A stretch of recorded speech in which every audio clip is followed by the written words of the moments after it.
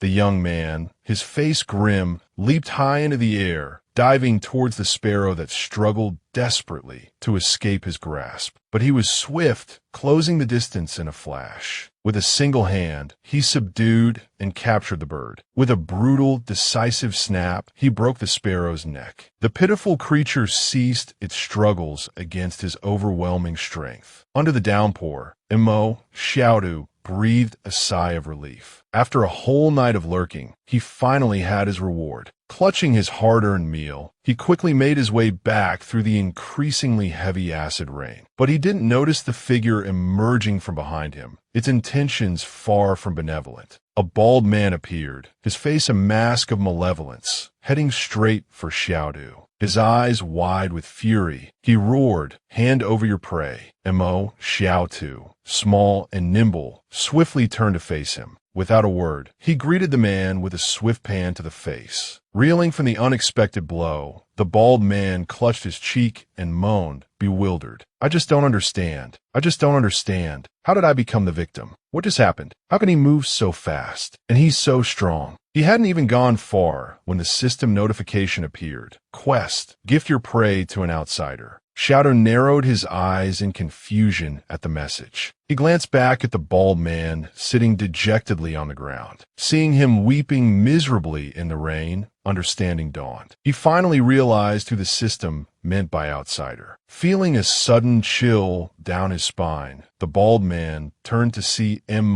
Xiaosu's face, now wearing an expression of serene benevolence. Clutching the sparrow tightly, Xiaodu asked, "Baldy, do you want this bird?" Despite his fear, the bald man eagerly confirmed his desire, stammering, "Yes, very much." Without hesitation, Xiaodu thrust the bird into the bald man's hands. "Here you go, then." The bald man beamed, cradling the sparrow. At that moment, the system notification chimed. "Quest complete. Reward, skill book." Ren Xiaosu closed his eyes in contemplation. A skill book. He could use this to learn other people's skills for hunting, survival. Or perhaps the bald man beside him, still overcome with joy, tearfully clung to Xiaodu's cloak. "You're such a good person," he sobbed. Ren Xiaosu slowly opened his eyes and gave him a sidelong glance. Then, with a swift motion, he snatched the sparrow back. "Just kidding," he said flatly. "Give it back." With that, Ren Xiaosu darted away like the wind, leaving the stunned bald man behind. The bald man erupted in furious indignation. What the hell is wrong with this society? A while later, the rain stopped. Sunlight broke through the dark clouds. Xiaodu strolled back, his prize still in hand. As the sun grew brighter, he looked towards the distance. A small, dilapidated village stood in stark contrast to the imposing iron gate of the fortified city looming behind it. Returning from his hunt, sparrow in hand, Ren Xiaosu drew the attention of the villagers. They gathered, whispering amongst themselves as they watched him. A man with a cold expression glanced at him and muttered to the bald man at the head of the group, "Boss." He caught another one. Ren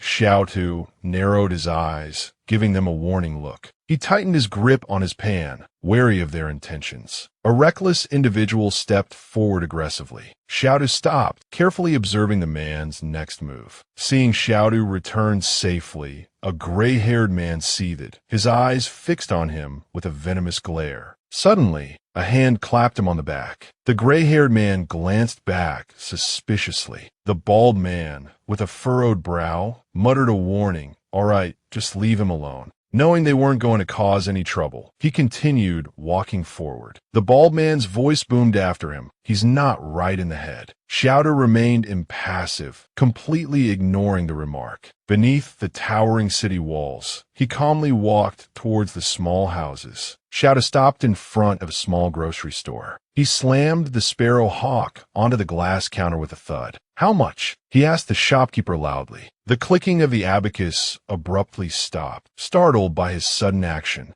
Old Wong cried out in alarm, "Hey, be careful. That's expensive crystal glass." He frantically checked the surface of the counter. Xiaoda glanced at him with disdain. The prices were clearly marked on each item on the shelves. Old Wang placed the sparrow hawk on a scale and examined it carefully. He cheerfully held up 3 fingers and chuckled. Xiaotu, not bad today. A whole 3.6 caddies. He narrowed his eyes, carefully watching as the shopkeeper worked the abacus. Old Wang frowned, his face serious. Sparrow hawk, 200 liang per caddy. I'm in a good mood today. I'll give you 700. Xiaotu's face remained impassive. Too little, he said coldly. Old Wang squinted, scrutinizing him, and pushed his glasses up his nose. He flicked a bead on the abacus down. 800 at most. Food is scarce within the walls. It's true. But everything has its price, and this bird already has a listed price. Mo Xiaotu slammed his hand down on the abacus. Winter is coming, he said firmly. Sparrowhawks are getting scarcer. 900, not a liang less. Old Wang crossed his arms and shook his head. Seeing this, Xiaotu slung the sparrow hawk over his shoulder and turned to leave. The shopkeeper's eyes widened. Hey, where you going? He asked anxiously. Xiaotu replied flatly. I'll see what Oldly next door will offer. He started to walk away. Old Wang rushed to stop him. Wait, let's talk this over. How much do you want? Xiaotu said indifferently. Let me check with Oldly first. Hearing this, Old Wang forced a smile. Didn't you just say 900? 900 it is then. Don't let Lu Yuan be late with his tuition fees. He thought to himself, today's the day the people from inside the walls come to buy wild game. I can't let Oldly get his hands on this prize. Mo Xiaotu asked nonchalantly, what did you just say? Old Wang stammered, don't let Lu Yuan be late. Xiaotu prompted, and the part before that. Old Wang panicked, sweat beading on his forehead. His whole body trembled. How much do you want? Xiaotu held up the sparrow hawk. A sly smile spread across his face. 1,200. The audacity of it infuriated Old Wang, but he maintained a strained smile. Well, yes or no? I need to get going to Oldly. Resigned, Old Wang started counting out the money. 196, 197, 198. He sweated profusely as he counted, then gritted his teeth and thrust the money into Xiaotu's hand. That's all I have, he croaked. Xiaotu nodded. All right, you can owe me the other 2 liang. Old Wang practically collapsed onto the counter, devastated. Xiaotu's gaze fell upon a padded jacket hanging from a ceiling. He pointed at the jacket with one hand, then tapped Old Wang on the head with the other. Give me that jacket. I want to buy it for Lu Yuan. Old Wang used a hook to retrieve the jacket. While folding a jacket, Old Wang said to Mo Xiaotu, young man, why don't you buy one for yourself? Look, it's only 490 liang. Honestly, I don't sell these to make a profit. I just want to help people keep warm through the winter. Mo Xiaotu replied, I'm not cold. His eyes fell on a box of medicine on the shelf. How much for the anti-inflammatories? He asked. Old Wang quoted him a price, 210 liang a pill. Take it continuously for 3 days. 3 pills for 620 liang, and I'll throw in a little iodized salt. Examining the wound on his arm, Mo Xiaotu said, on second thought, I won't buy any. Infections are less common in winter anyway. Old Wang handed him the cotton jacket, adding Xiaotu, if you catch any more sparrowhawks, don't kill them within the city walls. I have a wealthy customer who wants one as a pet. Mo Xiaotu agreed. All right, I can catch them alive, but it'll cost extra. Not long after, as dusk began to settle, Mo Xiaotu arrived at his home and lifted the curtain. Lu Yuan, who was doing his homework, looked up and cried out joyfully, brother, you're back. Mo Xiaotu went over to him and asked with concern, how are your studies coming along? Lu Yuan hesitated. They're all right, he replied, but I feel like I don't learn as much in class as I would if I went hunting with you. Seeing his brother's somber expression, Lu Yuan asked tentatively, brother, when can I go hunting with you? Mo Xiaotu frowned, his voice laced with displeasure. Hunting is dangerous. You could lose your life at any moment. It's much better to stay in school and study hard, chemistry, physics, all of that. Knowledge is the most important thing. Look at this town. No matter what kind of conflict breaks out, no one dares to disturb the school. He stood up slowly, thinking to himself, it's just that the tuition is so expensive. Otherwise, I want to go to school too. Mo Xiaotu took the pouch from his belt. Before I sold the sparrowhawk, I cleaned it. Let's make a stew. Lu Yuan noticing the wound on his brother's arm, said worriedly, "Your arm." Mo Xiaodu, unconcerned, put the ingredients into the pot. "It's just a small wound," he replied. Soon, the water began to boil. Mo Xiaodu used his chopsticks to pick out some pieces of meat and place them in a chipped bowl. He offered it to Lu Yuan. "Eat it while it's hot." Lu Yuan pushed the bowl back, refusing to take it. He wanted his brother to eat first. "I'm not eating," Lu Yuan insisted. "You need to recover. Eat it quickly." Mo Xiaodu replied, "I'm not hungry. A little broth is enough for me." Tears welled up in Lu Yuan's eyes. "I'm not eating," he stubbornly repeated. "That's not a small wound. 2 days ago, I heard someone died from an infected wound." Seeing his brother's expression, Mo Xiaotu slammed the bowl down on the table, his voice rising in anger. "Why are you crying? You have to remember, we survive in this world. We absolutely cannot shed tears. This world doesn't care about tears." He pointed a finger outside. "Look at the people around us. What kind of people are they? If you don't eat and someone breaks in and kills us in the middle of the night, what then? I'm trying to get you an education because you have a special ability. You just need to study hard, and then you won't have to be like me, wandering in the wilderness, scraping by day and night." Hearing these words, Lu Yuan slumped down at the table, picked up a piece of meat, and began to chew, tears streaming down his face. Seeing him finally eating, Mo Xiaodu smiled and ruffled his hair. "Normally, you're so quick-witted outside. Why do you become so soft at home? Eat up. After you're finished, try on the new cotton jacket I bought you." Lu Yuan looked up and asked, "What about you, brother?" "Montag Xiaotu glint. Don't worry about me." The meager amount of food in the pot quickly disappeared. Lying down on the straw bed, Mo Xiaodu thought to himself, "What happened? Why did I see that palace?" He closed his eyes, trying to rest. A strange sensation stirred him from sleep. He opened his eyes, probing the darkness. Mo Xiaotu sat bolt upright, his head whipping to the left. Then, just as quickly, he turned to the right. There was again the ominous, shadowy mass. The palace. Its doors swung open, beckoning him forward. He quickly stepped inside. He glanced around cautiously, reaching out a hand to touch the palace wall. His hand passed right through. Not a physical structure, then. A figment of his imagination. Intrigued, Mo Xiaodu approached the round table in the center of the room. He saw a sheet of paper lying there and picked it up. He read the contents. It was a record of the tasks he had completed that day. Then, something else caught his eye, a typewriter. He studied the keys, his mind tracing the words: justice, integrity, faith, benevolence. His face darkened. A thought struck him. Was this a reminder? A message urging him to strive for goodness in a world where morality seemed a forgotten luxury. In the deepening night, Mo Xiaodu thought, "Don't break." Outside, amongst the clustered houses, a graceful young woman approached one of the dwellings. She lifted the cloth covering the doorway and stepped inside, but she was stopped short by a blunt knife held to her throat. Lu Yuan stood there, his grip firm.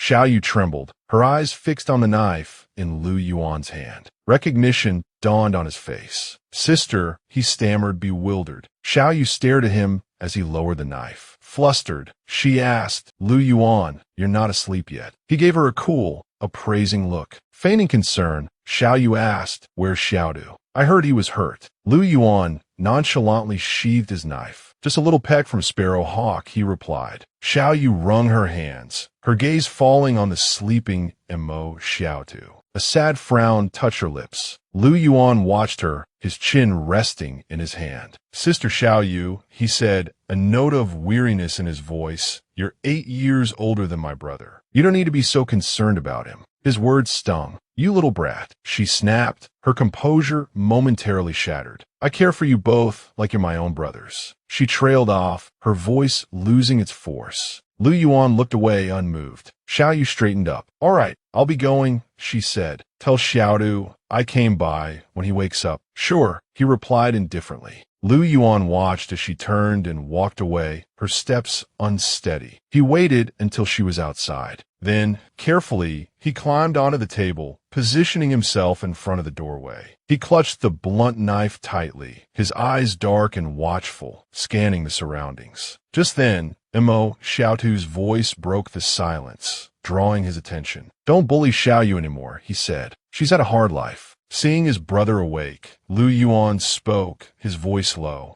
She's not clean. A few days ago, I saw her smoking. That kind of tobacco only comes from the factory inside the fence. She probably got it from that man. Brother, I think she's just using you. Mo Xiaodu was silent, his gaze distant and thoughtful. Then he spoke, his voice quiet. No one is perfect, Lu Yuan. Mo Xiaodu calmly stood up and continued, Lu Yuan, to survive in this world, purity is impossible. If you don't like Xiaoyu, just keep your distance. Stop bullying her. He saw Lu Yuan approach him. Lu Yuan replied, yes, watching as Mo Xiaodu sat down beside him. Lu Yuan asked in surprise, brother, weren't you going to sleep? Why are you out here? Witnessing the dark night, illuminated only by a sliver of moon, Xiaodu replied, something came up. He then revealed his suspicion. Perhaps we possess some kind of ability. Lu Yuan, skeptical, said, what do you mean, brother? Xiaodu responded, I can't be certain yet. We have to test it.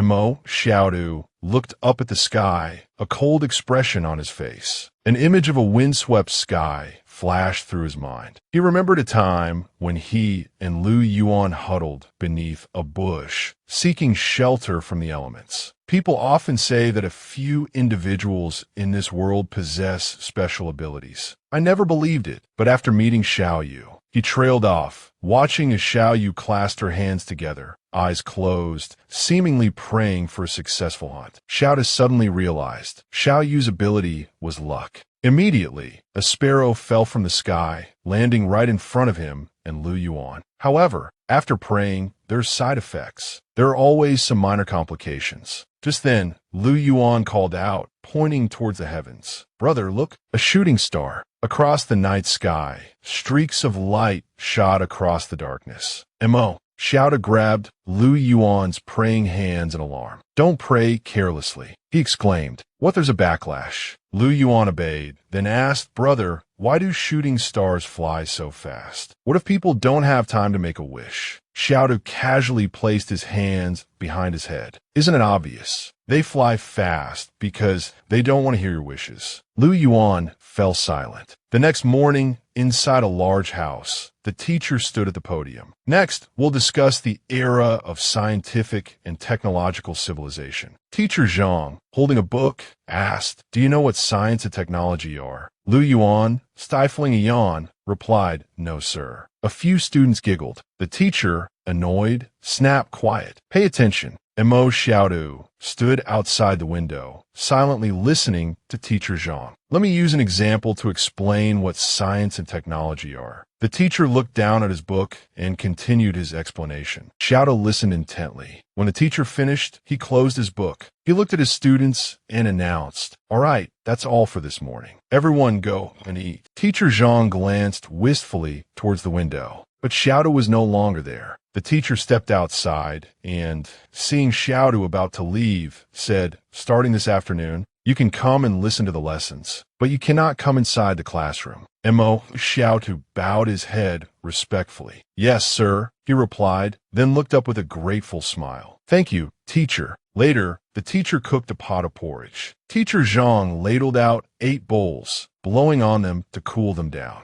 Mo Xiaodu offered him a cigarette with both hands, saying carefully, thank you for allowing me to listen to your lectures. Looking at the cigarette, the teacher paused, then accepted it with a smile. Cigarettes? He asked. Xiaodu replied proudly, you're letting me listen to your lectures without charging tuition, which is already very generous. I should at least offer a small token of my appreciation. The teacher struck a match and lit the cigarette, taking a long drag. The teacher craned his neck, exhaling a plume of white smoke. Then, slowly, he brought the cigarette to his lips. In these chaotic times, he mused, a student eager for knowledge like you is a rare find. May I ask why you're so keen on listening to my lectures? Mo Xiaodu stroked his chin, considering the question carefully before replying. Perhaps because there's no harm in learning more. Take you, for example. You hold classes amidst this chaos, earning the respect of many. He gestured towards Teacher Zhang's classroom with a guileless smile. Or consider your position within this class. Wouldn't you say I'm right? Hearing this, the teacher abruptly brought the cigarette to his mouth, coughing violently. Mo Xiaodu watched him with concern. There's something I've always wondered, he began cautiously. Sensing the gravity of the question, Teacher Zhang cautiously agreed. Ask away. Images of towering modern buildings flashed through Mo Xiaodu's mind. His gaze darkened. You said that before the calamity, humanity possessed a wealth of scientific and technological knowledge. Where has it all gone? Teacher Zhang exhaled a stream of smoke, his answer blunt. Extinct.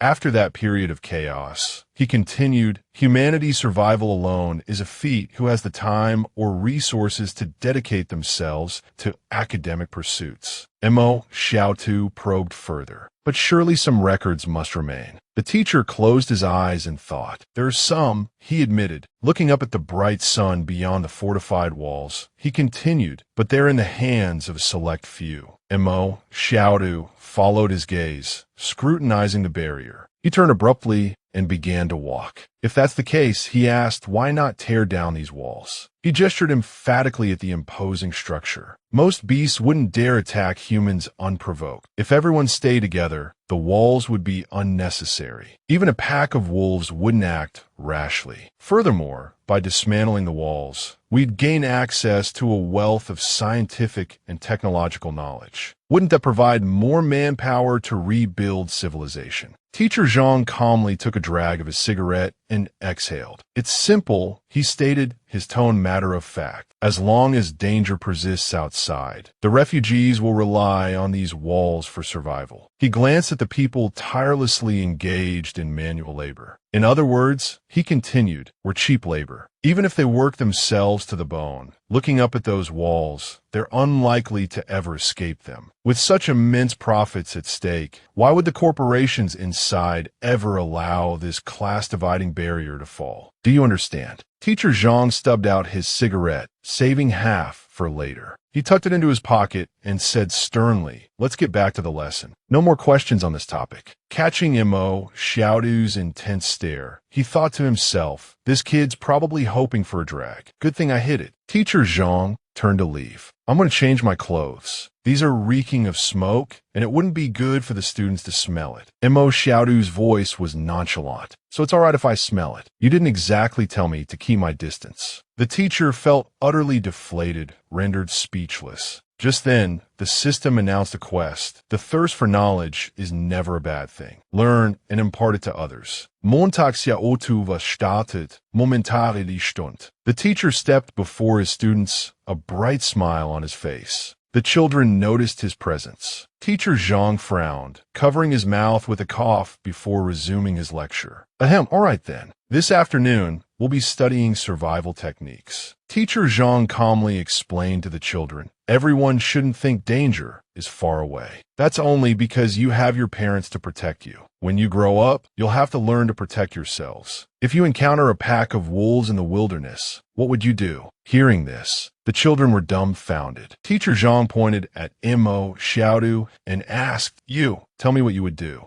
Mo Xiaodu, surprised, pointed at himself. He propped his chin in his hand, regaining his composure, and replied, if I encountered a pack of wolves in the wilderness, I'd quickly find a high place with a wide view, good airflow, and where the water wouldn't reach. He paused, and Teacher Zhang nodded in approval. Mo Xiaodu smiled confidently and added, that's the best place for a grave. Teacher Zhang's face twitched. He raised an eyebrow and stared at him in bewilderment. The atmosphere in the classroom suddenly froze. Mo Xiaodu was taken aback, sensing something was wrong. Why haven't I received the mission completion notification yet? He thought, there's nothing wrong with my teaching, is there? Teacher Zhang coughed a few times to break the awkward silence. Mo Xiaodu lowered his head, embarrassed. He remained silent, recalling the ferocious look in the eyes of the wolves he'd described. Perhaps Teacher Zhang has never encountered wild wolves in real life, he thought, let alone facing a pack. Even encountering a lone wolf would leave you with almost no chance of survival. Quickly choosing a good burial spot is the wisest course of action. Teacher Zhang was speechless after hearing his experienced words. Regaining his composure, Teacher Zhang said, from now on, you can sit in the classroom and listen to the lectures. In return, you'll be in charge of the survival lessons. Surprise flooded Montag Xiaotu. He stammered me. Thank you, teacher.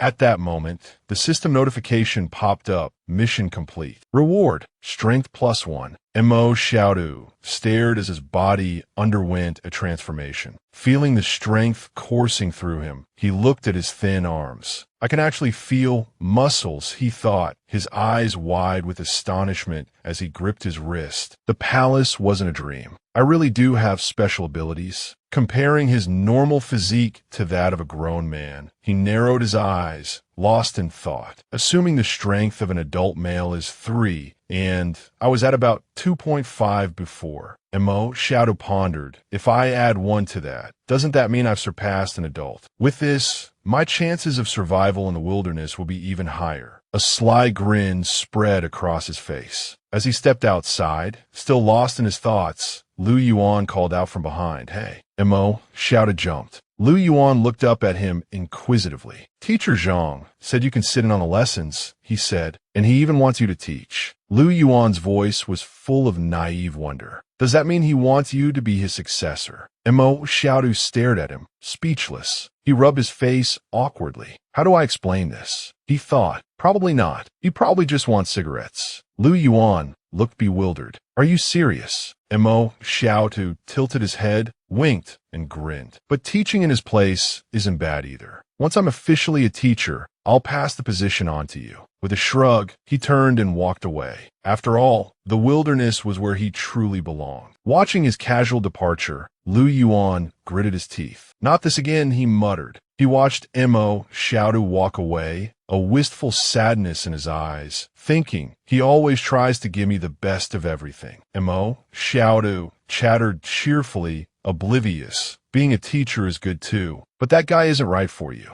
Lu Yuan, you absolutely have to study hard, understand? The path to becoming a scholar lies ahead. Lu Yuan didn't respond. Anxious, Mo Xiaodu turned back to check. "Lu Yuan, where are you?" Mo Xiaodu stopped and called out, "What are you doing? Come on." Lu Yuan ran to catch up. "Coming." The two clasped hands, walking home together, their earlier worries seemingly forgotten. Under the sweltering afternoon sun, their footsteps echoed rhythmically on the dusty ground. A group, heavily armed and equipped, approached from the opposite direction. A young man walked casually, one arm resting behind his head. "I just don't get it. I finally put in for some leave, and they send me to Kansan." Mo Xiaodu studied their gear intently. "These are mercenaries." Beside the first man, another spoke in a louder voice. "Quit your whining. Let's find old Wang and see if he knows any guides." The first man, Kansan, frowned, a flicker of suspicion in his eyes. "Gangsheng?" Mercenaries from inside the wall, experienced fighters, walking into the wilderness this relaxed. They're not just scavenging. Just then, a woman, bristling with weapons, brushed past. He felt a strange energy emanating from her. Mo Xiaodu stopped, transfixed, watching her disappear into the distance. That woman, she felt like a wild animal. Lu Yuan suggested, "Hey, do you think we could ask old Wang to recommend you as a guide? No one in town knows the wilderness better than you."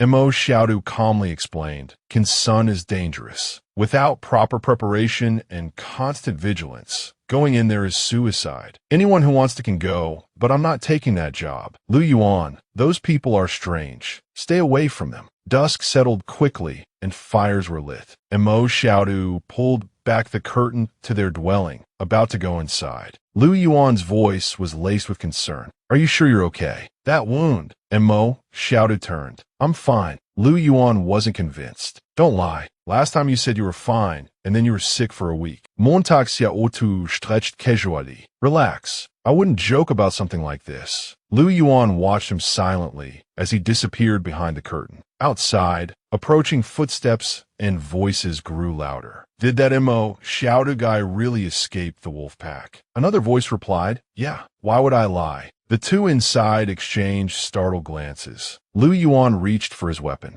Mo Xiaodu stopped him, grabbing a frying pan instead. They crept towards the door. Mo Xiaodu cautiously peered through a crack. A soldier, weapon in hand, addressed an older man. "So, old Wang, what did you mean about him being not right in the head?" The old man chuckled, rubbing his hands together. "Oh, nothing. Just a figure of speech. Nothing to worry about. It's not serious." Look, we're here. Mo Xiaotu's face darkened. That damned old Wang. He actually recommended me to these people. He led everyone to the place. He called out loudly for Mo Xiaotu. Come out here, we have important guests. The two newcomers grew cautious. Lu Yuan, gritting his teeth, anxiously asked, Brother, what do we do now? Mo Xiaotu turned and instructed Lu Yuan, I'll be out for a bit. Wait here. He then flung aside the curtain and strode out, his face grim. He grabbed old Wang's hand, a wide grin plastered on his face. Congratulations, Mr. Wang. A healthy baby boy, 6 pounds, 6 ounces. As these words rang out, the assembled group exchanged bewildered glances, their faces creased with confusion. Seeing Mo Xiaotu's seemingly foolish demeanor, Kinsun spoke with displeasure. A healthy father and baby. What nonsense is that? Isn't it supposed to be a healthy mother and baby? And wait a minute, what in the world is going on here? He glared furiously at old Wang, his voice rising to a roar.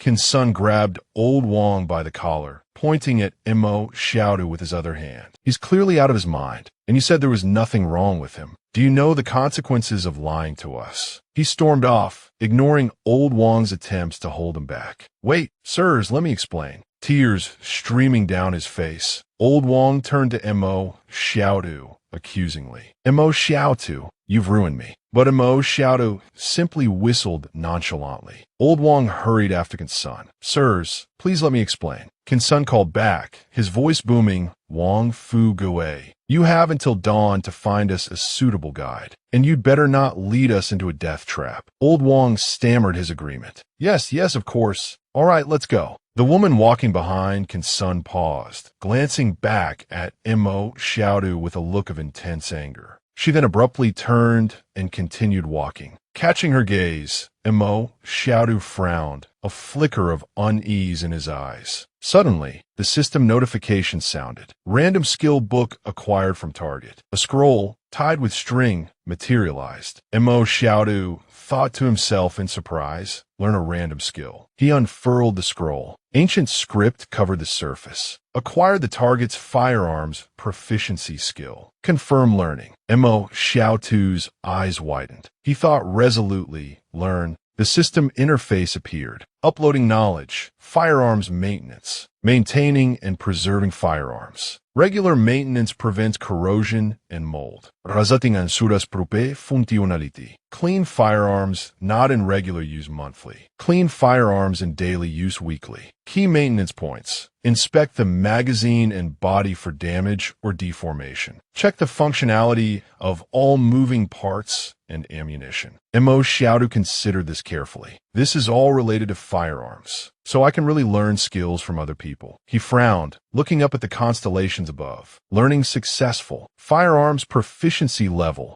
advanced. Panic flickered through him. Wait a minute, wasn't it just a basic skill book? How did I get advanced firearms proficiency? The system explained. Skill books are divided into 2 types. Basic books grant a random skill up to advanced level. Master books grant the target's highest skill up to master level. There is also a chance to learn the target's supernatural abilities. Mo Xiaotu thought, learn someone's supernatural abilities. Wouldn't that make me invincible? He opened the system interface and asked, can you tell me the level of that woman's firearms proficiency? Perfect. Mo Xiaotu's jaw dropped. That woman has perfect firearms proficiency. But why would someone that powerful be in a mercenary group? There's definitely something going on here. A sharp pain suddenly stabbed the back of Mo Xiaotu's neck. Then, a hesitant voice spoke from behind him. Liu Yuan gapit montak Xiaotu's shirt. Hey, what's up? Why are you staring at someone's shadow like that? A slender hand, holding a piece of cloth, cut across the shadowed figure. The girl stepped towards the two of them. Both were surprised. What are you doing here, Xiaoyu?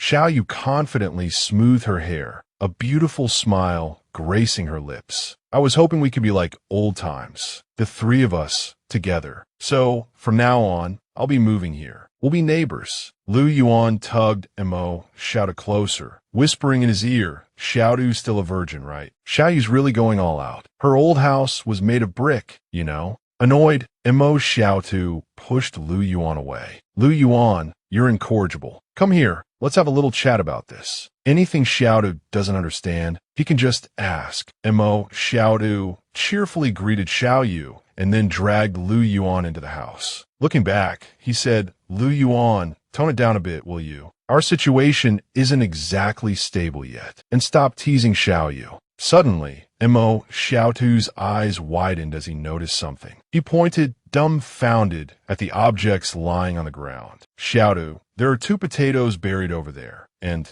something that looks like 3 pills. Indeed, under the table were 2 potatoes and a small glass bottle containing a few pills. Lu Yuan quickly chimed in. Are those the healing pills for Xiaodu's hand? Mo Xiaodu picked up the bottle. It was anti-inflammatory medication. He turned to Lu Yuan. Remember last year when we were injured by that pack of wolves? Someone secretly gave us some pills. That's how we survived, right? Looking at the bottle in his hand, Mo Xiaodu drew a conclusion. The pills were placed in the exact same spot as today. I've been trying to find that kind stranger ever since. Lu Yuan speculated. Could it be Xiao Yu? I haven't told anyone about your injury this time, except her. Montag Xiaotu found silent. Outside, a struggle broke out with Xiao Yu. You bitch. I gave you cigarettes, and you run off here. I'm sorry, but I'm not doing that kind of work anymore. A booming laugh made the 2 brothers furious. You're not working. Then what are you going to eat? Who's going to give you drugs? Mo Xiaotu echoed Lu Yuan's words. In a rage, Mo Xiaotu drew his sword. The thug outside was now manhandling Xiao Yu. She struggled helplessly. Get off me. Mo Xiaodu gritted his teeth and charged forward like the wind, arriving before them with an imposing presence. A system notification announced an assist mission. Montag Xiaotu glad. Even without a mission, I'd help Xiao Yu. He charged forward with determination. The mine foreman stared blankly for a moment. Then, a sly grin spread across his face. Little punk, trying to cut me with a horn knife. He confidently drew his own blade. Want to compare it to my iron. With a single stroke, Mo Xiaodu shattered the foreman's large blade. The man stared in disbelief. What the hell? Before the foreman could react, Mo Xiaodu dropped his knife and delivered a series of bare-knuckle punches. Finally, he twisted the man's arm behind his back, eliciting a cry of pain, and finished him off with a legendary takedown. He gritted his teeth, his body trembling as he shouted, "This little brat, how can he be so strong at such a young age?" Having finished dealing with the thug, Mo Xiaodu turned Xiao Yu and asked who was that guy. She looked shaken. He's a foreman at the coal mine on the other side of the mountain, she replied, her voice laced with distress. Xiao Yu's mind raced back to the stories of his brutality. I remember now, he and his gang rob and kill people. Last night, someone was hacked to death. He was the one who led the attack. He heard that the man had some savings, she continued, and he happened to be in debt at the gambling den. That's why he did it. Mo Xiaotu's eyes narrowed, fury simmering within him. Silently, he picked up the discarded blade from the ground. Without a word, he lifted the foreman's arm. Suddenly, the system notification appeared. Quest. Offer the target a path between life and death. Gently, Mo Xiaodu sliced the blade across the foreman's stomach. The man screamed in agony. Mo Xiaodu stood up and left him there, alone. You have about 3 minutes left to live, he stated coldly. Run to the clinic in town and get stitched up. You might just survive, he added, a hint of menace in his voice. The foreman, clutching his bleeding stomach, scrambled to his feet. The 3 of them watched silently as the foreman stumbled away into the night, his form a dark silhouette against the dim light. The system notification chimed. Quest complete. Reward. Basic skill book. Noticing your lack of a weapon, a special branch quest function has been unlocked. Montag Xiaotu Pondet. The first quest was definitely saving Xiao Yu. But this second one, it counts as completed too. How does this palace even judge these things? Lu Yuan stepped forward. Are you just going to let him go like that? He asked, his voice laced with concern. He's not a good person. What if his wound heals and he comes back to seek revenge? Mo Xiaodu sighed and shook his head. Do you really think the clinic in our town can save him? Lu Yuan breathed a sigh of relief. Right? You're so ruthless. I feel much better now. Mo Xiaodu bent down and retrieved the knife. He glanced at Xiao Yu, who was still hunched over, her face buried in her hands. Is it because of those cigarettes? He asked softly. She nodded slightly. Montauk Xiaosu paced slowly. I'm sure they've been laced with opium, he murmured. He firmly planted the knife into the ground. Even if old Wang says the dosage is low. He stood up, a playful smirk on his face. I hope you'll stay away from them, Xiaoyu, he said, running a hand through his hair with a flourish. Even though I'm talented and handsome, a relationship between us is impossible. Xiaoyu looked at him, bewildered. I really just wanted to take you in as my younger brothers, she said, her voice laced with confusion. Mo Xiaodu scratched his head, an awkward laugh escaping his lips. Is that so? How embarrassing. Suddenly, his embarrassment turned to anger, and he lightly smacked Lu Yuan on the head. It's your fault, always letting your imagination run wild. Xiaoyu watched them, a smile gracing her lips. Mo Xiaodu suddenly felt a strange sensation. In a shadowy place, a circular structure pulsed with an otherworldly energy. On a table within the structure, an object radiated magical power. A piece of paper materialized on the table. Branch quest function unlocked. A cryptic smile played on Mo Xiaodu's lips. Branch quests? Are those like side quests? Interesting. Mo Xiaodu picked up the paper and carefully read the words written on it. Due to your lack of a weapon, this quest is weapon-related. If I can actually get a new weapon, that would be awesome. The paper clearly stated, due to your lack of weapons, a special side quest has been initiated. Receive 100 sincere thank yous to unlock a weapon. Simultaneously, you can use thank yous to exchange for items. Reading the paper, Mo Xiaodu thought this side quest is kind of strange. He furrowed his brow, carefully considering it. Collecting thank yous, and they have to be sincere. Suddenly, he noticed another piece of paper on the table. Thank you from Li Xiaoyu. The palace's judgment is pretty accurate. Looks like I didn't save an ungrateful wretch after all. It read, thank you from Li Xiaoyu, +1. Weapon unlocked. A little devil appeared in his mind. Such a pity. Wouldn't it be great if it were collecting negative emotions? I could collect all the negative emotions in this town in a blink of an eye. Returning to the small house, Lu Yuan seemed to be diligently working on something. Mo Xiaodu barged in, yelling, Lu Yuan, thank me quickly. Lu Yuan looked bewildered. Me? What's wrong with you? You're suddenly acting so strange. It's kind of scaring me. Mo Xiaodu rushed towards him, playfully bumping his head. Scared of what? Come on, say it. Lu Yuan reluctantly said, thank you for always taking care of me. The system announced, thank you from Lu Yuan, +1. Mo Xiaodu looked at him with satisfaction, thinking, unexpectedly, it's this easy. He sat down, propped his chin on his hand, and grinned. Lu Yuan, what did you just say? I didn't hear clearly. Say a few more times. Lu Yuan dejectedly said, thank you. Seeing no response from the system interface, Mo Xiaodu wondered, hey, why didn't I get notification this time? He quickly pointed at Lu Yuan accusingly. Lu Yuan, you're not sincere. You have to be sincere, understand? Sincerity is key. Come on, say it again. Lu Yuan was forced to say again, thank you. No, the emotion isn't right. Again. This time, Lu Yuan bowed his head and clasped his hands together. Thank you. Mo Xiaodu still shook his head, disappointed. Still not right. Adjust your expression. We've been at this all day. Finally, Mo Xiaodu brightened. Yes. That's it. Do it again. Lu Yuan could only cry silently, resigned to his fate. Thank you. Lu Yuan was exhausted from repeating thank you, but Mo Xiaodu continued to exploit him eagerly. Finally, Lu Yuan slumped his head onto the table. Montauk Xiaotu, is this your ability? This ability is kind of rough on the throat. Mo Xiaotu sighed inwardly. Good heavens, after all this torment, I only got one thank you. He stood up and stretched. Let's see what I can exchange this for. 2 coins dropped onto the table with a clink. Confused, he looked expectantly at the system interface, then stared blankly at the coins in his hand. Looking closely at the coins, he noticed inscriptions on their surfaces. He brought one to his mouth and bit it tentatively. A melodious tune filled the air, the lyrics soft and gentle. Thank you, my heart. Thank you for having you with me for a lifetime, giving me the courage to be myself. Thank you, my heart. Thank you, fate. Whether flowers bloom or wither, I will always cherish them.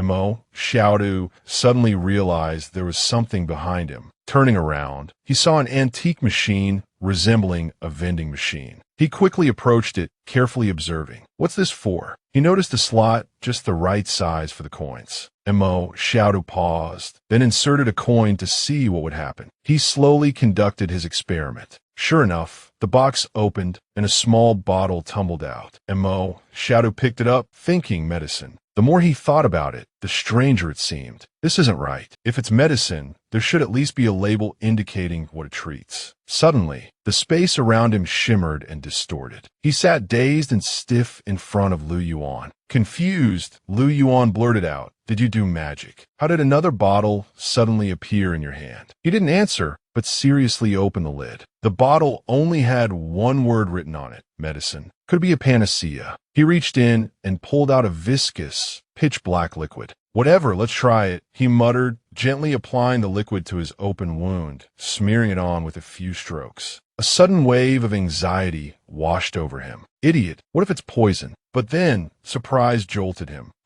It doesn't hurt anymore. He grinned mysteriously. Anti-inflammatory pills have to be taken for 3 days straight. This stuff worked after just one application. One pill costs 200, so the value of this bottle must be at least 100 million. I have to figure out how to get more thank yous from people. The scene shifted to the next morning, where village children bustled about. A plainly dressed man approached. Zhang Jinglin, with a stern expression, addressed two of the children. "What's going on with you two?" Xiao Tu and Lu Yuan, looking exhausted with dark circles under their eyes, stood before him. "Xiao Tu kept making me," Lu Yuan began, but Xiao Tu quickly clamped a hand over his mouth and said cheerfully, No, everything's fine. We just didn't sleep well, sir." Teacher Zhang remained impassive. "Today is your first day teaching the survival class. Have you thought about what you're going to teach?" "Yes, sir. I've thought it through thoroughly." Xiao Tu placed his hand on the table, lost in thought. "I have to figure out how to collect a bunch of thank yous. But how?"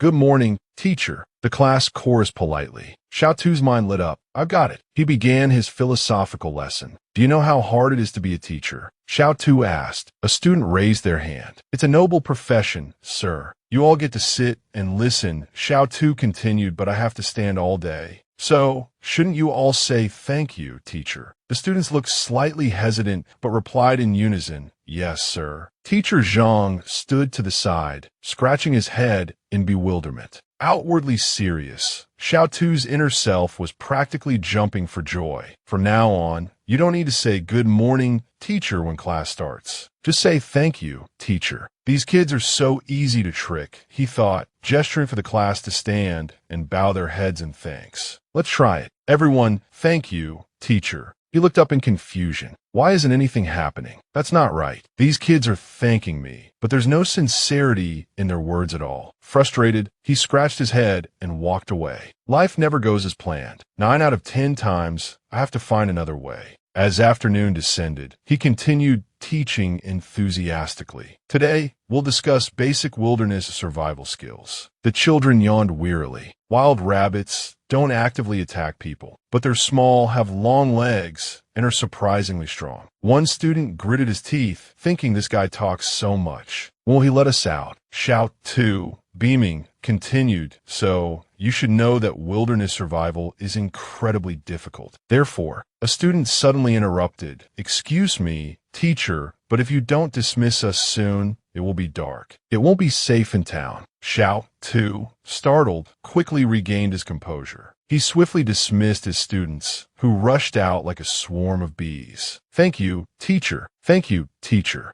Back home, he angrily tossed 2 coins onto the table, muttering curses under his breath. "Damn it, I spoke for so long, shining like a bright star, proud that life rewards the diligent. I thought the students would be so grateful." On the way back, Lu Yuan said to Xiao Tu, "Could you please not go over time with your lessons anymore?" Xiao Tu stubbornly refused. "No way. I've pledged my life to the cause of education. What's the harm in teaching a little extra? Will you stop your infernal nagging?" Montauk Xiao Tu snapped. "I'm practically destroying the nation's youth." The teacher, Zhang Jinglin, only pressed harder, shoving Xiao Tu's head down. "What do you know? This is called going the extra mile. This is how I earn money. These are genuine thank yous from the students." Ouch. Suddenly, Xiao Tu stammered, pointing ahead. "Look, Over there, a group of men in black, heavily armed, carrying guns. Mo Xiaotu's eyes landed on one of the men. Isn't that old Lu? He's taking on a guide job. Wang Fugue stepped forward, clearing his throat. Xiaotu, he began, a hint of mockery in his voice. He adjusted his glasses. You ungrateful wretch. I offered you such a good opportunity, and you turn it down. He sighed dramatically. How do you know it's a good opportunity? Mo Xiaotu asked, weariness lacing his tone. Wang Fugue gave a sinister chuckle. You understand nothing. Even the refugees inside the fence have their rich and their poor. The poor can barely get out. Those who can come and go freely. They're the wealthy ones. Mo Xiaotu pondered, recalling the imposing wall. It seemed that wall wasn't just to keep people out, but to keep people in as well. His eyes narrowed, calculating. Those inside wanted out, but it was difficult. Those outside were desperate to get in, resorting to any means necessary. Wang Fugue sighed, clapping Mo Xiaotu on the shoulder. I heard them say they're looking for a good guide from the refugee camp to lead them into the main city. Saves them the trouble of searching later. You're a fool to refuse. Who knows when another opportunity like this will come along. Mo Xiaotu, uninterested, glanced away. Why don't you go talk to them yourself? You're much more capable than old Lu. He turned and walked away, leaving them behind. Enough talk. Let's go home. Back in the familiar confines of their small house, Lu Yuan tugged at Mo Xiaotu's sleeve, pointing. Isn't that Xiaoyu? She stood before a pawnbroker, pleading. These earrings are very valuable. Can you give me a little more? There's no need for this. Where are your benefactors? Mo Xiaotu quickly placed some coins in her hand. You don't need to sell your things. This is enough for 3 anti-inflammatory pills. Xiaoyu looked bewildered. What do you mean? I was going to buy the medicine anyway. Take it. Don't be so polite. Mo Xiaotu puffed out his chest, brimming with confidence. If you hadn't given me medicine, I would have died long ago. Don't worry. When I have meat to eat, you'll have soup to drink. Lu Yuan tugged at him, correcting him. You said it wrong. Shouldn't we all eat meat together? Why is it soup for her? Besides, where do we even have meat? Montak Xiaotu conceded. Okay, let me rephrase. Lu Yuan nodded slightly. Immediately, Mo Xiaotu pointed at Xiaoyu. When I have soup to drink, you'll have dishes to wash. She smiled happily. All right, I'll wash the dishes and do the laundry for you boys then. Suddenly, a person dressed in black prostrated themselves on the ground. Doctor, please save my husband. Mo Xiaotu watched as the elderly woman desperately pleaded with the doctor. If he dies, I won't be able to live. What happened? The cruel doctor simply replied, no money, no examination. The three stood silently as the doctor closed the door and walked away. Mo Xiaotu addressed the young Lu Yuan. This is reality. Remember all of this. The sky opened up, raining down acid rain upon the thatched roofs. Let's go home quickly. They quickly dispersed, each heading home. Lu Yuan turned back to Mo Xiaotu. It seems like being a doctor is a good way to receive thank yous. Back when the kind old doctor was still around, everyone was so grateful to him. It's just a shame I don't know the first thing about medicine. Mo Xiaotu muttered, turning away. Knowing that, why did you even bother saying anything? He paused, then his eyes widened. Wait a minute. Even if I don't know medicine, I can learn. The mysterious piece of paper on the table fluttered upwards, as if stirred by his thoughts. If I become a doctor, I can earn money and treat people. Wouldn't that kill 2 birds with 1 stone? Dawn broke quickly. Mo Xiaotu was already sitting in front of the clinic. He wasn't sure what time it usually opened, but figured it couldn't hurt to arrive early. He glanced anxiously at his watch. It's past 2 o'clock. Why isn't it open yet? Finally, the door creaked open. The doctor, looking exhausted, stretched as if he'd just woken up. He yelped in surprise. Whoa, what are you doing here, Xiaotu? He blurted out. Just mind your own business while I do mine. Clinging to the door, he added, if you want to see me, you need money. You can sit there till you grow roots, but without money, it's useless. Mo Xiaotu just gave a strained smile and reached out, his hand shimmering. Learn random skill from target. He clutched the piece of paper that appeared in his hand. Successfully acquired the target's deception skill. Lured or not, before Mo Xiaotu could make a choice, the paper vanished inexplicably. He scowled in frustration. I came here to learn medicine. What good is deception? This random skill is a little too random. He gritted his teeth, peering at the doorway. That guy is infuriating. He's lied so much it's become a skill. The doctor, noticing Mo Xiaotu's stare, suddenly felt uneasy. Wait a minute, I know that face. Isn't he that ruthless kid everyone's talking about? What does he want? I haven't done anything to him. Mo Xiaotu sat back down and checked his system interface. Doctor's medical skill level. What is it? He selected his target. Let me tell you something. Your target has no medical skill. Montaxia otuvas furious. No medical skill. Then what kind of doctor are you? He lunged forward, sending the doctor sprawling with a single blow. You've been swindling people all this time. The doctor clutched his head in pain. Hey, don't slander me. Who have I swindled? Mo Xiaotu stormed off, weapon in hand, leaving the doctor whimpering. I should have checked my horoscope before opening the door today. The doctor lamented. How can I be a doctor without any medical skills? Mo Xiaotu glanced at his hand, a thoughtful expression on his face. My wound is almost healed. Suddenly, a grin spread across his face. I've got it. I can open a clinic specializing in cuts and bruises. Mo Xiaotu pulled back a curtain, surprised by the scene inside. Xiaoyu, what brings you here? She sat serenely, mending clothes. I saw your clothes were torn, so I thought I'd patch them up for you. Noticing the bowl in Lu Yuan's hands, Mo Xiaotu asked, bewildered, Lu Yuan, what are you holding? Lu Yuan replied simply, Xiaoyu made us dinner. Mo Xiaotu grabbed Lu Yuan by the neck, hissing through gritted teeth, and did you thank her? Choking, Lu Yuan stammered, and not yet. He was released. Lu Yuan bowed his head. Thank you, Xiaoyu. She quickly stood, setting the clothes down, and gently admonished Mo Xiaotu. Don't bully Lu Yuan so much. He retorted, I can spoil him, but who will out there in the world? Xiaoyu ladled a bowl of food from the pot and handed it to him. All right, eat your dinner. You two are still growing. A flicker of pleasure sparked within Mo Xiaotu. No one had ever spoken to them about being in their prime before. Xiaoyu handed him a bowl. What are you spacing out for? Take it and eat. You and Lu Yuan. Now sit down and enjoy this hot porridge. As Mo Xiaotu and Lu Yuan settled onto stools, savoring the warmth of the meal, Mo Xiaotu glanced at the mended clothes and offered a compliment. Xiaoyu, your sewing skills are truly impressive. Once the multi-care clinic opens, you should come and help us. At his words, Xiaoyu looked down at the two neatly folded sets of clothes on the table. Multicare clinic. Why do you suddenly want to open a clinic? And Mo Xiaotu added, you'll find out when the time comes. A long silence followed as dusk settled, draping the small house in shadows. Inside, Mo Xiaotu and Lu Yuan lay on their straw bed. Mo Xiaotu closed his eyes and drifted into a dream. He calmly pushed open the palace doors and stepped inside. Let's see what the harvest looks like today. Mo Xiaotu pulled out 3 copper coins. Yesterday, I used 1 coin to exchange for a bottle of black medicine, and I still have 3 left. He calculated cheerfully. 1 coin for a bottle of medicine. 1 bottle can treat 3 people. At this rate, 1 for 3, it'll never fail. He had the small gun in his hand. The more black medicine I trade, the more thank yous I'll receive. It won't be long before I can unlock the weapon. Mo Xiaotu mused. Not bad, not bad. Time to go back to sleep. With that thought, he turned over and drifted off. Soon, dawn broke. Watching him leave, Xiaoyu called out with concern, Xiaotu, be careful. He waved his hand. Don't worry, you too.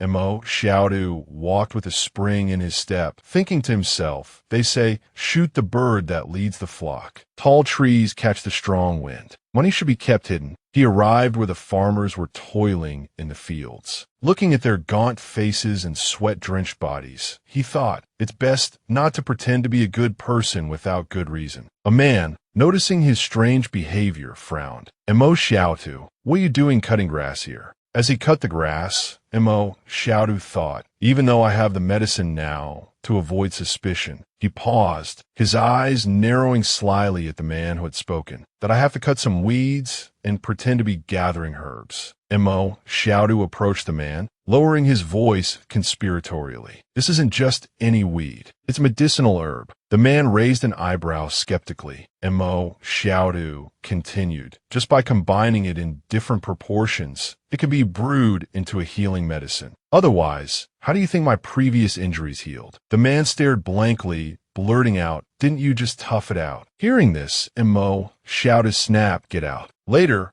a crowd gathered in front of his house. They watched him brewing the medicine, whispering amongst themselves. Seeing his bait had been taken, Xiaosu smirked. The crowd buzzed with suspicion and speculation. As dusk deepened, smoke billowed from the pot, but no one approached to inquire, causing Xiaosu to roll his eyes in frustration, grinding his teeth. Damn it, no one cares. He strode out, pointing directly at one man. You. The sudden action startled the crowd, causing them to take a step back. The man, stunned, pointed at himself. Me. Xiaosu's voice was firm. Yes, you. Come here. The crowd erupted in laughter and jeers. The man, flustered, glanced at them. Xiaosu placed a hand on his shoulder, his expression serious. Ask me what I'm doing. Looking at Xiaosu's stern face, the man, frightened, clenched his jaw, remaining silent. Xiaosu urged him in a low voice, ask. The man stammered nervously. What are you doing? Xiaosu didn't answer,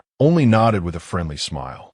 Then, fanning the simmering pot on the stove, he cheerfully told me he was brewing medicinal tea. This herbal remedy not only reduces inflammation and pain, but also promotes rapid healing. I've always kept this secret, never daring to share it with anyone. At this point, Xiaosu gestured towards the pot full of simmering herbs, explaining, now, I've seen the error of my ways and decided to share this secret recipe. I'm preparing to open a trauma clinic. Anyone who's injured, just come find me. As soon as he finished speaking, the gray-haired man turned and said to the man with the goatee, who would have thought? He used to just grin and bear it. The goateed man added, only a fool would believe he can actually heal anything. Seeing the crowd disperse and walk away, Xiaosu was displeased, thinking, no one's interested. This won't do. He spun around, startling the man. Then, he noticed the bandaged wounds on the man's arm. He lifted the man's arm, a sly grin spreading across his face. My friend, did you hurt your arm working? I have an extremely effective medicine. Why don't you try some? The man quickly refused. No need, no need. Before he could react, Xiaosu twisted his arm and pressed him against a pillar. Consider this a demonstration. This time, it's free for you. Pinned down, the man cried out in alarm. The moment Xiaosu released him, he bolted. Xiaosu cheerfully waved goodbye. He returned to the house. Lu Yuan asked, did I see that right? He gave away medicine for free. Xiaosu, irritable and radiating a gloomy aura, snapped, shut up, asking for trouble. Inwardly, he thought, every great undertaking starts small. Great people don't quibble over minor details. One must be generous. Yes, that's the principle. The next morning, the sky was clear and blue, dotted with clouds. Birds spread their wings and soared past the sturdy stone wall. Stepping outside, Xiaosu saw Old Wang waiting for him. He approached, frowning and scrutinizing Old Wang. What are you doing here so early? I haven't been out catching any birds lately, have I? Old Wang excitedly rubbed his hands, beaming. Was it you who treated Tai Tu from the east side of the refugee camp yesterday? Xiaosu casually replied,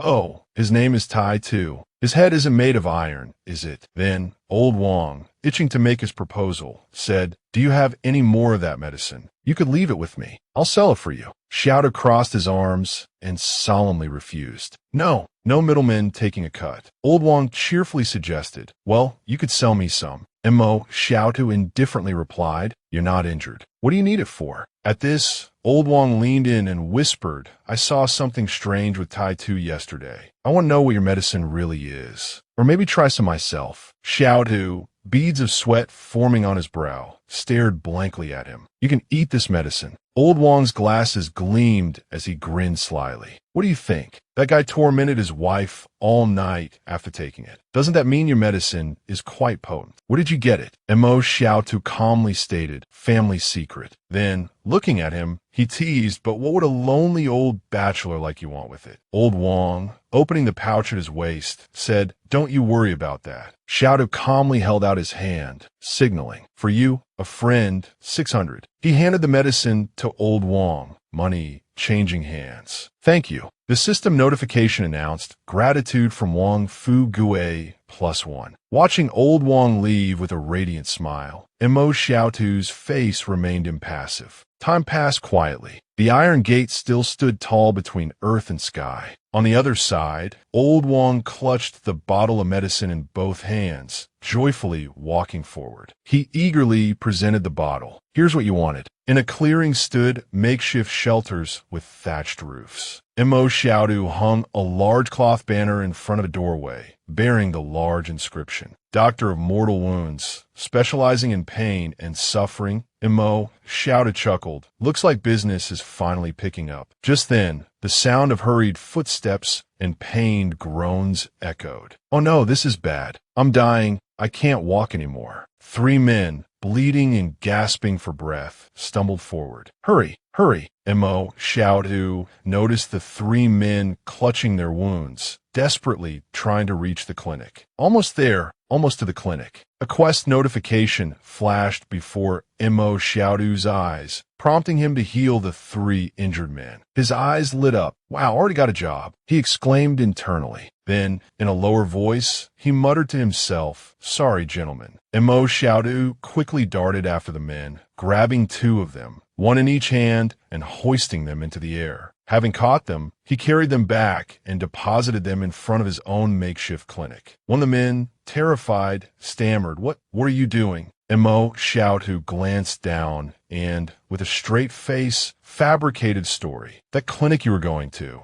It's a scam. I'm saving you, understand? He then yelled into the house, Xiaoyu, come quick, we have patients. Xiaoyu peeked out from behind the curtain. As she approached, she asked with concern, were you all just attacked? One of the men, wincing in pain, replied, No, the boiler in the factory exploded. We're lucky to be alive, to be able to run out. There are others in there. They're not going to make it. A grim image flashed through Mo Xiaodu's mind. These days, who would be kind enough to help the injured? They'll wait for you to die, then take everything you own. Looking at the man before him, Mo Xiaodu cheerfully suggested to Xiaoyu quickly sterilize the needle and stitch them up. Xiaoyu looked surprised. Stitch them up directly. Mo Xiaodu grinned confidently. Just like sewing clothes, it's not difficult. Xiaoyu looked apprehensive, but nodded. All right. Moments later, she returned with a sewing needle, sterilized by holding it in the flame of an oil lamp. Her hand trembled slightly as she pierced the large, open wound. The sight of this caused the other 2 men to cling to each other in fear. The injured man's scream of agony echoed as the hot needle pierced his skin. Are you crazy? He roared. I understand sterilizing it with fire, but couldn't you at least let it cool down a bit? Xiaoyu, inexperienced and flustered by the outburst, froze. Mo Xiaodu quickly stepped in to smooth things over. Just a little slip-up, he said smoothly. She's new. You see, first day on the job. Still learning the ropes. It'll be all right. He scooped a small amount of ointment from a tin. There we go. Time for some medicine. Glancing at them, he said reassuringly, this medicine is top-notch stuff, and I won't even charge extra for it. Same price as the other clinic, $600. He then clapped the newly stitched-up man on the shoulder with a grin. Your monthly salary is what, too? $3,000. $600 for your life is a steal, right? Left with no other choice, the man relented. Fine, but be gentle. While Mo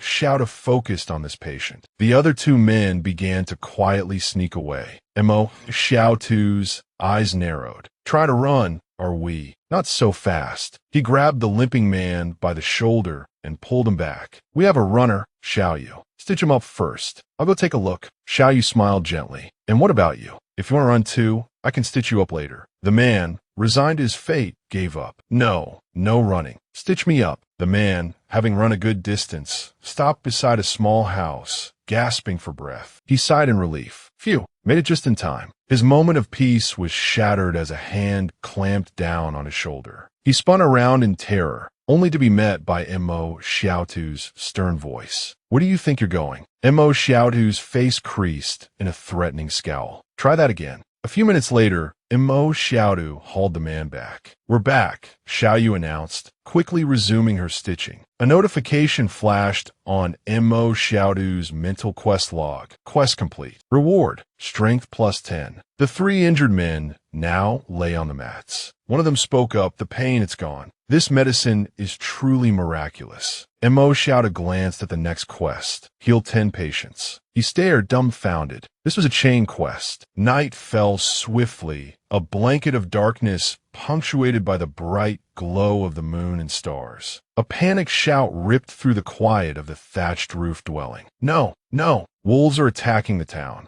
Mo Xiaotu, Xiao Yu, and Lu Yuan tensed, their eyes scanning the darkness outside. Lu Yuan asked anxiously, "Do you think they'll come to the refugee camp?" Mo Xiaotu replied calmly, trying to reassure them. "I doubt it. They're intelligent creatures. They won't risk coming here. It's probably the scent of blood from the explosion that's attracting them." He pictured the pack of wolves gathered near the blast site as he spoke. "Besides, we still have the wall behind us," he added. Lu Yuan pondered this for a moment. Then he asked, a note of curiosity in his voice, "How did you escape the wolves before? You never mentioned it." The sudden question caught Mo Xiaotu off guard, and he remained silent. A sudden shout startled them both. "Everyone, assemble, quickly!" Mo Xiaotu swiftly extinguished the oil lamp, plunging the dwelling into darkness. "Something's happening outside," he murmured, his voice low. The thatched hut, now devoid of light, was pitch black. Mo Xiaotu and Lu Yuan stood motionless, listening intently to the commotion outside. Mo Xiaotu's eyes, wide with alertness, narrowed in suspicion. Lu Yuan peered out from behind Mo Xiaotu, asking cautiously, "You're worried about something, aren't you?" Mo Xiaotu didn't try to hide it. His voice, though calm, held a note of unease. What if one day the wall falls?" Xiao Yu gasped. "The wall will fall." Mo Xiaotu's expression darkened, his gaze distant and unfocused. "I don't know, but nothing in this world lasts forever." At that very moment, the rusted iron gate outside creaked open with a loud groan. Soldiers from Kanti, armed to the teeth, marched into the refugee camp. They advanced into the heart of the camp, where Mo Xiaotu and the other refugees had made their temporary homes. Lu Yuan stared in surprise at the weapons they carried. "Are those guns?" Mo Xiaotu, watching from the shadows, hissed a warning. "Don't ask questions." Scowling, Lu Yuan shot a disgruntled glance at Mo Xiaotu. "Do I even have a place in this house?" Mo Xiaotu, his expression unreadable, calmly replied, "You don't need to know too much. Your place is out there."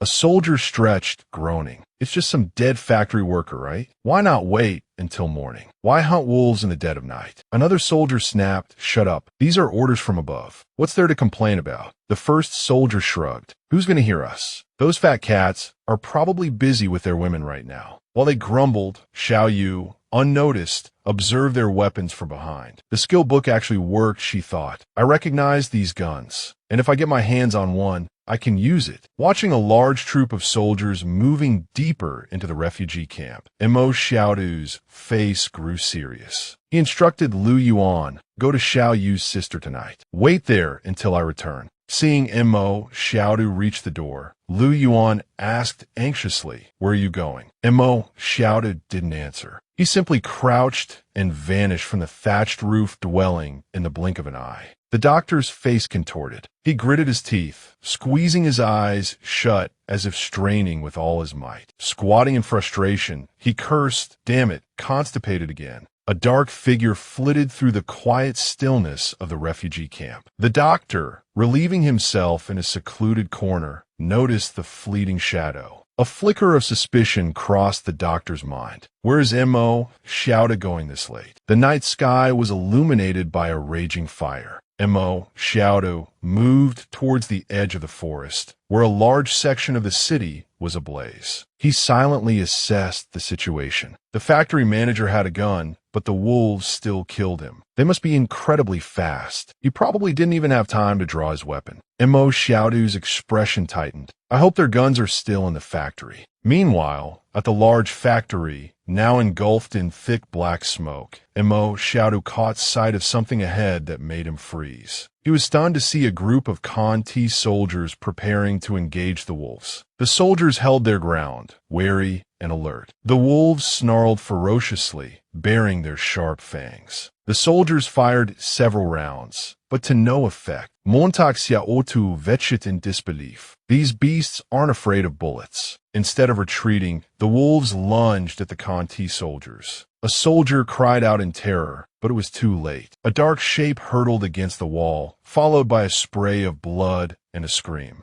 Ren Xiaosu slipped into a deserted alleyway. He ran to a sheltered corner, scanning his surroundings. All the workers have been evacuated. The soldiers are fighting the wolves. The factory should be safe. Thinking this, he cautiously took cover, observing the situation. On the other side of the wall lay the bodies of the Conti soldiers. Ren Xiaosu's face was grim. He examined their fatal wounds. A single bite was enough to kill them. I'm glad I avoided those creatures. His expression hardened with resolve. I have to get inside. Ren Xiaosu now stood before the large factory doors. He lightened his steps, approaching slowly. He crouched, using stacked wooden crates to propel himself upwards, grabbing onto the factory wall. He climbed the exterior stairs, ascending steadily towards the upper levels. Z2 reached the factory roof. Standing on the roof, he followed the faint light, feeling his way. Just a short distance to cross now. He glanced down at the deserted ground below, a solitary expanse. Ren Xiaosu surveyed the scene below from his vantage point on the roof. To avoid detection, he pulled his hood low over his face. His face grim, he drew his knife and swung it forcefully, then slammed it straight into the window, shattering the glass with a loud crash. He landed lightly on the floor. Around him lay several bodies and pools of still wet blood. He swept his gaze around the room, letting out a breath. Finally, he was inside. Pushing back his hood, he realized he was standing amidst a grim tableau of corpses. The bodies were scattered across the floor, stretching back towards the factory entrance. He couldn't help but surmise that a fierce battle had taken place here. All the bodies were oriented in the same direction, as if reaching for something. In such a desperate situation,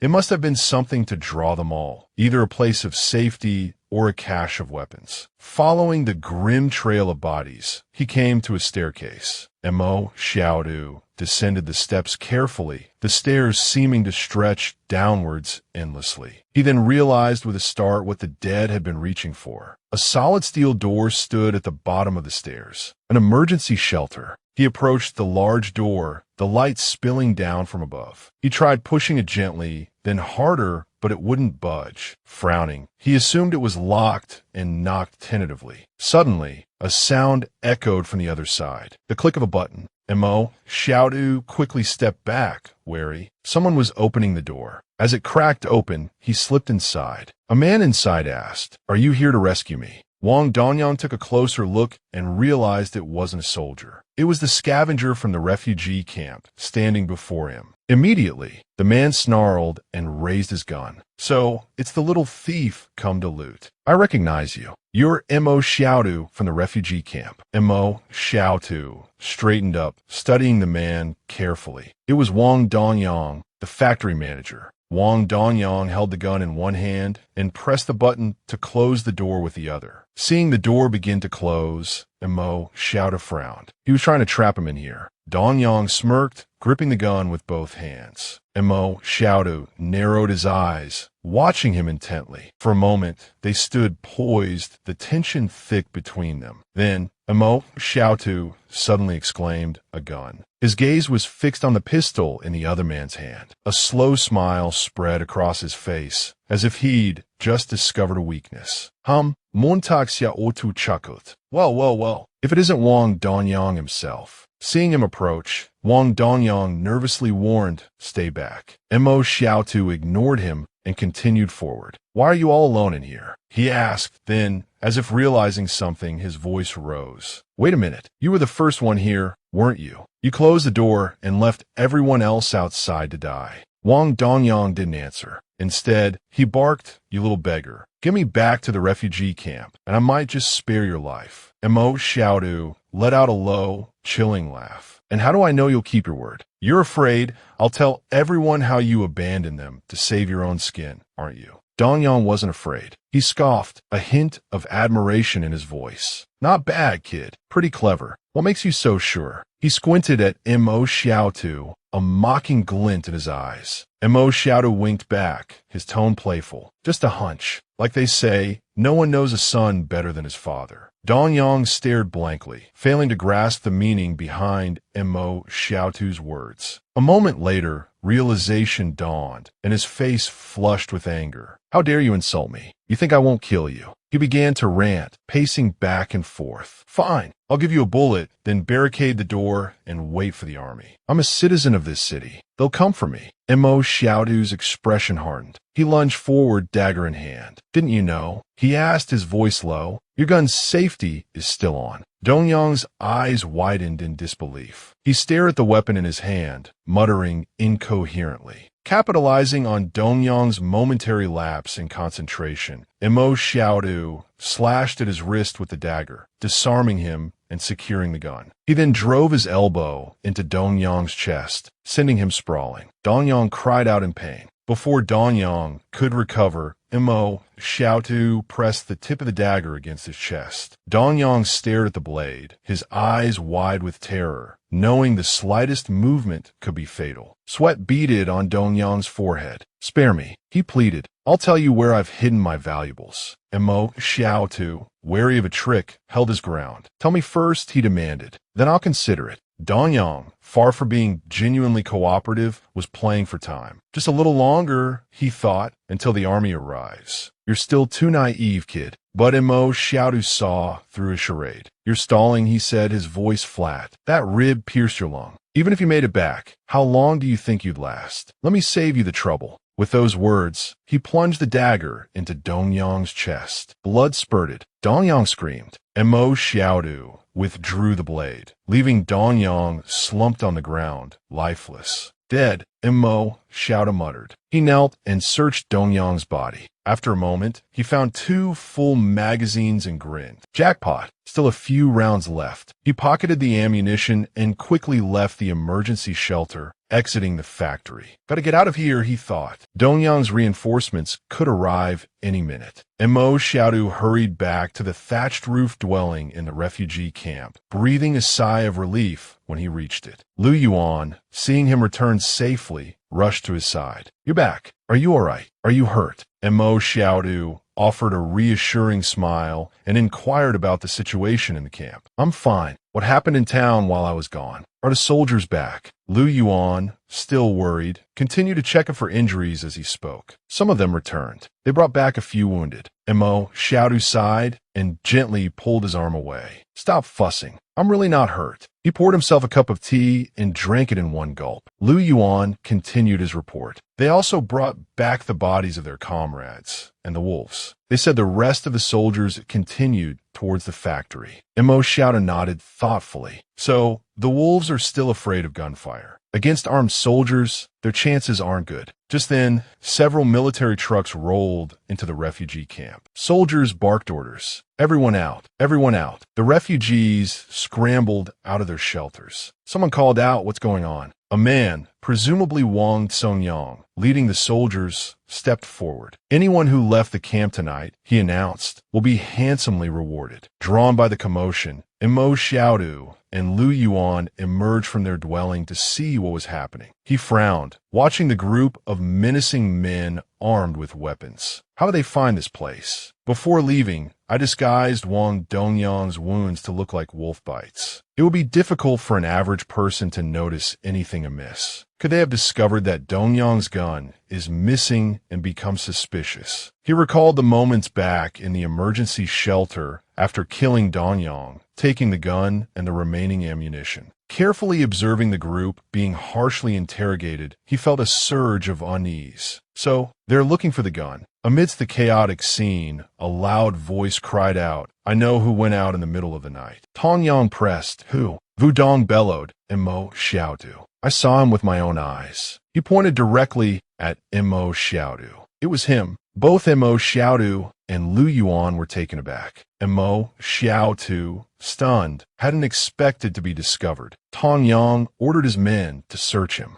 As the soldiers prepared to search Mo Xiaodu, Wang Fugue hurriedly intervened. Wait, he's someone Boss La specifically instructed us to take care of. You can't treat him like this. Tong Yang frowned at the man before him. What do you mean? Wang Fugue calmly replied. As for the reason why we need to take care of him, you can ask Boss La yourself. It's not convenient for me to say. Tong Yang paused, thinking about La Lam, hesitation flickering in his eyes. Then he flatly refused. Even if he is Boss LA's man, it doesn't matter. This is a serious matter. We must arrest him. I will personally go to Boss La tonight and explain. As soon as he finished speaking, his subordinates seized Mo Xiaodu's arms and led him away. Mo Xiaodu, his expression grave, remained motionless as they searched him thoroughly. Things weren't going as smoothly on the other side. Lu Yuan stood blocking the doorway with a knife, fiercely warning the men not to enter. Mo Xiaodu snapped, "Lu Yuan, get out of here." Trembling with fear, Lu Yuan didn't budge. Vu Dong sneered, a malicious glint in his eyes, clearly enjoying the unfolding drama. The soldiers barged into the makeshift shack, searching every corner. Lu Yuan gritted his teeth as they ransacked the dwelling, his heart pounding with fear. He silently prayed, "Please don't let them find anything." One of the soldiers picked up the lid of a pot, about to look inside. Just then, Tong Yang entered, his face a mask of disgust. "Did you find anything?" The soldier, halfway through lifting the lid, not yet seeing what was beneath, replied, "Not yet." The others echoed the same. This pathetic shack. If there was a gun hidden here, we would have found it by now. Seeing nothing of interest, Tong Yang ordered his men to withdraw. The pot lid, left slightly ajar, revealed the gun hidden within. Lu Yuan, seeing the soldiers leave, breathed a sigh of relief, thanking his lucky stars. Mo Xiaodu, quickly released, glared angrily at the old man, Vu Dong, who had betrayed him. Vu Dong flinched under his gaze. Seeing that the situation posed no immediate danger, Wang Fugue chuckled and clapped Mo Xiaodu on the shoulder. "Seems I was worried for nothing. You're all right after all." Mo Xiaodu nodded gratefully. "Thanks." Wang Fugue beamed at his politeness. "Don't mention it. If Boss La didn't value you,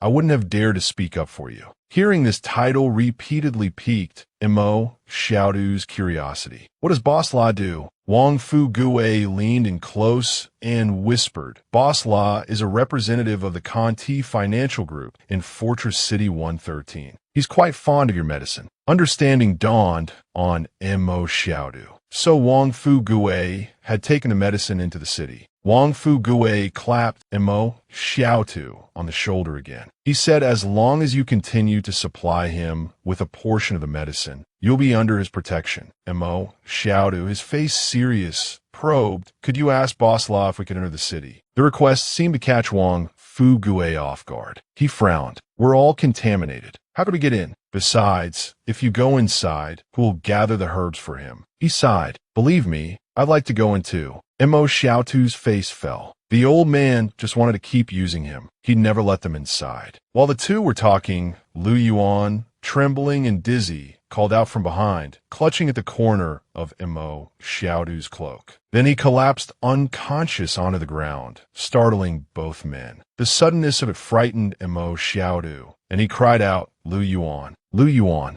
Lu Yuan lay motionless on the straw mattress. Mo Xiaodu and his younger sister, Mo Xiaoyu, beside him. Mo Xiaodu's voice was tight with anger and concern. "Don't be so foolish. A fever like this could kill you." He couldn't help but feel a pang of guilt. Lu Yuan had been bitten trying to protect him. Lu Yuan's face was flushed, his voice weak as he protested. "What if something had happened to you?" Mo Xiaoyu dipped a cloth in warm water and wrung it out, gently placing the cool compress on Lu Yuan's forehead, her face etched with worry. Lu Yuan glanced at Mo Xiaodu, remorse in his eyes. "Brother Xiaodu, I'm sorry about before." Mo Xiaoyu smiled gently, her voice soothing. "What's there to be sorry for? You two are brave beyond your years. If you weren't more mature than other children, you wouldn't have survived this long." Lu Yuan gave a weak grin. "Mostly because you're so amazing, brother." Seeing his younger brother, weak but still trying to appease him, Mo Xiaodu's anger dissipated. He made a solemn promise. "Don't worry, both of you. I'll make sure we all have a good life." The seriousness of his vow surprised Lu Yuan. "Stop it. You're giving me goosebumps." His words were met with a sharp shut-up from his brother. Within a few hours, dawn broke, sunlight streaming into the dwelling. Xiaosu, holding a wooden ladle, parted the curtain to go outside. Before he could step out, a cheerful voice boomed beside him. "Hey, Xiaotu, congratulations." Wang Fu Gue appeared as if from nowhere, a red lacquered box in his hands, his face beaming. "Didn't you hear? Vu Dong got spooked last night, grabbed his money, and ran. Now you're the only doctor in town." He stepped closer, his grin widening. "The fortress overseer assigned Vu Dong's house to you. You can move in today. I brought a little something for you and Lu Yuan. You two are still growing, after all."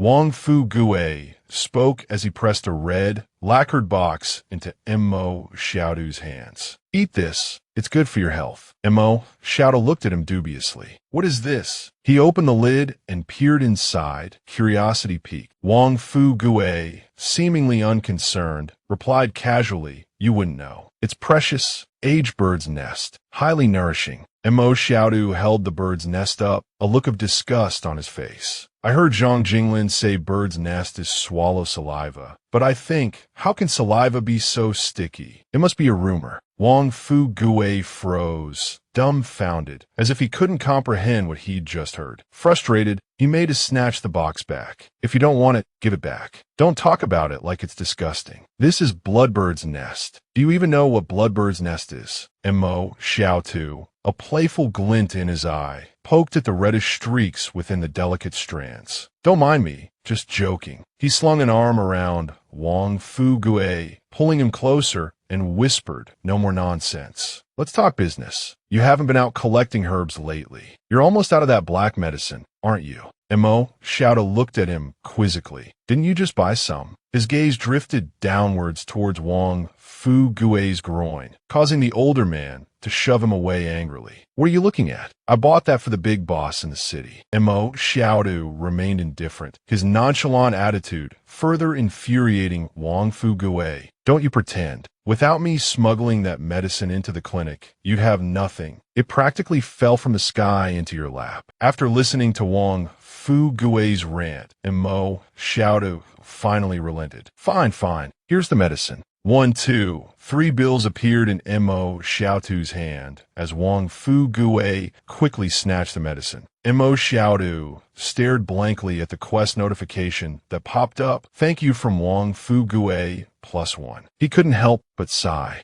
This old Wang Fu Gue is interesting. His thanks are quite sincere. Morning quest complete. Wang Fu Gue turned to leave, instructing Xiaodu as he went, "Hurry up and pack. That's a brick house. Plenty of people have their eyes on it." A while later, Xiaotu, Lu Yuan, and Xiaoyu arrived at the house they had been given. They stood before the brick building with its corrugated iron roof. While not particularly beautiful, it was the best house in the refugee camp. Opening the door, they stepped inside. The interior was spacious and comfortable. Lu Yuan noticed something on the wall and pointed. "Look, there's even a banner hanging in the middle." Xiaodu followed Lu Yuan's finger and looked up at the words, "Rejuvenating golden hands." He couldn't help but scoff. Rejuvenating golden hands. Just then, the system notification sounded. Remaining quest, continue to treat 10 more people. Xiaodu frowned and replied yes. As soon as he finished speaking, someone entered the makeshift clinic. "Dr. Xiaodu." Xiaodu greeted the newcomers with a warm smile. "Were you injured? You've come to the right place." Zhang Baocan, supporting his heavily pregnant wife, Qin Jiejia, spoke urgently. "That's wonderful. My wife is 4 months pregnant. This morning, she suddenly had some stomach pains. We're worried something's wrong, so we came here for a checkup." The words drifted past Xiaodu's ears, not quite registering. He gave a dazed smile. What was that? Then,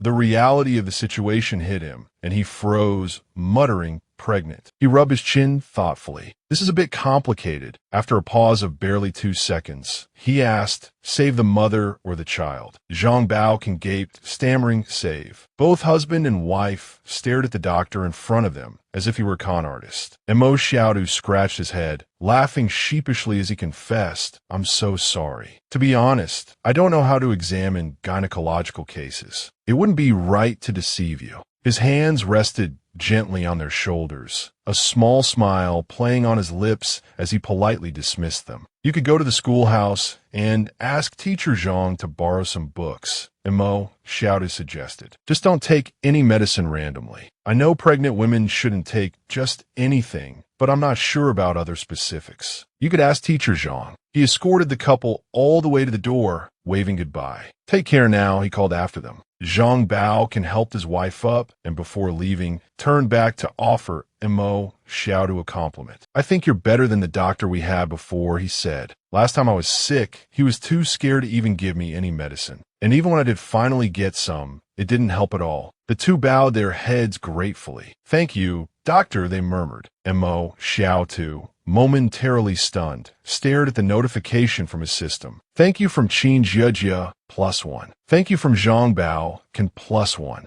A small smile curved his lips. He hadn't expected to earn 2 thank yous just by saying a few words. From today on, he decided he would treat what he could and leave the rest. With that thought, he turned and went back inside. He continued stitching a patient's wound, murmuring reassurances. Just hold still a little longer, he said gently. Lu Yuan quickly fetched water to assist. Patient treatment mission progress, September 10th. The final stitches were placed. Patient treatment mission complete. Reward, strength +1. The patient's family effusively thanked Mo Xiaodu, but he waved them off, indicating it was unnecessary. He'd barely finished saying goodbye when the next mission appeared. Treat 20 patients. Palace, Missouri Xiaodu inquired mentally, addressing his system. What are my current strength and agility stats? Strength, 55. Agility, 4.1. Mo Xiaodu was quite pleased. Not bad at all. Back at their new house, Lu Yuan questioned why he didn't treat every patient, pointing out the potential earnings. If I can't cure them, Mo Xiaodu explained,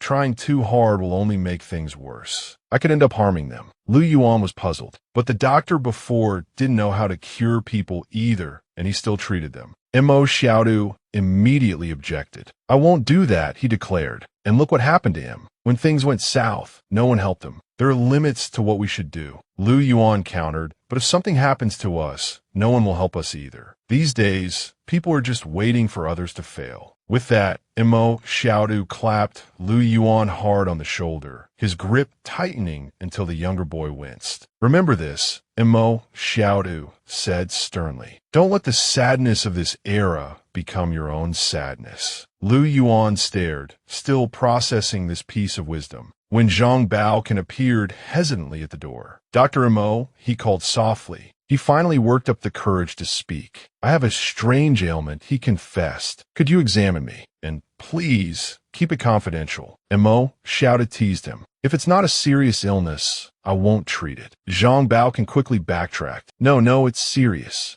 He closed the door behind him. Don't be scared, he warned Mo Xiaodu, who raised an eyebrow, intrigued. Zhang Bao took a deep breath, puffing out his cheeks, and then exhaled forcefully. A bubble appeared, shimmering briefly before popping. A bright light filled the room, and an invisible force sent Lu Yuan flying. Mo Xiaodu himself stumbled. Brother, Lu Yuan cried out in alarm. Mo Xiaodu assessed the situation. The force hadn't been particularly strong, but it was definitely more than ordinary spit. Tell Bao he isn't sick, Mo Xiaodu instructed. He just has some sort of supernatural ability. Bao can remain skeptical, wondering if he truly possessed extraordinary powers. He thanked Mo Xiaodu profusely and rushed home to tell his parents. Night fell, and Zitu Su and Lu Yuan drifted into a deep sleep. Zitu Su slept soundly, a peaceful smile gracing his lips. Suddenly, a scraping sound echoed from the wall outside. The noise jolted Zi-Tu-Su awake. A group of figures, their faces masked, were scaling the wall and dropping into his yard. They landed, but before they could regain their footing, a dark shape loomed over them. Zi-Tu-Su glared, his eyes wide, startling the intruders. He lashed out, a swift kick connecting with one man's leg. The man cried out in agony, clutching his injured limb and howling for his companions to attack. The remaining two lunged forward. Zi-Tu-Su sighed, a weary look on his face. A flurry of blows and grunts filled the air. Moments later, the would-be thieves were on their knees, begging for mercy. Zi-Tu-Su aus Nerut. Who sent you? He demanded. Just then, a furious pounding echoed from the front door. Open up. Wang Songyang roared from outside. Official inspection. The door creaked open, revealing the man outside. By order, we're conducting a search. The three men paused, momentarily taken aback. What's this? A protective merit flag. Song Yang chuckled, noticing the flag Imo Shadow War. Montaxia otu smidet. Is there something I can help you with at this late hour? He asked politely. Do they think I'm an idiot? He thought, his eyes crinkling in amusement. I wonder if LA's merit flag will actually deter them.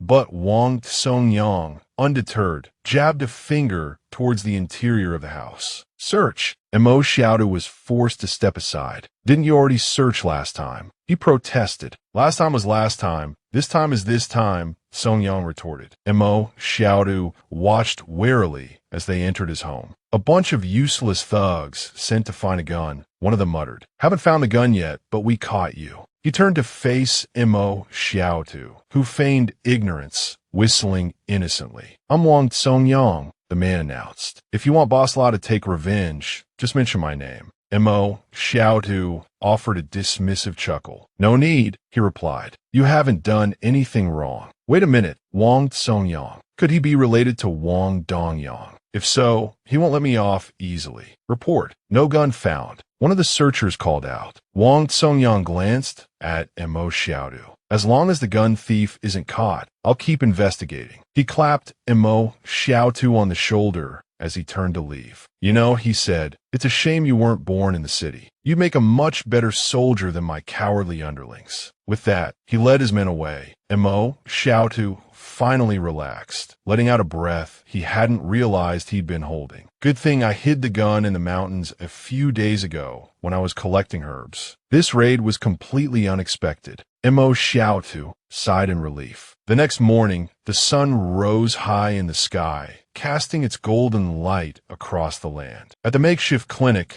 shouts from outside roused those sleeping within. Everyone look, the expedition team is back. Someone cried. But haven't they only been gone for a week? How can they be back so soon? Another voice echoed the surprise. A week. Yes, it's only been a week. Look at them. They were so neat and tidy when they left. Now look at them, all haggard and worn. The figures stumbled from the vehicle, their bodies bearing various wounds. A week. They probably haven't even reached the foot of Mount Kin yet. The only real danger on the road should be the wolf pack. But the wolves came here when they left. What could have happened to them? He watched them, speculating about their ordeal. Imo Xiaodu glanced to the side. Judging by the relatively undamaged state of her clothing, the woman with the impeccable gun skills had fared better than the others. Lu Yuan asked Imo Xiaodu, were they looking for old Wang? Probably trying to get their money back, Imo Xiaodu replied. After all, the guide he recommended didn't return with them. Something must have happened. Just as he spoke, a woman, La Kin Vu, roared, what kind of guide did you find us? He led us in circles for 3 days. He didn't even know the right direction. Wang Fugue, looking worried, asked what happened after that. Where is he? La Kin Vu's voice was sharp with anger. She was bitten to pieces by something in the river. By the time we found her, she was already dead. Imo Xiaodu, overhearing, thought to himself, the river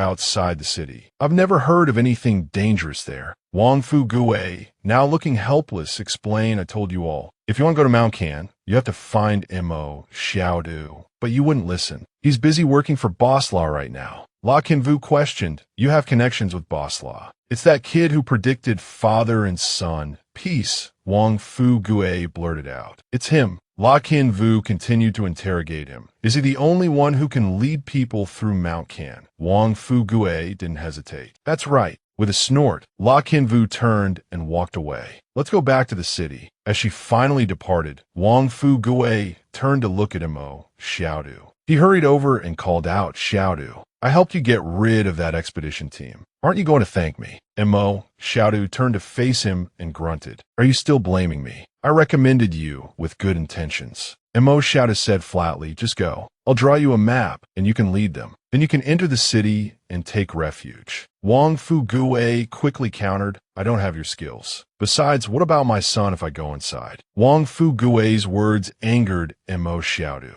You have a son. I have Lu Yuan and Xiao Yu. If you dare recommend me to them again, I'll send Lu Yuan and Xiao Yu to your house to eat, sleep, and play. Wang Fu Gui pleaded, I'm telling you, I really meant well. If I were still in my 20s, I'd go myself. And so the two bickered back and forth. Mo Xiaodu retorted sarcastically, you meant well. Well, I thank your entire family. Wang Fu Gui wasn't backing down either. I thank your 8 generations of ancestors. Mo Xiaodu, pleased with his retort, turned away. Suddenly, a scream pierced the air. What are you doing? What are you arresting me for? The frantic cries continued. Let me go. Mo Xiaodu asked Wang Fu Gui, what are they doing? Wang Fu Gui replied, I don't know. Watching the scene unfold, Mo Xiaodu thought to himself, could it be that my bubble-popping ability has been discovered? The desperate cries continued. Let me go. Let me go. Soldiers, guns pointed at the civilians, barked orders. Back, back, all of you. Old Wang rushed towards the officials. Your lordships, what's going on? This lad, Bao Can, he's a bit mischievous, but he hasn't committed any serious crime, has he? The guard didn't bother with a reply, simply barking, get out of the way, old man. Mo Xiaodu caught old Wang as he stumbled. He couldn't understand why they were arresting Zhang Bao Can. Could it be because of his supernatural ability? He wondered aloud. Xiaodu furrowed his brow, lost in thought. Old Wang muttered incessantly, it's over for that boy. It's over. Xiaodu asked, why do you say that? Old Wang explained, I heard last night he revealed his supernatural ability, and those backstabbing scoundrels turned around and reported him. The strongholds are investigating everyone with abilities, afraid they'll cause trouble. Let me ask you, Xiaodu said, his voice low, if you were wary of someone, what would you do? His answer came swiftly, kill them. But old Wang countered, oh, it's not as simple as you think. I heard they've set up a mental hospital specifically to lock up people with supernatural abilities. They use all sorts of machines to study them. He quickly turned to Xiaodu and warned, if you or Lu Yuan have any abilities, don't ever let anyone know. This is bad.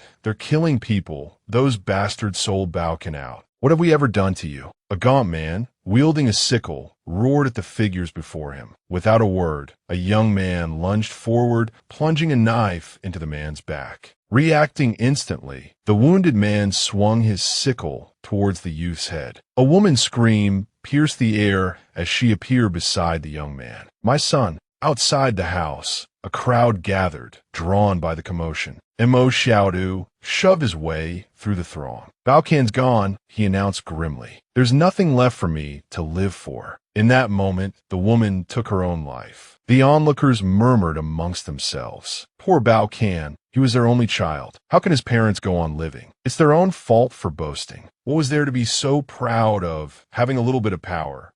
If his father had any guts, he'd go into the city and deal with the ones responsible. What good does it do to take revenge on the informant? Old Wang couldn't contain his fury. He rounded on the gossiping crowd. Are you just going to stand there and gloat? He thundered. Mo Xiaodu, equally enraged, seethed, damn them all. Leaning against the wall beside teacher Zhang Jinglin, Xiaodu struggled to control his anger. Teacher, he said earnestly, today I want to teach the students how to defend themselves against others. The teacher replied calmly, for years, I've taught them how to face the natural world because I don't want them to see their fellow human beings as sparring partners. His voice remained even. I know what happened today. Is the misfortune of others not also our own misfortune? If you want to teach them, then teach them. Xiaodu, his face impassive, simply replied yes. Inside the classroom, a group of children chattered excitedly. Mo Xiaodu peeked in from outside. What were they doing? Could Lu Yuan's supernatural ability have been discovered? Their expressions made Xiaodu anxious. Lu Yuan sat at a desk, surrounded by other children. Suddenly, a plump girl in a pink jacket piped up, "Lu Yuan, tell your brother to stop letting class run over. If he doesn't, I'm going to tell Teacher Zhang." Lu Yuan looked troubled. Even if I said something, it wouldn't matter. He's been letting class run over for ages. He's just a substitute teacher. Why does he care so much? Does he want to take over the classroom or something? And Mo Xiaotu, listening in, almost chuckled. So these kids were upset about him going overtime. The things my brother teaches can save your life. You should be grateful, not complaining. If you don't want to listen, then don't. Why be so rude? Lu Yuan snapped, grinding his teeth. A boy at the same desk stared at him intently. Lu Yuan finally turned and asked, "What are you looking at?" The boy replied, "Nothing. You just seem upset." "Well, yeah," Lu Yuan admitted. "Last night, I dreamt my dad remarried, and my stepmother was terrible to me." "Don't worry." The other boy quickly reassured him. "Dreams are the opposite of reality." "Exactly," Lu Yuan agreed. "Don't be upset. I don't think they meant it." He paused, actually. Before he could finish, Lu Yuan suddenly patted the boy on the back and said sagely, "I think he might find you 3 stepmothers." The boy choked on his own spit, speechless. Outside, Mo Xiaotu, eavesdropping, couldn't help but laugh. "Huh, our Lu Yuan is really growing up." He stepped into the classroom and cleared his throat. "All right, class is starting. Do you know the weakest points on the human body?" The students answered in unison, "No, sir." "Well, first, I'll talk about the one you're most familiar with. The neck, near the trachea. The neck has nearly 20 cartilaginous rings. Breaking any one of them will instantly incapacitate your opponent." "All right, time's up." Class dismissed. The students bolted out the door like the wind. "Thank you, teacher." Class dismissed. These kids, that they just don't understand a teacher's heart. I hope they never have to use this knowledge in their lives. A voice called his name, Xiaodu.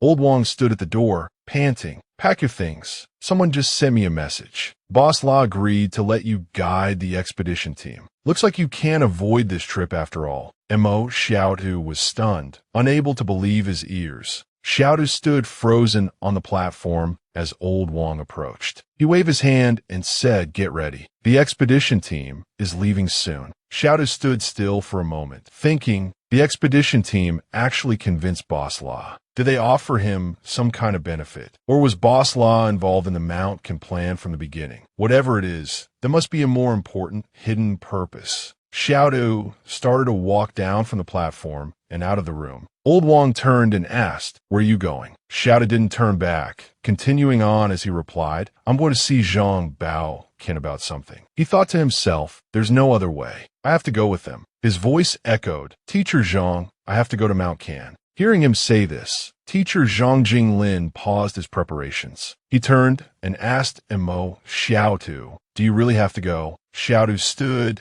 considering for a moment, then replied resolutely, "Yes." He looked seriously at his teacher and said, "You've seen what happened to Zhang Baocan. Your life, my life, they're all in the hands of those people in the stronghold. If I refuse them, I'm afraid it will be difficult to live in this settlement anymore." Teacher Zhang didn't try to stop Xiaodu. He simply said, "All right, while you're gone, tell Lu Yuan to come and stay at the school." Xiaodu bowed before his teacher. "Thank you, Teacher Zhang," he said. As he turned to leave, Teacher Zhang called after him, "Be careful." The scene shifted to a house. A voice called out, "Is it possible not to go to Mount Can?" Xiaodu was packing his belongings. He turned and offered Lu Yuan a reassuring smile. "Don't worry," he said. "I'll come back." Lu Yuan's face was etched with sadness. He looked at Xiaodu with a lingering gaze, reluctant to see him go. Suddenly, Xiaodu pressed some money into the woman's hand. "Sister Xiaoyu," he said, "take this money. Buy Teacher Zhang some cigarettes with it. Consider it payment for my lodging." He forced the money into her hand, then closed his eyes, a troubled expression on his face. Lu Yuan can't carry money, he thought. If Sister Xiaoyu has any ulterior motives with this money, at worst, she'll just take it. At least it won't harm Lu Yuan.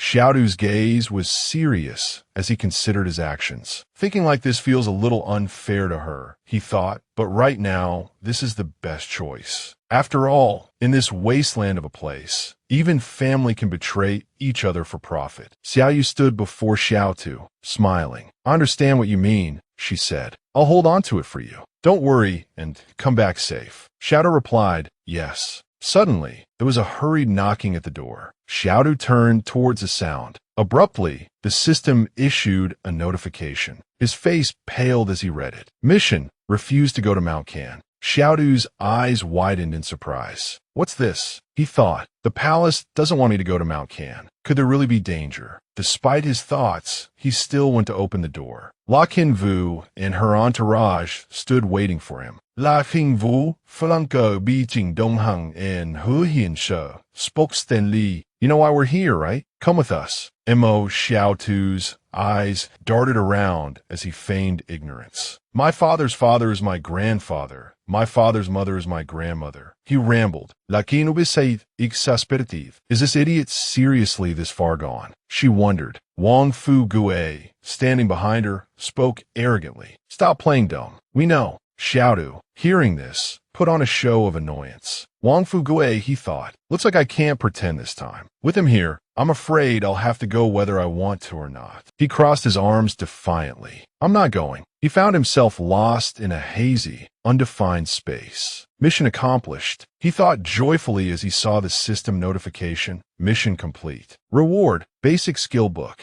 Can learn the abilities of others. Fu Gue, exasperated, pointed at him. How can you not? Xiaodu walked past him, cutting him off mid-sentence. I'm going, he said, leaving Fu Gue frozen in place, speechless. Fu Gue, left behind, fumed with anger. Xiaodu, approaching La Qinvu, stated bluntly, I can go, but I have a few conditions. I want 30,000 in compensation. La Qinvu responded immediately, no way. 10,000. I can count them on my fingers, he said, ticking them off. So I want 10 more bags of salt, 10 cartons of cigarettes, 100 pounds of rice, and La Qinvu cut him off. Just shut up already. I'll give you 30,000. Hearing this, he pointed back at Wang Tongyang, who was fuming in the background. All right, he said, but I have one more condition. If I go, Wang Tongyang doesn't. Hearing this, Tongyang stormed up to Mo Xiaotu, seething. Interesting, he spat. Xiaodu considered it. This guy had caused trouble for his father twice already because of Wang Dongyang. If he went with him to Mount Can, who knew what tricks he might pull? Qinvu glanced back at Yang Xiaoqian, who gave a slight nod of agreement. Qinvu, standing with her group, declared fine. Wang Tongyang doesn't have to come. Can we go now? Dongyang, standing beside Xiaotu, bristlet. What? He demanded. Then, turning back to the group, he forced a smile. Hold on, he said. We'll be comrades soon, and I don't even know all your names yet. Someone scoffed. We're not comrades with a stray dog. You're just a guide. Don't get ahead of yourself. Despite the insult, they introduced themselves. I'm Sun Junzheng, one said. I'm Jing Donghang. This is La Qinvu and Lieutenant Hua Hianso. Yang Xiaoqian spoke up. Yang Xiaoqian. The kin and hibiscus. Can we leave now?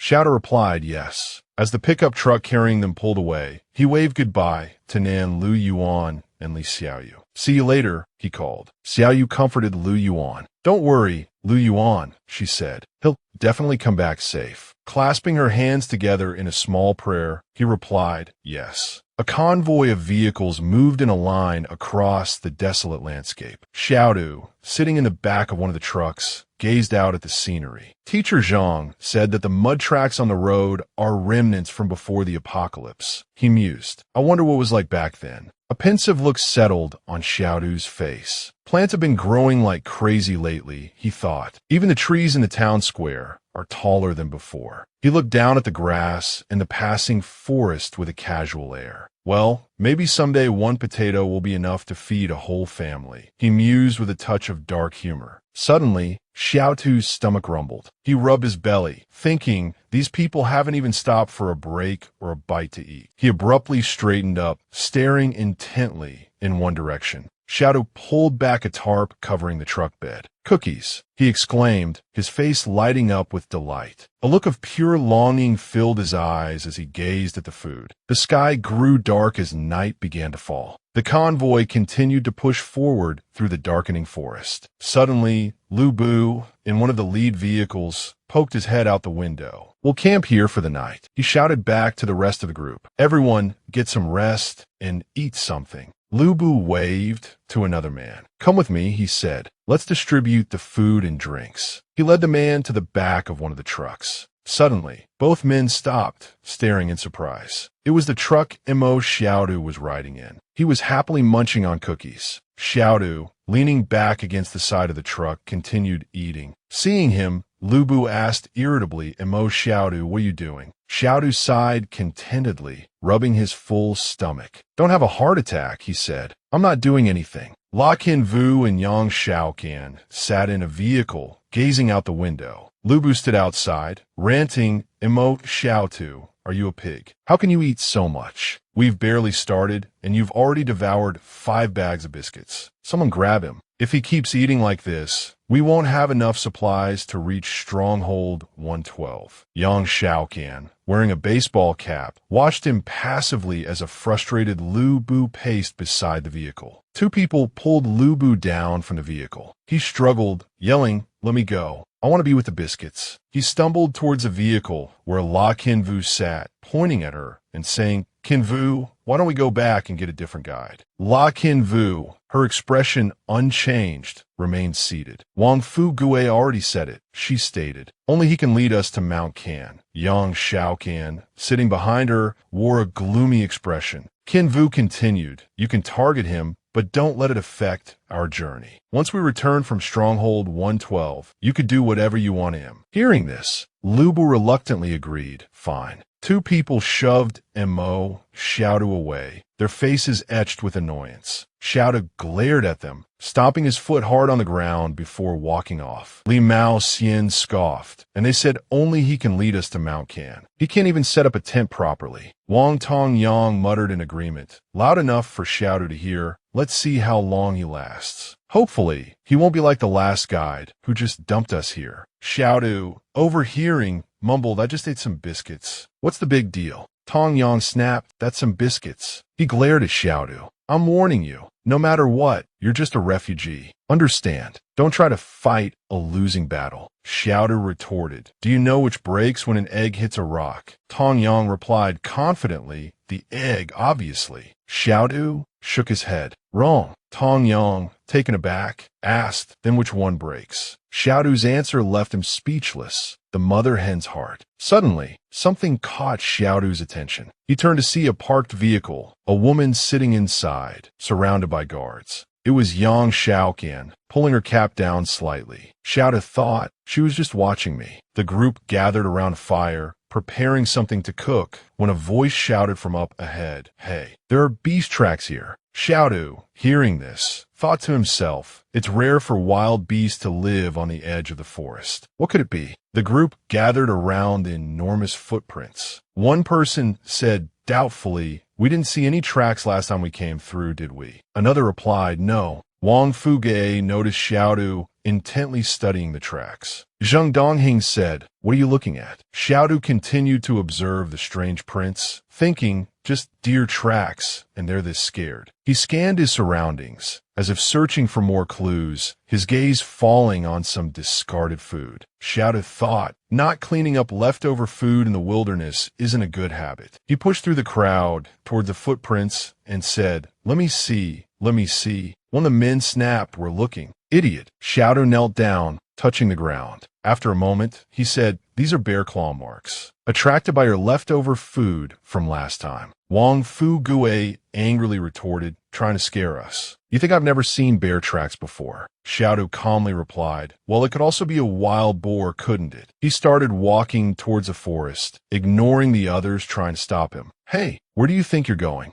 Lubu trailed behind, grumbling irritably. I'm telling you, the last guy died somewhere around here. Don't go stuffing your face like him. You'll waste all our time. He continued walking, then glanced back. You lot wouldn't let me have any biscuits, so I have to find my own food. What's wrong with that? Mo Xiaodu continued deeper into the forest, adding, well, I might as well see how he died. Xiaodu ventured into the deepening gloom of the forest. The sky was already dark and ominous. He thought to himself, according to Lu Bu, the previous guide went down to the river to wash his face, and something in the water tore his face apart. He died right there. Xiaodu pulled out his knife. He bent down, picked up a sturdy branch, and began sharpening one end. I have to be careful. Xiaodu honed the branch to a sharp point. He held it up, staring at the sharpened tip. Carefully, he tucked his knife back into his belt and continued into the forest, the sharpened branch held firmly in his hand. Large animals are usually found near water sources, he mused. If I follow the tracks, I should be able to find the river where the guide was killed. Ahead, Xiaodu found a river, its water gurgling softly. He approached cautiously, walking along the bank. After a while, Xiaodu stopped. He stared at the surface of the water, lost in thought. The water looks normal enough. If I'm not mistaken, whatever attacked the guide was probably some kind of fish lurking beneath the surface. I bet he, like most people, didn't realize how many freshwater fish are carnivorous. Suddenly, Xiaodu's head snapped up, his eyes scanning the surroundings. Then, looking down at the ground in one direction, he muttered, "A termite mound. Looks like I've got some bait," he said, approaching the rather large mound. Xiaodu drew his knife and, crouching down, stabbed it repeatedly into the termite mound. He then took the long, sharpened branch and levered the mound out of the ground. Quickly, he snatched a particularly large termite. Holding the termite mound and the large termite, Xiaodu walked to the riverbank. Termite queens and mounds are prime fish bait. I need to make the most of this. He tossed the mound and the queen into the river. They sank beneath the surface. He tied a length of rope to his sharpened branch, holding it poised, ready to strike. Suddenly, ripples spread across the water surface around the spot where Xiaodu had thrown the bait. Xiaodu's eyes narrowed, his focus intensifying. He stared intently, waiting.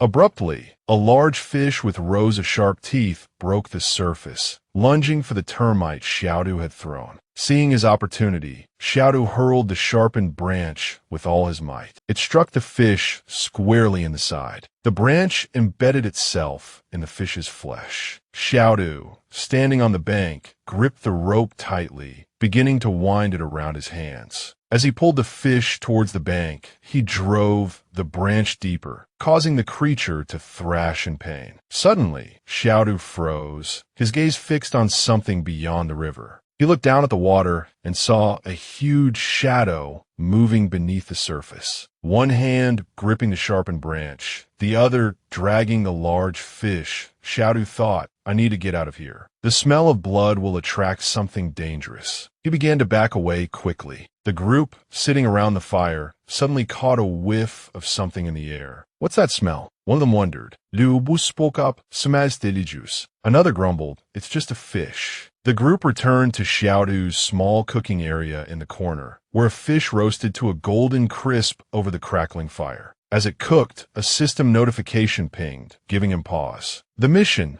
good things must be shared. He glanced back at the others with a look of disdain. Xiaodu carried the fragrant, roasted fish towards them. Lu Bu's face lit up with anticipation. "So, you want to offer us some fish?" "Not that we wouldn't." He didn't get to finish his sentence. Xiaodu swiveled around, fish in hand. "What are you thinking? I'm just letting you admire it. Sharing my joy, you know." His cheerful tone and words left Lu Bu speechless, a frown etched on his face. A system notification chimed. Mission complete. Reward, agility. Seemingly having a change of heart, Xiaodu turned back. "All right, I suppose I could share. Half the fish for 3 bottles of water." Liu Buridili agreed. "Deal." Xiaodu left the half fish behind for the exchange, and the others erupted in a flurry of activity. Hey, everyone, let's eat." One shouted. Another cried, hold on, save some for me." Yang Xiaoqian, however, remained calm, watching Xiaodu walk away. She then sat down on a log beside the remaining half of the roasting fish and Xiaodu. She glanced at him and said a single word, "Trade." Xiaodu froze, bewildered. Without another word, Xiaoqian raised a small pistol, pointing it straight ahead. A system notification appeared. Weapon, M9 pistol. Simple and durable construction. Weight, 0.96 kilograms. Material, aluminum alloy. Facing the barrel of the gun, Xiaodu stammered, "I'll give you 2 pieces. Just 2, though." Inwardly, he was less yielding. A perfect marksman like her pointing a gun at me. That's a bit unnerving.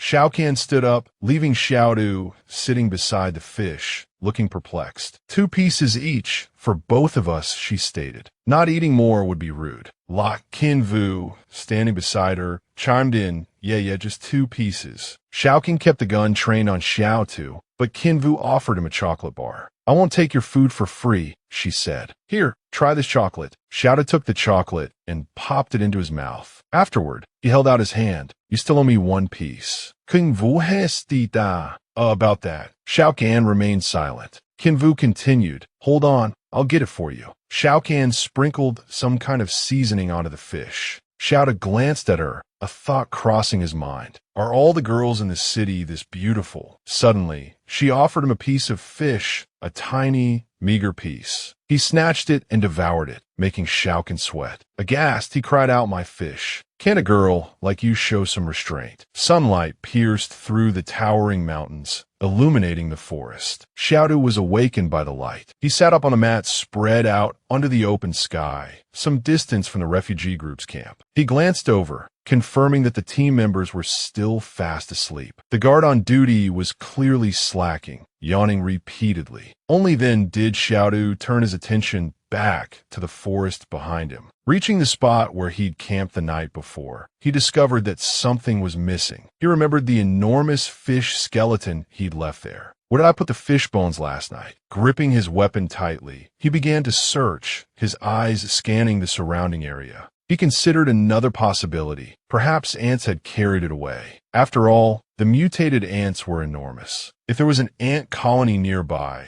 it wasn't impossible for them to have cleared the area overnight. A while later, when he returned to the campsite, everyone had already begun packing up. Lubu immediately noticed him and barked, You get in the first vehicle and lead the way properly. Mo shouted, didn't reply, simply nodding in agreement. But then, he couldn't help but offer a word of caution. Everyone, try to stay away from the river, he advised. Lubu, paying him no mind, immediately retorted, We're miles from the river. Besides, there's only fish in it. What's there to be afraid of? A short while later, everything was packed. Lubu bellowed to the group, All right, everyone's here. Let's move out. The wheels rolled swiftly along the road. Xiaotu sat by the window, gazing absently outside. Suddenly, Zheng Dongheng, who was driving, cried out in alarm. Something's up ahead. The entire convoy screeched to a halt. Xiaotu followed his gaze forward. The sight blocking their path astonished him. How can there be such a massive red deer? He murmured. The other team members scrambled out of the vehicles, cautiously raising their guns towards the creature. For a moment, both sides were locked in a tense standoff. Just then, a voice crackled over the radio, Don't shoot. Easy does it. Don't provoke it. It was Li Maoxian. Hearing this, Dongheng immediately lowered his weapon and turned to Wang Tanyang, who still gripped his gun tightly beside him. Relax, Dongheng said. It's just a herbivore. Look at you, scared stiff. There aren't any large predators around here. At that moment, the deer began to move. Lowering its massive antlers, it charged forward. Dongheng swerved the wheel, then slammed on the brakes. He narrowly avoided the enormous deer. The vehicle behind him wasn't so lucky. After knocking down several of the men with guns, the deer used its powerful antlers to ram the vehicle. Xiaotu watched in disbelief as the deer relentlessly attacked the vehicle, finally using its mighty antlers to flip it into the air. The order to fire rang out, followed by a volley of shots directed at the animal, forcing it to flee into the forest. The other occupants of the vehicles piled out, cursing and running towards the wrecked vehicle. That damn beast. It ran into the forest. It's gone. Xiaotu also got out, looking towards Yang Xiaoqan with a puzzled expression. Strange, he thought. Why didn't Yang Xiaoqan shoot? It's like she doesn't care about anything. Xiaoqan had also exited the vehicle, but as Xiaotu observed, she simply calmly surveyed the scene. Just then, Lubu yelled at him, Ren Xiaosu. Aren't you the refugee camp's doctor? Get over here and help. He hurried over. One of the team members was clutching his forehead, grimacing in pain. Xiaotu saw immediately that it was only a superficial wound. Feigning ignorance, he knelt before the injured man, clasped his hands together, and began to mutter, Get well soon,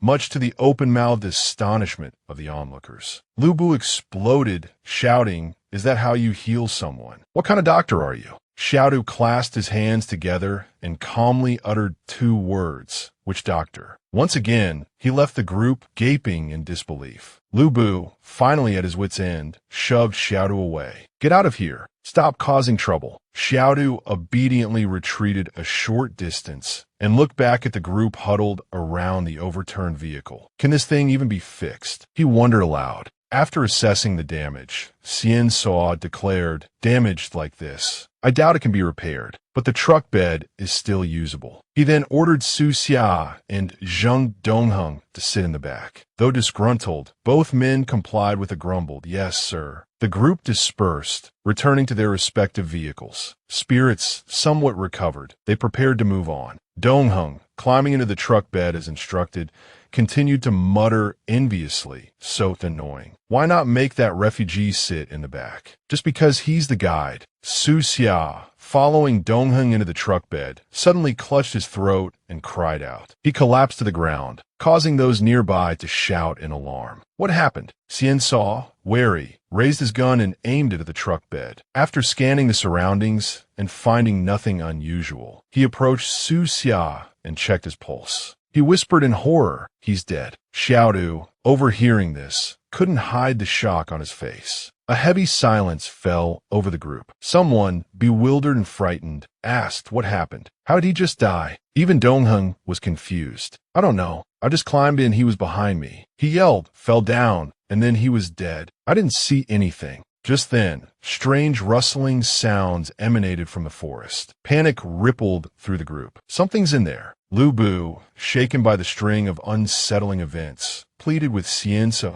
"Commander, let's just go back. This place is too creepy." Xian Suo angrily dismissed the suggestion. "Absolutely not. We have our orders. Death before dishonor. No one goes home until the mission is complete." Seeing the tension escalate, Lok Kinvu intervened. "Stop arguing. We need to leave. Now." She turned to Xiaodu. "Nam Xiaotu, put Su Xia's body in the truck bed. You ride back there too." As Xiaodu carried the body, he examined Su Xia's neck, noticing a small thorn and surmising, "Bee sting." While Lu Bu directed Dongheng, "You sit up front." Xiaodu, unnoticed, quickly examined the body further, a seed of doubt planted in his mind. Could a bee sting really kill a grown man so quickly? Lu Bu, impatient with Xiaodu's apparent inaction, barked, "Nam Xiaodu, what are you standing around for? Get the body in the truck." Xiaodu gave him a cold look. "Fine," he replied, a growing unease settling in his stomach. This wilderness is getting more dangerous by the minute. Su Xia's body was wrapped and secured. Xiaodu nonchalantly munched on some food and asked, "Tell me, are you guys just looking for trouble? What's the point of going out there anyway?" He sat there, eating contentedly in front of the corpse, his voice laced with sardonic complaint. "Now look, someone's dead, and you drag me back here to sit with a stiff. I'm not moving until I finish these snacks. Call me Nam Xiaodu when I'm done."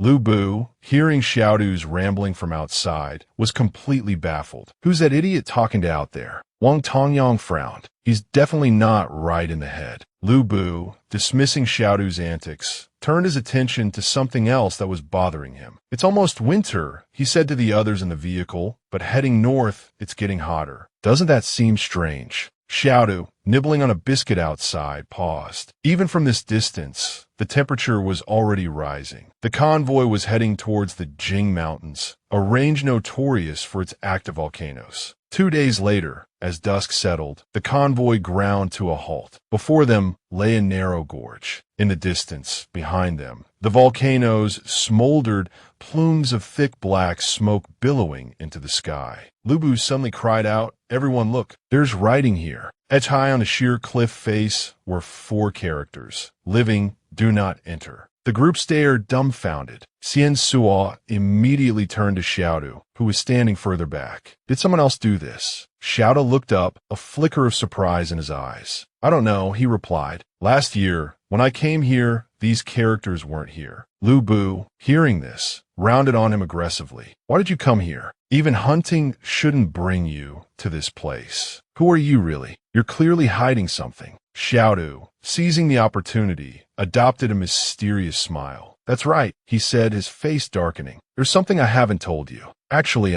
He paused for dramatic effect, a theatrical flourish in his posture. Not a descendant of the dragon, he declared, the sheer audacity of the claim almost comical. The group was speechless. Xian Saw, more direct, drew his weapon. You're far too suspicious, he threatened. You have to explain clearly why you came here. Did you carve these characters? He pressed, the gun unwavering. Faced with the weapon, even Xiaodu relented, answering seriously. Those characters are too high. Even I couldn't reach them without stacking rocks. Lu Bu, impatient, boomed. You still haven't said why you came here. Xiaodu finally dropped the pretense. Last year, he began, his voice calm. I encountered a wolf pack in the Yunling Mountains. They chased me here. Liu buremainit skeptical. Lies, he scoffed. A kid like you couldn't escape a wolf pack. Tell me, why did they let you go? Xiaodu glanced at him, his voice chilling. Their target wasn't me, he continued. I was just unlucky enough to be there. The memory of that night flashed in his mind. I was terrified, he said, recalling the experience. I ran towards the forest, but they followed me, he continued, the image of glowing eyes in the darkness vivid in his memory. As for how I survived, the scene of himself huddled in a narrow gorge, the wolves slowly retreating, materialized before him. I ran into a gorge, Xiaodu recounted, and they stopped chasing me. The group fell silent. Then, several of them, looking towards the gorge, cried out in fear. Even wolves won't go in there. Whatever's inside must be worse than wolves. Xiaodu,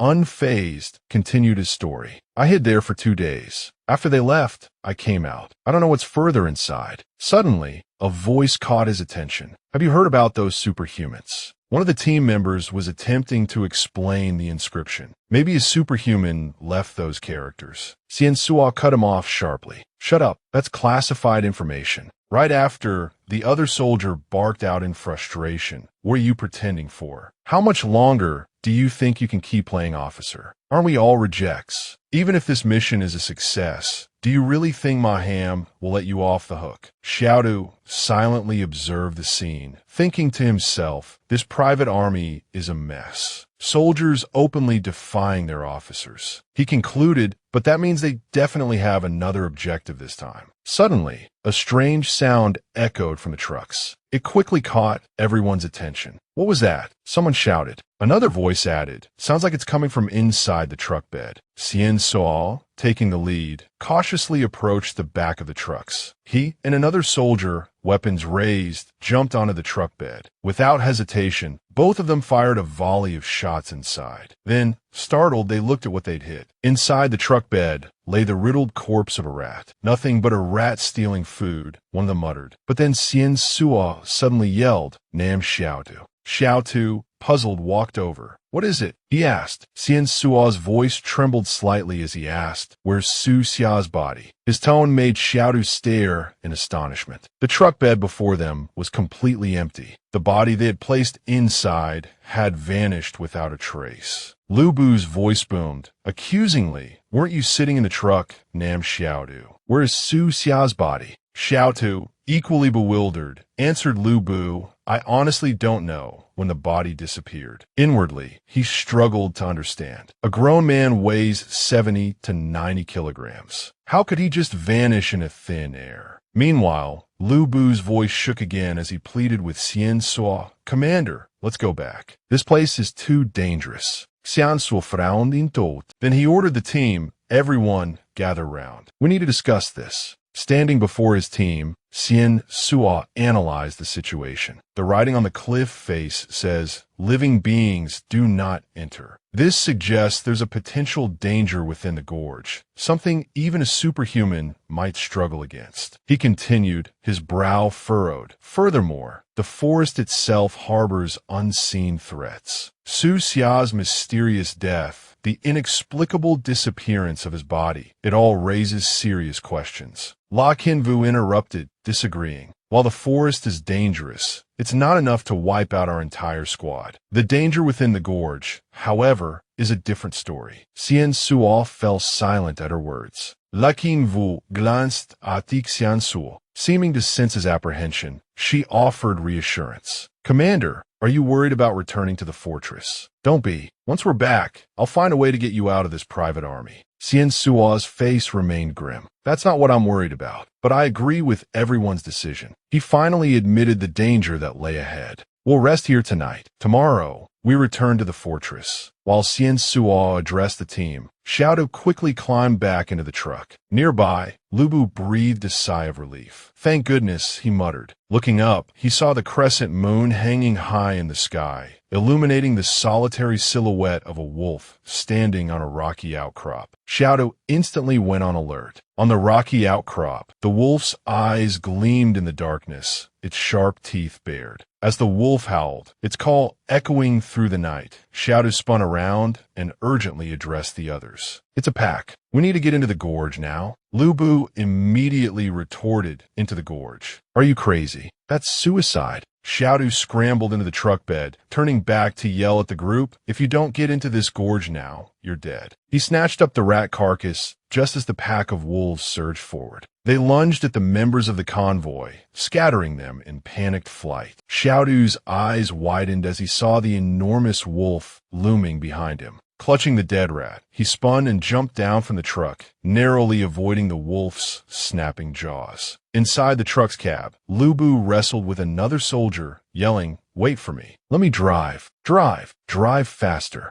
The wolf leaped over Xiaodu, its jaws closing on the soldier, still clinging to the outside of the truck. The vehicle sped away, and Xiaodu ran after it. Suddenly, another truck pulled up alongside him and screeched to a halt in front of him. Inside was La Qinvu. She flung the door open, one hand gesturing him inside, the other still gripping a gun pointed squarely at the driver. Xiaodu quickly assessed the situation. He hadn't seen her earlier. Had she been scouting? And why was she threatening the driver to save him? He eyed her suspiciously, weighing his options. But in this hellish place, what chance did he have on foot against a pack of wolves? La Qinvu pulled out another gun and aimed it at him. What are you waiting for? Get in, she yelled. The convoy roared ahead at full speed. As they entered the gorge, the wolves stopped at the entrance. Bloody muzzled and with eyes burning bright, they watched their escaped prey disappear. After a moment, they turned and loped away. The people in the convoy tumbled out of the trucks, cheering. They won't enter the gorge. We're saved. Lubu finally believed Xiaodu. Looks like that vagrant kid wasn't lying. But then he looked at Xiaodu quizzically. Why did you grab that rat? Xiaodu replied matter-of-factly, to eat, of course. What else? Save it for New Year's. All the food was in the other truck. It's gone now. What else are we supposed to eat? His words elicited groans of disgust, but he continued, unfazed. They ate my biscuits. Me eating them. Perfectly reasonable. Just then, a knife plunged into the rat carcass in Xiaodu's hand. La Qinvu said calmly, I'll take a share of that, and you can borrow my knife. Xiaodu grinned. Borrowing's no good. Why not just give it to me? At that moment,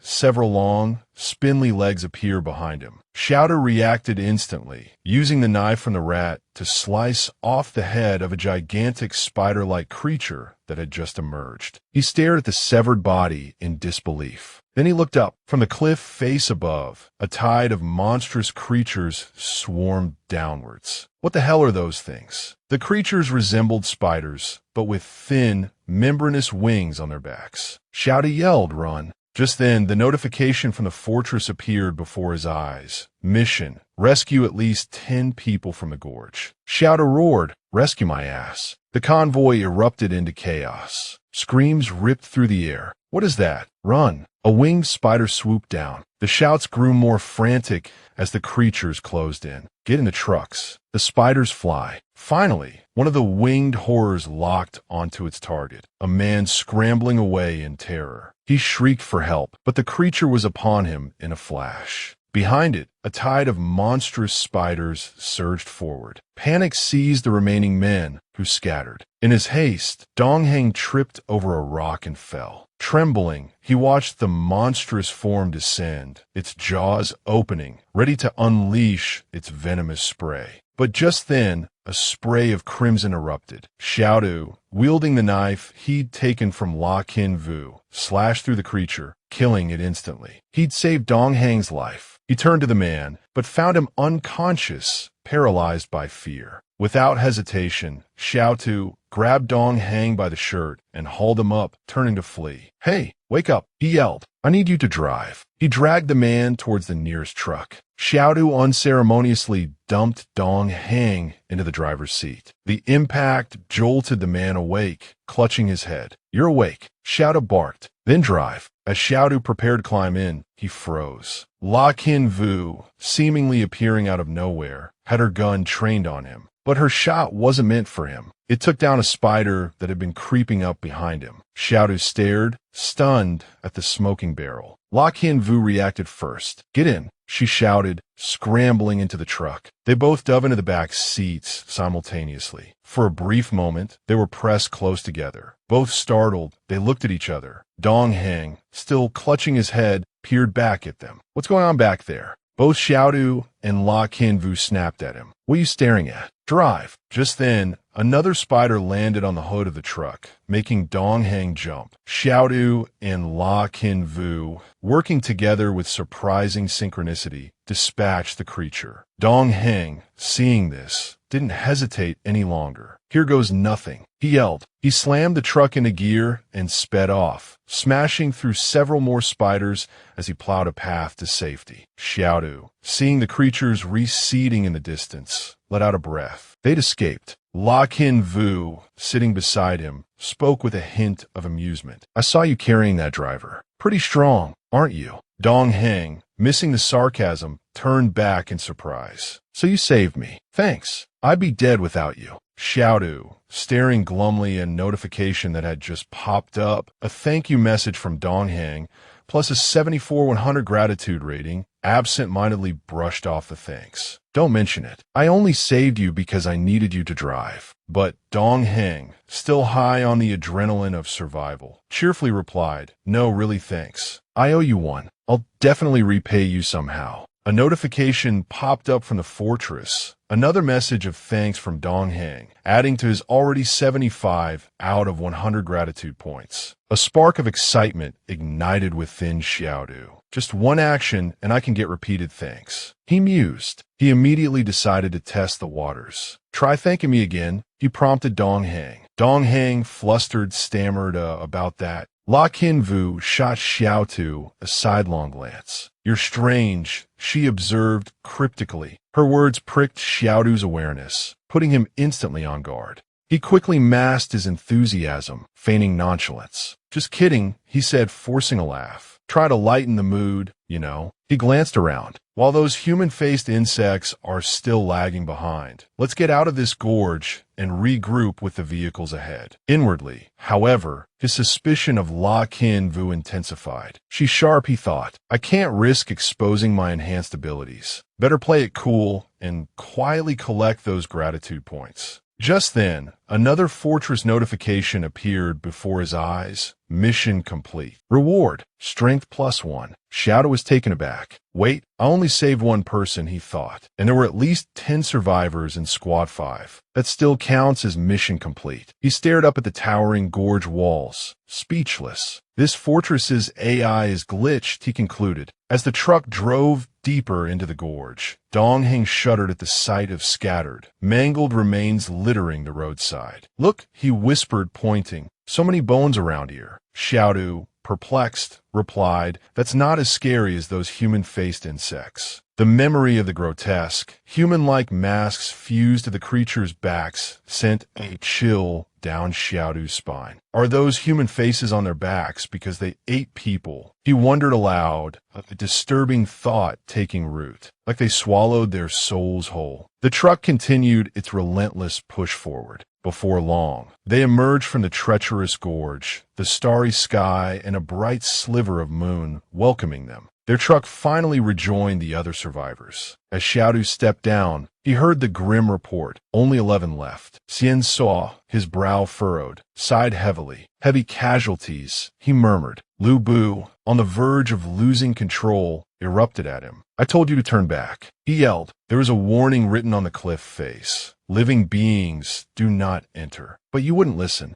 Others angrily retorted, "What good does it do to say that now? You go back and see if you become wolf food." "We had no choice but to go in. We're lucky to be alive." Xian Suo, rubbing his temples, intervened. "Get some rest," he ordered. "Complaining won't help. Right now, the most important thing is to work together and get through this." La Kinvu, unable to contain her curiosity any longer, spoke directly to Xian Suo. Commander, she asked pointedly, what exactly was your mission in the Qin Mountains? Xiaodu, his brow furrowed, listened intently. Xian Suo glared at her in response. Lu Bu echoed La Kinvu's question, his voice booming. Yeah, what was the point of this trip anyway? Xian Suo's voice turned icy. Why should I tell you? He retorted. Don't forget, we're just strangers traveling the same path. Xiaotu, remaining calm, sat to one side, pondering the situation. He's right, he thought. I heard the band is trying to reach another fortress. They're just traveling with these private soldiers out of convenience. It's normal for the soldiers not to want to share their mission. Dong Heng, listening from the side, bristled with anger. What about us? He demanded, turning towards Xian Suo and roaring. How many of our brothers have already died on this journey? What is the purpose of this mission? Xiaodu watched the sudden eruption of conflict, his perception of La Kinvu shifting. She wasn't simple at all. A single sentence had ignited dissent among the soldiers. Suddenly, La Kinvu walked over to him. She spoke casually, I'm hungry. Xiaodu stared at her, bewildered. What does my hunger have to do with you? You're not my girlfriend. She immediately played her trump card. Then give me back my hairpin. Xiaodu was instantly silenced. Left with no other choice, he quickly changed his tune. My dear, please sit down. I'll find you something to eat. Do you have any dietary restrictions? La Kinvu replied simply no. Then, remembering her earlier prize, she pointed. That rat I threw in the spare container earlier. Take it out and cook it. Xiaodu couldn't help but feel a grudging admiration. The rat he'd discarded to escape the insects, she'd managed to retrieve. Snatching prey from the jaws of the wolf. Impressive. All right,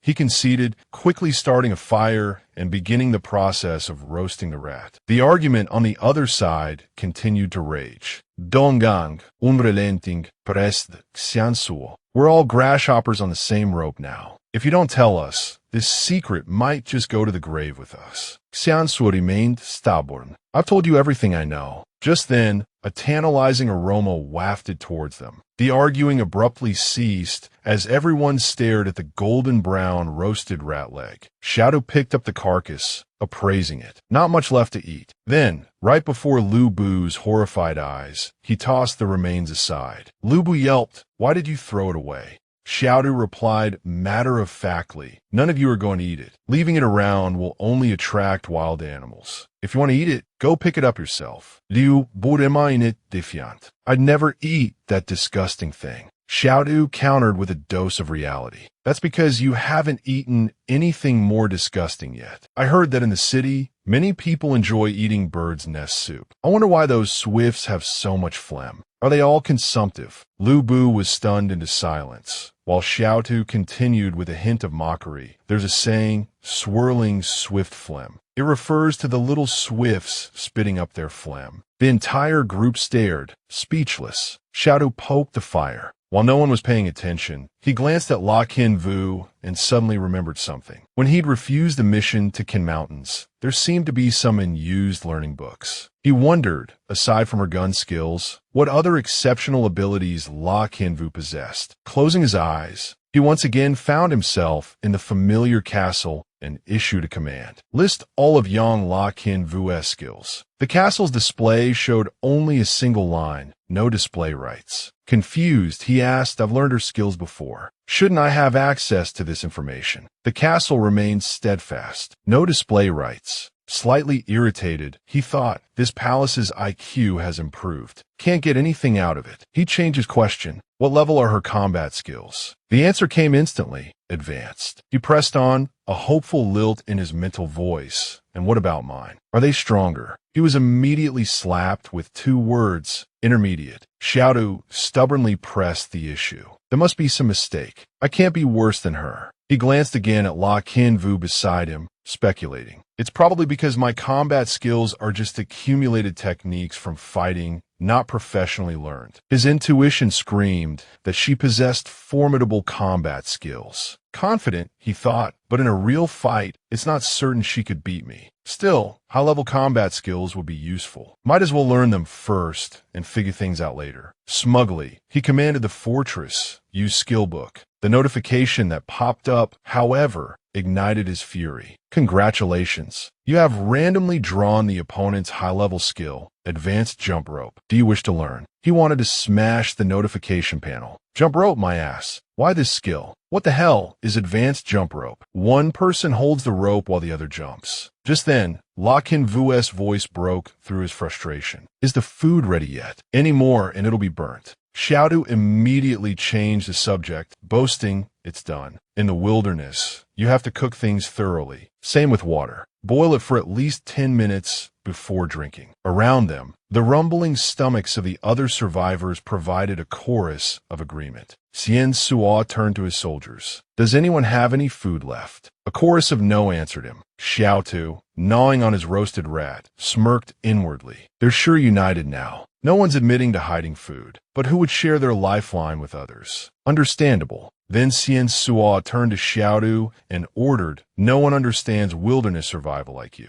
You must help everyone find food. Simultaneously, the fortress issued a new quest. Help everyone find food. Xiaodu sat up slightly, then pointed at Dong Heng, accusing him coldly. Before we entered the gorge, I saw him steal food from the truck. He must have some in his pockets. The fortress immediately declared the quest complete. Reward, basic skill learning material. Xiaodu gloated internally. It just said to find food, not where to find it. Food is food. I'm really starting to like this fortress's judgment. Xian Saw, his voice grave, ordered hand over the food. Dong Heng retorted angrily. What were you all doing when I was getting food? You were grabbing clothes and tents, and that actress was taking makeup. Why should I give you my food? Xian Suo interrupted him with righteous indignation. This is for the good of the group. But Dong Heng, defiant, pulled out a gun. Don't even think about it. Try and touch me. Xian Suo stared, eyes wide, at the barrel pointed at him. Dong Heng brandished the weapon, yelling, don't even dream of taking my food. Xian Suo's voice softened. Just share a little. We'll find more food when it's light. But Dong Heng remained stubbornly resistant. Who knows if we'll even make it out of here alive? In a flash, Xian Suo ducked, moving out of the gun's line of fire. Without hesitation, he kicked Dong Heng hard in the stomach, sending him sprawling backwards. Xian Suo stood, watching as Dong Heng struggled to his feet. La Kinvu glanced at him, murmuring something. Before Xian Suo could react, Lu Bu, behind Dong Heng, made his move. Knife in hand, he lunged. Xian Suo watched in astonishment, realizing the truth. Xiaodu, too, was startled by the sudden turn of events. But just as Wang Luo's blade lunged forward, a phantom image materialized, intercepting the attack. Xiaodu stared in disbelief, the realization dawning on him. Xian Suo was superhuman. Without hesitation, Xian Suo's spectral form reversed the knife, plunging it deep into Wang Luo's abdomen. Seeing this, Chung Dong Heng finally opened fire. Xian Suo's phantom image instantly shielded Dong Heng. The bullets slammed into the spectral form, then harmlessly clattered to the ground. Everyone else was stunned by the rapid sequence of events. Xiaodu himself was completely taken aback. He knew there was a superhuman among them, but he'd suspected Yang Shaoqian. Now, the shocking truth was revealed. The one who had concealed their abilities deepest was Su Xian Saw. A pang of regret followed quickly on the heels of surprise. He still hadn't acquired Grandmaster-level skills. He'd have to study Xian Suo's techniques closely when the opportunity arose. He turned to Shaoqian, who was still chewing unconcernedly, and asked, "Aren't you curious?" She replied indifferently, "Curious." Xiaodu was speechless. Curious how? That's hardly an enthusiastic response. Xian Suo, still wary, maintained two phantom images guarding his front and back. He quickly withdrew the images, his voice softening. I only want to get everyone out of here. I don't want to hurt anyone. He looked at Xiaodu, who was openly gawking at the scene, and said, Wang Tung Duong told me about you. I know you're a doctor. See to his wounds. Xiaodu quickly agreed.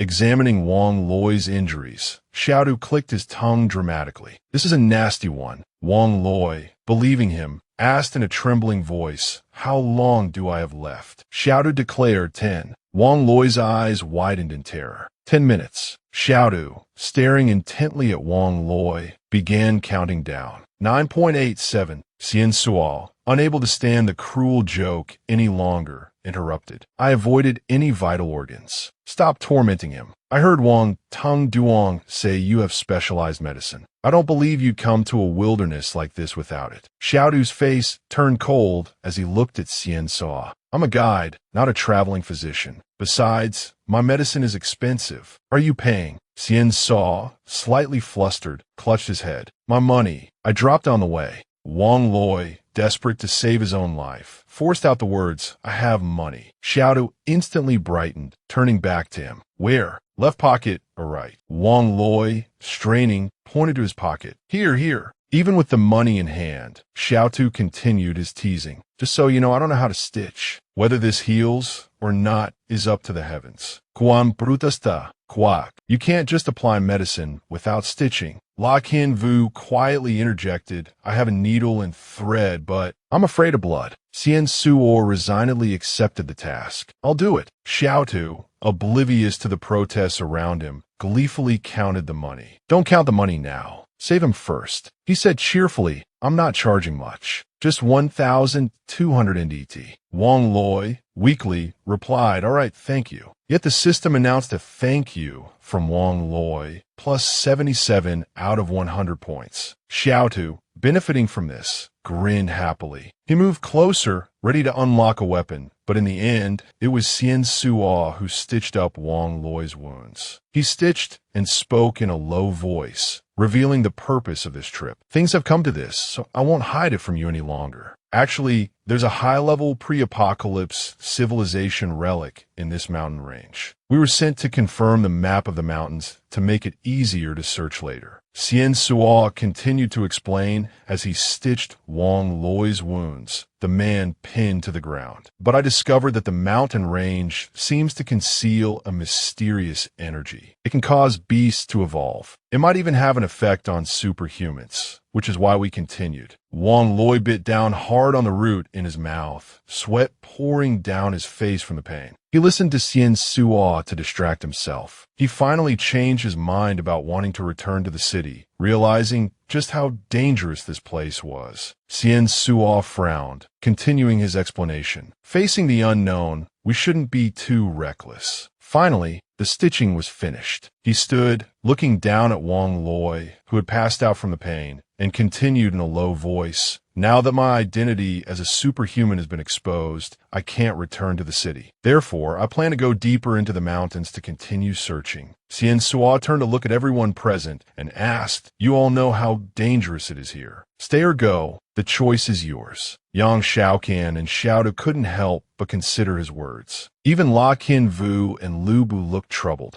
Yang Xiaocan was the first to speak. I'll go with you. This place is too dangerous. Her complete sentence startled Xiaodu. Since when did she become so talkative? He thought. The others agreed. To survive, the best option was to stick with the superhuman. Both decided to go with him. I'll go too, they chimed in. La Kin Vu turned to Xiaodu. Are you going? If you go, I'll go. He bluntly pushed her aside and said to Yang Xiaocan, I'm going with you too. Seeing that everyone had made their decision, Xian Suo simply concluded, all right then, come with me. We'll set off at dawn. But immediately after, he added a stern warning, but I have to say this first. The whole team must follow my commands. If anyone disobeys, I won't be polite. Furthermore, the dense forest lies ahead. We have to abandon the vehicle and proceed on foot. Then he turned to Mao Tuen and Li Mao Tuen. You two, carry Wang Loi with me. Xiaodu, eavesdropping on Wang Loi's mumbled thanks to Xian Saw. Thank you, Chief. Thank you, Chief, felt a sudden urge. Thank you. He immediately stepped forward, shoving Mao Tuen aside and bellowed, let me carry him. Anyone who tries to stop me today, I'll kill them.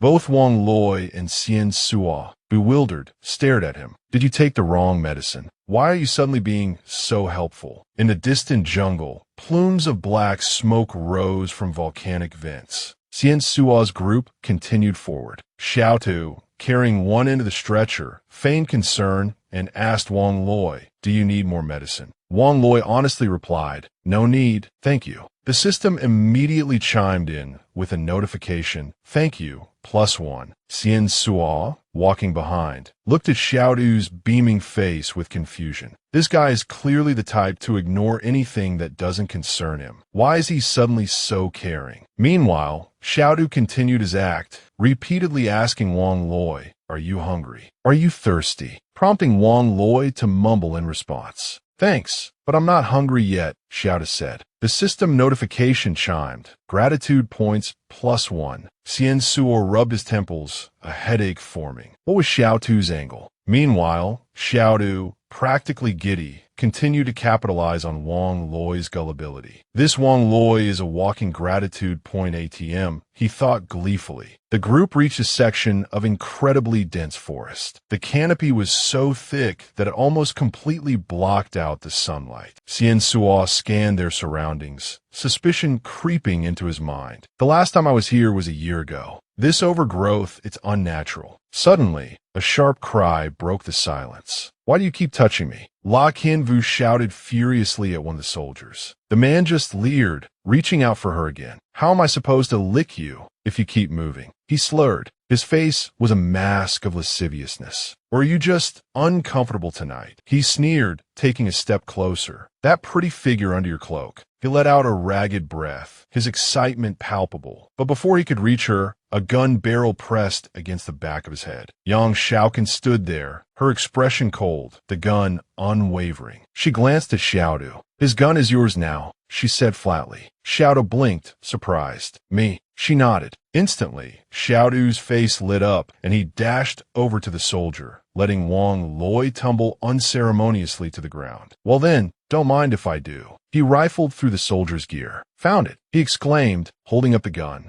The soldier whirled around, enraged. "Do you know how serious it is to steal a private army's weapon?" He roared at Yang Shaoqin. Unfazed, she replied, "Try threatening me again, and you'll be dead." The soldier scoffed. "Even with a gun, what's a scavenger like her going to do?" But even as he spoke, he realized his mistake, glancing nervously at Xiaodu. He watched as Xiaodu expertly flicked off the safety. Satisfied, Yang Shaoqin turned back to the soldier and kicked him. "Get lost." A flicker of curiosity crossed her face as she looked back at Xiaodu. "He handles that gun like he was born with it in his hand." Xian Suo, who had remained silent throughout the altercation, observing the scene intently, finally approached Xiaodu. "Could you find some food for everyone?" he asked. Xiaodu, dropping the helpful persona he'd adopted earlier, shrugged. "I'm not a god, and I'm not your dad. It's not like I can just conjure it up. I mean, if I said a wild boar is going to run into that tree right now, do you think it actually would?" As soon as the words left his mouth, a loud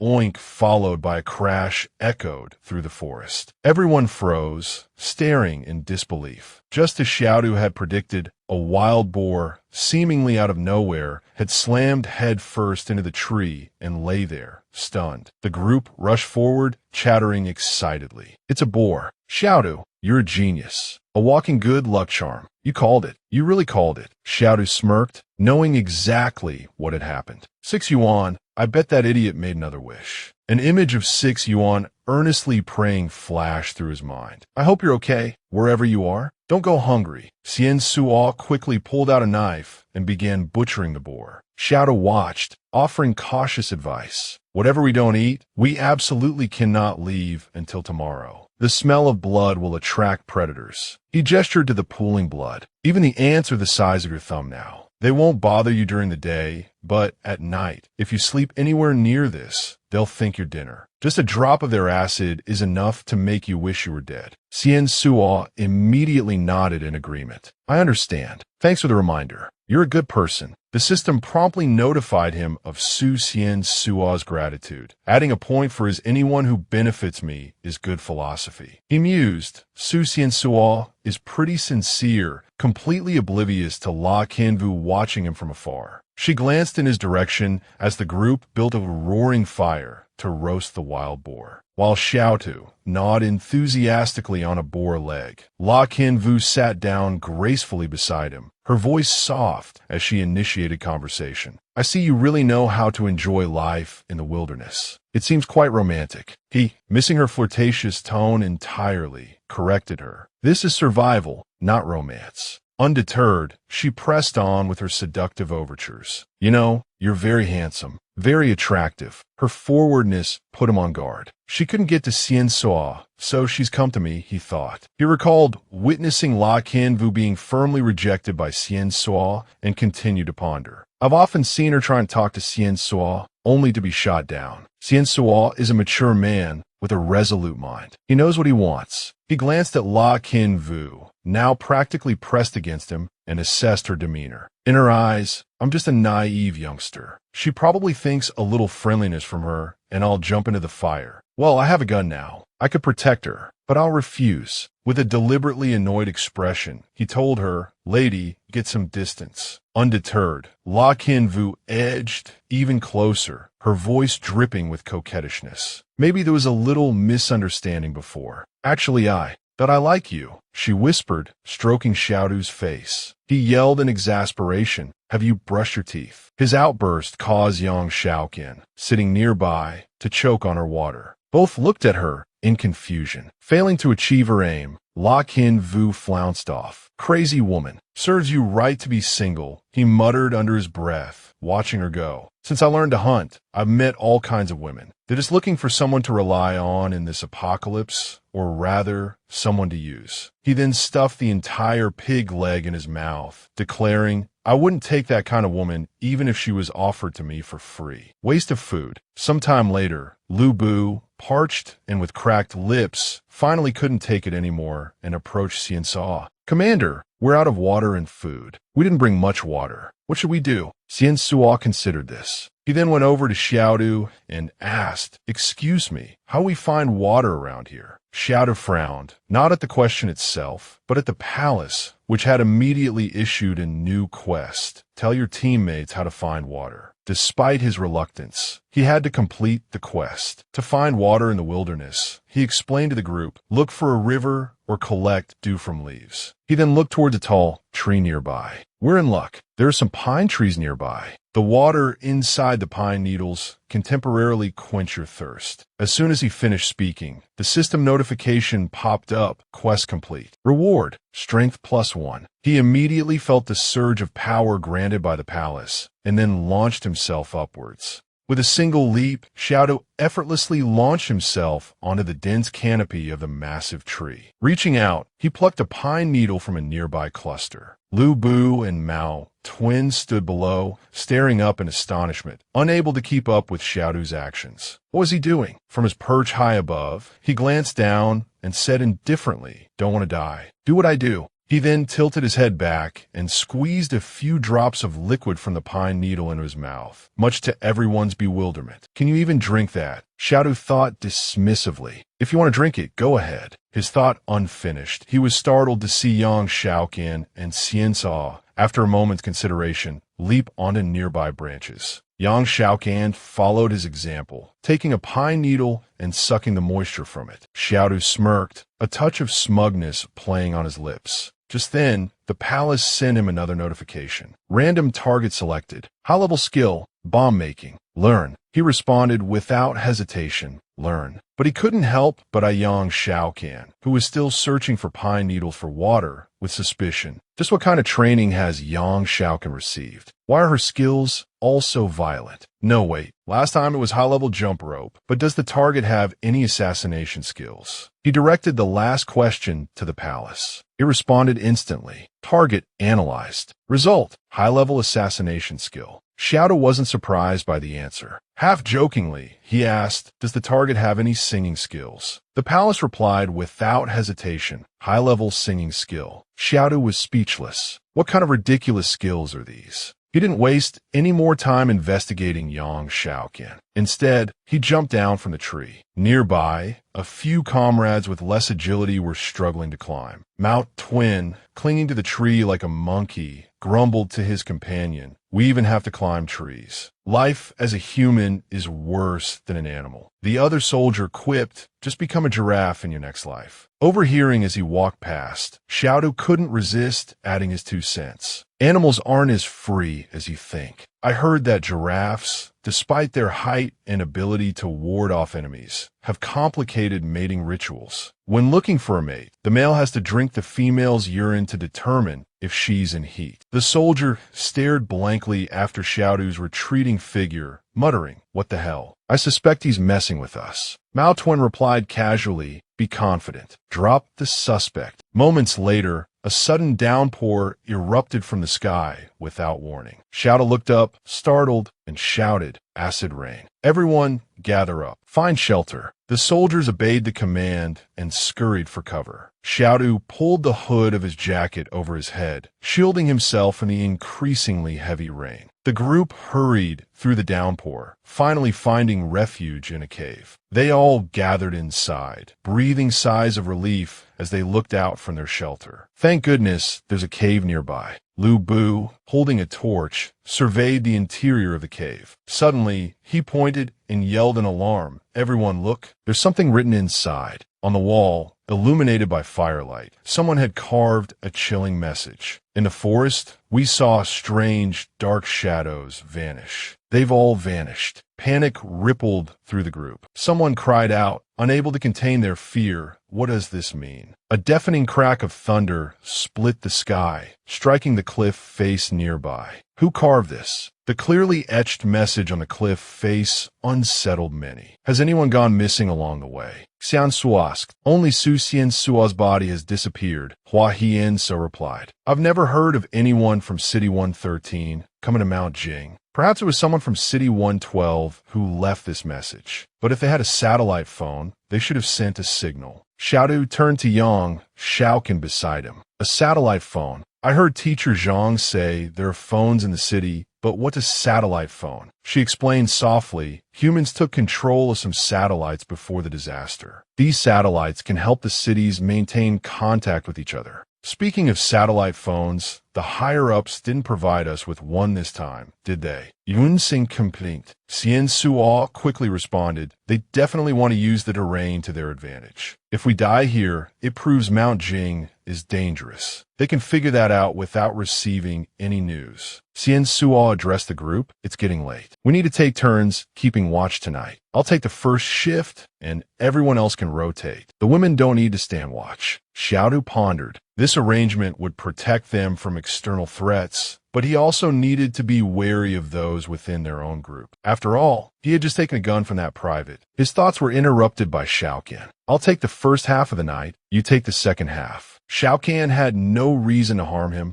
and he could trust her. Her abilities were comparable to his own. In this dangerous situation, they could protect each other. He smiled. All right, I'm going to step outside for a bit. Xiaodu offered, I'll go with you. But she waved him off. No need. That girl is pretty bold. What secrets is she hiding? La Kinvu said unexpectedly to Xiaodu. I'll go with her. You really don't understand girls at all. Xiaodu propped his chin on his hand, completely baffled. What's that supposed to mean? He muttered to himself. The rain outside the cave continued to fall relentlessly. They've been gone a while, Mao Twin said slyly. TSK.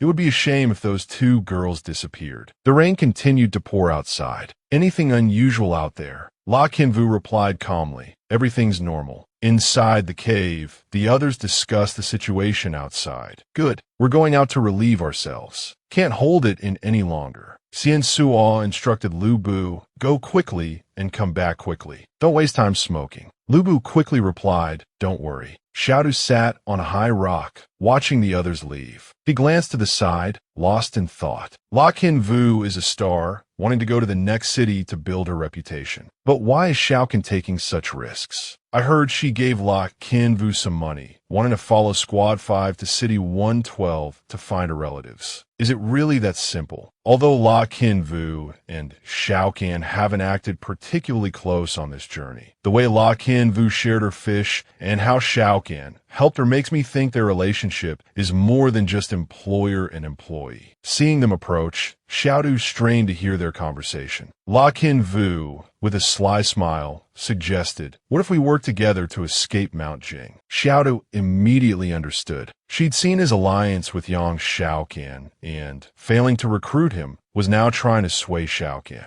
Here's 10,000 as thanks for helping me last time. Xiaocan reached out to take the money. La Kinvu faltered, then asked awkwardly, so will you help me in the future? I never planned to help you escape Mount Jing. Xiaocan replied calmly, counting the cash, but I can ensure you maintain your dignity while you're broke. La Kinvu stood behind her, practically speechless. Xiaodu, never one to miss a good show, thought deja vu. This feels strangely familiar. The flickering fire within the cave cast a warm glow. Xuxian glanced nervously outside. They've been gone a long time. Why haven't they returned? Xiaocan checked his watch. It's been about 10 minutes. Suddenly, a shriek echoed through the cave.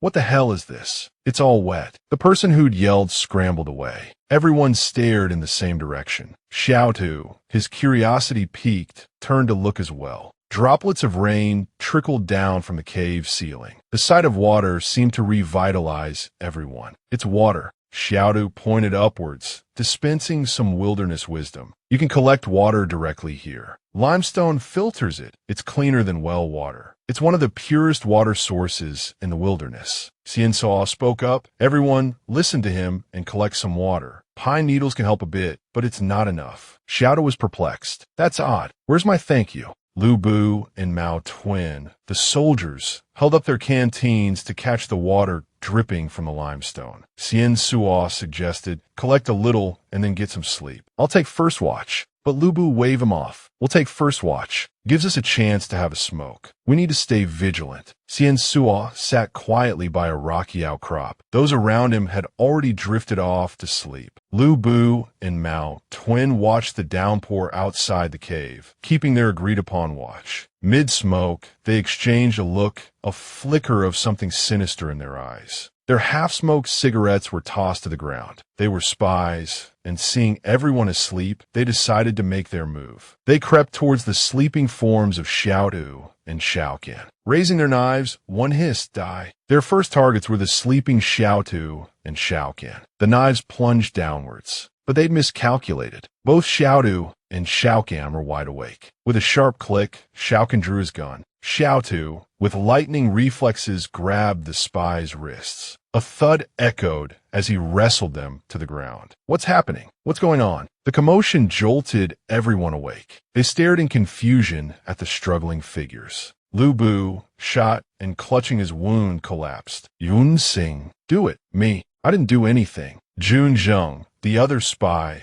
cried, raising his hands in surrender. A heavy silence fell over the cave. No one knew what to say. Xiaocan and Xiaodu stared coldly at him. Su Xiansuo thought to himself, here we go again. These people can't sit still for a moment. How did they manage to subdue him already? Xiaodu wondered, perplexed. What was the point of such a reckless ambush? Was it for the guns, or was it for La Kinvu? Well, it doesn't matter now. A screen appeared. The mission, eliminate the enemy decisively. In this wilderness, Xiaodu thought, his grip tightening around the other man's neck. Eliminating all threats is the only true principle of survival. Jun Zheng, witnessing this, broke out in a cold sweat. Let me be clear, Jun Zheng stammered, this has nothing to do with me. I wasn't involved in their ambush plan. Xiaocan looked at him impassively. You colluded with them. You knew about the ambush all along. With unwavering resolve, Xiaocan raised her gun, ready to send him to the underworld. Concealing a crime, she warned softly, makes you an accomplice. Xiaodu glanced sideways at her.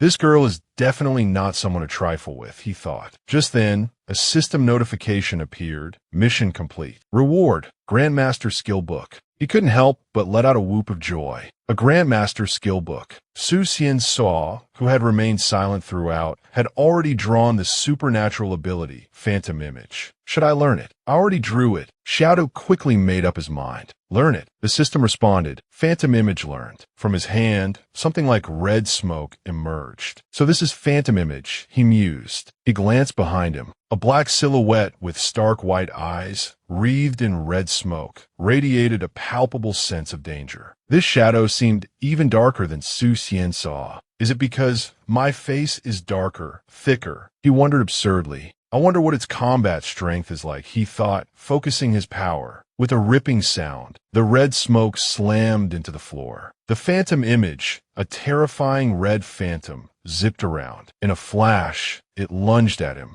Even with his eyes closed, Xiaotu managed to block the phantom image's attack. His fist shattered the shadowy form. He glanced upwards, letting out a breath. Not bad, actually, he mused. Its strength and speed are at least double mine. But what about something intangible like psychic power? How is that calculated? He tapped his finger on the display screen, curious. Hey, system, what's my psychic power level? No permission to disclose. Xiaotu's face fell. Forget it. I won't argue with you, you stupid thing. He grumbled. But strange. Strength and agility have quantifiable stats. Why not psychic power? The phantom image, like a wisp of red smoke, flowed back into his palm. Oh well, he sighed. I'll focus on training and improving my strength later. After all, training my physical body also enhances my strength and agility. He clenched his fist around the ethereal energy. Now, with the phantom image ability, I can finally consider myself a proper superhuman. The leader looked into the cave. Two figures lay slumped on the ground. Xiaotu and Xiaokan stood inside. Xiansu spoke gravely. They ambushed these two. They brought on themselves. Xian Sua's voice rose. But Junzheng wasn't involved. Doesn't he deserve to live? He started to turn away, muttering about the two who were standing inside. But it was too late for words now. Out here in the wilderness, right and wrong had lost all meaning. Xiaotu and Xiaokan stood silently, watching Su Xiansuo, offering no reply. Xiaokan spoke. Were you pretending to sleep just now, Xiaotu? He glanced at her, a flicker of suspicion in his eyes. Life in the training camp ingrained the habit of constant vigilance, he thought. Even in deep sleep, one never truly lets their guard down. Clearly, young Xiaokan had also feigned sleep. He countered with his own question. Did you think I wouldn't know? She responded flatly. You're being ridiculous. The landscape slowly brightened,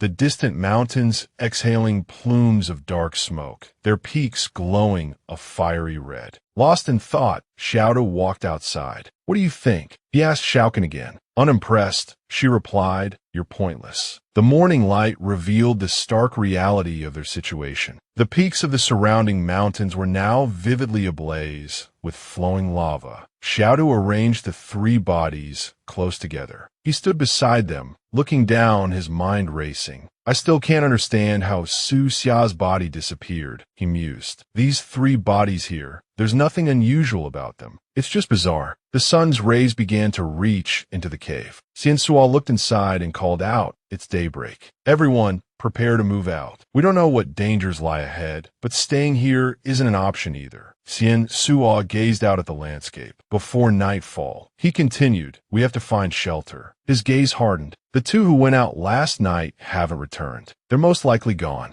Lu Bu and his companion shifted nervously at his words. La Qinvu and Xiaokan remained impassive. Xiaotu glanced towards the inside of the cave. Xiansuo continued, from now on, I hope no one acts alone. You've all seen what happens when you wander off by yourselves. Yun Sing Kimesil. Excuse me, he said. Would someone mind helping me up? Xiaotu walked over and stood before him. Junzheng looked up, a flicker of fear in his eyes. Suddenly, Xiaotu grabbed the bandage wrapped around Junzheng's wound. Junzheng yelped, squeezing his eyes shut.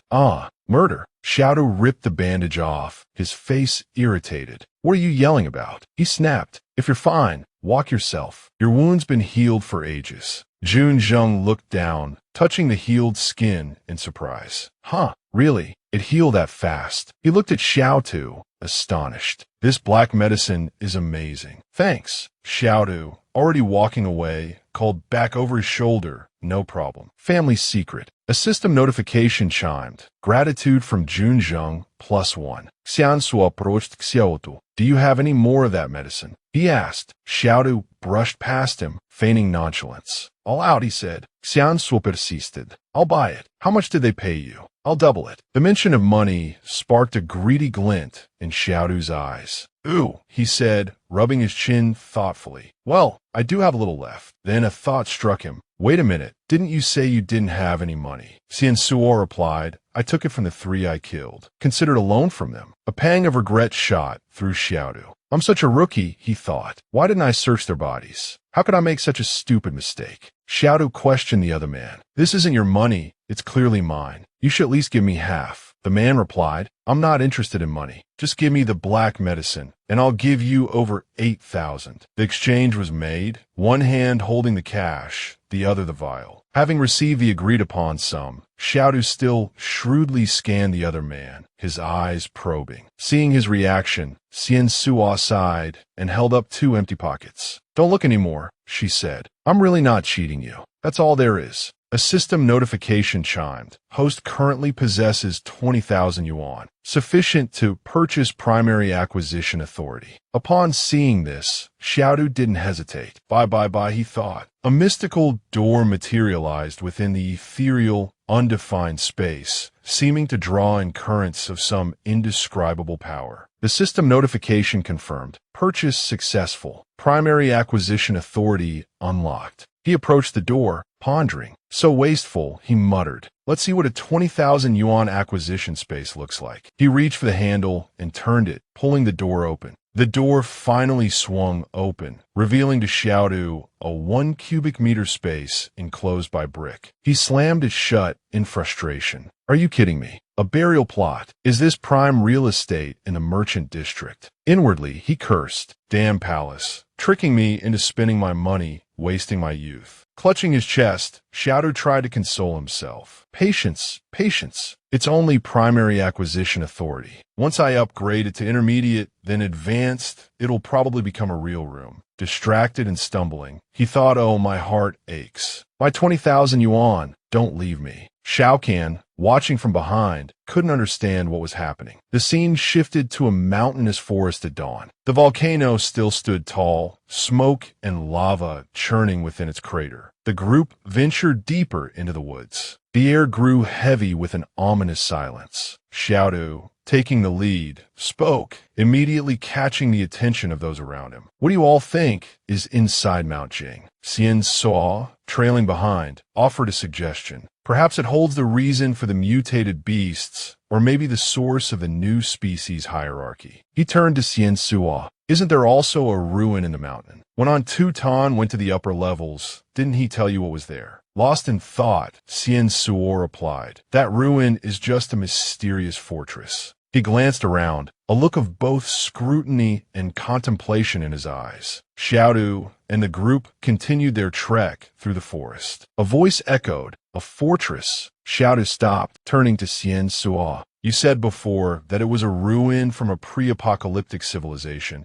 and that the secrets within could be useful to superhumans like us, right? Xiaodu looked at Xian Suo questioningly. So what exactly is that secret? Xian Suo's mind flashed back to shadowy figures with glowing red eyes. He told Xiaodu, I don't know for sure. I only know the legend that superhumans have existed for a long time, but they've only recently started appearing in greater numbers. There's even an organization that specializes in assassinating the leaders of the fortresses. It's called the Tyrant Organization, I think. Xiaodu's expression grew thoughtful. An organization like that means the number of superhumans isn't small at all. Xiaodu turned to Xian Suo again. Have they been caught yet? The image of a figure shrouded in shadow, face unseen, standing before a pile of corpses flashed through Xian Suo's mind. No, he replied to Xiaodu. His power is far beyond what you can imagine. The group sat around a wide table, deep in discussion. Xian Suo, his face grim, continued his account. Currently, the major strongholds are targeting superhumans. It seems they're trying to determine the danger level of each individual. The higher-ups aren't just establishing mental hospitals as a precaution against superhumans. They also want to exploit their powers. That's why the stronghold sent us to investigate the secrets of Mount Jing. Everyone listened intently in silence as Xian Suo spoke. He went on, the problem is we don't know how many other factions are also after the mystical power of Mount Jing. A worried expression crossed his face. Before we set off, Wang Tung Duong heard rumors that 5 other teams are also on their way there. Xiaodu stood silently,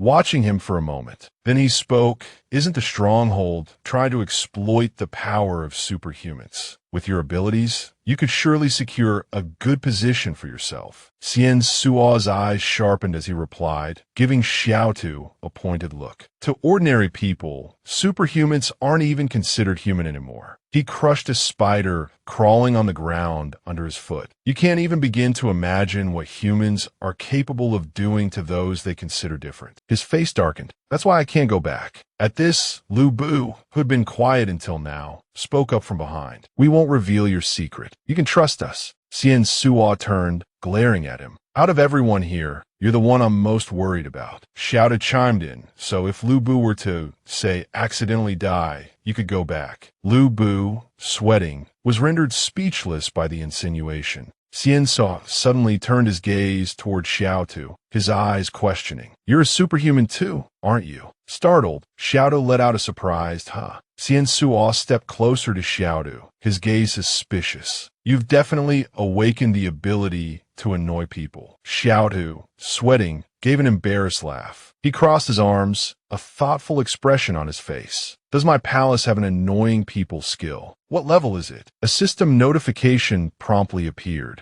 Perfect, Xiaotu thought, with a sly grin. While my perfect annoyance skill can't compare to Xiaosan's perfect skills, I'm still young and fresh, and reaching max level is pretty good. As the group continued on their journey, someone stepped in a puddle. Xiaotu stopped, pointing at the offender. Try to avoid the puddles. Messing with leeches here could be fatal. The person, startled, quickly heeded Xiaotu's warning, letting out a nervous soh. The sun had risen, shining brightly overhead. Suddenly, Xian Sua's face paled. He waved his hands frantically, urging the others, look. Over there. Lu Bu, his fear evident, cried out, What is that? Before them stood a woman in a dirty white dress, her hair loose around her shoulders, a chilling figure by the base of a tree. Xiaotu, taking in the unsettling sight, remarked, Why is there a woman clawing at a tree in this place? How bizarre. The leader added, It does look like a woman in white clawing at a tree. The leaves rustled in the wind. Someone suggested, Let's go around. Maybe she won't follow us. The forest loomed around them, the air thick with an unseen presence that seemed to pursue their retreating figures. The woman leaped from tree to tree, her hands slamming against the ground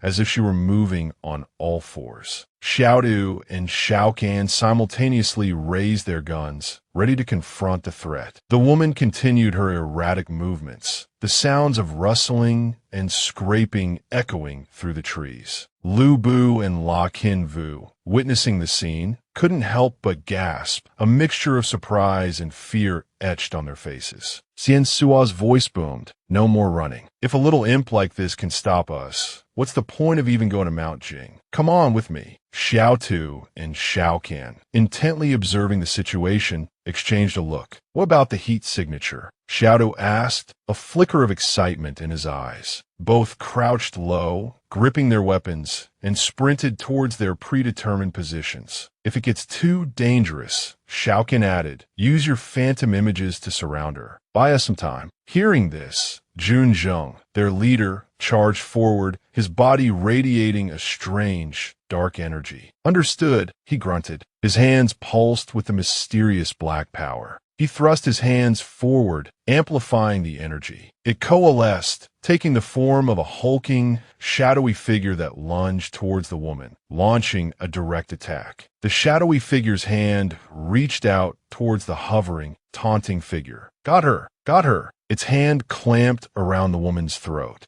The shadowy man's eyes glowed fiercely as it tightened its grip, slamming the woman to the ground. She seemed utterly overpowered. Still gripping his weapon, Xiaotu, positioned behind Xiansa, thought, looks like it's handled. The group approached the spot where the woman lay, now completely subdued, lifted and held aloft by the shadowy figure. Up close, she was a chilling sight, filthy and disheveled. Her white nightgown, now the color of dirty dishwater, was torn and tattered. Her mouth gaped open in a silent scream, her eyes vacant. What the hell is this? Someone muttered. Is it something from a fortress? Another voice chimed in. No, I've never seen anything like this in the city, but looks decayed. Xiaodu's gaze shifted to the side, landing on a nearby tree base choked with weeds. Sensing something amiss, he called the others over. Looks like the tree base is damaged, he observed, picking up a small box from the ground. He flipped open the lid.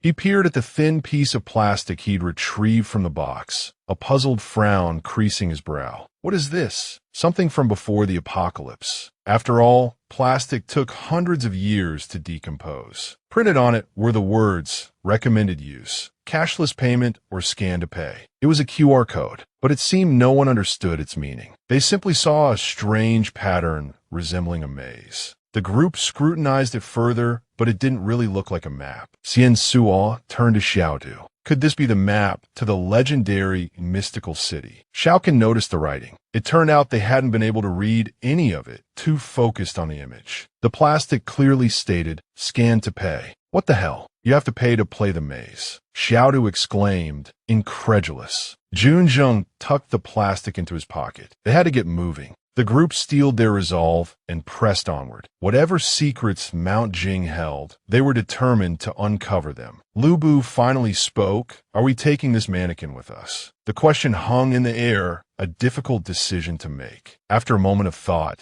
the consensus was to bring her along. She might prove useful. As dusk settled, the group found a cave. They would rest there for the night. Xian Saw, ever observant, noticed a pine tree nearby. If anyone's hungry, climb up and get some pine nuts, he said. Don't expect anything more in these conditions. Just be grateful for what you can get. Someone drew a knife and sliced into the tree trunk. This caught Xiaodu's attention. Xian Suo approached him, curiosity evident in his voice. Could this stuff actually be drinkable? The others, intrigued, drew closer to examine the substance. Wang Tung Duong seemed particularly curious, but Xiaotu, with a mischievous glint in his eye, told him he was simply applying poison to his blade. Xiaodu's reply infuriated Wang Tung Duong, who cursed him for being an idiot. Zhang Guang and Xiaoqin, standing nearby, were speechless at their antics. Meanwhile, Lu Bu lowered the mannequin, determined to climb the tree and retrieve a pine cone himself. His hand reached out. He was so close to his goal, but then his foot slipped. And so, his backside met the ground with an undignified thud. The landing wasn't graceful, but it was his own doing, so he supposed he deserved it. Lu Bu sat up, groaning dramatically. Why am I so unlucky? He wailed as if someone had personally wronged him, all because of a simple fall. We were finally going back, and then we ran into those packs of wolves. If it weren't for them, we'd be back in the city by now. No wonder there's that saying, wolves and termites are the same kind of treacherous beast. He was clearly blaming his misfortune on the circumstances. Wolves are nothing but trouble. He seemed to be misinterpreting the idiom, which referred to collusion and wrongdoing, not simply the nature of wolves. Xiaodu, catching the error, challenged him. Do you even know what Bei actually means? The answer, he assumed, would be no. Lu Bu, irritated, conceded, fine, what does it mean?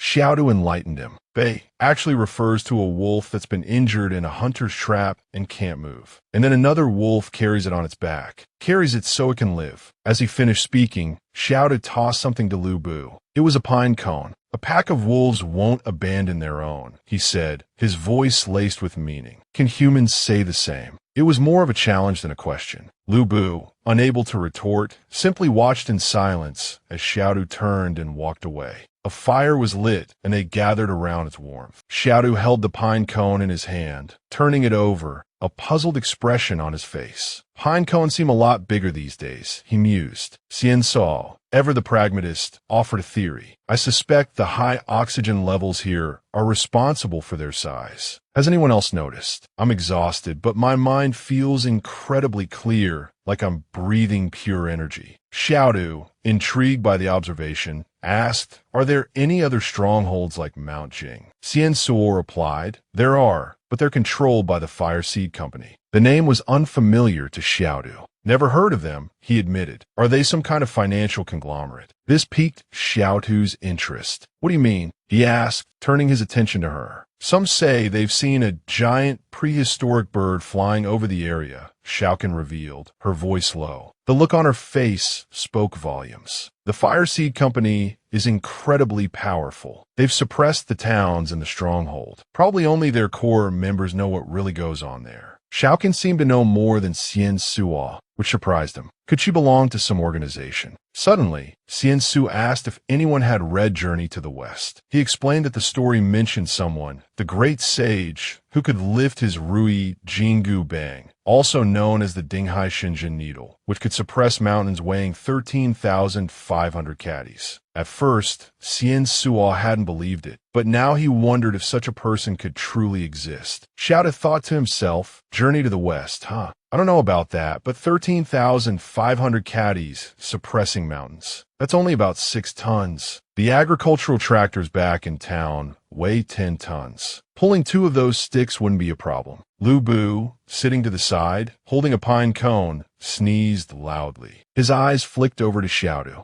One look, and you could tell he wasn't up to any good. Lu Bu walked over to Xiaodu and said, Hey, why don't you pray for something again? Maybe something will crash into a tree, and we'll have a feast. Can't even handle a little hardship, and already resorting to luck. Last time was just a fluke. He thinks it's real. If he thinks it works, he should pray himself. Lu Bu raised his voice again. If he could do it, he would have done it already. Why come to me? I'm just hoping something will wander in and offer itself up for dinner. A noise from outside put everyone on high alert. They became wary, every second stretching into an eternity as they stared towards the cave entrance, their vigilance unwavering. Vague, dark shapes materialized. Forest creatures had actually come. Xiaodu cursed at Lu Bu. You haven't even rinsed your mouth. Why is your mouth so cursed? You just said it, and they came. But Lu Bu just said, I was just talking. Who knew it would actually happen? Xiaodu grabbed Lu Bu's arm. Well, go tell them we're vegetarians today. Tell them to go away. He said it jokingly. Do you think that will work? Xiaodu retorted, How do you know if you don't try? Maybe they'll actually leave. Looking at the animals before them, snakes, bears, monkeys, and wild boars, Lu Bu cried out, Go away. Please, just go away. To everyone's astonishment, the animals actually turned and left.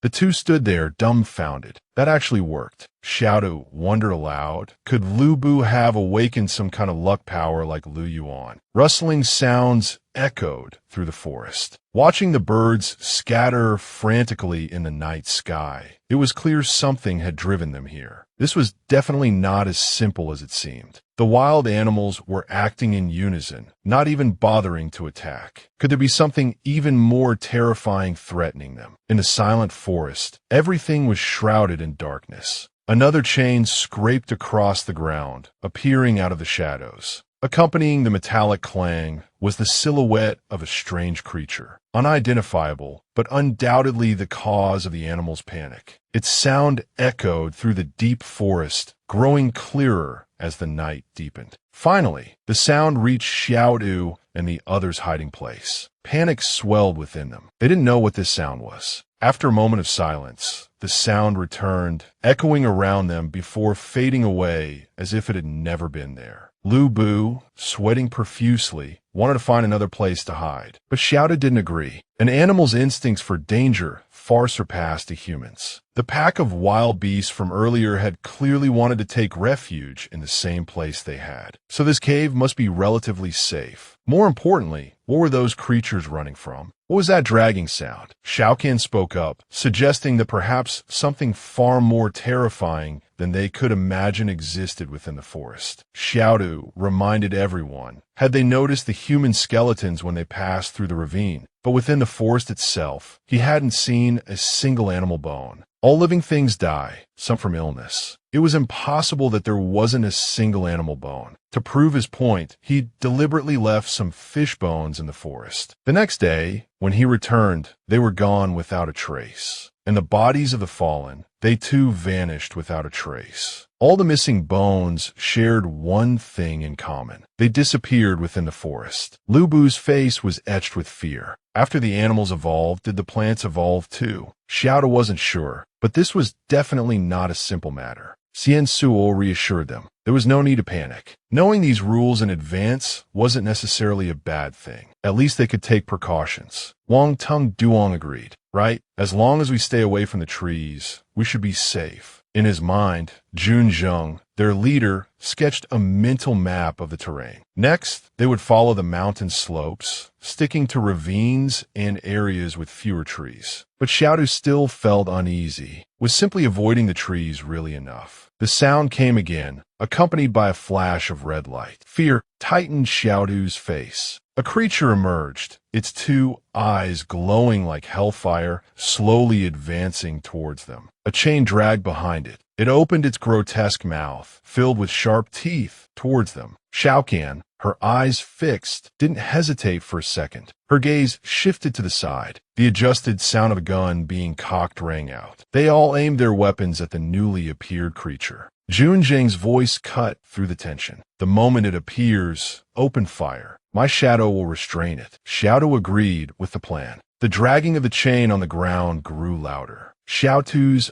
eyes widened. It was almost here. The sound drew closer and closer. Although they still couldn't see its form in the darkness, Xiaodu suddenly realized the noise seemed to be receding. The group stood in the cave, bewildered. Xiaodu breathed a sigh of relief. It seemed the creature didn't dare leave the trees. The cave was less than 10 meters from the forest's edge. Earlier, the wild animals had also sought refuge here. There was definitely something wrong with the forest, but they were lucky to have avoided it for now. Xian Suo turned to the others. Since that's the case, let's rest. I'll take the first watch tonight. Xiaocan and Xiaodu exchanged glances, but they said nothing. Xian Suo understood their lack of trust, but there was nothing he could do. He would take the first watch. Their fire had died down. Everyone settled in for the night in their own way. As dawn broke, black smoke rose into the sky. Warm sunlight bathed the earth, and then, suddenly, a massive explosion ripped through the forest. The deafening roar jolted Xiaocan and Xiaodu awake. Unsure of what had happened, they scrambled out of the cave. Was the volcano in Mount Jing about to erupt again? Looking at the plumes of black smoke in the distance, Jun Zheng, their leader, announced in a booming voice, "It seems the other group that entered Mount Jing has already made their move." He turned to the others. "We have to pick up the pace. We must get there before them. If we don't, they'll discover the secret." Xiaocan wanted to ask if he was rushing off to meet his maker. A massive explosion had just occurred up ahead. Who knew what other dangers awaited them? However, Xiaodu reasoned, we're already here, and there's no turning back. We might as well uncover the secrets of Mount Jing quickly, rather than passively waiting around. Xian Suo, hearing this, nodded in agreement. He's right. We've come this far. Xiaocan remained silent, seemingly harboring some unspoken concern. The peak of the mountain looked as if it were erupting. The group pressed on, the heat intensifying with every step. Wang Tung Duong wiped the sweat from his brow. It's scorching. Despite the oppressive heat, they continued their ascent. Kinvu voiced a nagging question. Why have the beasts grown so large, while humans haven't? In fact, humans have even evolved into superhumans. Xian Suo offered an explanation. Since ancient times, humans have focused on evolving their intellect. Xiaodu chimed in, recalling something their teacher, Zhang Guang, had once said. The human body has a gene that limits muscle growth. Intelligent beings adapt to their environment more easily, he continued. Furthermore, the brain requires more energy. Therefore, limiting muscle growth prevents competition for resources with the brain. This is a choice humanity made. Limited muscle development is the price of intellect. Xiaocan countered, but I've seen superhumans with enhanced physiques. How do you explain that? Xiaodu stroked his chin thoughtfully. Perhaps our ancestors did something to the beasts. Everyone was speechless. He'd come up with quite the theory. Kinvu, intrigued by his earlier comment, asked Xiaotu, your teacher Zhangguang at your school sounds fascinating. He must be incredibly knowledgeable. As they continued their journey, the conversation flowed. Xiaotu acknowledged his teacher's brilliance. He is, but when he lectures on difficult topics, he tends to ramble. This only piqued Qin Vu's curiosity further. So, in his free time, he just reads. She inquired. There are important figures like that in the city, very impressive individuals. Xiaotu, in his usual candid manner, replied, not quite like you imagine. In his free time, he gardens. He paused. How should I put this? It's not quite what you'd expect. Far away, the subject of their conversation, Zhang Guang, sneezed repeatedly. "I wonder who's talking about me," he muttered. Back with the group, Xian Suo frowned. "I think there's a body up ahead."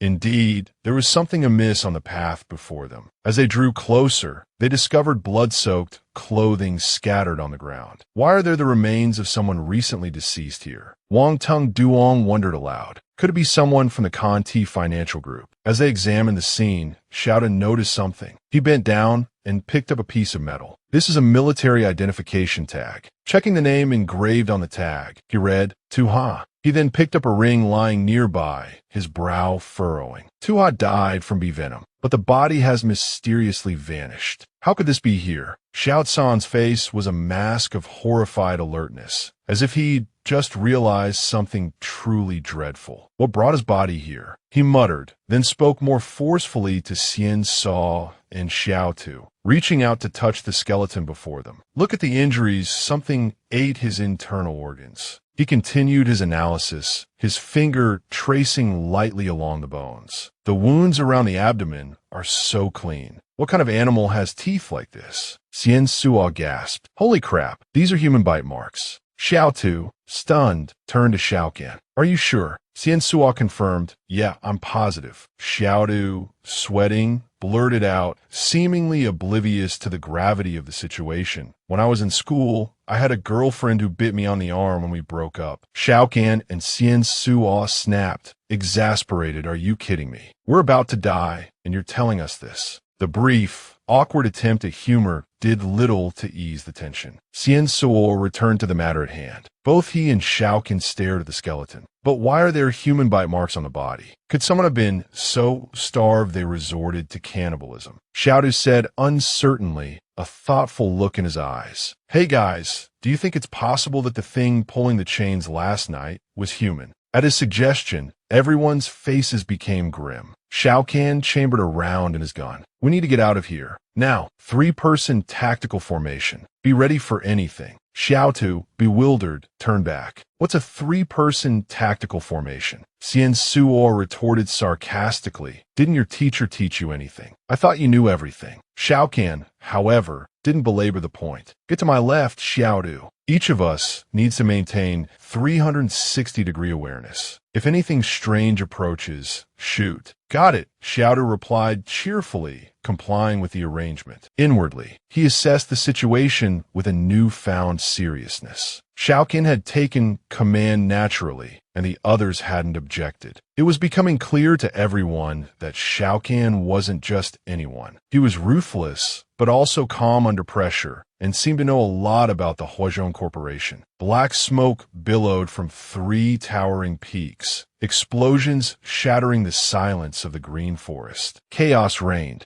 Xian Suo clenched his fist. "The gunfire is getting closer. Looks like we're getting near the secrets of Mount Jing." Xiaocan, also noticing the increasing gunfire, nodded. Suddenly, Xiao stopped. "Wait, what's that glistening on the ground?" Xian Suo picked it up. "A shell casing." Xiao asked. Xian Suo examined it. "It looks like it's from the Conti financial group." A heavy silence fell over the group. Everyone was stunned by his words. Xian Suo glanced at Xiaocan and murmured, "Looks like Conti is here too, and they've already started something." Xiaocan listened intently, saying nothing. Out of nowhere, a wild boar with glowing red eyes and sharp tusks charged towards them. Everyone jumped, startled by its sudden appearance. As the boar rushed past, they noticed its unusual gait. They stared dumbfounded. Wang Tung Duong, a spark of excitement in his eyes, exclaimed, "Its leg is injured. Let's get it while it's weak. Think of the ribs." Lu Bu, equally enthusiastic, his eyes gleaming, added, "Wow, we're actually going to eat meat. We haven't eaten anything all day." Xian Suo yelled urgently, "Stay away from it. Don't shoot." Lu Bu, taken aback by the reprimand,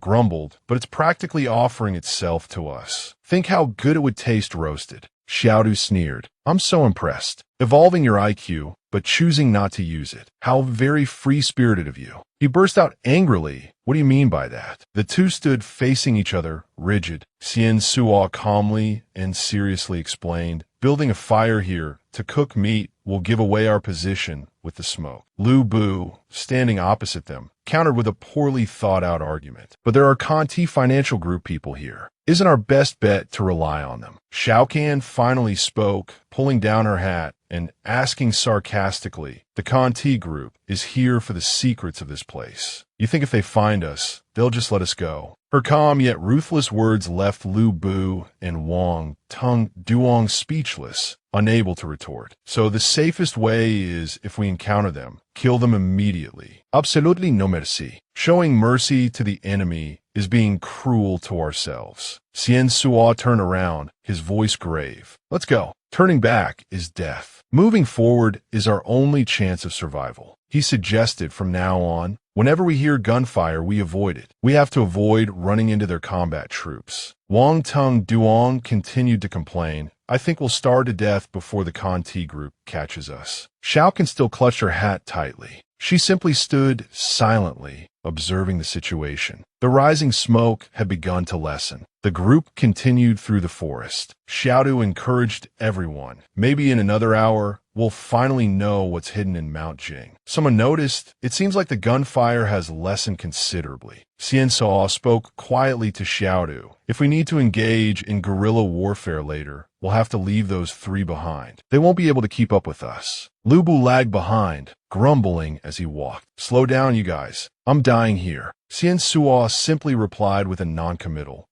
Suddenly, Xian Suo stopped. Wait, where's Xiaocan? Everyone then noticed the absence of one of their group. Lu Bu asked in surprise, where is she? How do we lose her? Xian Suo commanded, don't move. Stay where you are. Xiaodu, sweating, had a suspicion. Based on her skills, she couldn't have just vanished without a trace, unless she left on purpose. He glanced at Xian Suo, silently signaling him. Xian Suo nodded in understanding. At that moment, the sound of rattling chains approached them again. Lu Bu cried out in terror that sound. It's back. He fearfully turned and asked, don't tell me Xiaocan was taken by that monster. Before he could finish his sentence, he turned back and found both Xiaodu and Xian Suo gone. Only trees and grass surrounded him. Lu Bu screamed in terror. Where are they? Where did they go? He had just seen Xiaodu and Xian Suo standing beside him, and now they were gone. Where did they go? He shouted again. The strange sound grew closer. Wang Tung Duong said worriedly, it's getting closer. Suddenly, Lu Bu found a burst of energy and started running for his life, leaving the stunned Wang Tung Duong and Qin Vu behind. Run!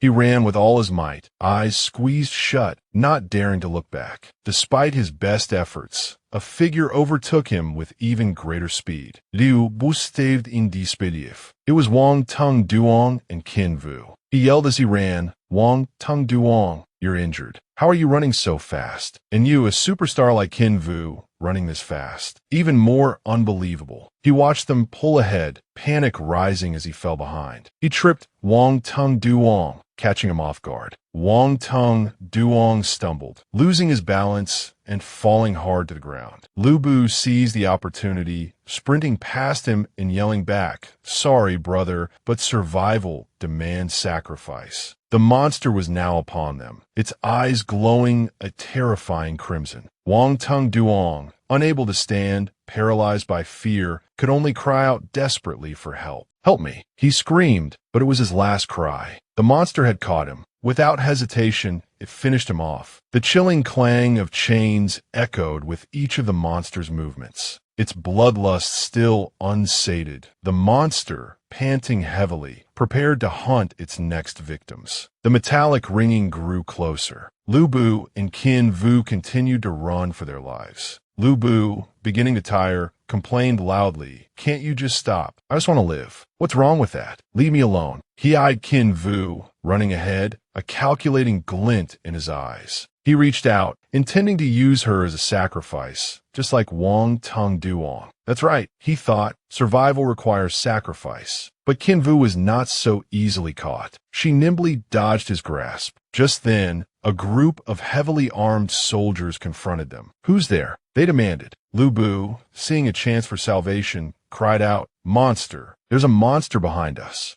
Skeptical of Lu Bu's claims, one soldier ordered search. Others surrounded and subdued the pair, forcing them to kneel with their hands on their heads. Another soldier confirmed that something was indeed approaching. Escape test subject detected. Requesting backup. The soldiers, forming a battle line, bravely advanced towards a monster, shouting forward. The monster quickly closed the distance, and the two forces prepared to clash. The captain fired a shot, signaling the attack. A barrage of fire rained down on the monster, but it nimbly dodged the assault. Meanwhile, Lu Bu, his thumbs painfully bound together, pleaded with the two soldiers guarding him. Easy. Easy. One soldier pulled a small, female-shaped doll from beneath Lu Bu's cloak. "What's this you're hiding?" he asked. The other soldier, startled, exclaimed, "Where did that come from?" The first soldier, holding the doll, asked his comrade in bewilderment, "What the hell is this?" Equally confused, his comrade replied, "I don't know."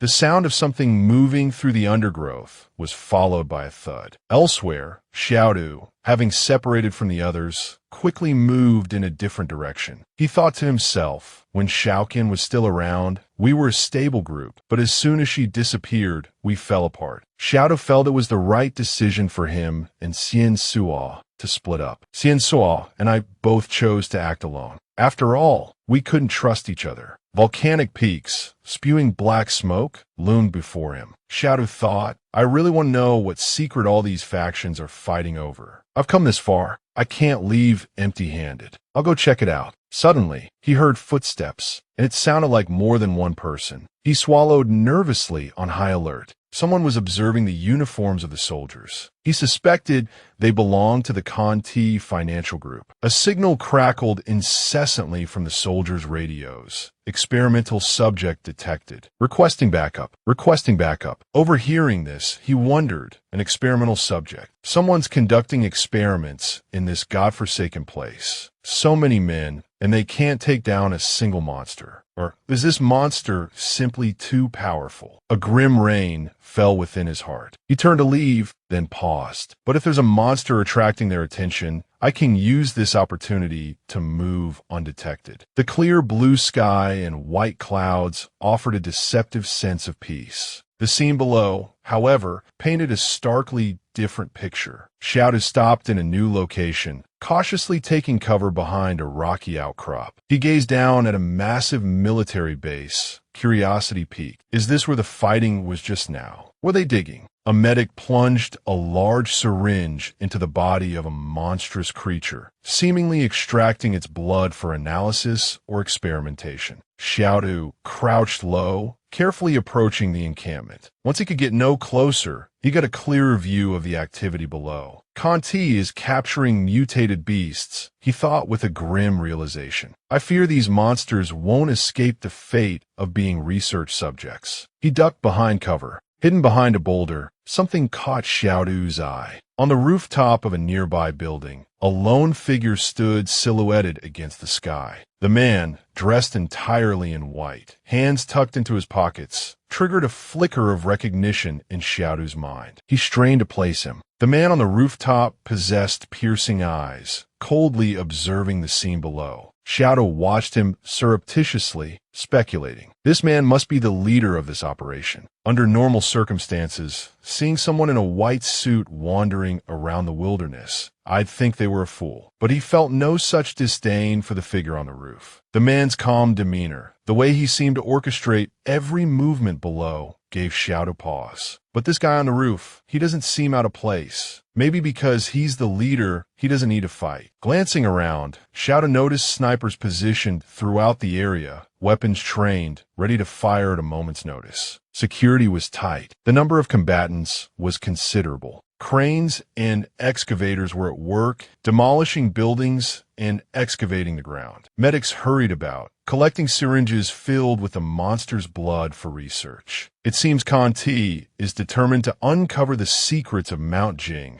that Hien's son spoke of, Xiaodu thought. His eyes narrowed, assessing the situation. I can't compete with Conti on my own. He weighed his options, a flicker of frustration in his heart. There's no need to risk my life for an unknown secret. Should I just leave? The dilapidated buildings appeared long abandoned. Broken bottles and tattered flyers littered the streets. He picked his way through the debris. There was a large city here once, he mused. Though it's in ruins, the main structures still stand. Xiaodu stepped onto a slab of stone, likely a fragment of a nearby building. He gazed at the ruins with a pang of regret, imagining the city's former glory. Turning his head, something caught his attention. A shop with a huge sign. Xiaodu thought suspiciously, where is this fishhook alley? It sounds mysterious. He glanced at the neighboring businesses, a beauty spa, a snack bar, a foot reflexology parlor. Not only that, but Xiaodu also saw plastic mannequins with QR codes, remnant from before, and the tattered fish hook alley sign. A sense of unease welled up inside him. I risked everything to come all this way to see this. His face hardened. His sharp eyes noticed something. Wait a minute. Xiaodu hurried off to check his hunch, stopping at another storefront. He was puzzled. This place even has a tobacco and liquor store. These days, alcohol and cigarettes are incredibly rare. If I could bring some back, I'd be the richest man in town in a flash. Seeing the potential fortune before him, Xiaodu rubbed his hands together, a wicked grin spreading across his face. If you're only interested in mutated beasts and secrets, then don't blame me for cleaning this place out. He entered the store, carefully noting the plastic wrapping scattered around. The alcohol and cigarettes should still be preserved. Seeing the cracks in the glass, Xiaodu couldn't help but cry out, "Ah, this place is ruined." The alcohol and cigarettes inside are all spoiled. Clutching his broken heart, he thought mournfully, my dreams of becoming rich are shattered. Heartbroken, he couldn't bear to leave empty-handed. He looked towards the city. Can I really just go back like this? I didn't uncover any big secrets, and I haven't even scavenged anything worthwhile. Xiaodu decided to check out some other places. He then arrived at the family planning and insurance store. Entering, he saw the interior filled with mannequins. This place also has plastic mannequins. What are they even for? Xiaodu stared intently at the figures. Reaching out to grab a mannequin by the neck to examine it, he suddenly realized an inflatable. Why does this look a bit like Yang Shaoqin? He squeezed the mannequin's neck tightly and shook it vigorously. Bang! The mannequin's head burst with a loud pop, like a deflated balloon, making him jump. Damn! He exhaled, wiping the sweat from his brow. I think I know what these are for. Probably companions for some lonely souls. Xiaodu continued to explore the surrounding shops. Stopping at an unnamed shop, he reached out and took down a jar. Holding in his hand, he wondered old platinum. What is this? Could there be gold inside? He opened the jar and tilted it. Pills tumbled out. Xiaodu slammed the jar on the ground in frustration. Are all the people from the old world liars? Fishhook Alley has no lake, and Old Platinum has no gold. He regained his composure and thought, right, gold. Wang Fu Gue mentioned a gold shop in the stronghold before. Seeing the potential for riches, Xiaodu's eyes lit up. This city is so big. There must be one here too. He thought triumphantly. These days, gold is the universal currency. Plus, it doesn't spoil easily. If I can find some, I'll be rich for sure. Meanwhile, in a dilapidated old house elsewhere, Lubu cautiously spoke. Sister Xiaoyu, thank you for taking care of me. Xiaoyu smiled and replied, don't be so formal. I'm just glad your fever has broken. If it hadn't, I wouldn't know what to tell Xiaodu.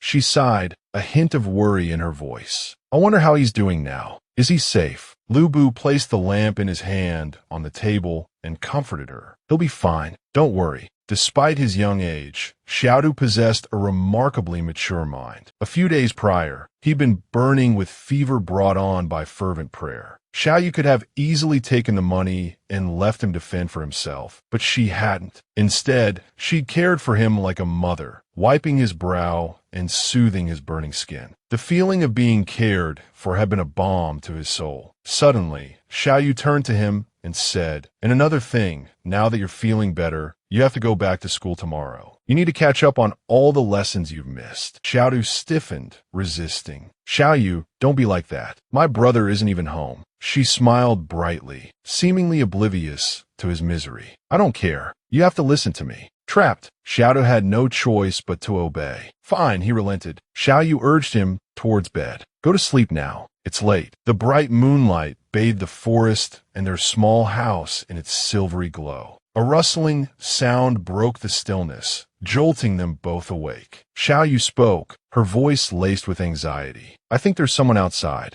Xiaodu, beads of sweat prickling his skin, agreed. And not just one person. Despite her fear, Xiaoyu grabbed a knife and bravely moved to investigate. "Stay here. I'll go see what's happening." Xiaoyu crept forward, fear clinging to her like a shroud. Xiaodu, unable to stay put, rose and watched her back as she neared the door. Suddenly, a group of thugs burst through the door. Xiaoyu froze, momentarily stunned, but only for a moment. With a surge of adrenaline-fueled courage, she lunged, thrusting the knife towards the chest of one of the intruders. He yelped in pain. Enraged, the thug roared a string of curses. He lunged at Xiaoyu, tackling her to the ground and wresting the knife from her grip. She struggled fiercely, screaming. Squeezing her eyes shut in terror, she cried, "Let me go! Let me go!" Another thug, knife in hand, advanced on Xiaodu. As the thug lunged, Xiaodu threw himself off the bed, narrowly avoiding the blade. He scrambled across the floor, his eyes wary. The thug roared in frustration. "Damn you, you little brat. You're quick." Xiaodu glared at them, recognition dawning. "I remember them. These three are the ones who always loiter around the edge of town. They must have seen Xiaoyu buying meat for me while I was sick. That's why they're here." His thoughts were interrupted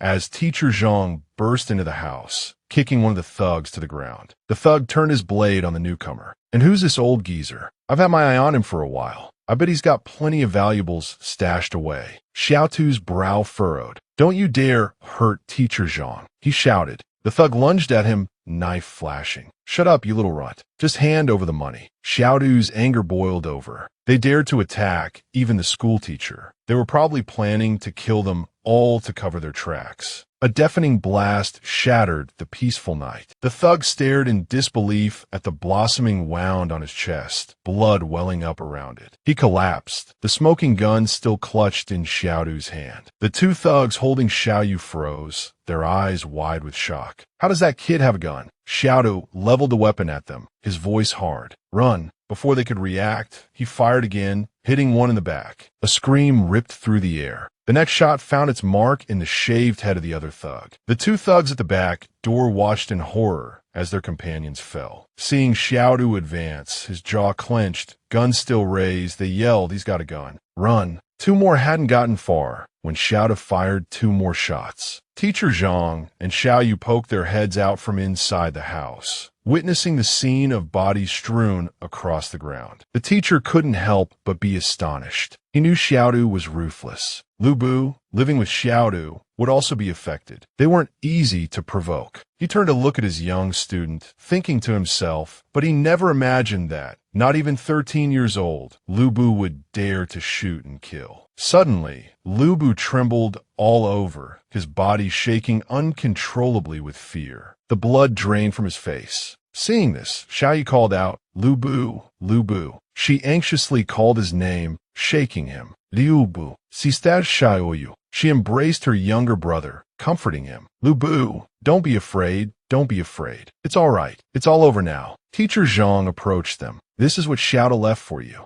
The two siblings unconsciously looked at the gun in Lu Bu's hand, following the teacher's words. "Before, I often went to the wilderness alone, just to make sure it wouldn't be discovered. But I never imagined. As soon as I got the gun, this happened." He looked up at the teacher with pleading eyes. "Now, Xiaoyu and I will leave town. We won't be a burden to you." The teacher looked at him resolutely. "The wilderness isn't safe now. The wolves have returned." He spoke gently to the two siblings. "The place Xiaodu prepared for you might be hidden, but it's hard to escape the wolves' sense of smell. You two don't need to run. Let me handle this." Lu Bu was puzzled. "Handle it? Something this big has happened. How can you handle it?" The moon and stars hung high in the rough night sky. A group of mysterious figures walked through the night. As expected, that brat Xiaodu took the gun. Junjia roared angrily. "In this town, the only one with the opportunity and the guts to touch the gun is him." Wang Fu Gue flattered him. "Oh, sir, Junjia, there must be some misunderstanding." The other man stubbornly refuted misunderstanding. "I'm certain now. Wang Dongyang was killed by Xiaodu." Your relationship with Wang Donyang wasn't good anyway, and whether Wang Donyang was killed by Xiaodu or not, let's discuss something more important. He angrily pressed the gun to Wang Fu Gui's head. Gao, do you think I'm like those city folk whose eyes light up at the sight of money? He ordered his men, seize them all for me. Let's see how Xiaodu explains this when he returns. Teacher Zhang calmly walked to the door, blocking the path of two soldiers. Stop. He held out a small piece of paper and said impassively, take this into the city. Tell Fatty La to come see me. Teacher Zhang, without a trace of fear, ordered the two soldiers go. Deliver this to him. He'll understand. This is no longer something you can handle. One of them spoke up, just now this old teacher. He called Boss La Fatty La. Jun Jiao lost his patience and yelled, what are you standing around for? One soldier put a hand on his comrade's shoulder. How can a piece of paper send us away? He stepped forward and snatched the paper from the teacher's hand, furrowing his brow and falling silent, extremely cautious. The teacher met his gaze unflinchingly. Written on the paper were the words, Refugee Fortress Number 100, Unit 78, Zhang Jinglin. The soldier was taken aback. Fortress Number 100, Unit 78. He immediately ordered his subordinates, keep an eye on them. Yes, sir. He quickly gritted his teeth, jumped into a vehicle, and sped off. The car roared to life and raced away at full speed. The remaining thugs surrounded Lu Bu and Xiao Yu, preventing them from moving as they roughly searched them. One held a gun while another patted down Lu Bu, demanding to know where he'd hidden his weapon. Xiaodu awoke abruptly, eyes wide and teeth gritted. For some inexplicable reason, the thugs flinched, then stumbled back, trembling uncontrollably. Xiaoyu went to Teacher Zhang's side and asked, will we be all right? Don't worry. Teacher Zhang reassured her, we'll be fine. They won't dare do anything to us. Lu Bu spoke up dejectedly, Teacher, I'm sorry. I've caused you trouble. Teacher Zhang gently consoled him, you did nothing wrong. It's this world that's wrong. Besides, I should be thanking you. You saved me just now. Xiaodu looked at him with wide eyes. Teacher, what did you do before you became a teacher? Teacher Zhang answered firmly, I was a soldier. Then why aren't you a soldier anymore? At this, Teacher Zhang's expression turned somber, a hint of melancholy in his eyes. Because war couldn't save humanity. He turned to look out the door. The reason I chose Xiaodu as my teaching assistant was because I was preparing to leave this place. I plan to return to Taipei. It's a place of uneven hills and valleys, teeming with birds and swept by sandstorms. Taipei is in the northwest, like you said when you were teaching, right? Xiaodu recalled the images Teacher Zhang had painted. Spring in Taipei, the snow hasn't melted yet. Everywhere is wind, sand, and yellow earth, not a speck of green. The thought of the wall separating the two worlds made Teacher Zhang's heart ache. The snow in Taipei is a vast expanse of white. It makes you feel very alone. Xiaodu continued to question him. So why are you suddenly going back to Taipei? Teacher Zhang answered calmly, because this world is about to change. I have to be with the people who are waiting for me. He turned and smiled gently at his young student. The people waiting for me. He placed his hand seriously on Xiaodu's shoulder. Don't be afraid later. They won't dare do anything to me. In the end, they'll just have to obediently take me back to Fortress Number 178. The scene shifted to a densely packed encampment. Fatty La puffed on his pipe, reading the note Teacher Zhang had asked to be delivered. Finally, he stood up and asked, where's Zhang Jinglin? Take me to him. Now, the group hurried off, their footsteps echoing in the dark night. Hurry up and open a gate. The large fortress gate swung open, allowing the group to rush towards a waiting vehicle. Sitting in the vehicle, Fatty La made a call to a mysterious person. Hello, Zhang Jinglin has appeared. Are you sure? He asked doubtfully to the person on the other end of the line. Not yet confirmed, but if it's really him, should I take care of him? Why would that old geezer hide out in my territory? The mysterious voice on the other end simply asked, kill him. Yes, this is a once-in-a-thousand-years opportunity. Contran chuckled softly. Kill him now. You think those bastards at Fortress 178 will let you off the hook? Fatty La stammered nervously, but could you handle it discreetly? Contran continued to intimidate him. There are no walls without cracks. Bring him to Fortress 178. Having someone guard Taipei for us. Why would we refuse? He continued slyly. Even if he has to be dealt with, it can't be by Conti, and certainly not by you or me. What if someone? At that time, it won't be too late to kill him. For now, let someone else have the headache. That's right. Isn't there a refugee named Ren Xiaosu with you? Fatti la soundida incertain. The medicine seller. What do you mean, medicine seller? What kind of medicine? He laughed it off, saying it's nothing. Oh, right. Speaking of discoveries, a few days ago, I found out the singer I like is coming to Mountain. Contran smiled gently and nodded. So, Kin Vu is the singer, and Mac Chu Tuc sells drugs. Tan Vedup Oes Jung Tiu Gun. Never heard of him. He continued his casual conversation with the person on the other end of the line throughout the journey. Two more things. How long has Kin Vu been a singer in the fortress? And does that Mac Chu Tuc have any other relatives or friends? La Kin Vu has been famous for about 2 years now. Mac Chu Tuc seems to have a younger brother. Jun Jia interjected that Zhang Jinglin is his friend. Such a coincidence. Contran instructed, leave his younger brother alone for now. You can proceed with the other matters. Jun Jia glanced at La Lam, grinding his teeth in frustration. Night fell over the bustling city. Contran smoothly switched off his radio. He then glanced back, saying casually, I forgot to introduce myself earlier. I'm Contran of Conti Financial Group, La Lam's younger brother. He addressed the two captives kneeling on the ground with feigned courtesy. Pleased to meet you. The blue-haired girl stared back at him, fear etched on her face. Mr. Lu Bu and Miss La Kin Vu. Contran began to pace, his voice laced with mystery. Let's talk about the Hu Hin Shou, Jung Tiu Gun, and Mak Tiu Du. He glanced at La Kin Vu as he spoke. Is there a connection between Mac Tu Tuc and Jung Chu Kan? The names seem to fit together. Lu Bu suddenly cried out in alarm. There's no connection between them. His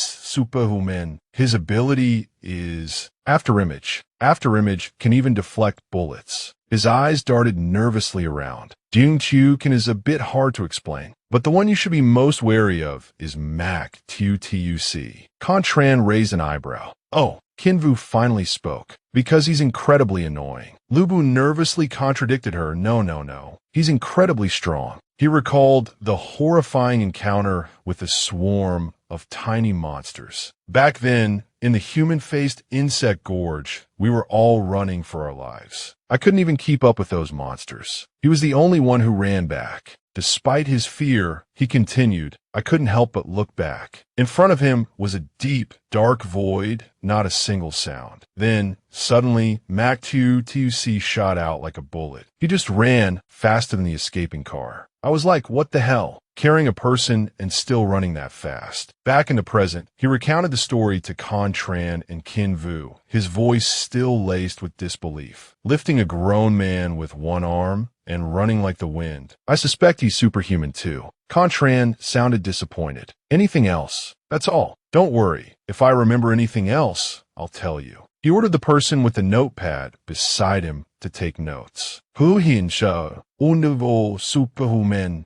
Danger level C. Mac Chu Tuc. Suspected superhuman. Strength type. Danger level F. The mention of a dancer lifting him clearly unsettled Lu Bu. He struggled, protesting, this has nothing to do with us. We're all ordinary people. We were forced to come here with Hua Hien So. Contran smiled enigmatically. I know it has nothing to do with you. If it did, I would be the one who should be worried. Lu Bu asked, so what are you going to do with us? He turned his back as they were led away. Just follow me for now. Don't be too surprised later. The night was still, a crescent moon hanging high above. A group of men, lined up in perfect formation like an army, marched forward. Contran, at the head, barked orders. Hua Man, you lead the team to find Mac Tu Tuc. Duong Chu Kan, Hua Hien So, return here before midnight. That's an order. Understood. They divided their tasks and immediately advanced in 2 groups of 3. Where are we going? Lu Bu asked anxiously, keeping pace with me. Contran simply replied calmly, you'll find out soon enough. Soldiers, heavily burdened, approached, carrying something large. Tran smiled, satisfied, and waved his hand for them to stop. Not only Lu Bu, but Qin too, was rendered speechless by what they carried. This is... All that could be seen was a gigantic set of jaws, as if belonging to some enormous monster. It was chained and caged, its form resembling a sleeping human. The shape of these teeth, isn't it similar to... But the mark on its bicep, Lu Bu finished, his voice strained. The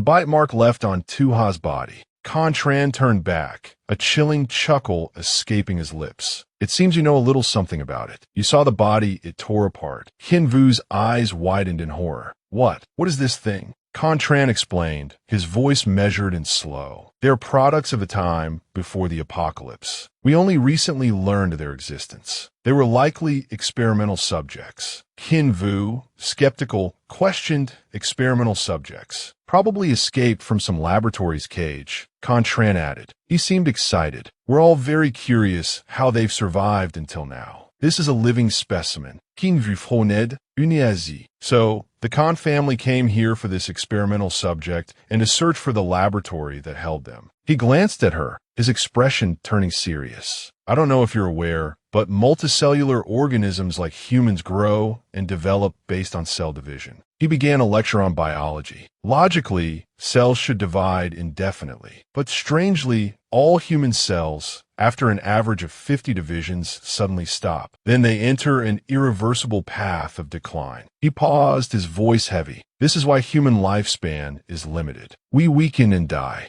Qin Vu listened intently to every word. But this isn't immutable, he continued, his thoughts returning to the laboratory. I suspect that laboratory discovered a method to make cells divide continuously, thereby increasing the replacement cycle and human lifespan. He suddenly reloaded his gun, speaking casually. But they didn't anticipate the consequences. Doing so created these things, neither human nor demon. The experimental subjects they created have completely lost their human reason, but their strength and agility far surpass ordinary humans. Tran tossed the gun in his hand into the cage. The beast inside cracked open its eyes and swiftly snapped the gun in half. We had to deploy 5 tactical teams and sacrifice many of our men to capture just one. He then ordered his secretary to take notes. Evolved dentition, narrowed pupils, habitual bipedalism no longer within human parameters. He closed his eyes and continued, suspected mutated product of a laboratory. This facility is likely a secret experimental base of the pre-apocalypse Huazhong Corporation. Hearing this, Qin Vu sighed wearily. Huazhong Corporation again. Tran also fell silent, pondering how this technical project could benefit him. The monstrous creature, believed to be a product of pre-apocalypse experimentation, stood wounded, gnashing its teeth and glaring fiercely. Tran glanced at the person behind him and ordered, "Use a high-intensity light on it." The other person immediately responded, "Yes, sir," and then signaled to someone on the upper level who was controlling the lights. The soldier above quickly adjusted the intensity and directed the beam downwards. He signaled to the person on the upper floor who was controlling the lights. The soldier above quickly adjusted the light intensity and shone it down below. The moderately intense light shone directly into the cage holding the pre-apocalypse creature. It seemed unable to tolerate the brightness and quickly shielded its face with its hands. Then, as if terrified of the light, it retreated to a shadowed corner of the cage. Tran observed for a moment, puzzled, afraid of the light. Seeing his confusion, the person behind him offered an explanation. There are 2 reasons for this fear of light. First, it might have once been human and can't face its current form. The other possibility is that its genetic sequence includes a wild animalistic instinct. Tran listened and then gave orders to his subordinate. Capturing one is enough for research. If we encounter any more, eliminate them immediately. We can't afford any more casualties. The other person responded, "Yes, sir." Tran lowered his gaze, carefully assessing the creature. If it's afraid of light, why was it active during the day? Has it evolved? Or is something attracting it, making it willing to endure the light to be out and about? The strange situation brought another thought to his mind. Could this be related to those three? The sound of soldiers' boots echoed rhythmically as they ran in the same direction. Su-man was moving with his group when a voice crackled from the communication device. Have you found those three yet? He looked around before replying. We haven't found any clues yet. We're searching with all our might. Hearing this, the voice on the other end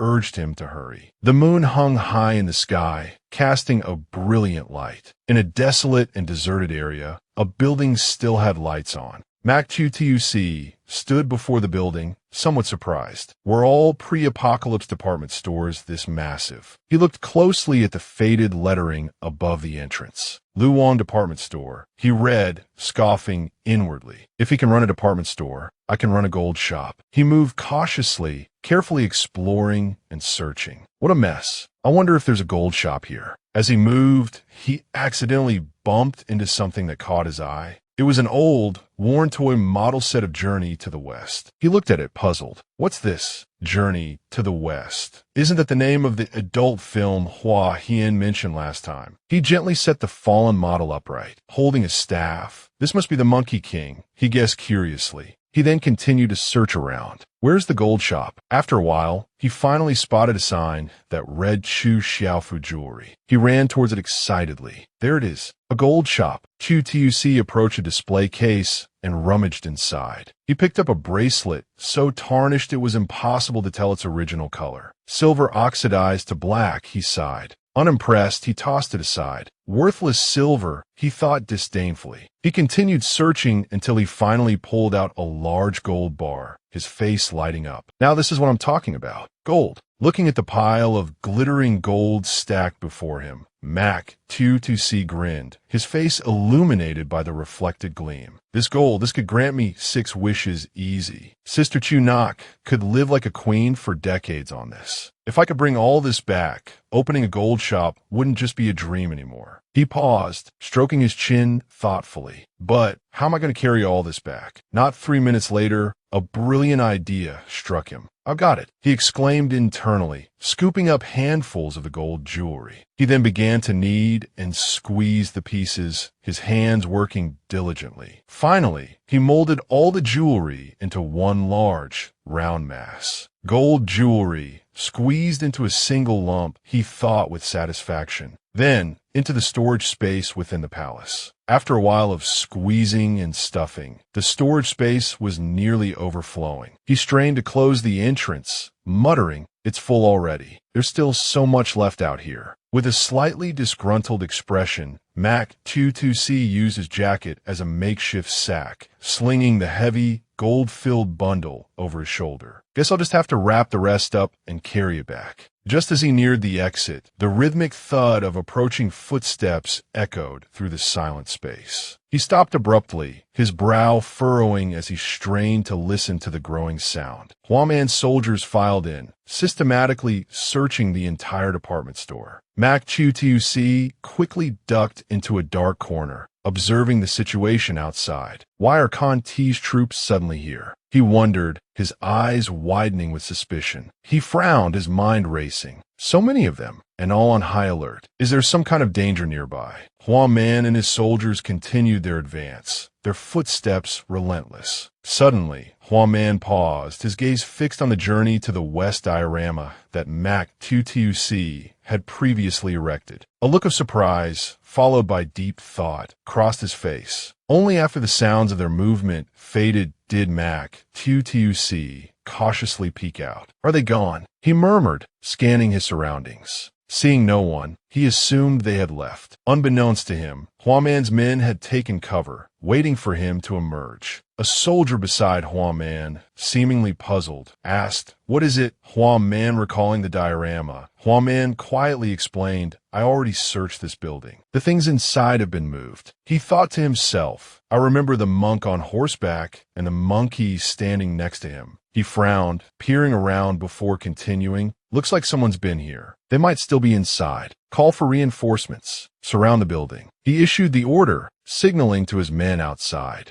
Outside the department store, soldiers lay in wait on both sides, ready to apprehend anyone who emerged. Meanwhile, Tuc, still oblivious, continued to assess the situation, preparing to make his escape. With the building surrounded, the soldiers waited for their prey to step out. Tuc watched in astonishment. Why are Khan T's troops back? It seems that after being captured, Lubu must have told Khan T about me. He realized with a sigh, glancing down at the loot he had collected. These troops are after me. He hesitated for a moment, his gaze fixed on the bundled gold. Looking at the large bag he'd painstakingly filled, Tuc felt a pang of regret. He decided he'd have to leave the gold behind. Outside, the soldiers received their orders to move in. They entered the building, the rustling of their footsteps echoing. The beams of light from the guns they carried sliced through the dim interior of the store. The two squads split at a fork in the aisle, each taking a different direction, encircling their target. Huaman advanced slowly, then stopped when one of his soldiers called out, "Sir, look at this." The soldier opened a bag overflowing with gold. "We found a bag of gold here. We suspect the target abandoned it." Huaman was skeptical. He thought to himself, he came all this way. If he loves gold that much, why would he leave it behind? He was 8 parts sure it was the scavenger, Tuc. Elsewhere in the building, another soldier, searching through the debris, heard the sound of running footsteps. He tensed, listening, then quickly alerted his comrades. "Target is heading for the second floor." The announcement echoed. "Target is heading for the second floor." The men below quickly began to ascend. Huaman remained where he was, urging his men onward. "Hurry, don't let him escape." He looked up at the upper floors, assessing the situation. This doesn't make sense. Is Tuc a fool? Why would he run up? He'll just be trapped on the roof. Unable to find a reason for Tuc's seemingly illogical move, Huaman considered the possibilities. When he realized he was in danger, the gold lover suddenly wasn't so greedy anymore. He abandoned the gold. That shows he's decisive, not reckless. Meanwhile, Tuc was sprinting up the stairs as fast as he could. As he ran, he thought furiously, "They found me. They're definitely going to surround the building." Calculating his options, he gritted his teeth and made a decision. If I run outside now, no matter which way I go, I'm likely to run into Khan's men. Unless... Huaman also had a sudden realization. Wait a minute, there's another building next to this one, about 10 meters taller. A bit lower, actually. He might try to escape that way. He immediately barked orders to a group of his men. "You, keep chasing him." The soldiers responded with a sharp "Yes, sir," and continued their pursuit. Then, using his communicator, Huaman ordered the men outside, exterior team, secure the adjacent building. As he spoke, he vaulted over a railing and dropped down to the floor below. At the same time, Tuc reached the door to the roof. He kicked it open, clearing his escape route. The rooftop was deserted, empty except for him. He quickly scanned his surroundings. Spotting the lower adjacent building, he thought with a surge of hope there. Without further hesitation, Tuc sprinted towards the edge of the roof. Then, pushing off with powerful legs, he launched himself into the air, soaring gracefully across the gap to the neighboring rooftop. Below, Huaman, struggling to keep up, saw him airborne. From his vantage point, he could only make out a blurred figure moving through the air, as if flying, leaving him stunned. He ground his teeth in disbelief. Tuc actually jumped between two buildings. What level of strength and speed has he reached? Realizing the situation was turning against him, Huaman sent out a message. The target, Tuc's strength needs to be reassessed. I repeat, the target's strength needs to be reassessed. Meanwhile, Tuc had successfully landed on the roof of the building next to the department store. He touched down, then immediately took off running again. He was running when he suddenly stopped, his gaze lifting to the tall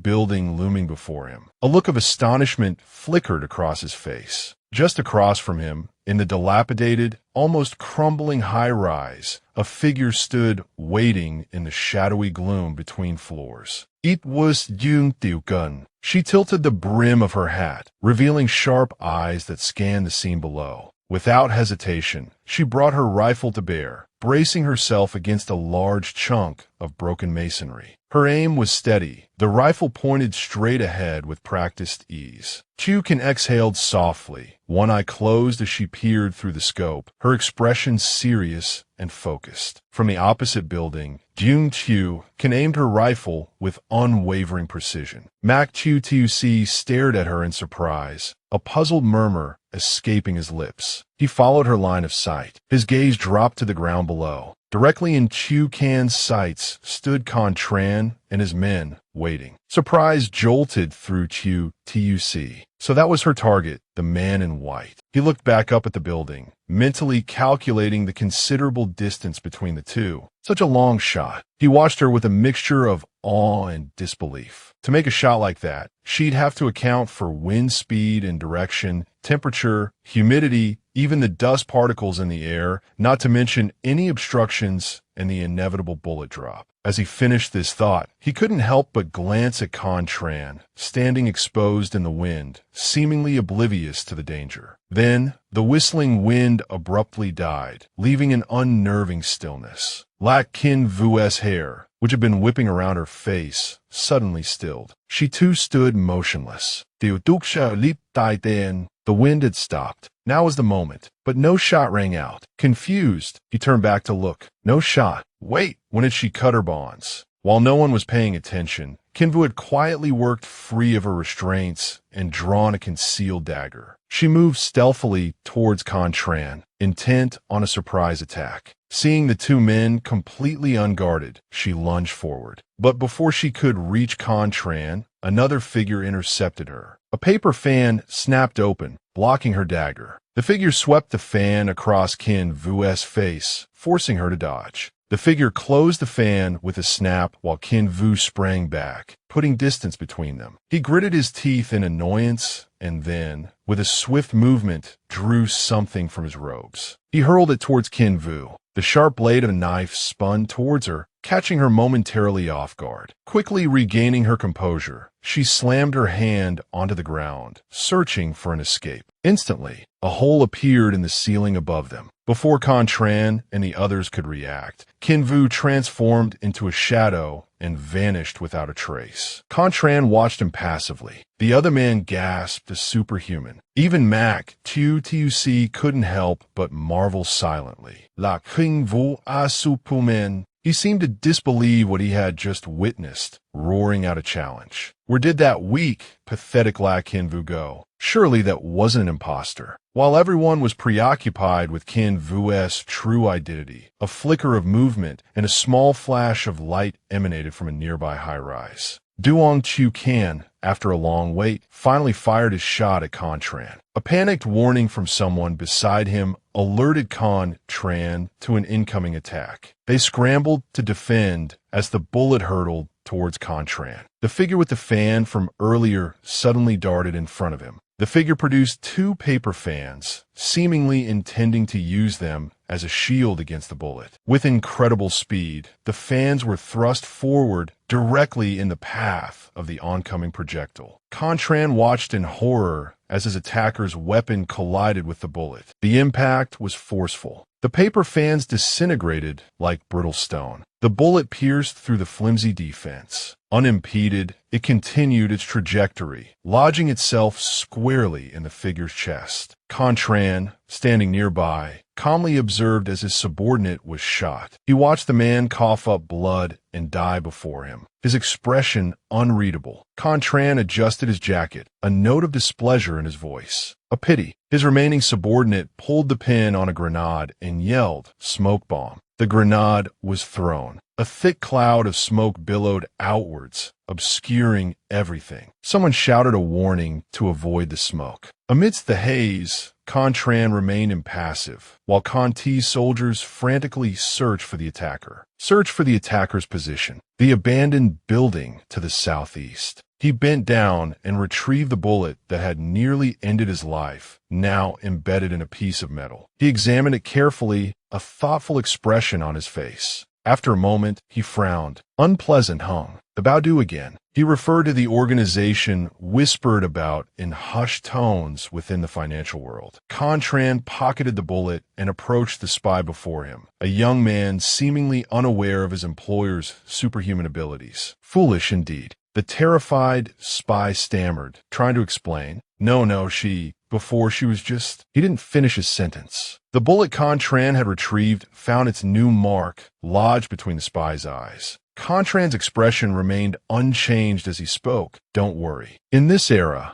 there's no place for the useless. His words had barely left his lips when the spy, bleeding profusely, collapsed dead. Mac Tuc, observing the entire scene, couldn't help but sigh inwardly. So, Qin Vu is in league with Jung Qiu Can. Truly, the more beautiful a woman is, the more dangerous she becomes. I can't believe they put on such a show for me. He replayed the events in his mind, analyzing them. But now that I think about it, their disguise wasn't entirely flawless. Before we arrived at Qin Mountain, when I requested to switch Wang Teng and Jung Qiu Can, La Qin Vu glanced at Jung Qiu Can. It's just that no one noticed at the time. Later, while we were eating fish, Tukan also called Qin Vu over. He recalled the moment they helped each other fight the Conti soldier, and when La Qin Vu was harassed, Tukan had also intervened promptly. But at the time, I just assumed Jung Qiu Can was helping because Qin Vu was a woman. I never suspected they already knew each other. QTUC pieced together the events, feeling increasingly suspicious. But why would they want to kill Contran? And what virtues or talents does Contran possess that would make a superhuman willing to sacrifice their life to protect him? Lost in thought, he was startled when Jung Qiu Can, in the adjacent building, chambered around, then closed one eye, aiming the rifle in his direction. Q2C stared, dumbfounded, as the muzzle flash momentarily blinded him. The distinct sound of the rifle being cycled echoed. He recoiled in alarm. His face blank with incomprehension, he cursed inwardly. What the hell is she doing? She clearly doesn't intend to shoot me. Why aim at me? Does she want to make her relationship with me clear to Contran? That's cold. Or is it because I annoyed Qin Vu so many times and even angered her before leaving? QTUC craned his neck, watching as Qin Vu and Qiu Can gathered a group atop the high-rise building. Qin Vu smiled gently and waved at him, a gesture of farewell. A moment later, both of them stepped into a spatial portal and vanished. He froze, utterly bewildered. No way. They're just leaving. They're not taking me with them. Just then, the Conti soldiers began to move swiftly. The sound of their approaching footsteps caught his attention. Looking down from the rooftop, he saw the building completely surrounded. He cried out in frustration. Seriously, you two lured trouble here and then vanished. Did you even consider the hole you're digging for others? With the situation growing dire and no escape route in sight, QTUC began to draw his weapon. I've always been cautious, yet I've still been careless. He had barely drawn his weapon when Huang Man burst through the rooftop door. Without hesitation, QTUC fired several shots, curses escaping his lips. The volley of bullets directed at Huang Man was quickly deflected by his subordinates using riot shields. Seizing the opportunity, Huang Man returned fire. QTUC nimbly dodged the incoming rounds. But with the situation critical and the odds stacked against him, he launched himself towards the adjacent building. No more hesitation. I have to get out of here before their entire force arrives. Seeing QTUC escaping with such speed, Huang Man snarled. He's incredibly fast. He took a risky shot in QTUC's direction and barked orders. Target heading 10 o'clock. Tighten the perimeter.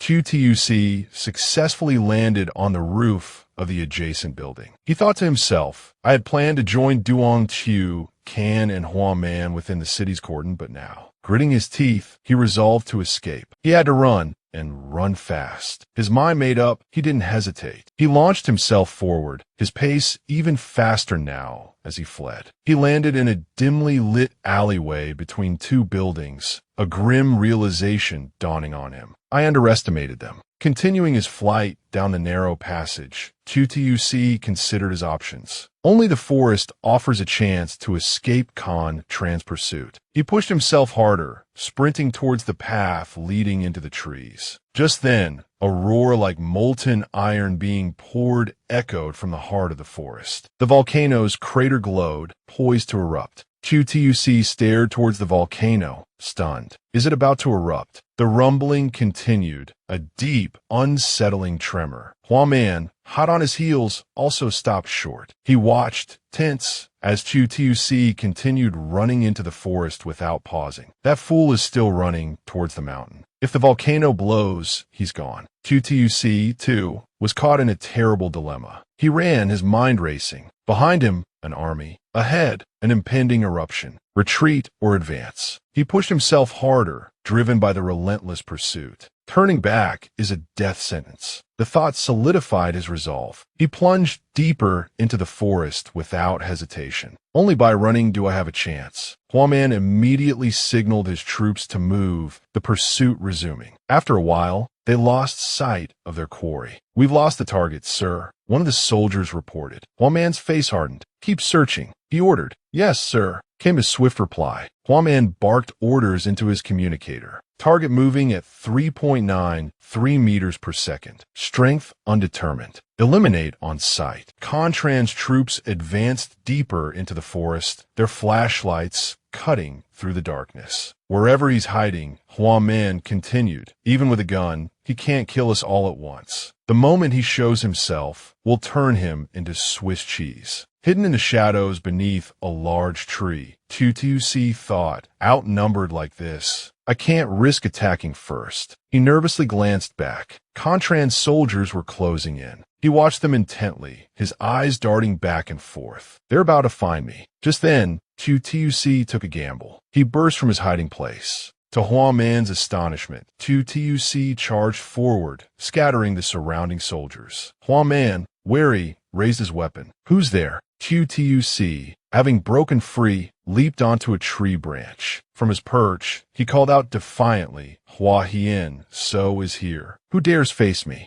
A stunned silence fell over the soldiers below. Then confusion erupted. Who's Hua Hien so? One shouted, aren't we chasing Chu Tuc? Chu Tuc jumped down from the tree, landing directly in front of the soldiers who were still frantically firing their weapons. With incredible speed and agility, he miraculously dodged every bullet. Hua Man's subordinates unleashed a barrage of gunfire, a relentless stream of lead, yet the figure before them dodged every shot, leaving them in stunned disbelief. What kind of monster is this? One whispered, awestruck. Like a dancer weaving through a hail of bullets, Chu Tuc continued his defiant display. They watched, dumbfounded, as his movements became even more impossibly swift. What is this? How'd he suddenly get so fast? While confusion rippled through their ranks, Chu Tuc bolted, sprinting in a new direction. Hua Man, his frustration evident in the pulsing vein throbbing in his temple, roared, he's trying to escape. Pursue him. The intel was wrong. The target isn't Chu Tuc, it's Su Xiansuo. Just then, a shadowy, inky figure materialized before them, startling Hua Man's men. He instinctively fired at the apparition, but it moved with preternatural speed, dodging the bullet. Old Su, a shadowy, indistinct form, grinned malevolently. Hua Man cursed under his breath, his frustration boiling over. Meanwhile, Chu Tuc had made good his escape, vanishing into the dense forest. He couldn't believe he'd encountered so many individuals with extraordinary abilities. Duong Chu could conjure a high-powered sniper rifle out of thin air. Su Xiansuo could create shadowy duplicates of himself. Lak Kin Vu could traverse the darkness itself. Contran's bodyguard could manifest a white fan. As he ran, Chu Tuc pondered these revelations. Everyone was concealing their true strength, revealing it only as a last resort. He was no different. He absolutely couldn't let them discover his abilities. His only option was to impersonate Su Xiansuo.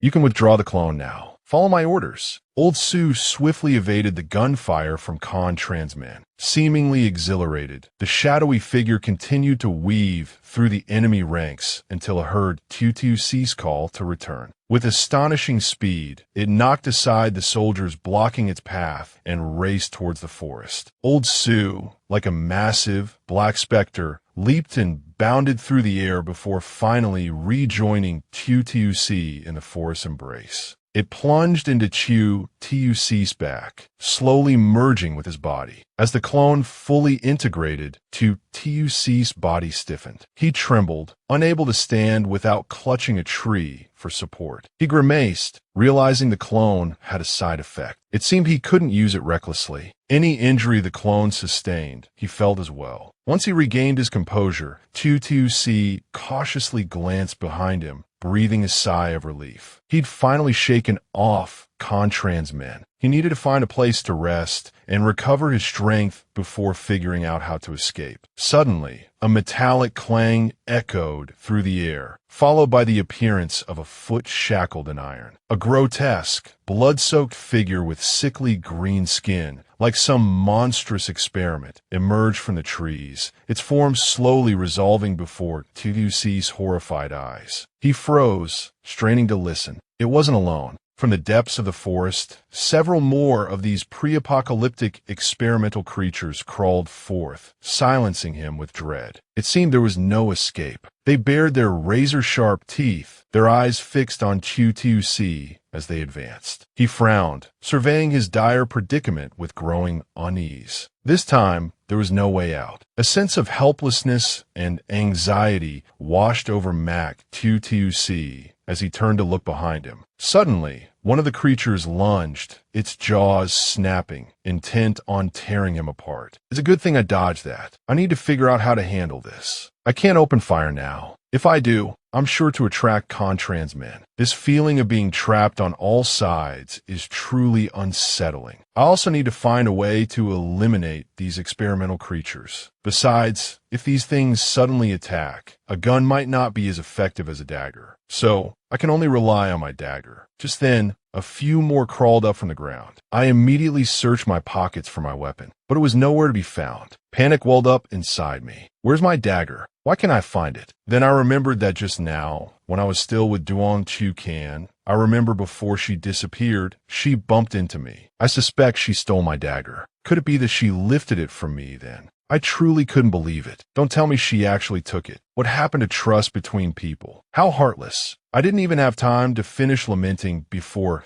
several more of the creatures crawled down from the trees. Their numbers were growing. Seeing this, I thought, striking first will give me the advantage. Striking later invites disaster. Tuc immediately made his move. Empty-handed, he gritted his teeth and charged at them.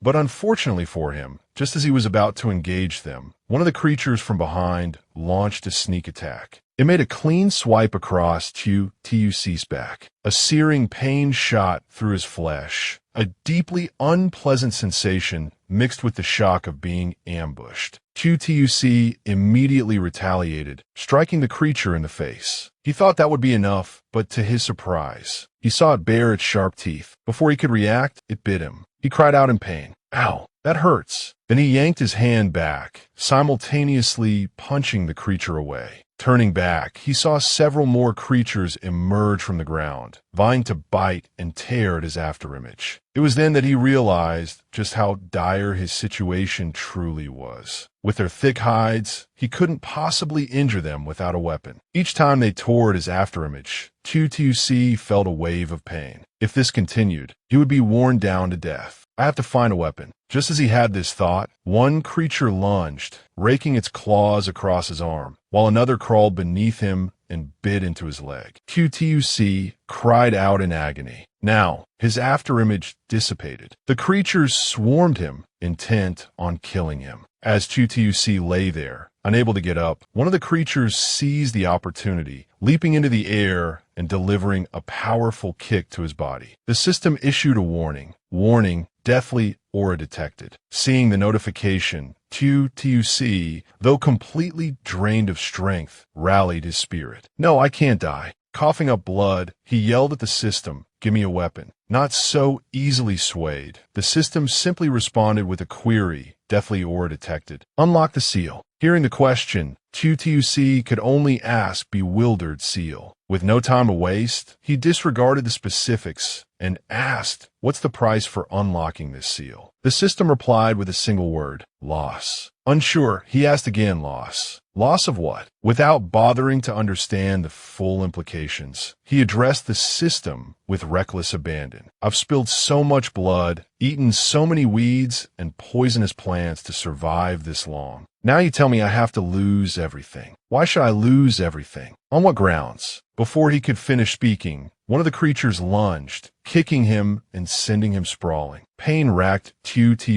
as he cursed, his voice rising in fury. What's more, do you even know what it all means? Gold, money, guns, 6 pills of nanguin, even the clothes on old Su's back. What use do you have for his clothes in your dilapidated palace? Say something. At least give me a chance to negotiate. Kicked back and forth like a plaything by the experimental creatures, Tuc's initial apathy transformed into a desperate yearning for survival. Am I really going to die? I haven't lived enough. Just when he thought a merciful system intervention might offer a lifeline, it presented him with weapon acquisition instructions instead. It would never simply hand him anything for free. Verification complete. Weapon unlock method. 7 expressions of gratitude remaining. 7 expressions of gratitude. Huh. Tuc muttered, absorbing the unlock method. All right then. I'll thank myself 7 times. He began to recite, First, I thank myself for never showing weakness in the face of opportunity. Second, I thank myself for never showing fear in the face of danger. Third, I thank myself for never compromising in the face of hardship. Just as he finished speaking, one of the experimental creatures slammed into him, sending him flying. Struggling to his feet, he continued, Fourth, I thank myself for always having limits in the face of temptation. He then raised 5 fingers, reciting his 5th gratitude. Fifth, I thank myself for never being deceitful. Sixth, I thank myself for remaining as clear-headed as I was at the beginning, never hesitating. Reaching his final expression of gratitude, he roared, his voice echoing like a final oath before returning to dust. Seventh, I thank myself for always holding my head high, overcoming all obstacles, even while living in the mire. As the last word left his lips, the nearby volcano erupted violently. Tuc lowered himself into a fighting stance, then raised his head and shouted the unlock command. One of the creatures lunged ferociously, eyes wide and jaws gaping in a savage roar. The system announced, 7 expressions of gratitude from Mac Tuc received. Weapon access granted. A sphere of violet energy coalesced in Tuc's hand, his teeth gritted in fury. As the creature closed in, Tuc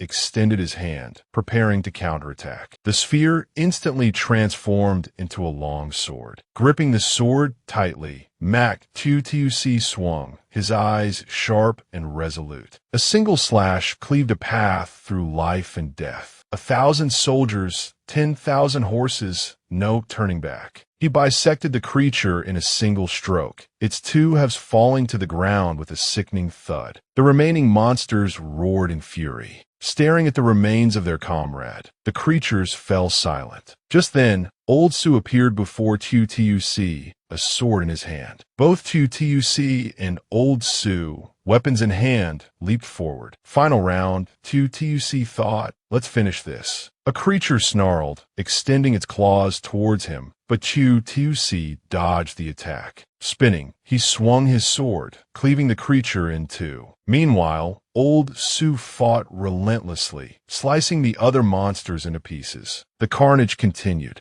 Tuc calmly sheathed his sword and surveyed the scene. He furrowed his brow, his lips pressed together. Finally, he thought, I've felt the power of superhuman. A mechanical voice echoed, Side Quest 2 unlocked. 1,000 expressions of gratitude received. Intermediate weapon form unlock available. Old Su began to fade away. Hearing the new quest objective, Tuc's eyes widened. Another 1,000, he roared. Just then, a group of soldiers, heavily armed, arrived on the scene. Huaman, leading a group of soldiers, arrived at the rustling forest. He knelt, carefully examining the footprints. Only one type of print was visible, confirming that only one person had fought here. Could he have single-handedly defeated 4 experimental creatures? His combat power far surpasses ours. We must call for reinforcements. The thought made Huang Man scowl, his jaw tightening in frustration. He stood and spoke into his radio. Boss, Su Xian Sua's abilities need to be reassessed. He killed 4 experimental creatures alone.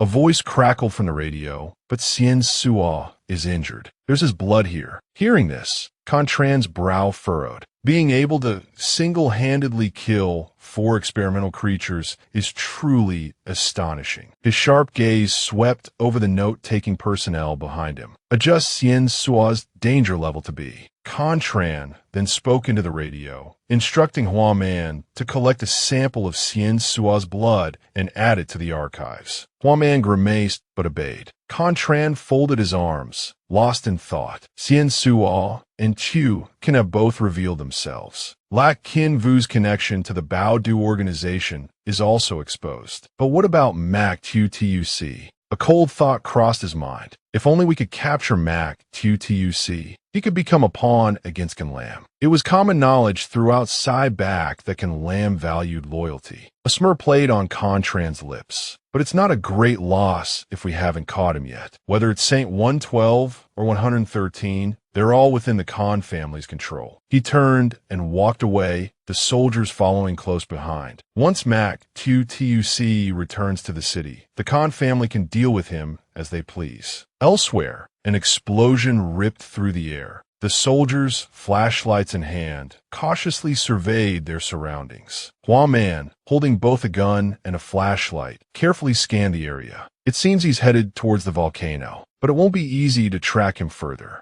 A soldier, collecting blood into a test tube, mused, judging by the amount of blood at the scene, Xian Sua shouldn't be too badly injured. Huang Man, observing everyone's actions, remarked, based on his combat strength, even with this many of us, we might not be a match for him. After all, it took so many men and resulted in 3 casualties just to capture 1 experimental creature during the day. He shone his light on the creature's severed limb, meticulously examining it. The wounds on these creatures are incredibly clean. Huang Man frowned, deep in thought. We've checked. Even with a sharp tactical dagger, it would take immense strength to cut through their hides. Xian Sua's secrets far exceed our expectations. A heavy thudding of footsteps echoed from behind, drawing everyone's attention. They saw Mac Tutuc, jaw clenched, sprinting towards them at full speed. Huang Man gripped his gun, startled. Why is he coming back? Wasn't he running for his life earlier? The soldiers opened fire. Mac Tutuc's face paled, and he yelled in exasperation, "Damn it, you're still trying to shoot me. Look behind me." Behind Mac Tutuc, a horde of monsters surged forward. Huang Man and the soldiers gaped in horror, cries escaping their lips. "Damn it, did you lead them from the experimental facility?" Old Su, carrying Mac Tutuc on his back, hurried away. Tutuc shouted a warning, "Run, run. We're dead if we're slow." Huang Man,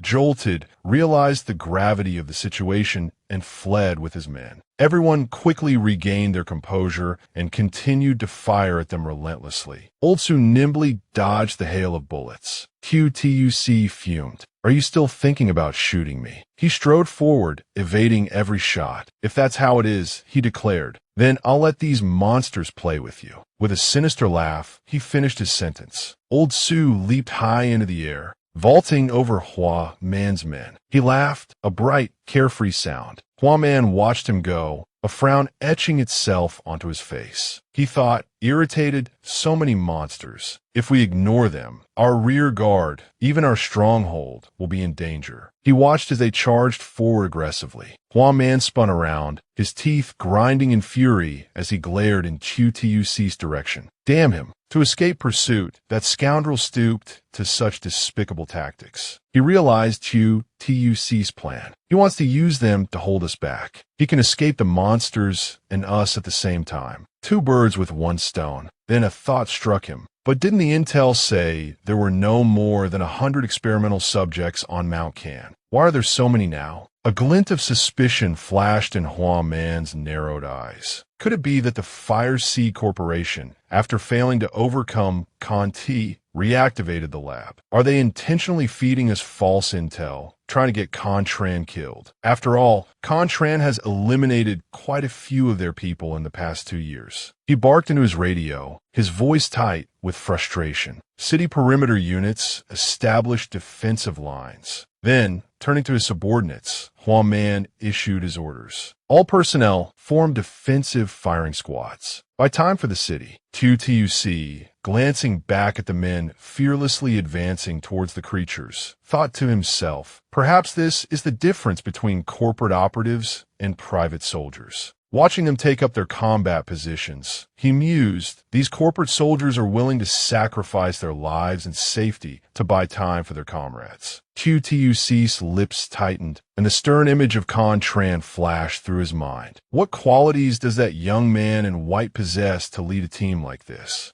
Meanwhile, the security forces continued to unleash a barrage of bullets at the creatures. Despite being hit, they showed no sign of slowing down, roaring as they surged forward. Seeing this, Huang Man cursed in frustration. Damn it, the bullets are useless. Suddenly, a voice crackled over his radio. Begin a gradual retreat towards the outer city. I've made preparations. He obeyed, lowering his weapon. Huang Man's face creased in a grimace, then relaxed slightly as he let out a breath. He turned to his men. Hold the line. Look for an opportunity to fall back. Reinforcements are on their way. Firing continuously, the men cautiously retreated. The creatures, pained by the relentless barrage, howled in agony. They shook themselves, and the bullets clattered to the ground. But the men didn't stop firing as they backed away. Carried on Old Sue's back, QTUC let out a hearty laugh, finally escaped. Thank goodness for Con T's soldiers. I wouldn't have been able to shake off those experimental subjects otherwise. Rubbing his chin thoughtfully, he continued, but judging by the reaction of that bald commander,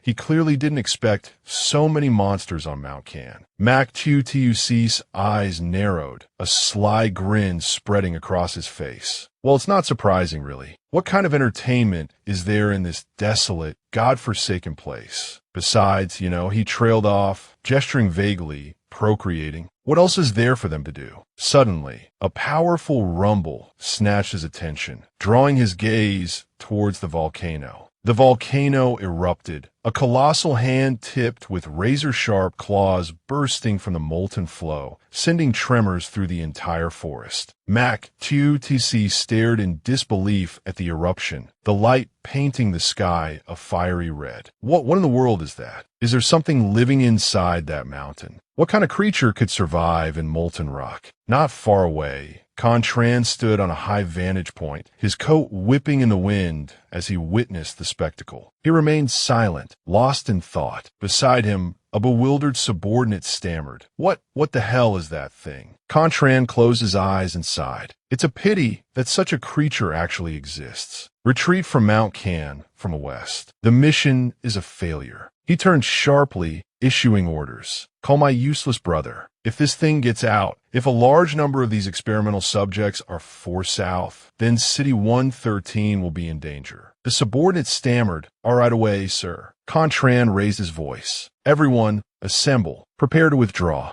The volcano continued to erupt, its roar echoing through the forest as transport vehicles began ferrying people away. Lava is spewed skyward in a fiery torrent, the deafening roar shaking the very ground. Soldiers fired relentlessly at the emerging creatures. Bang, bang, bang. Huang Man spun around, his face etched with panic. Retreat. Everyone retreat. He and another soldier laid down, covering fire, buying time for the others to escape. The creatures, eyes blazing red, mouths filled with razor-sharp teeth, lunged forward. The soldiers scrambled towards Contran's group, where the headlights of the transport trucks cut through the darkness. The soldiers piled into the vehicles. Contran, his face impassive, held a detonator in his hand. As the creatures leaped towards the vehicles, closing in on the bomb-laden trees, Contran calmly pressed the button. The bombs detonated in a massive explosion, tearing through the creatures. Huang Man, sweat dripping from his brow, stood beside Contran. Sir,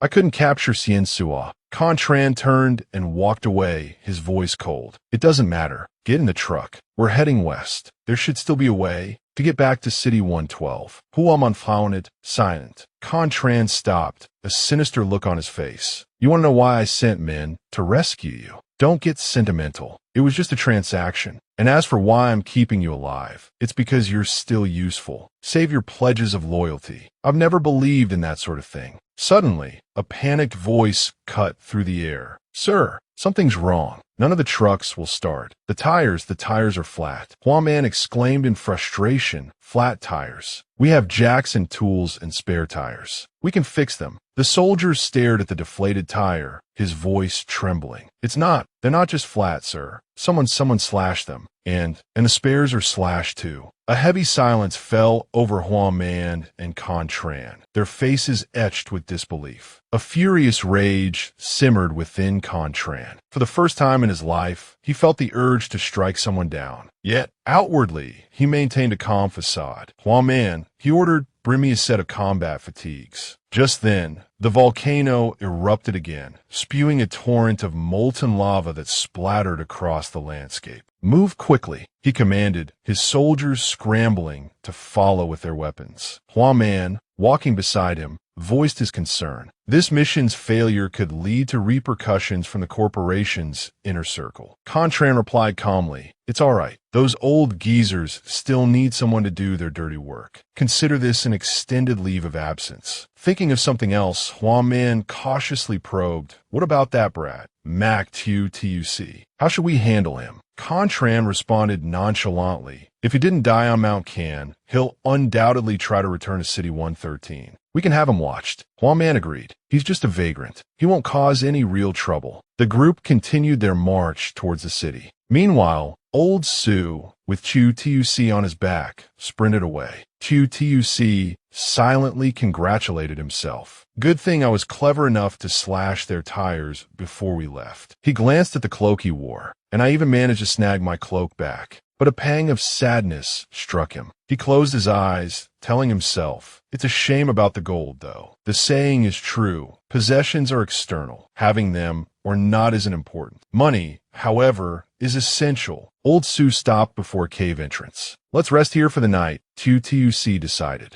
He then went inside and started a fire, the flames crackling merrily. He recalled that there had been a group of people there when they first entered the cave. A wave of unease washed over Tuc.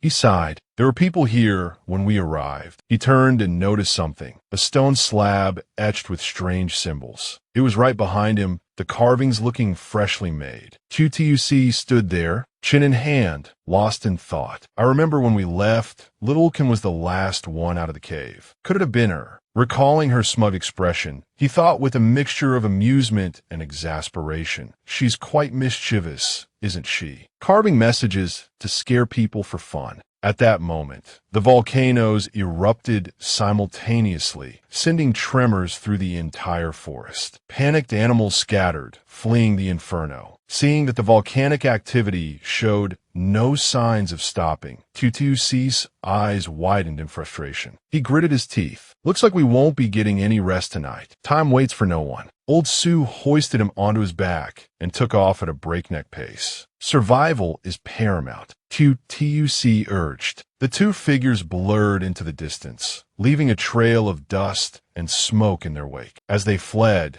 Tuc calculated, as long as we're fast enough, the face spiders and the loner won't be able to catch us. He and Old Su sped past two enormous spiders. Looking at the dust cloud on the ground, the two spiders exchanged clicks and hisses. Someone just went past. What kind of monster was that? Tuc and Old Su then blitzed past a startled wolf, its eyes widening in surprise as one of its companions was sent tumbling through the air by their sheer velocity. It let out a bewildered yelp. As the first rays of dawn broke over the city walls, Tuc cried out joyfully, "We're finally back." Old Wang bustled towards them, arms laden with supplies. 61, look what I brought you. The young boy, lying wearily in bed, mumbled, "Uncle Fu Kui, well, I'm grateful you spoke up for us when Wang Tung Duong caught us. It's no fun being woken up this early." "Not one bit." Chu Nak, gently folding the blanket, replied, "Come on, 61, get up. If you woke up 15 minutes earlier each day, you'd gain over 90 hours a year. You could use that time to do what you love most." "What do you love doing most?"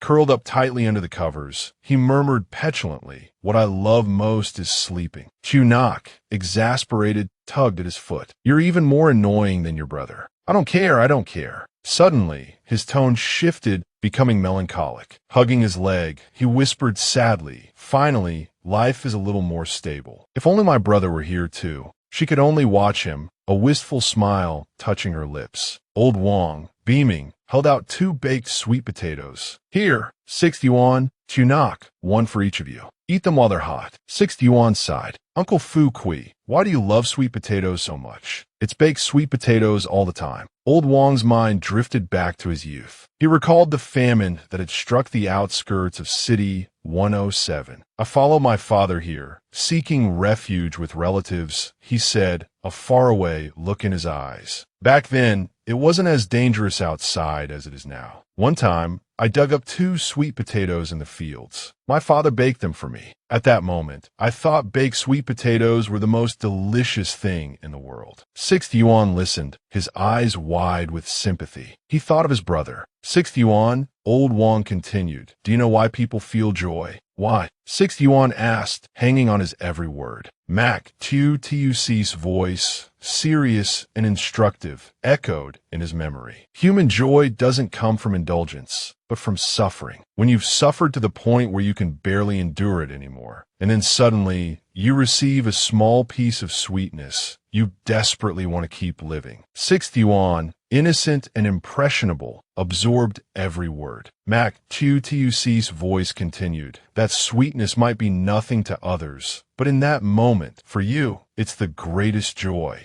After accepting the sweet potato, 61 spoke up. "With teacher Chuang gone to the concentration camp, we don't have a teacher anymore." Old Wang replied, "I heard the factory workers near Mount can have all returned." Apparently, the volcano erupted. "I wonder how Chu Tuc is doing." 61 squeezed his eyes shut, trying to reassure himself. "I'm sure my brother is fine." Deep down, however, he thought, my wish, after all, was to use my life to protect him and ensure his safe return. Since I'm still alive, he must be all right too. Old Wang snapped his fingers excitedly. "You're right. That rascal Mac Tuc, he's a survivor. He'll be causing trouble for 1,000 years to come." He glanced at the figures by the window, his voice tinged with concern. "My goodness, it's gotten busy out there lately. So many new faces in the city. The concentration camp management is no joke. They recruit refugees as informants. All those people outside are suspicious, staring at us. They're not to be trifled with, and it's not easy to get information out of them." Fu Kui eyed them warily. "Be careful, you too. If you want to leave here, tell me. I'll find a way." He paused, considering. "I don't think they're after you, though. They're probably after Mac Tuc."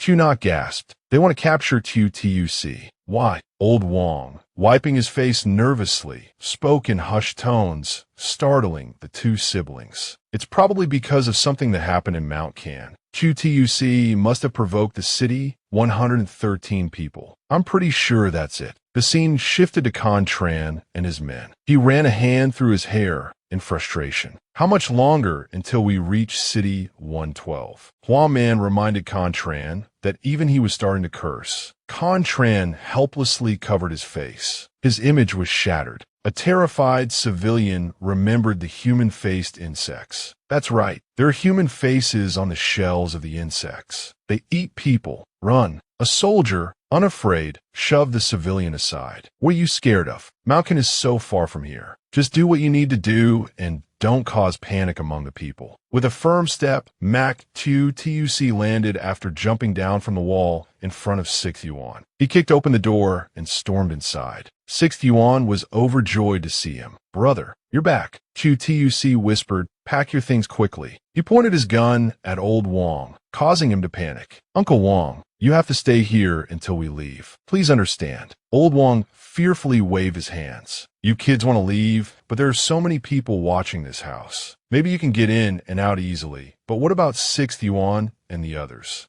QTUC spun his gun in his hand, brimming with confidence. How could they possibly stop me? Old Wang continued. Actually, with Master Zhang around, Conti probably won't do anything to you, right? QTUC asked in surprise. Master Zhang. He bent down, doing something secretive, and said, It's not because of Conti that I'm leaving, but because the monsters in Mount Ken are about to come out. Old Wang stammered in fear. And monsters. QTUC put on a frightening expression. You've heard them mention those insects too, right? There are so many of them. They're terrifying, but the danger they pose is only a small part of it. Before he could finish, Old Wang was sobbing and clinging to his leg. What did you see in Mount Can? He continued, correcting himself. No, wait, Mac QTUC. Wait for me. I have to go back and get my son to come with you. QTUC asked, puzzled, come with us. Old Wang explained, my business is here, but I want to go with you. He continued, speaking to QTUC about something else. I don't know about other things, but I trust you. I know that if I follow you, I'll live. QTUC asked, why would you say that? Old Wang replied, only you know what really happened in Mount Can. Maybe others won't believe you, but I do. I have to go with you. QTUC was taken aback by his words, thinking to himself, if I ran out into the street shouting that monsters from Mount Ken were about to emerge, probably half the people would think I was crazy. But Old Wang believes me. Looking at the pathetic figure before him, he continued his internal monologue. Old Wang isn't particularly capable, nor is he decisive. He's just clever in his dealings. He's probably survived in these chaotic times because he can quickly make the right choices when faced with danger. He then propped his chin on his hand, lost in thought. But will our chances of escape be higher if we bring Old Wang along? Although he's a greedy merchant at heart, he's not a bad person. Seeing QTUC's prolonged silence, Old Wang grew impatient and pleaded, I won't be a burden. I have money, medicine, and I'm better at talking to people than you are. I'm not useless. Hearing this, QTUC suddenly realized something. That's right. Medicine is precious in these times. QTUC quickly agreed. I'm not after your money. Go get your son. Be quick. Old Wang ran off excitedly. Wait for me. I'll be back soon. You must wait for me. 6th Yuan approached. Brother, a while ago, someone snuck into my room. I shot and killed them, but it ended up luring Wang Tung Duong here. It seems like when you're not around, people try to bully us. He anxiously fired off questions. What happened after that? Did Wang Tung Duong see your gun? Did it cause any trouble for you too? 6th Yuan produced a gold coin. No, Teacher Chuang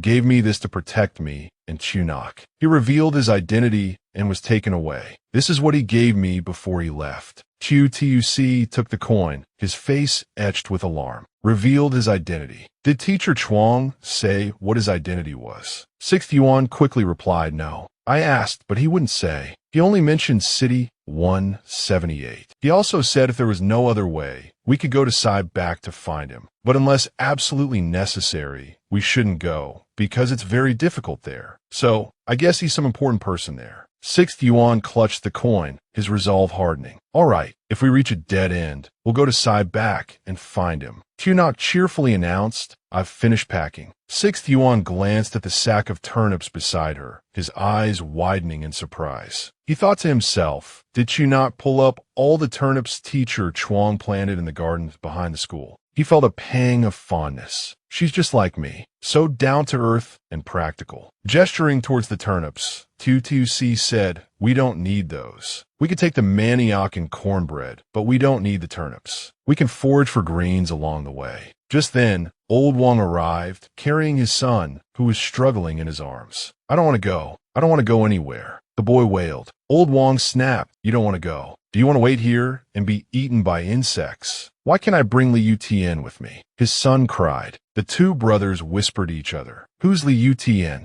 6 Yuan asked. Don't you remember? She's old Li's strong daughter. Tuc replied. 6 Yuan said flatly. I'm not taking her with us. Wang Dailong sobbed. You're a teaching assistant at the school. How can you abandon your students? The boy continued to wail, but 6th Yuan remained unmoved. If Teacher Chuang were here, he definitely wouldn't leave her behind. He looked at old Wang's worried face. Judging by how worried you are, I'd say you're in love with her. They make a cute couple, though. Everyone stared at him, mouths agape. How can he be talking about this now? They wondered. Old Wang placed his hand on the wall. QTUC helped him climb up. Quick, let's climb over the wall. It's best if no one sees us. As 6th Yuan sat on the wall, someone shouted, Mac QTUC. 2 townspeople yelled, Mac QTUC is back. See, I told you they were after QTUC, 6th Yuan thought, unfazed. He quickly drew his gun as the other person shouted, catch him. He fired at one of them, sending the man sprawling. Jumping down, he confidently aimed his gun again. Back off, he commanded.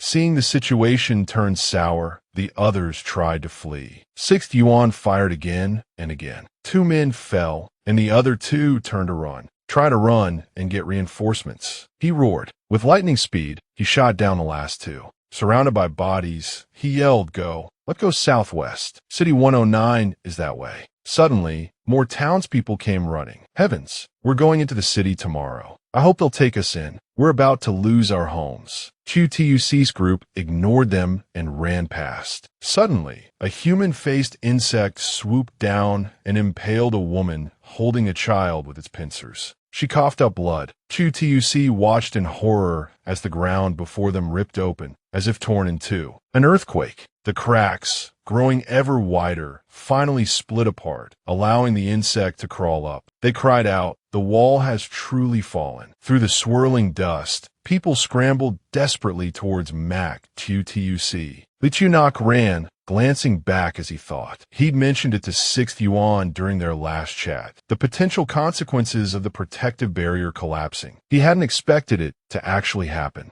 A grim expression settled on his face. He knew the wall could fall at any moment, but why now? Why now, when the monsters were already so close? Moments later, a spider-like creature advanced on Old Wang. Shielding Wang Dai Long, Old Wang cried out in terror, help me. Mac TUC spun around, firing a shot into the creature's head, saving them both. Hurry, he urged. Chunak, breathing heavily, asked anxiously Q2C, with the wall down, can anyone in the city survive? He replied, if we survive, that's enough. 6th Yuan, curious, asked, hey, is there some kind of light coming from inside the barrier? QTUC felt a sense of foreboding. Soon after, a bubble appeared, hovering above them. QTUC looked up puzzled. A bubble. That looks familiar, like the bubbles that Zhang Bao can blow. Is he still alive? Someone exclaimed in surprise. A superhuman. The bubble amidst the spiders suddenly burst. It really is a superhuman. Thank goodness. Someone cried joyfully. Everyone stared in astonishment as they watched the spider creatures trapped within the floating bubbles. Suddenly, the bubbles exploded, sending the creatures reeling. The force of the blasts injured many of them. The bald man shouted, while the insects are still hesitant, run. Now, the man opposite him agreed, yes, run. Find somewhere safe. Old Wang called out to QTUC. There are over 1,000 people running towards us. Chunak urged everyone, speed up. Their movement will attract the monsters. We have to maintain our distance. QTUC, taking 6th Yuan's hand, added, and one more thing. These people could become a danger themselves. He knew the townspeople well. They were capable of anything, but a single raised gun would scatter them like leaves in the wind. As he ran, he handed his gun to 6th Yuan. Hold on to this, he instructed. 6th Yuan took it, replying yes. They stopped, the 3 behind them gasping for breath. QTUC glanced back. It seemed they'd lost the crowd.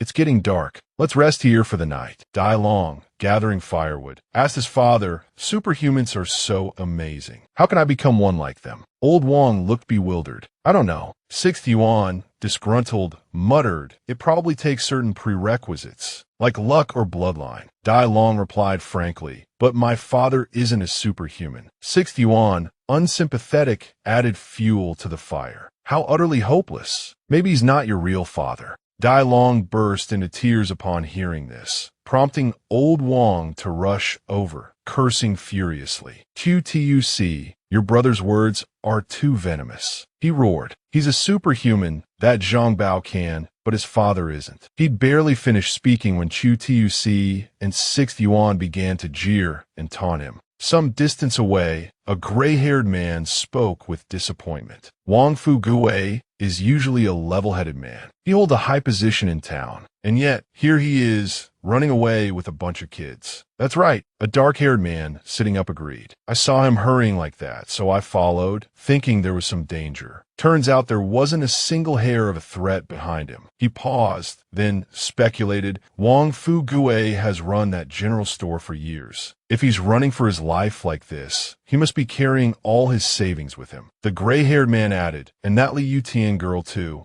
Moments later, he slumped back down, nonchalantly saying, forget it. Don't you know Chu Tuc and 6 Yuan have guns? The other man bristled, retorting, what's there to be afraid of? There are so many of us. What's a gun with a few bullets? A young boy smirked, asking, so, which one of you wants to go first? The two men, upon hearing this, quickly turned away, nervously chuckling, their bravado gone. The gathered crowd settled down to rest. The peaceful air was shattered by a terrified cry. The howl of a wolf sent everyone leaping to their feet. Someone stammered, is that what I think it is. Run. I can't believe there's still danger. As they fled, a voice filled with regret cried out, I should have followed Chu Tuc. Meanwhile, Chu Tuc's group sat around a small fire cooking. Chunak eyed the food hungrily. It smells so good. A young man, presumably Hua Man or Con Tran, smiled. I found some wild herbs by the roadside. We'll add them in later, and the flavor will be even richer. Old Wang scoffed. Wild herbs. That stuff is notoriously foul-smelling. Just the thought of it makes me want to vomit. How can you even stomach it? Dai Long, seeing this, attempted to explain. He pursed his lips, a flicker of guilt in his eyes. Maybe because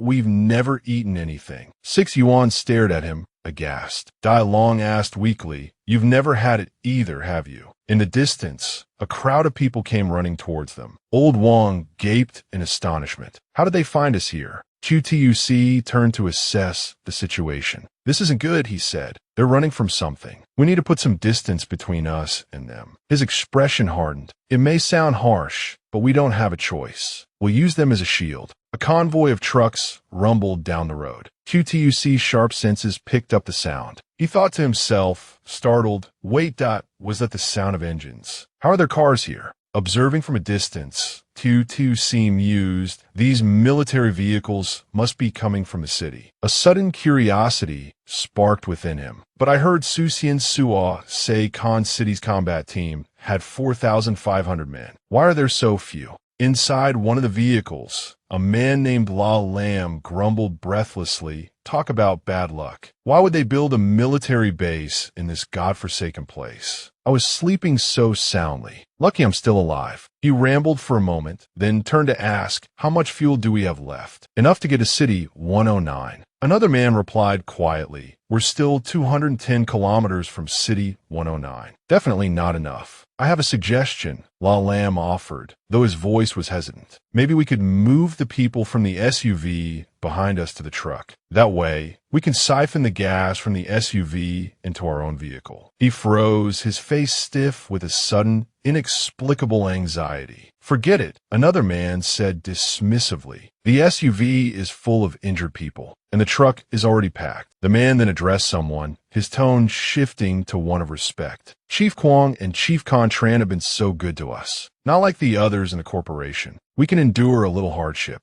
La dame feigne d'indifference. All right, drop it. Don't make it sound like I'm some kind of saint. I'm not. Nice guys finish last, you know. Meanwhile, Chu Tuc watched as the last vehicle disappeared into the distance. He turned back to reassure the group. It looks like those bigwigs all ran in this direction. There are bound to be plenty of others following them. They could be bait for the mutated beasts instead of us. No need to worry too much. His expression turned serious. If any mutated beasts attack us, I'll deal with them. Fuka seemed about to say something, but thought better of it. Under the cover of night, Chu Tuc and the others ventured deeper into the forest. Old Wang hesitated for a long moment before speaking.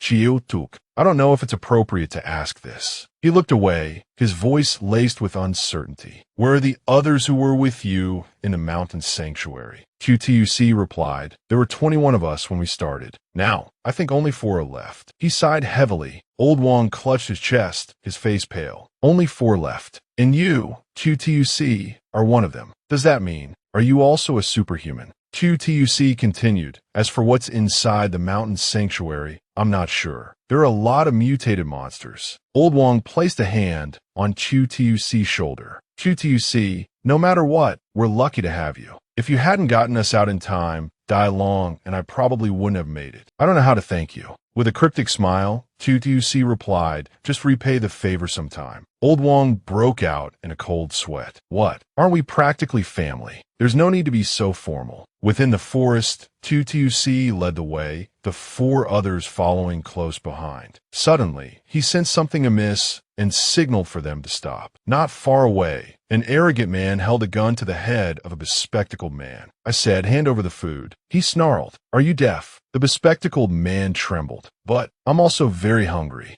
The man in red ordered his subordinate to search the bespectacled man. We're people from a stronghold. The bespectacled man protested, his eyes wide. How dare you refugees touch us? The man scoffed. People from a stronghold. I'm the foreman of the sand quarry. It turned out the arrogant man was the quarry foreman, Wang Yiheng. Without a flicker of remorse, he shot the bespectacled man. Yiheng calmly stated, City 113 has fallen. By the time we reach City 109, everyone will be starting over. He smirked. Now the gun is boss. I'm not some indiscriminate killer. Just obey me and you'll live. He addressed the 3 people standing nearby. You, and you. Search everyone. Bring me anything valuable they have. The 2 hesitated, confused. Yiheng exploded. Move. What are you waiting for? The 2 men chose a couple as their next victims. The bald one bark handed over. Seeing the couple hesitate, he lunged forward, ripping a ring from the man's finger. He then snatched the woman's necklace. Wang Yiheng, observing the scene with a satisfied smirk, declared, consider yourselves lucky. Obey, and you won't be harmed.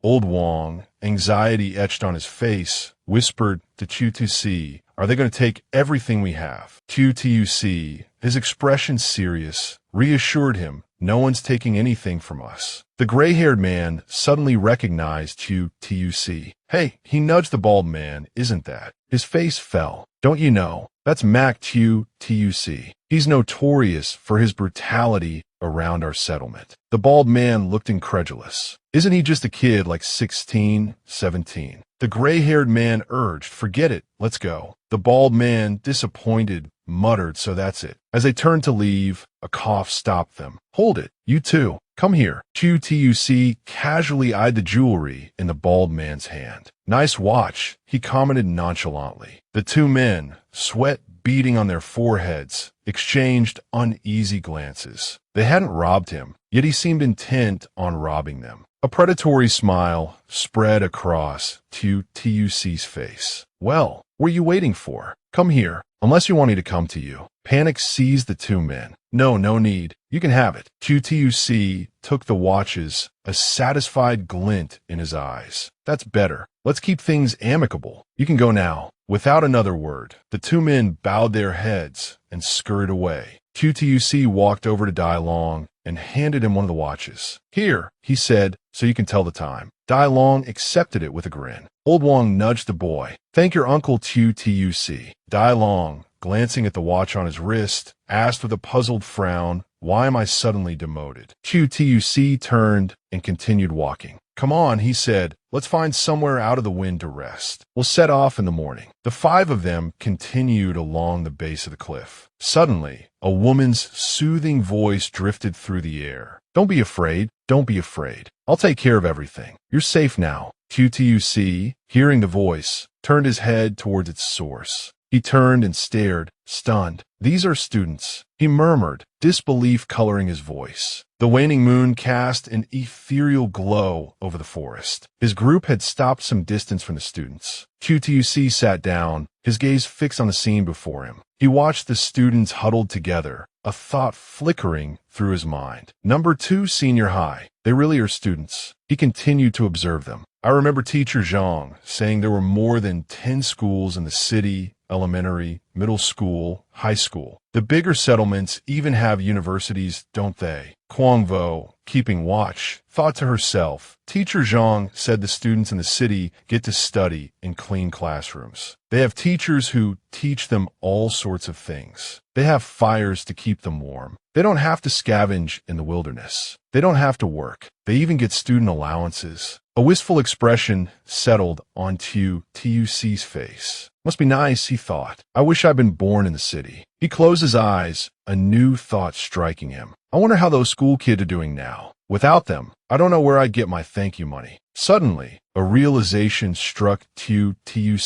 Wait a minute, he thought. Wasn't unlocking a weapon supposed to be about thanking myself in exchange? If it's about self-gratitude, shouldn't I be able to complete a solo mission? The scene from earlier flashed through his mind. A chillingly dim room, and a floating sword on a table, radiating a sinister aura. A flicker of excitement crossed his face. That knife was only basic level, and it was already that powerful. Wouldn't the next level make me invincible? Like a man possessed, he placed his hand on his chest and, in a low, grateful voice, began to mutter, "Thank you, myself, for not slaughtering innocent people. Thank you, myself, for raising 6 yuan to be this big. Thank you, myself, for eating grapes without spitting out the skins." 6 yuan, witnessing Tuc's strange behavior, stared at him in bewilderment. Another room materialized, its atmosphere no less oppressive than the last. A voice, seemingly internal, questioned but received no response. Then a pink-haired girl looked up and said, "Sister Guangvo, I'm so hungry." Guangvo embraced the pink-haired girl, offering gentle reassurance. "Let's keep moving forward. Maybe we'll find some food. Perhaps the people from City 109 will come to rescue us. If you can't bear any longer, I'll pick some wild vegetables for you." A dark-haired girl hesitantly asked, "Wild vegetables? What do they look like?" A blonde-haired boy chimed in curiously,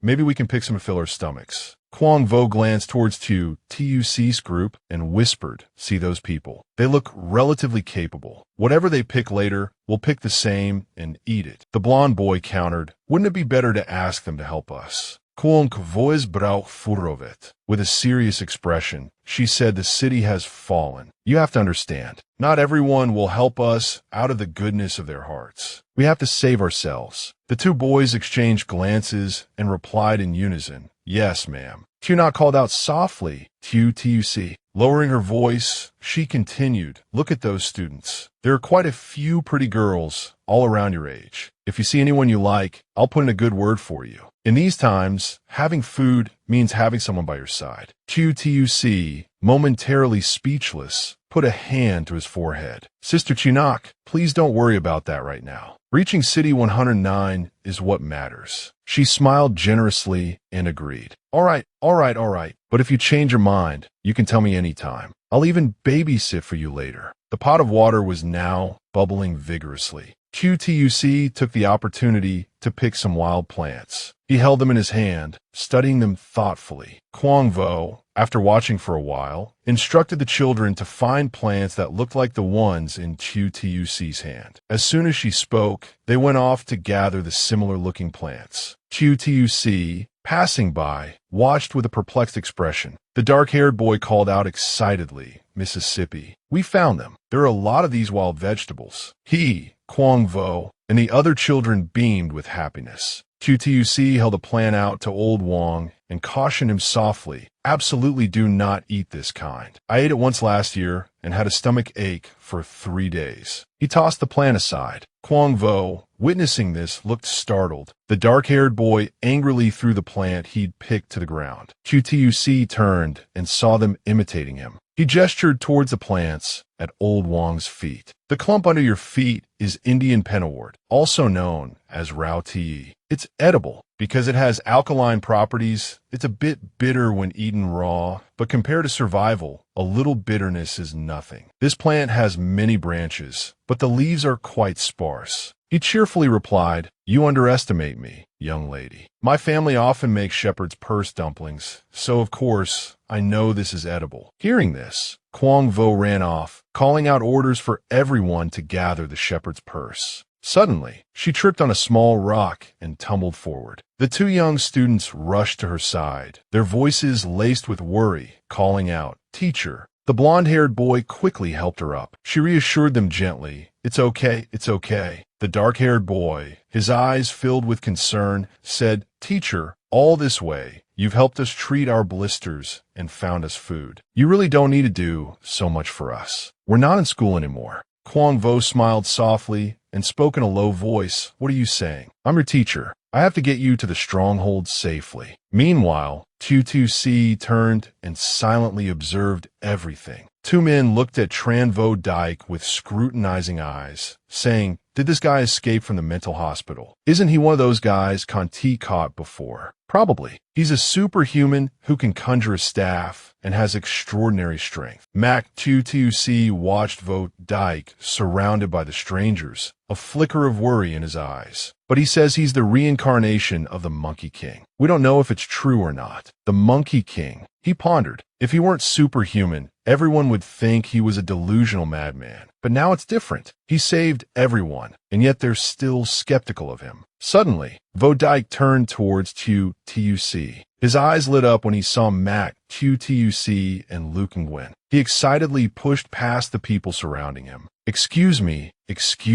He immediately approached them, causing them to become bewildered. "Brother, do you know him?" Q-TUC responded warily, "I don't know him at all." Vo Dike continued to approach, his face beaming, leaving the two brothers utterly surprised. Finally, he clasped his hands together and called out, "Master." Q-TUC was stunned, his head filled with question marks. Vo Dike turned back and waved cheerfully to the group behind him, announcing, "I've found my master. Take care, everyone. I have to protect him on his journey to the west to retrieve the scriptures." The others stared after him, dumbfounded. Wang Fuke burst out laughing at the scene. Vo Dike then innocently asked a question that instantly silenced his laughter and left him bewildered. 8 precepts, what's so funny? He continued to surprise everyone, cheerfully approaching Dai Long and saying, "Sandy, you're here too." He joyfully put his arms around Dai Long and Wang, the father and son. "Great, everyone's here. We can safely go to the west to retrieve the scriptures." QTUC, Luke and Gwen, and Chunak were completely shocked. A journey to the west to retrieve scriptures. Such a dramatic turn of events. QTUC placed a hand on Vo Dike's shoulder. Vo Dike immediately turned and asked, "Master, what are your instructions?" QTUC was utterly exasperated. "I need to explain something. I'm not your master, and I'm not going to the west to retrieve any scriptures." Vo Dike crossed his arms and said something that made QTUC jump. "That's not right, master. So which direction are you going now? Southwest, right? City 109 is in the southwest." Hearing this, Vo Dike became even more resolute, exclaiming loudly, "The west is also in the southwest. Maybe you don't even realize it, master, but you're already on your way to the west to retrieve the scriptures." QTUC waved his hands dismissively. "I'm telling you again, I'm really not your master. Old Wang isn't 8 precepts either, and the person next to him is Dai Long, not Sandy." He stubbornly stood his ground. "These things don't matter." Old Wang clutched his head and yelled, "What do you mean they don't matter? They matter a lot." Suddenly, a group of people appeared from behind, prostrating themselves before a menacing figure. "Where were you guys earlier? Hand over all your valuables." A weapon suddenly appeared at his face, catching him completely off guard. Vo Dike, wielding a staff, pointed it directly at him and barked, "Are you Chu Tonfong?" The man was already drenched in a cold sweat. He smoothly drew a gun from behind his back. Vo Dike instantly reacted, striking him with the staff. The man, coughing up blood uncontrollably from a blow, pulled the trigger. The shot rang out in a flash. No one had time to react. QTUC's group was filled with terror. Old Wang and his son, Dai Long, were equally horrified. Vo Dike, with practiced ease, twirled his staff and declared confidently, "My staff is the Rui Jingubang. Bullets can't even scratch it." Chunak, frightened, huddled behind her brother and whispered, "But the bullet didn't hit your Rui Jingubang. Your chest is bleeding."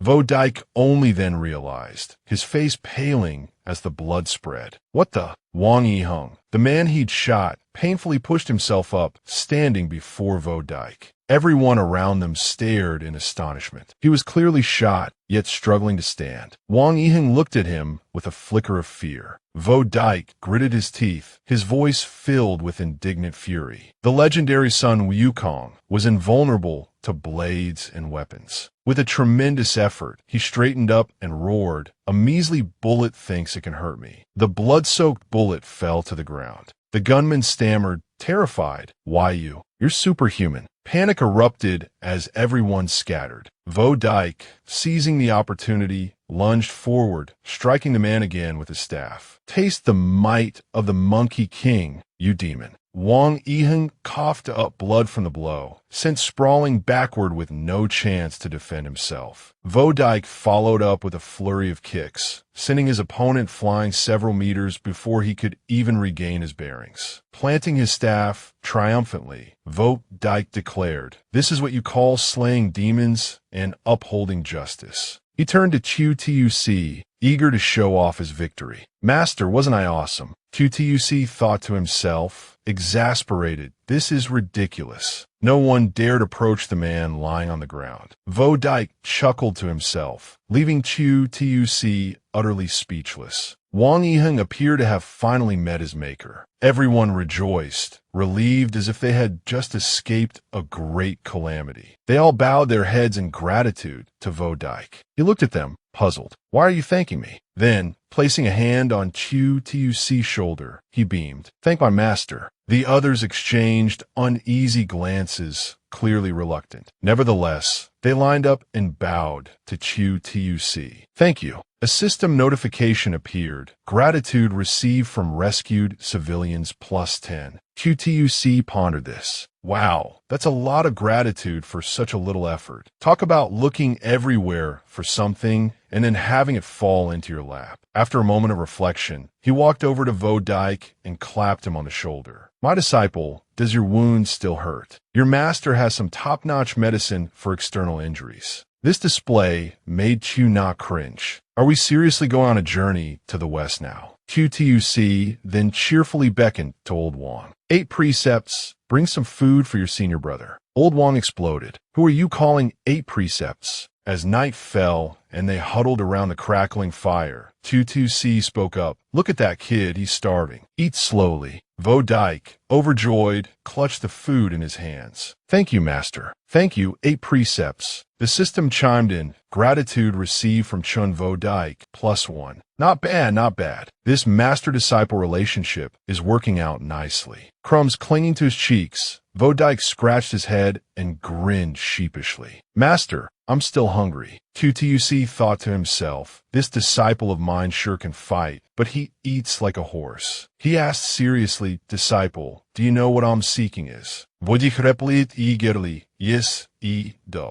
QTUC, manipulating the naive young man, said, well then, I'll point out some people. Go and seek some alms from them. Bring back some scraps. Okay, Vo Dike agreed. QTUC began pointing at individuals around the campfire. Him, and him too. They all helped Wang Yiheng with his robbery earlier. They must still have plenty of loot on them. Vo Dike followed QTUC's pointing finger intently. Having received his instructions, he immediately shot into the air. Master, your Lao Sun is off. QTUC chuckled, watching Vo Dike's retreating figure with amusement. This guy is pretty entertaining. He reached for a roasted sweet potato. Eating thoughtfully, he mused, lately, it seems more and more apparent that everyone's supernatural abilities, whether great or small, are connected to their willpower. He recalled Hua Xinsua, his expression tightening. For example, Hua Xinsua's combat strength is directly linked to his mental fortitude. He then quietly observed Vo Dike standing before the group, kneeling and begging at his feet. And this Chun Vo Dike is an even clearer example. He fancies himself the Monkey King, and as a result, he actually manifested a Rui Jingu Bang. His physical qualities are also gradually transforming into something superhuman. He frowned, puzzled. So, where's my willpower? I still haven't found a clear answer.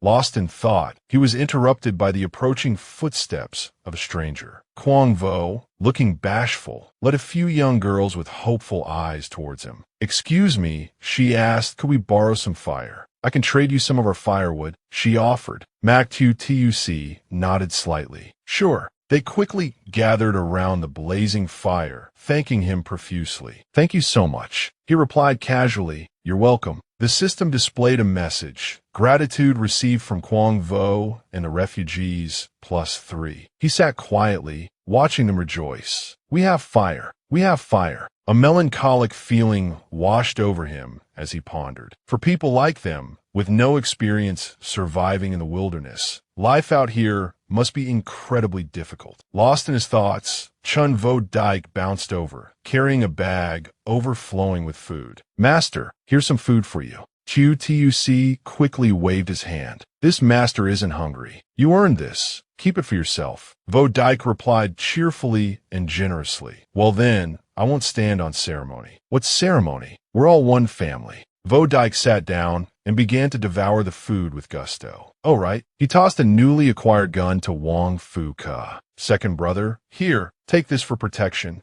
Old Wang fumbled to catch the gun, stammering, "Thank you." Just as he finished speaking, he heard snoring. He looked over, bewildered. Seeing Vo Dike fast asleep, Old Wang exclaimed, "He can sleep like that." Tuc quietly observed the carefree young man, thinking to himself, "Chun Vo Dike may seem foolish, but the thought of bullying him actually makes me feel a little guilty. Could this be the bliss of ignorance? I suppose it's his own unique talent." Suddenly, Lu Yuan spoke up. "Brother, you're tired. You should sleep first. I'll take the first watch." He insisted, "No need, you sleep first. I'll take over at midnight." He reached out, hesitant to let Tuc take the burden. But before he could finish, Tuc cut him off. "What do you mean, but I told you to sleep, so sleep. Don't waste time." Lu Yuan stood dumbfounded for a moment. Finally regaining his composure, he shuffled off with a sigh. Tuc lay back down, the firelight flickering before him.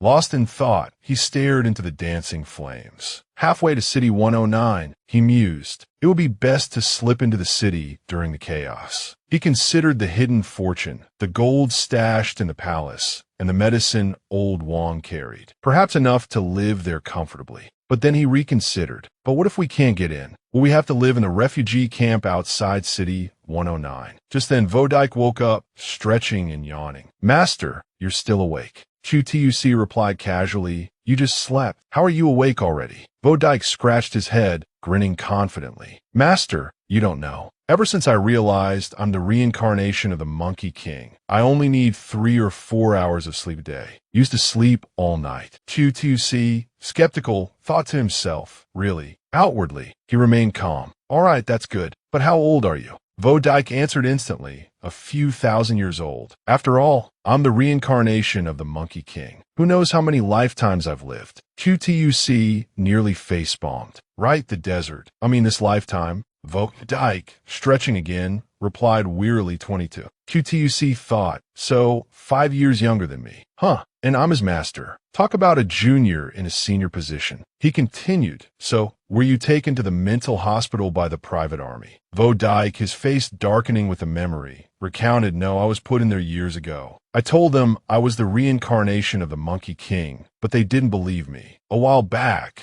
they transferred me to a new hospital and took my blood and stuff." Tuc, feeling a flicker of sympathy, asked, "Did you know Zhang Baocan?" Vo Dike brightened. "The bubble-blowing guy. Of course. He was in a room next to mine." He gestured. "There was another patient too, but I don't know where he went." Tuc rested his chin on his hand, thinking. So, Chun Vo Dike really did come from a mental hospital. He was with Zhang Baocan. I thought the people in the city would dissect them or something, but it seems they just took some blood. A thought struck him. According to Chun Vo Dike, there were originally 3 superhumans locked up together, but one disappeared. Where did that person go? Cautiously, he asked, "So, what are your plans for the future?" Vo Dike immediately stood up, planting his staff firmly in the ground, his eyes full of determination. To go to the west with Master and retrieve the scriptures. Tuc hesitated. What if I don't go to the west to retrieve the scriptures? The words hit Vo Dyke like a thunderbolt. His face crumpled. Not going. The thing I've longed for day and night, the thing that's kept me from sleeping soundly all these years, was to find Master and go to the west with you to retrieve the scriptures, slaying demons and monsters along the way, protecting the innocent. And now Master says you're not going. He collapsed, sobbing and wailing. No, you have to go. I'm at a loss, he muttered, exasperated. What the hell is this nonsense? I need to know where the West Heavens are first. Zhang Jinglin never even mentioned this place. He gently helped Vo Dyke up. Do you know where the West Heavens are? Vo Dyke responded, no, I don't. Tuc smiled slyly, turning away and muttering under his breath as Vo Dyke stared in bewilderment. Doesn't know, huh? Even better. He turned back, a confident grin spreading across his face. Don't worry, leave the road ahead to me. Vo Dyke, overjoyed, practically leaped with joy. Yes. Dawn broke soon after. The group beside them awoke, coughing and hacking, rousing Tuc from his sleep. Lu Yuan, catching sight of him, said, hey, you're awake. Tuc looked around in confusion. What's wrong with everyone? Did the long journey and lack of sleep cause everyone to catch a cold? Watching them writhe and groan, he realized something wasn't right. Tuc turned to old Wang, his voice grave. We need to leave immediately. This place has become a disease epicenter. If we don't leave quickly, we'll be infected. Wang Fuka, his voice laced with fear, exclaimed, a disease epicenter. Let's go. They quickly turned and started walking away. Go, go. Chun Vo Dyke, staff in hand, stood rooted to the spot, shouting, Master. Saving a life is more meritorious than building a 7-story pagoda. We can't just abandon them. Tuc glanced back at him, then continued walking with the others, leaving Vo Dyke alone. The West Heavens are just ahead. I have to go retrieve the scriptures. If you want to stay, stay. Vo Dyke watched the group disappear ahead of him, a frown creasing his brow. He thought to himself, it seems escorting Master to the West Heavens to retrieve the scriptures is the most important task right now. Vo Dyke looked back at the afflicted people for a moment, then sighed. Then he called out loudly, Master, wait for me. He rushed forward, a conciliatory smile on his face as he approached Tuc. Master, I've thought it over. The most urgent matter is still escorting you to the West Heavens. Tuc replied casually, good, as long as you've thought it over.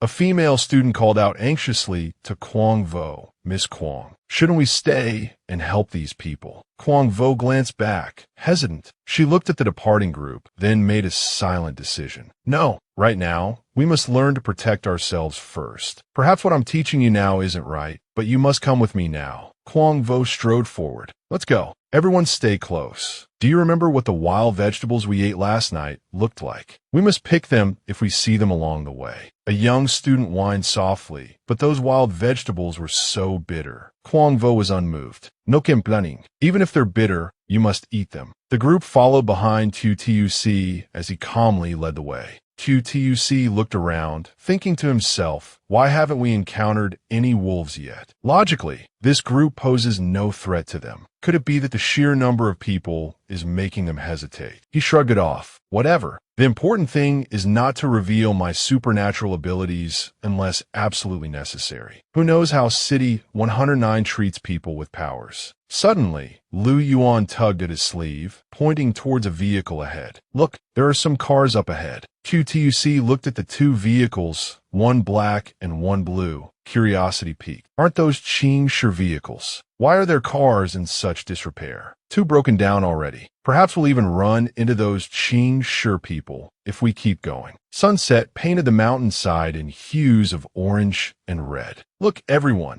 those are Qingshi troops. Let's go ask them for help. A young man sprinted ahead, his voice filled with elation. Thank goodness, we've finally found our army. We're saved. In stark contrast to the others' jubilation, Tuc felt a pang of unease. Lu Yuan tugged gently on his sleeve. Tuc, he responded with a cautious edge. Wait, don't go over there yet. The figures in military uniforms stood close by. Why is that fat one walking so slowly? He wondered. The Qingshi soldiers appeared to be taking a break, but he didn't abandon his wounded soldiers. That's a bit surprising, Tuc mused. La Lam, cigarette dangling from his lips, squinted at the approaching group. La Lam struggled to his feet. This fat guy is interesting. He'd even taken the fur from the car seat and draped it over himself. His bulky frame, devoid of any visible injuries, stood illuminated by the brightly colored fur, like a human beacon. He bellowed, "Hurry up, get your guns ready. We need to be prepared in case these refugees try to storm our camp." The surrounding soldiers began to raise their weapons, clicking off the safeties. The refugees were terrified. Tuc, however, remained calm, his gaze fixed on the scene unfolding before him. The soldiers formed a line, their guns pointed directly at Tuc and his group. As darkness enveloped the sky, they decided to keep their distance from the armed men. Tuc led them to a place to rest. "It's late. Let's find a spot near here for the night." Old Wang, unable to contain his worry, asked Tuc, "Is it safe to be so close to the Qingshi? After all, we did kill some of their men when we were escaping." Tuc's eyes widened slightly at the reminder. He quickly reassured Old Wang, "It'll be all right. Don't worry. Everyone stay here. If anything happens, run into the wilderness." Sitting by the large fire, Tuc analyzed their current situation. "For now, it's best to stay with the troops. I'm worried that if we leave the group, the wolves will attack." Old Wang nodded in agreement. "All right, we'll do as you say." He stood up. "Okay, I'll go gather some firewood with the Monkey King. Everyone else, rest up." As Tuc and Vo Dike headed into the forest, his thoughts churned. "I can't hurt anyone, but I can't let my guard down either. I need to keep an eye on Chun Vo Dike. Who knows what his real intentions are for joining our group." While gathering wood, Tuc watched Vo Dike, who was collecting branches nearby, his gaze wary. Better safe than sorry. There's a long road ahead. If he proves he has no ulterior motives, then I'll accept him. Just then, Vo Dike turned and asked, "Master, didn't you say this morning that the western heavens were right in front of us? Why haven't we arrived yet after walking all day?" Tuc was caught off guard. He shrugged, flustered. "The western heavens, they moved." Vo Dike scoffed, "Master, do you think I'm a fool?" Hitting a nerve, Tuc sighed. Even a fool wouldn't fall for that. Unsure how to continue, he changed the subject. "Vo Dike, besides taking me to retrieve the scriptures, do you have any other wishes?" To his surprise, Vo Dike readily admitted, "Yes, I do have another wish." Vo Dike replied, "To find a girl named Tu Ha." He spoke earnestly. "I have two things I must accomplish in this reincarnation. The first is to escort you, Master, to retrieve the scriptures. The second is to find Tu Ha." Xiaotu wasn't quite sure what Vo Dike was going on about, wondering which bizarre version of journey to the west this was supposed to be. As he gathered firewood, teacher Kwang Vo approached with her students, a friendly smile on her face. "You don't need to gather any more," she said. "We've collected plenty for everyone." Xiaotu saw the large pile of firewood they had amassed. "A big fire would be good." "Thank you so much," he replied politely. Kwang Vo waved away his thanks. "Don't mention it. If it weren't for you sharing your fire with us before, my students might have frozen to death." She turned to leave. "Come on, let's head back together." He nodded. All right. He'd thought nothing of sharing his fire back then. He hadn't expected such gratitude in return. Vo Dike strolled along, hands clasped behind his head, a picture of nonchalance. Suddenly, a girl named Lin Feng called out, giggling, "You're so handsome." Vo Dike jumped, startled by the unexpected compliment. He quickly recovered and replied, "Thank you, female benefactor." Lin Feng, momentarily stunned by his radiant aura, could only stare. "Female benefactor." Xiaotu called from a distance, waving them over. "Hey, come here. I found something good." He beckoned to the students to come and help. Looking at the patch of potatoes before him, he could practically taste them already. It seemed they wouldn't go hungry tonight. The sky deepened to a rich, inky black, the stars twinkling like scattered diamonds, casting a gentle light upon the quiet forest. The group broke into smaller clusters, building fires to ward off the evening chill. Vo Dike, clutching 2 potatoes, grinned with delight. He then let out a whoop and devoured one of the potatoes in a single bite. Xiaotu glanced over, watching him chew.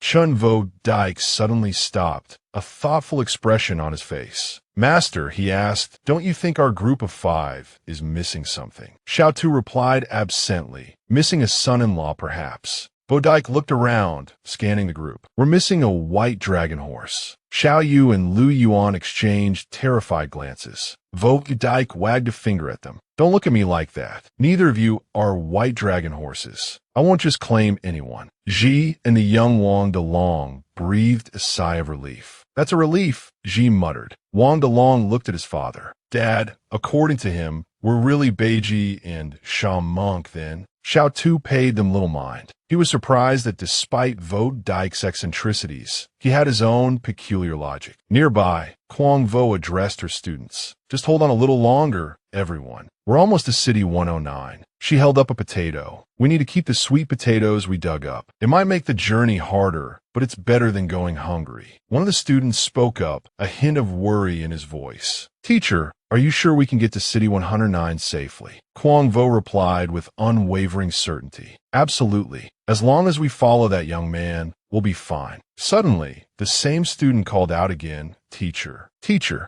Kwang Vo asked anxiously, "what is it? Is something wrong with your eyes?" The student pointed towards the distance. "No, look." Kwang Vo looked up, puzzled, just as Xiao Tu glanced in the same direction. Kwang Vo quickly turned away, her cheeks flushing crimson. "Oh my, why didn't you tell me?" she stammered. The students giggled, teasing her about her blush. Elsewhere, Du Chu couldn't contain his anxiety as he spoke to La Lam. "Boss, do you think your brother will send someone to rescue us?" He calmly ate his dinner, replying, "I don't know. Actually, I'm a little worried about him." When the incident at Mount Can happened, he was still inside. Now, whether he's alive or dead is unclear. The other guy didn't share his concern. "I think Boss Khan will be all right. He's always been meticulous in everything he does." "Sure, but didn't something unexpected still happen this time?" Earthquakes and volcanic eruptions are natural disasters. There's no way to fight them. The ground is cracked open now. Old Wong continued, "We're close to City 112. If something happened to our city, I'm afraid City 112 has collapsed too. Khan City lost 2 cities at once. My younger brother will probably be severely punished by Khan City's leadership." Du Chu continued to argue, "But this isn't our fault. Even if someone else had been there, it still would have collapsed." Unlike him, La Lam understood the situation clearly. There were already many enemies within the Contran Corporation. La Lam continued to ramble. "Moreover, he killed a lot of people from other corporations recently. I'm afraid the corporation is worried they can't control him, so they'll suppress him. But this is only temporary, because Khan City still needs Contran to work for them. No one else can do the job, quite like Contran." After talking for a while, the moon had risen high. Or to put it bluntly, no one is as ruthless as him. At the sight of the collapsed city, Hua Man held a phone, relaying a message to Contran. "The chairman of the board wants to speak with you." Covered in dust and bruises, he coldly replied, "Tell them I'm busy." Hua Man continued listening to the phone. Yes,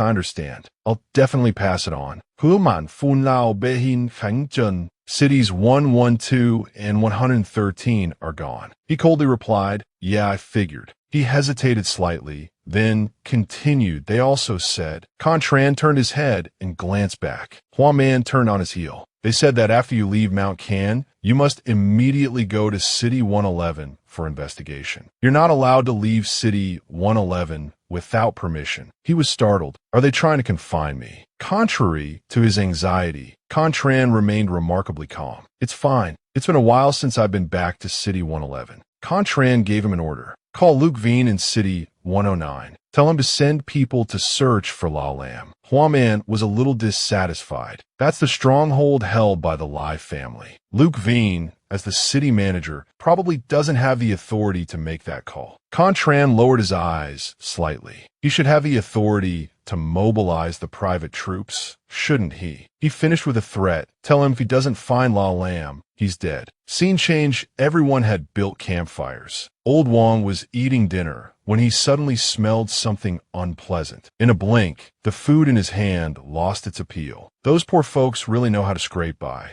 La Lam grumbled, "Hey, Du Chu, go buy a roasted potato over there." Du Chu didn't understand. "Why don't we just go over there and steal them? Wouldn't that be easier?" His words immediately angered La Lam. "What the hell do you know? If you told me to kill someone from the Fire Seed Company, I wouldn't even blink. But stealing potatoes from refugees. If word got out, how could I, La Lamb, still face anyone? Go buy them, even if it's 50 times the price. Don't embarrass the people of Khan City. We don't take advantage of others. Now go. In the dark forest, La Lamb sat by the fire, watching Du Chu prepare to leave. Wait, take a few people with you. Don't let them ambush you. Du Chu, bewildered, agreed. Yes. La Lamb calmly watched the group walk away. He finished, then wearily furrowed his brow and sighed. La Lamb, a lifetime of excellence, and now I've sunk so low I'm stealing food from refugees. He stretched his hands towards the crackling fire for warmth. A while later, the group returned. Du Chu cheerfully announced, Boss, we're back. Hearing this, La Lamb looked up and, seeing the sweet potatoes in their cloth sack, began to count. 1, 2, 3, 4, 5. Then he turned and counted the injured. 1, 2. Having finished counting, he divided the food. Half a potato each. No one gets more. The injured can have a whole one. Du Chu, roast these potatoes. Du Chu enthusiastically agreed. Yes, sir. The sweet potatoes were placed in the embers. He carefully retrieved a steaming hot one with a stick. Du Chu brought the potato to La Lamb. Boss, you have this one. La Lamb took it, broke the steaming potato in half, and offered half back. Here, 1/2 each. Du Chu quickly refused. No need, boss, you eat it. La Lamb bluntly replied, don't argue. Take it, it's hot. As Du Chu accepted the potato, La Lamb turned to address the others around them. I don't have the energy for long speeches right now. Once we reach City 109, I'll treat you all to a feast. He smiled confidently, thumping his chest with a determined grin. We've all escaped with our lives. Surviving a great disaster means good fortune awaits. Du Chu and the others clasped hands and echoed in unison. Yes, surviving a great disaster means good fortune awaits. Nearby, a pathetic cry rang out, startling a flock of crows into flight. A man angrily slapped a gray-haired woman, sending her sprawling to the ground. He roared furiously, eating the sweet potatoes I dug up and still pretending to be innocent. Your man died in the city long ago. If I hadn't helped you, you wouldn't be alive now. Terrified, the woman trembled, covering the slap mark on her face as she sobbed. I said I'd pay you for the sweet potatoes when we get to City 109. He flew into a rage, grabbing her chin and sneering. What will you pay me with? Everyone will be penniless in City 109. He stood up abruptly, yanking her up by the hair. Come with me. Those who witnessed the scene remained silent. Suddenly, Vokadike stepped forward, hands on his hips, and sternly shouted, Stop. Xiao Tu, startled, widened his eyes in surprise. Then, to Xiao Tu's astonishment, Vokadike furiously dashed forward. So it's the Golden Coin Leopard King causing trouble. Vokadike flicked his wrist, summoning a golden staff etched with intricate patterns. The man, startled and sweating, recoiled in shock. Vokadike swung the staff, forcing the man to dodge frantically. Vokadike then sent the man flying several meters with another blow. The woman anxiously rushed to the man's side and then turned to yell at Vokadike. Why did you hit him? Get out of here. Her foolish actions left Vokadike speechless, his head filled with questions. Dejected, he returned to the group. Vokadike sat down heavily on a log, scratching his head, while Xiao Tu observed him thoughtfully. This guy is interesting. He just needs to give someone the name of a demon before he hits them. After all, he's the great sage equal to heaven. Anyone he hits must be a demon. Thinking this, he placed a hand on Vokadike's shoulder and asked, Disciple, what will you do if you encounter hundreds of enemies and run out of demon names? Xiao Tu, imagining himself as the Monkey King and Vokadike as the Tang Priest, replied playfully, Don't worry, Master, no need to fret. That demon can be dealt with later. But Vokadike promptly kicked him in the face. You idiot. Are you really that stupid, or are you faking it? I told you not to pick up random things. Free from the illusion, Vokadike held a blade of grass and asked despondently, Master, tell me, I already defeated the Golden Coin Leopard King. Why did that woman still chase me away? Seeing his frustration, Xiao Tu sighed inwardly, thinking why. Because people are complicated like that. Some people aren't worth saving. Just leave them be. He decided against voicing these thoughts. Vokadike was better off this way. Old Wong, standing nearby, offered some advice. Why do you always have to stick your nose in other people's business? If you could live your whole life by the motto, none of my business, none of your business, you could avoid a lot of trouble. Vodike looked at him quizzically. What do you mean? Old Wong grinned mischievously. Look, why are you so free to worry about that? If you didn't meddle. He was cut short by a smack on the head from Vodike. You blockhead. What's it got to do with you? Seeing Old Wong get hit, Xiao Tu, Lu Yuan, and Xiao Yu clutched their stomachs, giggling. Old Wong, stunned, fell silent. A strong gust of wind swept through, causing the fire to tilt to one side. The clinking sound of chains echoed through the air. Hearing the noise, Xiao Tu turned his head warily. The clinking grew louder. Lu Yuan asked nervously, "Brother, what's that sound?" Xiao Tu's voice was filled with alarm. "Run! We need to get out of here." There, as numerous as ants, he finished, his face grim as figures rushed towards them. The clinking of chains accompanied their grotesque, lurching movements across the ground. Xiao Tu pointed ahead. "Get out of here, now." He then spun around, his eyes wide with fear and teeth gritted, to face the oncoming horde. Those who were too slow were overtaken, their desperate cries echoing through the forest, sending birds scattering in panic flight. Xiao Tu's group ran ahead, followed by a few others who had managed to escape. They all fled frantically towards La Lam and the others. Seeing them charging towards him, Du Chu quickly raised his gun, ready to fire. Xiao Tu frantically raised his hand. "No, don't shoot. Run. Everyone, run." He quickly stopped Du Chu. "Hurry, follow them. Run as far as you can." Du Chu was startled. As Xiao Tu ran, he thought to himself, if Khan City opens fire, the casualties will be even worse. I need to escape with the troops first. They have firearms. That's better than recklessly revealing my shadow clone. The soldiers, supporting each other, struggled to get away. Go quickly. They urged each other. But the creatures appeared in front of them, their eyes glowing fiercely, mouths gaping in menacing growls. La Lam, his face contorted in terror, sweat pouring down his face, cried out, "What kind of monsters are these?" One of the creatures roared, lunging forward with sharp claws extended. Wang Dalong, terrified, clung to Old Wong, stammering, "Father." Old Wong, bewildered, stuttered, "Xiao." Xiao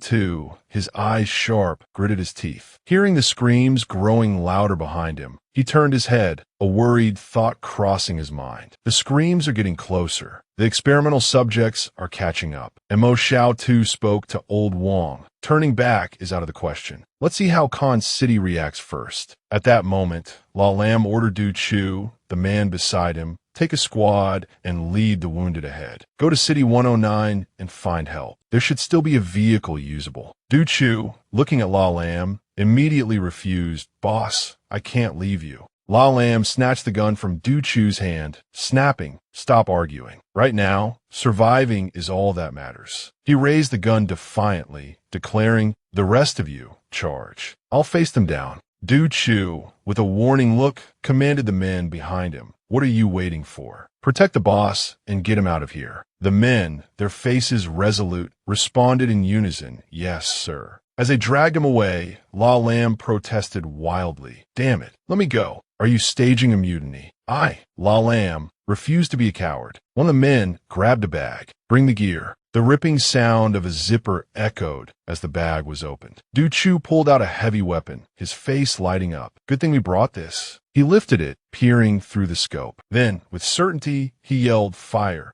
Du Chu squeezed the trigger, unleashing a powerful blast. The projectile hurtled forward as the others continued to fire their weapons, culminating in a massive explosion. Two soldiers then hurled a series of smaller explosives. The booming detonations reverberated through the forest. A wounded, blonde-haired soldier, holding a bomb, looked around in a daze. Suddenly sensing something amiss, he spun around in anger. Before he could react, a creature seized his head, sinking its teeth deep into his neck. He cried out in agony. Gritting his teeth against the pain, he pulled the pin on the bomb, obliterating himself and the creature, buying precious time for the others. As the smoke cleared, Mo Xiao Tu stared in shock at the scene. Suddenly, Vodike slammed his staff into the ground. Thud! He swung the staff menacingly, declaring, "You impudent monster. Where do you think you're going?" Mo Xiao Tu frowned, his voice booming. Chun Vo Dike, take the right flank. Mo Xiao Tu swiftly drew his sword. Vo Dike exclaimed excitedly, Master, your killing intent is so strong this time. Much stronger than your hesitant indecisiveness of the past life. Without another word, Mo Xiao Tu swung his sword, unleashing a wave of killing intent that felled the creature. He turned to the others. Everyone, run. Old Wang, Xiao Yu, and Lu Yuan stared at him in disbelief. Seeing them frozen, he roared furiously, run now. Lu Yuan, without hesitation, pulled Xiao Yu away. Old Wang, panicked, followed close behind. He looked back at Mo Xiao Tu with concern, shouting, don't stay here and become a burden. Mo Xiao Tu, his face resolute, called out Vo Dike. Vo Dike responded instantly, yes, master. Together, they charged into the fray. With a swift movement, Mo Xiao Tu dispatched another experimental subject. Glancing to his side, he gasped. He watched as Vo Dike impaled two of the creatures on his staff. Then, with a leap, Vo Dike raised the staff high above his head. He slammed the staff down, driving the impaled creatures deep into the earth, causing tremors all around. Finished, he planted his foot on the creatures, striking a dramatic pose with his staff slung over his shoulder. Witnessing Vo Dike's actions, Xiao Tu's eyes widened in surprise. She hadn't expected the young man's strength to be so far beyond her estimations. Vo Dike pointed at himself, a confident grin spreading across his face. From this day forward, for 10,000 years to come, you will all remember my name. He didn't even finish his sentence before Xiao Tu kicked him, sending him sprawling. Cut the chatter, she snapped. Then she and Vo Dike ran after the others. Lu Yuan, concerned, asked Vo Dike, are you all right? He replied,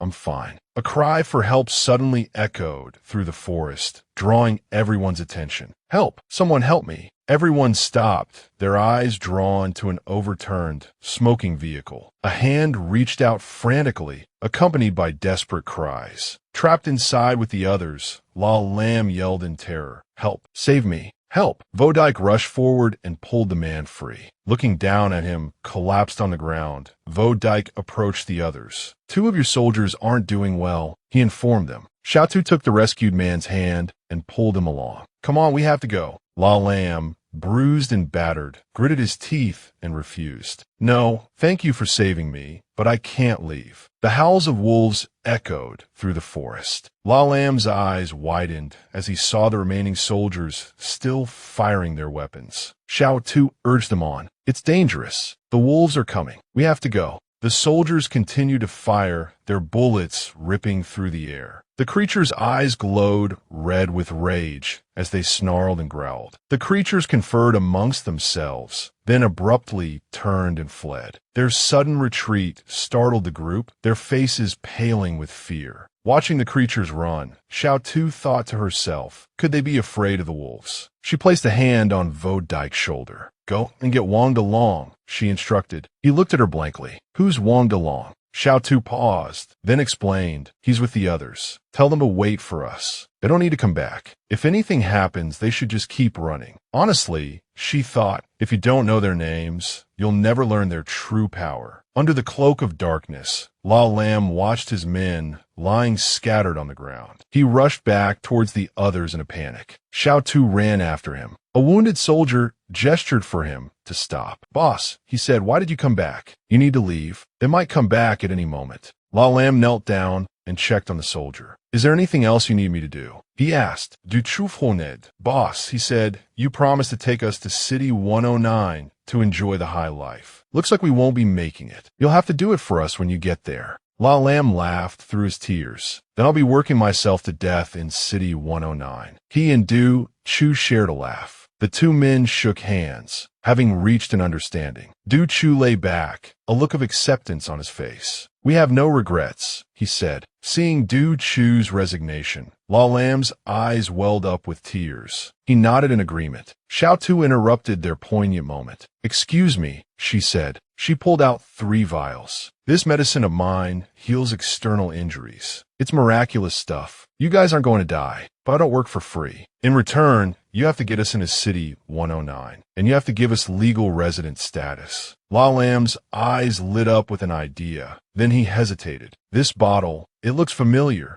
A lewd grin spread across his face as he imagined himself wielding unimaginable power. Then his expression shifted, a look of panic replacing the earlier glee. This can heal external injuries. You're a miracle worker. Xiao Tuesday inwardly. Xiao Tu mentally smacked him upside the head. Miracle worker, my foot. La Lam, overflowing with friendly gestures and flattery, explained, it's all about our relationship. You see, just save them, and you can bring as many people into the city as you want. Mo Xiao Tu, observing this display, coolly inquired, what relationship do we even have? La Lam, with an embarrassed, almost playful chuckle, replied, doctor and patient, of course. This answer caused Mo Xiao Tu's face to twitch involuntarily as he forced a laugh and responded, fine. Mo Xiao Tu tossed 3 vials of medicine towards La Lam. For your sake, I won't ask what you need it for. Use this on their wounds. La Lam,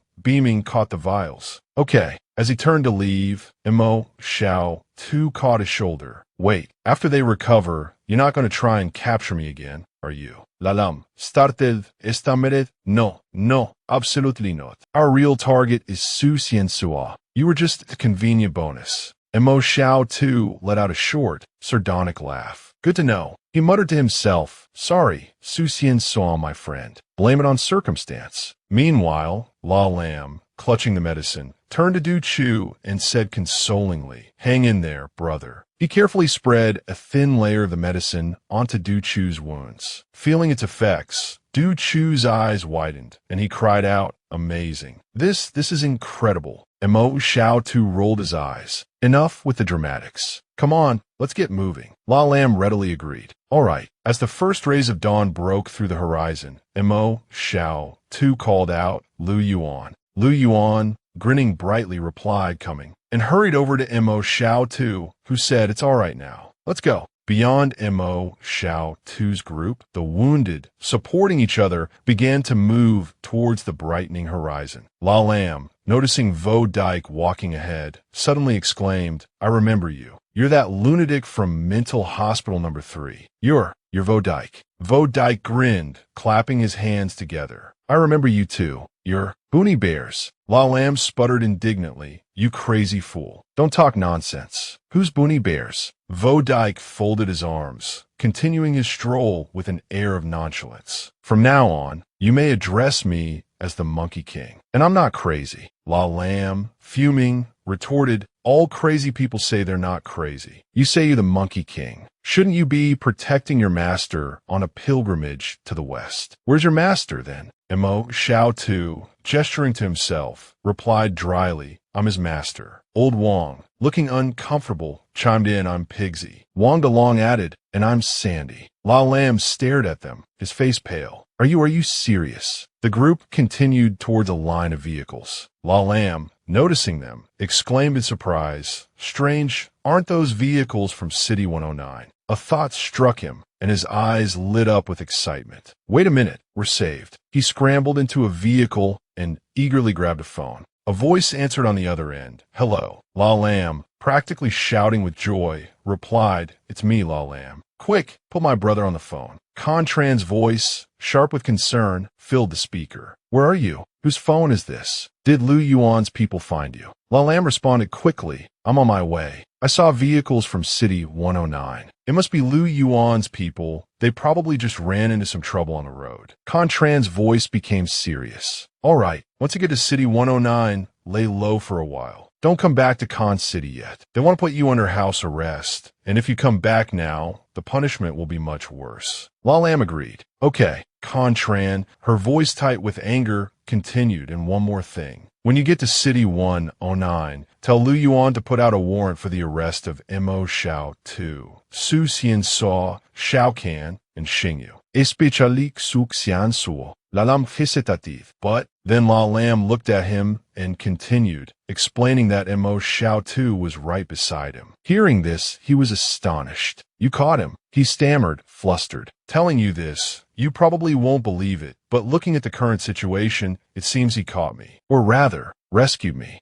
Though not exactly happy about it, Contran bluntly declared to him that the matter between Con City and him was now settled. Moreover, Contran admitted owing him a favor, a life debt. La Lam chuckled foolishly, explaining that they wanted to enter City 109 and become legal residents. Contran didn't hesitate to agree, telling him to speak directly with Lu Yuan about it. Receiving the desired response, Imo Xiao, too, breathed a sigh of relief. Finally, he thought, we've waited so long for this day. From now on, we're about to become legal residents of City 109. Above them, the sky was a clear blue, dotted with fluffy white clouds. La Lam continued his conversation with Contran over the phone. Imo Xiao too furrowed his brow, sensing something amiss. This isn't right, he thought. If this was an accident, where are the bodies? His sharp eyes scanned the scene as he slowly approached the overturned vehicle, taking in the remnants of the struggle. The bloodstains are dry, he mused. Judging by the color, this fight happened about half a day ago. Imo Xiao too stopped before a clump of white fur. He picked it up, a flicker of surprise in his eyes. Wolf fur, he realized. Standing on the cliff edge, the wind whipping through his hair, he silently gazed down at something below. Below him was a wolf with pristine white fur. Imo Xiao too recognized it, the fearsome myriad-fanged wolf king. Its eyes gleamed with a chilling, predatory light. He frowned, his lips pressed together in thought. Could it have been following us all this time? Observing the wolf's furious demeanor as it retreated, he wondered what its purpose could be under such a beautiful sky. La Lam, inside the vehicle, waved him over. Come on up here. It'll be much faster by car. From inside, Lu Yuan called out cheerfully. Hurry up. We're about to leave. Relaxing,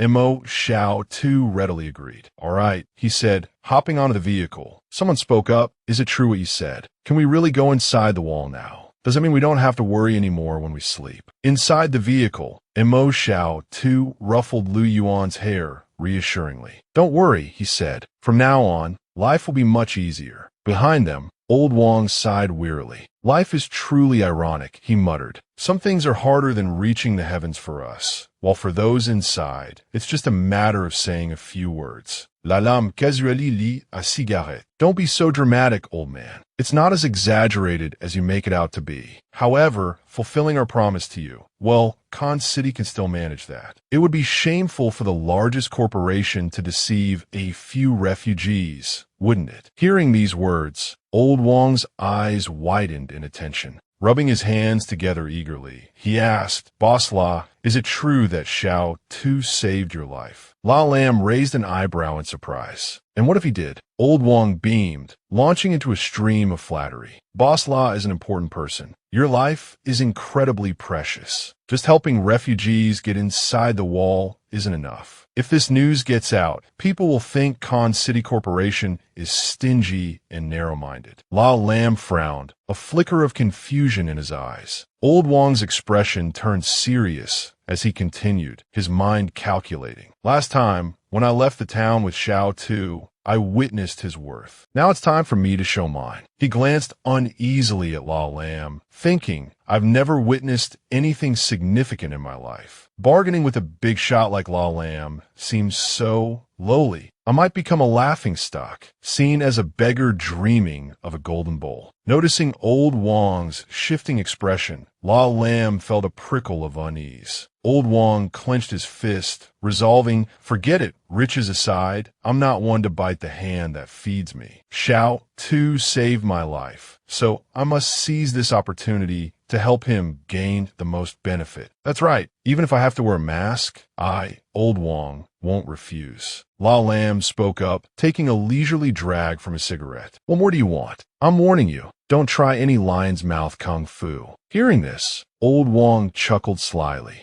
He immediately turned and leaned in close, his voice persuasive. A conglomerate like Con City Group, so powerful, surely has plenty of properties in City 109. Allocating one shop to us shouldn't be a problem, right? His actions startled La Lam, who protested, Hey, my life isn't even worth a shop. These words struck Old Wang like a bolt of lightning. He froze, eyes wide and mouth agape. He put on a mournful expression, playing the sympathy card. Right, your brother said he owed Xiao Tu his life, didn't he? La Lam asked, bewildered so. Old Wong grinned craftily. Tell me, is your brother's life worth a shop? He clenched his fist, asserting confidently, of course it is. Inwardly, Old Wong rejoiced. Just as the rumors said, he treated his brother even better than himself. Grinding his cigarette, but into the steel plate, La Lam agreed. All right, I'll give you a small shop, but let's be clear from then on. Con City Group won't owe you anything else. Pushing his luck, Old Wong asked with a sinister look, what about the lives of your men? Do they count for nothing? La Lam roared in exasperation. Just spit it out already. He then relented. Fine, I'll give you a large shop, a prime location. Is that enough? Despite being rebuffed, Old Wong responded cheerfully, enough.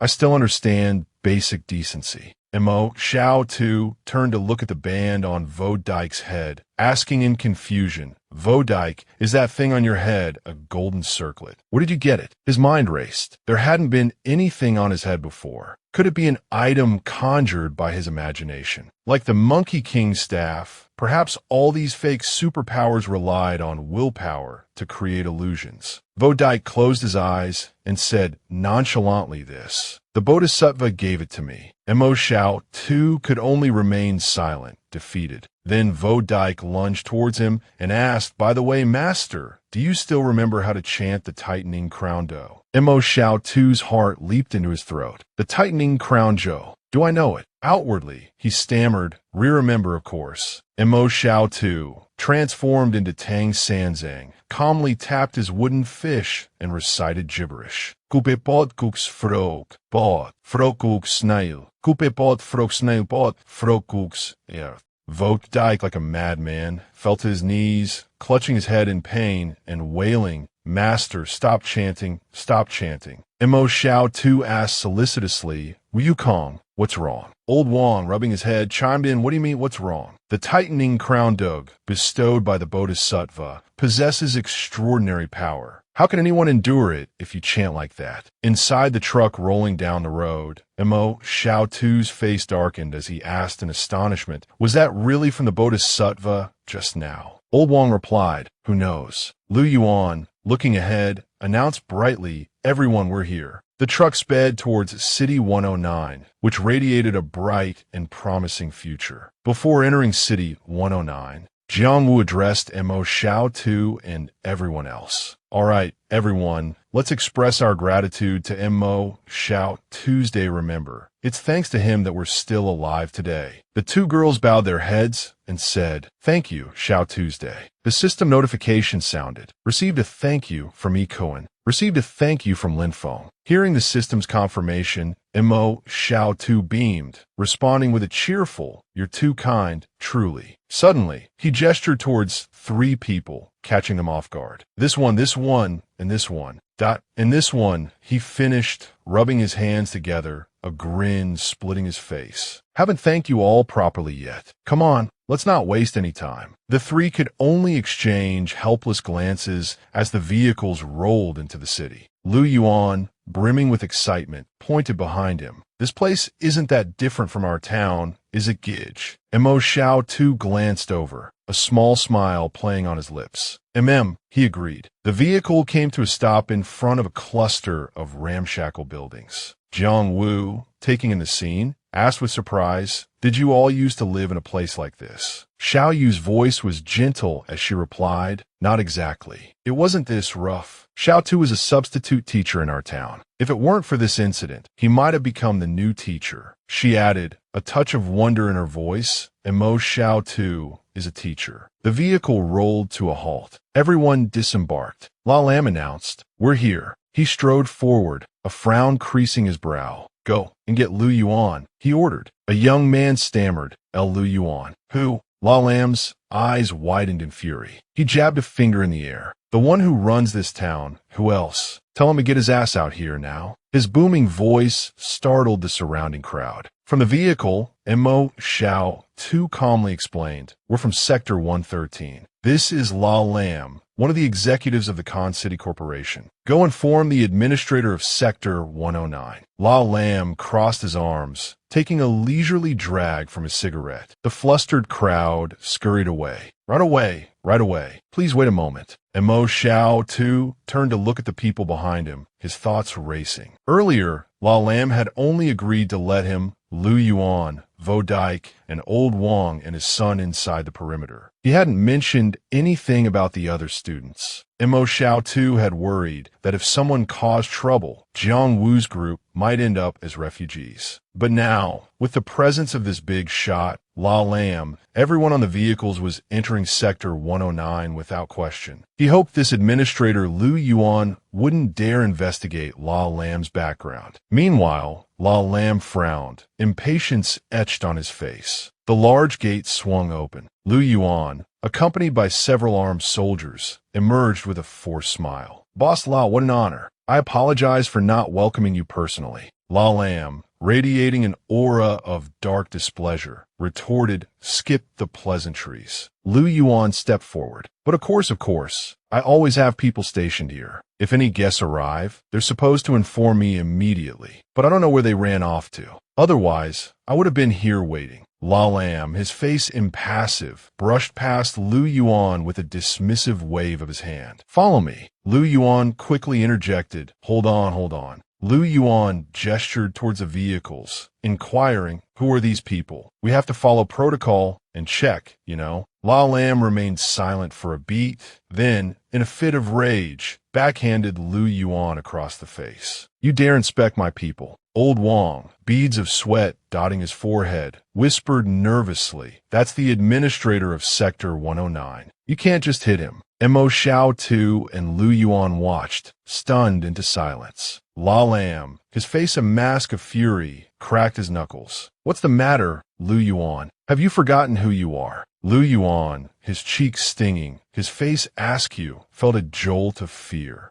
Lu Yuan stammered a refusal. And no, he didn't forget to throw a glance at La Lam, who strode away imperiously. Don't forget your place. The standing of Khan's City Group." A while later, as they approached a magnificent estate, Lu Yuan exclaimed, "Brother, the roads here are so clean." Gazing at the opulent buildings, he continued with cheerful wonder, "The houses here are so tall, and those flowers, surrounded by butterflies and bees. So much greenery too. Trees lined both sides of the street." Lu Yuan excitedly pointed toward a lush expanse of grass. "Look, over there, such a big grassy area." Jiang Wu, with a touch of surprise, explained, "That's called a park. After dinner, we can go for a stroll. In the evenings, young women gather there to dance." In this day and age, a woman with a music player is the most dazzling figure among the dancers. Seeing a white-haired old man smiling warmly as he fed fruit to a young woman, Lu Yuan spoke innocently, "Brother, look, there's a father and daughter sitting on the grass, feeding each other. How sweet." Suddenly, the two shared a passionate kiss. Mo Xiao too stared, bewildered. "Wait, why are they?" he exclaimed, flustered. Jiang Wu sighed. "This father and daughter are unusual." La Lam approached them calmly. "Come along. I'll take you to the shop I promised." Both Mo Xiao too and Jiang Wu echoed in confusion. "Shop." Old Wang followed La Lam, a sly grin on his face. "Come on, everyone. Let's go." They traversed the bustling street, heading forward. Lu Yuan, holding Jiang Wu's hand, asked anxiously, "Brother, why is everyone staring at us? Should we go back to the town?" Jiang Wu replied firmly, "Don't be silly. If we really can't adjust a life here, I'll find a way for us to leave." They continued until La Lam stopped. He gestured toward a shop with a sign hanging above. "What do you think of this one? Prime location, spacious storefront. You couldn't buy this even if you had the money." Old Wang bowed deeply. "Thank you," Mr. La Lam continued. "There's also a garden and a few rooms in the back. Just enough for you all to live comfortably. From now on, consider our debt settled." As soon as La Lam left, Old Wang turned to Mo Xiao Tuesday. "Thank you, Xiao Tuesday. Thank you for getting my daughter and me inside the wall." A system notification chimed. "Received heartfelt thanks from Fu Gue, Old Wang. Mo Xiao smiled and waved his hand dismissively. There's no need for such formalities between us. It's not just about getting inside. I also want to help you reopen your grocery store. Old Wang quickly corrected him. No, not my grocery store. It's your grocery store. All of this is thanks to you risking your life. Old Wang beamed. I don't ask for much. Just let me be the manager. And give me a good salary. Mo Xiao chuckled and agreed. All right, we'll do it your way. Inwardly, he grumbled. I don't ask for much, he says. This greedy old man, all he cares about is money. He leaned closer to Old Wang and whispered, I'll give you 30% of the shop's shares. Plus, the money from selling those antibiotics is all yours. Upon hearing this, Old Wang's eyes widened in surprise. Then he erupted in joyous exclamations. Excellent, excellent. Rest assured, Xiao, I'll get my all. Suddenly, Mo Xiao noticed someone's strange gaze. He leaned against the doorframe, a flicker of doubt in his mind. There's no one there. Was it my imagination? He turned to Jiang Wu. So, what are your plans now? She, tinged with sadness, didn't answer him. The Khan City representative stepped forward, interrupting the conversation. Don't worry too much. After you receive your resident ID cards, we'll arrange for everyone to attend school. Teacher Wei Kuang can continue teaching, and the students can continue their studies. As long as they attend class, they'll receive an allowance. Xiao Tu asked doubtfully, You're being so kind. The representative clarified, Don't misunderstand. We're not particularly good people. However, having faced life and death together, the Khan City group isn't so heartless as to not handle this small matter. Old Wang stepped forward, adding, But isn't Sector 109 managed by the Li Corporation? Will your words hold any weight? The representative replied, confidently, The Li Corporation. They won't clash with us over such a trivial matter. He placed a reassuring hand on the representative's shoulder. Dealings between corporations can be complicated, but sometimes they're quite simple. As long as it doesn't affect their interests, everything is negotiable. The representative, wringing his hands, quickly understood. I see. Xiao Tu's eyes lit up. So, for corporations, arranging school enrollment is a minor thing. He suddenly offered a friendly smile that startled the representative. So, how much is the student allowance? The representative hedged, perhaps $900 a month. Actually, the allowance varies by district. As long as it's enough for the students to live on for a month, it's fine. Xiao Tu quickly pushed Lu Yuan forward, saying with a beaming smile, Then Lu Yuan and I will also attend school. Our thirst for knowledge is paramount. Whether there's an allowance or not isn't important. Not yet satisfied with the shock he'd caused, Xiao Tu pulled more people into the fray. And not just me. Xiao Yu, Vo Dike, Old Wang, and his son too. We all want to study. The representative's jaw dropped. Old Wang is at least over 50. He still wants to study. He conceded defeat. All right, you, your brother, and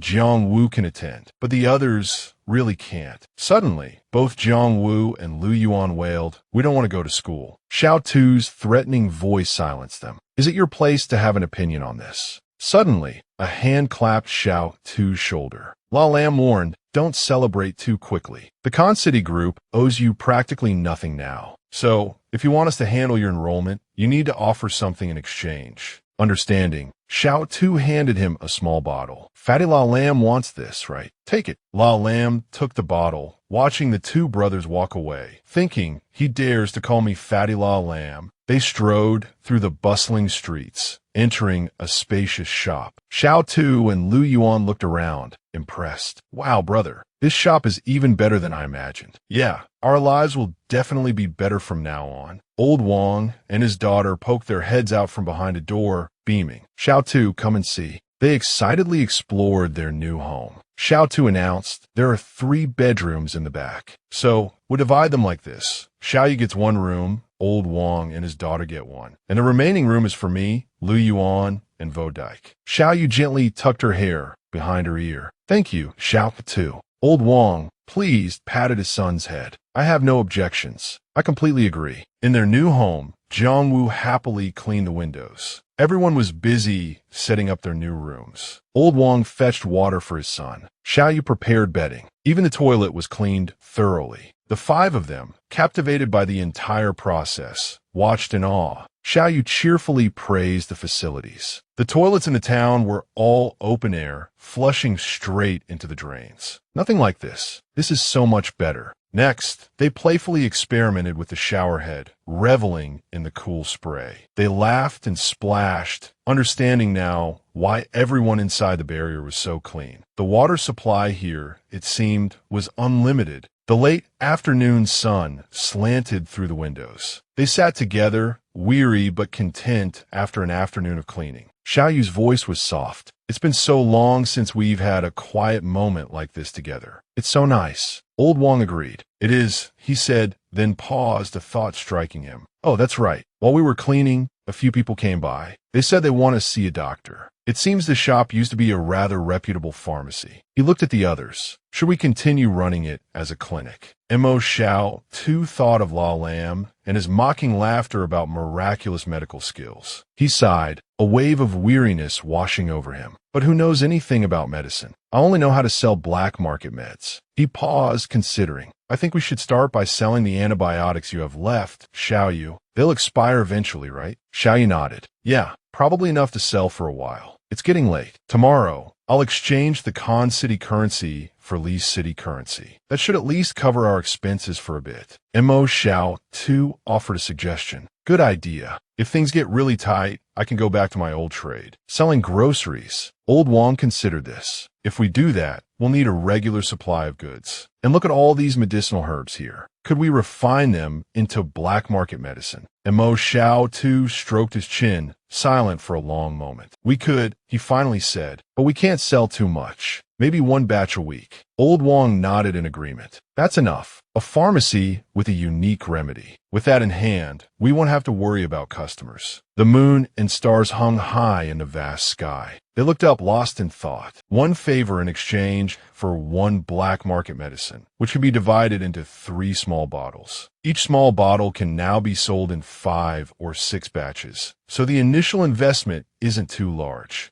Remembering the gold coin, and Mo Xiao too mused, tomorrow I'll try to look around and see if I can sell off some of that gold, little by little. If I can, that should also help us hold out for a while. He addressed the group. It's late, and we've all had a long journey. Everyone's tired. Let's get some rest. He turned to Lu Yuan. Lu Yuan, go check if the doors are locked properly. The boy quickly replied, yes. He went to the door, then cried out in surprise. Huh? And Mo Xiao too asked, what is it? Lu Yuan held up a strange piece of paper. Brother, there's a note here. It says, land of many troubles, don't stay long. Brother, who wrote this? What does it mean? And Mo Xiao too took the note, his eyes scanning the characters. The writing looked familiar. A wave of doubt washed over him. Yang Xiaoqin was also in Sector 109. Why did she want them to leave? Was something big about to happen here? Or was she here to kill La Lam? No, that didn't make sense. If she wanted to kill him, she would have done it already. Why wait until they were inside the barrier? He sighed in frustration. Why hadn't she warned him earlier? Now that they were inside the barrier, they couldn't get out even if they had wings. Dawn broke, painting the rooftops of the ramshackle buildings with light. Everyone woke up tired, but Fu Gue stretched and exclaimed, ah, that's refreshing. I haven't slept that well in ages. Suddenly, Old Wang felt like something was missing. He scratched his head and asked, ah, senior disciple. No, wait. The scene shifted to the bustling streets of Khan City, teeming with people. Vo Dyke, dressed in a hospital gown, wandered around, enjoying the sights and attracting curious stares. I've been locked up in that asylum since I was a kid, he mused. I never knew the outside world could be so vibrant. He paused, a flicker of recognition in his eyes. Wait a minute, I think I remember something. He saw a happy family of 3 and smiled enigmatically, thinking to himself, when I was little, I used to play in a world like this. But that memory feels so distant. Suddenly, music drifted to his ears. Looking up, he noticed a group of people dancing to the gentle, melodious music. He watched with fascination, joining the family and observing their graceful movements. It felt like waking from a dream.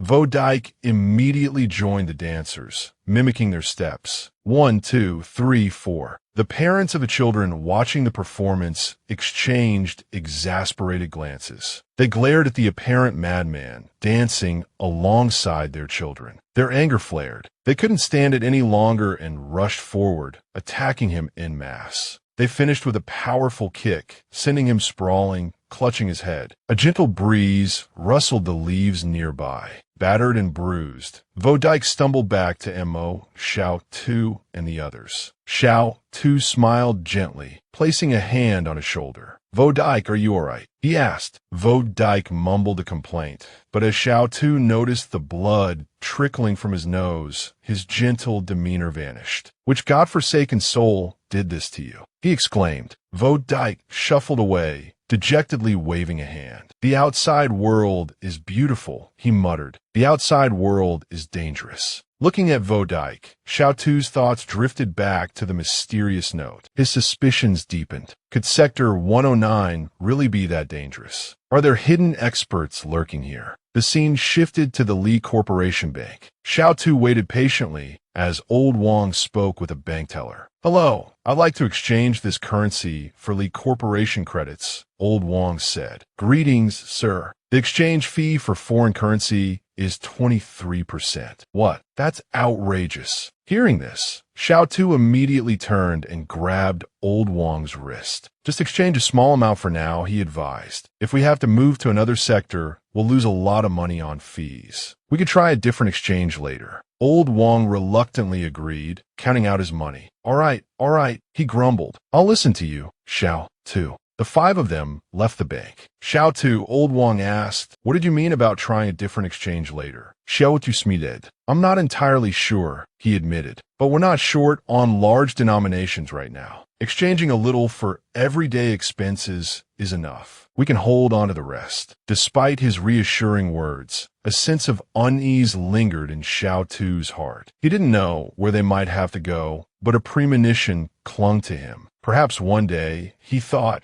we really will have to leave this place and venture to another unfamiliar sector. They walked on in silence. Spotting an approaching bus with the number 666, Xiaotu recognized it as public transport. He pointed it out to Old Wong. Can we all ride that? He asked. Yes, Old Wong replied. I've heard about these things. Someone inside the sector told me once. I didn't believe it at the time. He handed over 6 yuan, 2 small bundles of cash, and said excitedly, come on, let's try it out. Xiaotu held the door open for Lu Yuan and Jiang Wu, who were playfully jostling each other. Once they were settled on the bus, Lu Yuan's naive voice could still be heard. Brother, he said, the people inside the sector have such safe and convenient lives. Just doing a little light work is equivalent to us refugees working 100 times over. Looking out the window, Jiang Wu added, I bet they don't have any worries, do they? Everyone has worries, Lu Yuan replied. Even someone as rich as La Lam has her own troubles. It's not something that disappears just because you have material possessions. You're so naive, Lu Yuan said, watching his brother. Tell me, brother, do you think there's anyone in this world who doesn't experience worry? Mo Xiaotu shook his head. No, only the dead. Lu Yuan snapped, his easy smile gone. Stop that goofy grin, brother. We're having a nice moment here, and that's not really appropriate. I'm just stating facts, Xiaotu replied. Even an idiot like Vodike has worries.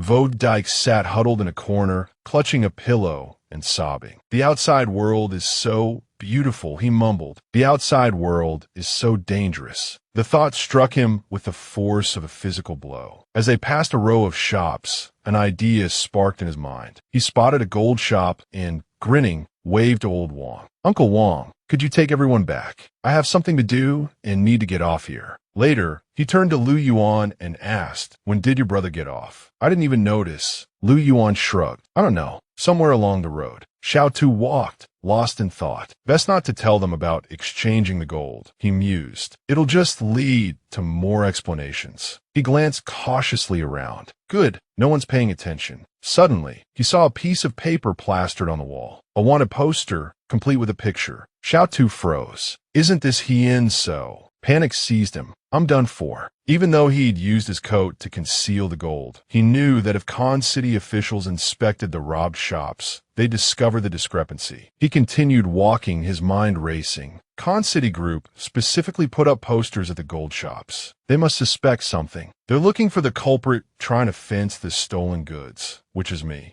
But why this wanted poster? He wondered. The picture is of Hien So from the town outside Sector 3. a ragged figure, looking as though he'd just found a lifeline, stumbled forward. Finally, he gasped, "Sector 109. He breathed a sigh of relief, recalling his ordeal. "Thank goodness I'm a superhuman. With my enhanced physique, a little wild vegetation, and poisonous herbs couldn't kill me." He pointed to a basket of steamed buns on a table. "Hello," he croaked. "Do you have anything to eat? I can pay." The man behind the counter stared at him, stunned. Then, with a cry of alarm, he knocked the basket over. "Hu Hien Sha! Hu Hien Sha! Everyone come quickly." People rushed towards the ragged figure, brandishing weapons. Damn it, Hien So thought. Sector 109 is Khan City Group's headquarters. They must have already issued a warrant for my arrest. His face paled. "But I haven't done anything wrong. At worst, Khan City knows I'm a superhuman. That shouldn't be enough for them to go to all this trouble to hunt me down." He leaped onto the back of a shadowy figure and fled the approaching mob. "My only option is Sector 109. Lao Su, carrying Hien So, sped through the night. He weaved through the streets at breakneck speed. The road behind them seemed to smoke. Contran, covered in grime, shifted uncomfortably. Thank goodness for the help I received from the corporation at the border. Otherwise, who knows when I would have made it back to Sector 109. Suddenly, he saw a figure carrying someone dart across the front of his vehicle. He gritted his teeth and yelled, "Hua Hien So." Lao Su carried Hien So deep into the forest. Contran slammed his fist against the steering wheel in frustration. His brow furrowed, a furious grimace twisting his features. "Damn that Hien So. He's driven me into exile while he prances around in the wilderness. He's heading towards Sector 109. Just you wait. No matter how you run, you won't escape my grasp." He immediately ordered Hua Man to call Lao Lam. "If Hien So shows up in Sector 109, capture him at all costs." Understood.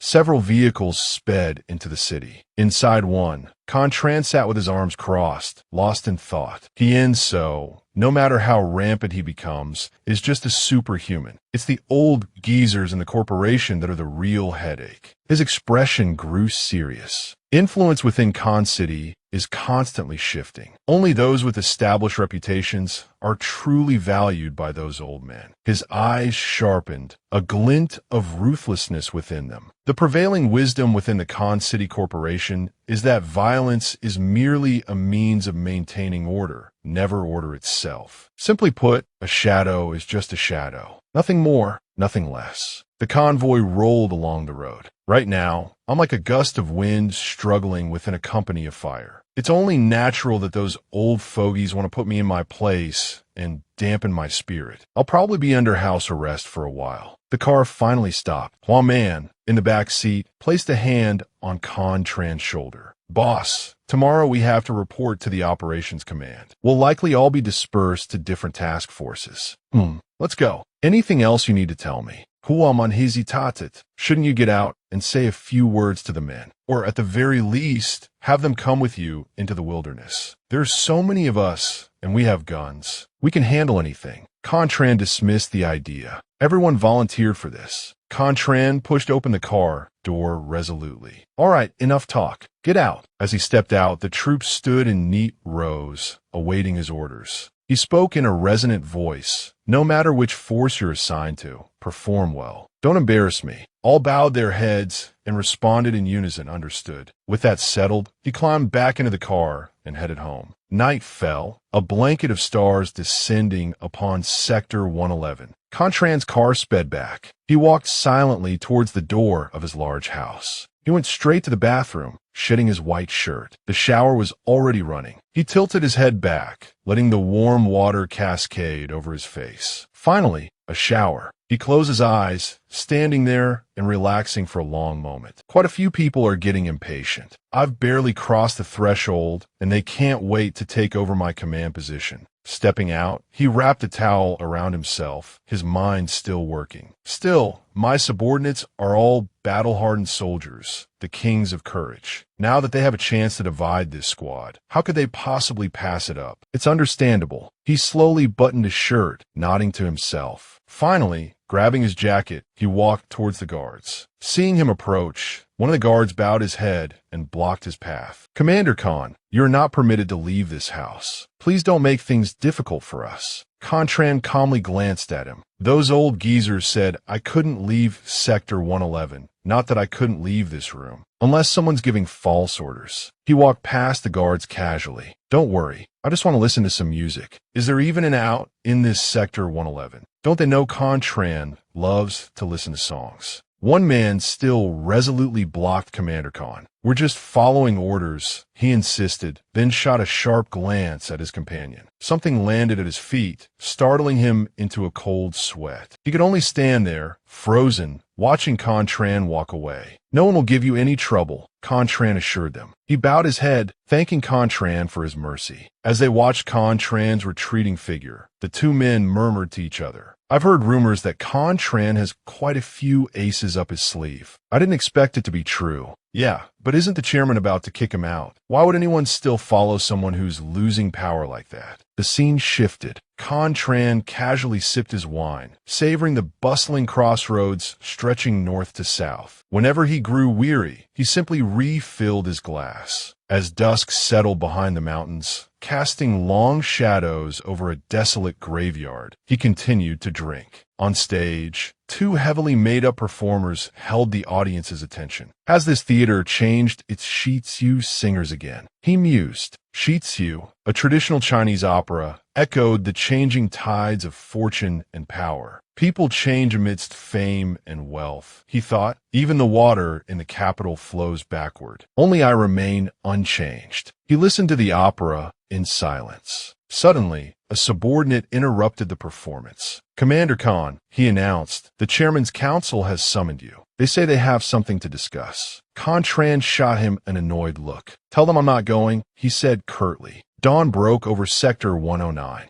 Mo Xiaosu strolled through the streets, pondering. Selling the gold was too risky. It would attract unwanted attention. He rubbed his chin thoughtfully. It seemed he'd have to focus on the shop's business instead of relying on the school subsidies. Earning gratitude points was harder than earning money these days, and he couldn't keep relying on selling black market medicine. As he walked, he spotted Old Wong chatting with a stranger. He sighed inwardly. What's Old Wong up to now? He wondered. Old Wong handed the stranger a small bottle, black market medicine. Xiaosu couldn't bear the reality of it all and trudged back to the shop, dejected. I'm a promising young superhuman, he thought. Is my destiny really tied to selling medicine? Just then, a panicked man burst through the door. Doctor, help me, he cried. I've been feeling terrible since yesterday. He collapsed onto a table, groaning. You're pregnant, Xiaosu declared wearily. The man's face turned pale. Pregnant, my ass, he roared. Can't you tell I'm a man? You hang a traditional medicine sign outside, but you refuse to treat me. A man, huh? Xiaosu replied. Then it's even more accurate. Clutching his stomach, the man continued to rant. Do you know who I am? How dare you speak to me like that? Xiaosu sighed, bored. Yeah, who are you? I'm Lin Feng from the West Sector. Go ask around. Suddenly, a system notification flashed before Xiaosu's eyes, changing his expression. Mission, treat, and save. He quickly grabbed the man's hand, his demeanor shifting dramatically. Cool me. Sir, how are you feeling? Where does it hurt? My stomach. It's a bit stabby. Xiaosu handed him some pills. It's nothing serious, just gastritis. Take these, and you'll be fine. The man looked skeptical. Really? Are you sure? I just need to complete my mission, Xiaosu muttered under his breath. The man pocketed the pills. All right, I'll try them. Xiaosu chuckled as the system notification chimed. Mission complete. Reward, basic skills study book. The man paused at the door. Any dietary restrictions? He asked. Don't eat bitter melon, Xiaosu replied. The man looked bewildered. Bitter melon? Why? Xiaosu waved him off dismissively. Just don't eat it. As soon as the man left, Old Wong rushed in, waving a piece of paper frantically. Xiao Tuesday, he exclaimed, thrusting the paper forward. Look at this one poster. Just a glance at this flyer tells me it's from the Fire Seed Corporation, Lao Wong said, his voice low as he gestured to the paper lying silently on the table. It's an invitation for superhumans to donate blood for research today. A contribution to humanity, they say. Of course, they also mention compensation. Lao Wang pointed at the flyer, addressing Mo Xiao Tuesday. The key part is this, he said, his finger tracing the words as he read aloud. Donate just 200 cubic centimeters of blood and receive 100,000 immediately. That's a lot of money. Xiao Tu, are you tempted? They also guarantee complete confidentiality for all superhuman donors. Mo Xiao Tu fell into deep thought. Back at the border, Yang Xiaoquan had mentioned this company. He'd been wary then. He hadn't expected to encounter them here in Sector 109. He stared at the flyer, a sense of unease settling over him. These days, all the sectors harbored some degree of hostility towards superhumans. Yet, Fireseed was actively soliciting their blood, even publicly declaring their protection of superhumans. What was their true motive? While Lao Wang and Mo Xiao Tu discussed the flyer, Lu Yuan, who had been quiet, spoke up, his voice grave. Uncle Wang, I'm sure there's something wrong with this company. Brother, you can't go.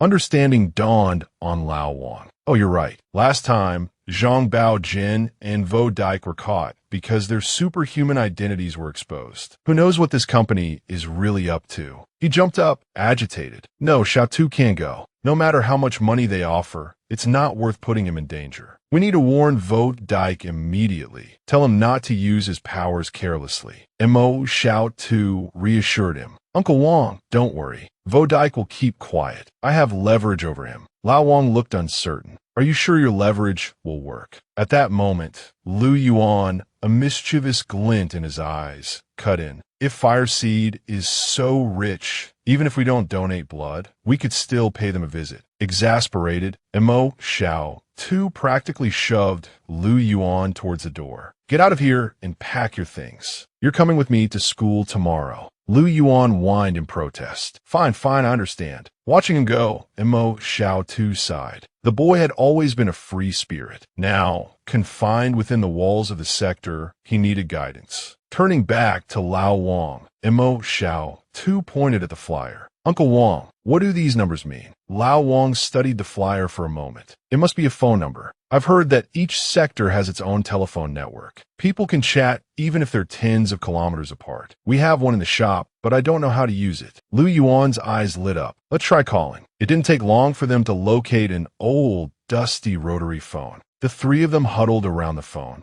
Mo Xiao Tu folded his arms. How does this thing work? Vo Dike examined it. I think I know what to do. He lifted the receiver to his ear and began dialing. The phone rang, much to Mo Xiao Tu's surprise. Ring, ring, ring. Hello. Vo Dike shouted into the receiver. This is the great sage, equal to heaven. A voice on the other end barked back. You idiot. Mo Xiao Tu looked on, thoroughly impressed. This phone is amazing. It can accurately assess Vo Dike's personality even from such a distance. He looked at his younger brother, saying, Lu Yuan, you try calling back too. The boy eagerly pressed the redial button on the keypad. On the other end of the line, a voice rang out once more. The boy, with innocent politeness, greeted, Uncle, who are you? Is something the matter? Nothing, came the reply. I just learned how to use the phone, so I'm trying it out. Are you with that crazy guy from before? Don't call me again. Click. The boy put the phone down and turned back. Brother, this phone is amazing. It feels like the person inside is standing right in front of me. All right, stop playing with it. It's not good to bother people. Suddenly, the phone rang again. Everyone looked up in surprise. Brother, you have a call.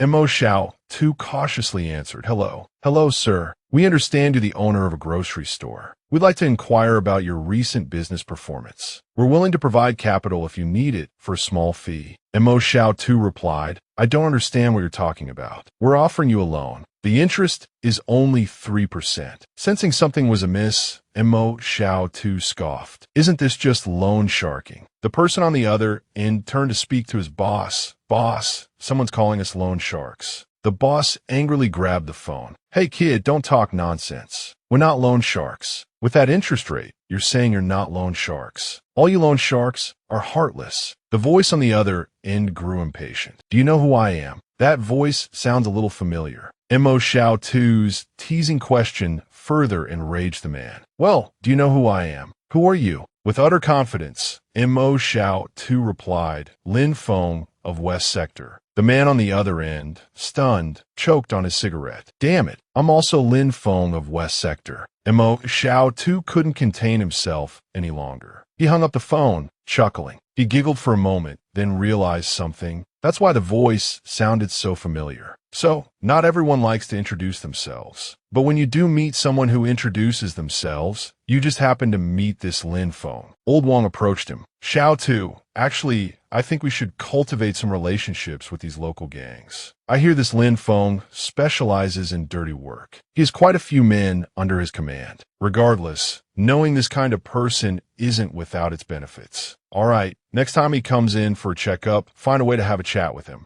Then Old Wang leaned closer and whispered, as for our black medicine, I handed out quite a bit to passers-by this morning. I reckon they'll know its effects after tonight. Mo Xiao too pulled out a small piece of paper. Oh right, Wang Shu, please buy these things for me tomorrow. Remember, absolutely don't buy them all at once. Space out the purchases. Old Wang took the paper without hesitation. Consider it done. Mo Xiao too had a plan forming in his mind. As long as he gathered all these ingredients, he should be able to make a bomb. Fortunately, he had the foresight to learn bomb-making skills from Yang Xiao Quan earlier. The next morning, the two Mo brothers, Xiao Tu and Lu Yuan, happily put on their new clothes. Mo Xiao Tu politely bowed his head along with the children. Quickly, thanks Sister Xiaoyu for preparing new clothes for us. The two of them said in unison, thank you, Sister Xiaoyu. After that, Mo Xiao Tu waved goodbye and took the children to school. Everyone lined up neatly and entered the school bus. The bus drove off. At stop number 13, a group of uniformed students disembarked. Mo Xiao Tu, unfamiliar with the routine,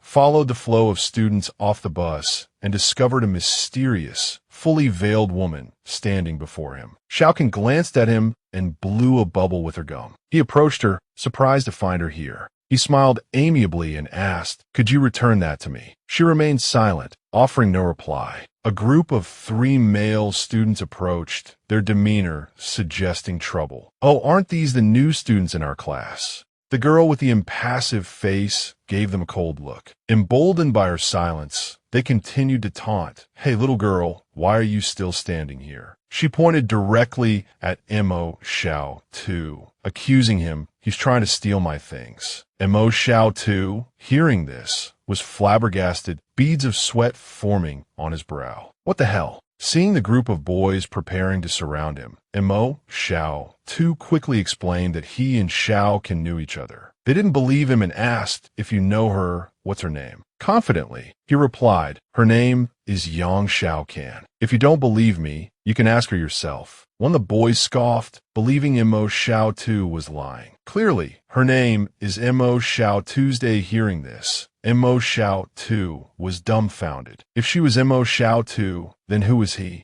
They, too, were wondering who he was. Mo Xiao Tu sighed, realizing that even if he claimed to be Mo Xiao Tu now, no one would believe him. One of them demanded he come with them to the principal's office. Despite his attempts to explain, Mo Xiao Tu was dragged away. Watching Xiao Kan, Lu Yuan assessed that she was no ordinary person. To be able to cause Mo Xiao Tu such trouble, he must have offended her back in the forest. He then approached her and introduced himself as Mo Xiao Tu's younger brother. Xiao Kan politely returned the greeting. Observing her cold expression, Lu Yuan thought to himself that she was even more intimidating than his brother. He wondered if this was a normal occurrence between friends. At the principal's office, the teacher checked the records, puzzled. Mo Xiao Tu had enrolled a few days ago, and now another one appeared. Mo Xiao Tu inwardly raged that Xiaokan had dared to use his name to enroll. He was determined not to let this go. At that moment, Xiaokan walked past the principal's office just as the teacher was about to take him to meet his class. Mo Xiao Tu's class was Class 12, Grade 3. The teacher gave him a brief overview. The class seating was arranged according to academic performance. The third row from the back was currently empty, so he would sit there temporarily. After the exam, if his results were good, he could change to a new seat. Mo Xiao Tu was relieved that he wasn't in the same class as Xiao Kan. Having two people with the same name in one class would be incredibly embarrassing. His desk mate was Chao Yuchi. She was enthusiastic when she learned Mo Xiao was a transfer student. Yuchi was curious about which school he had transferred from. He replied, "Number 5 middle school." She was startled because their sector 109 didn't have a number 5 middle school. Number 5 and number 6 middle schools had merged a long time ago. Internally, Mo Xiao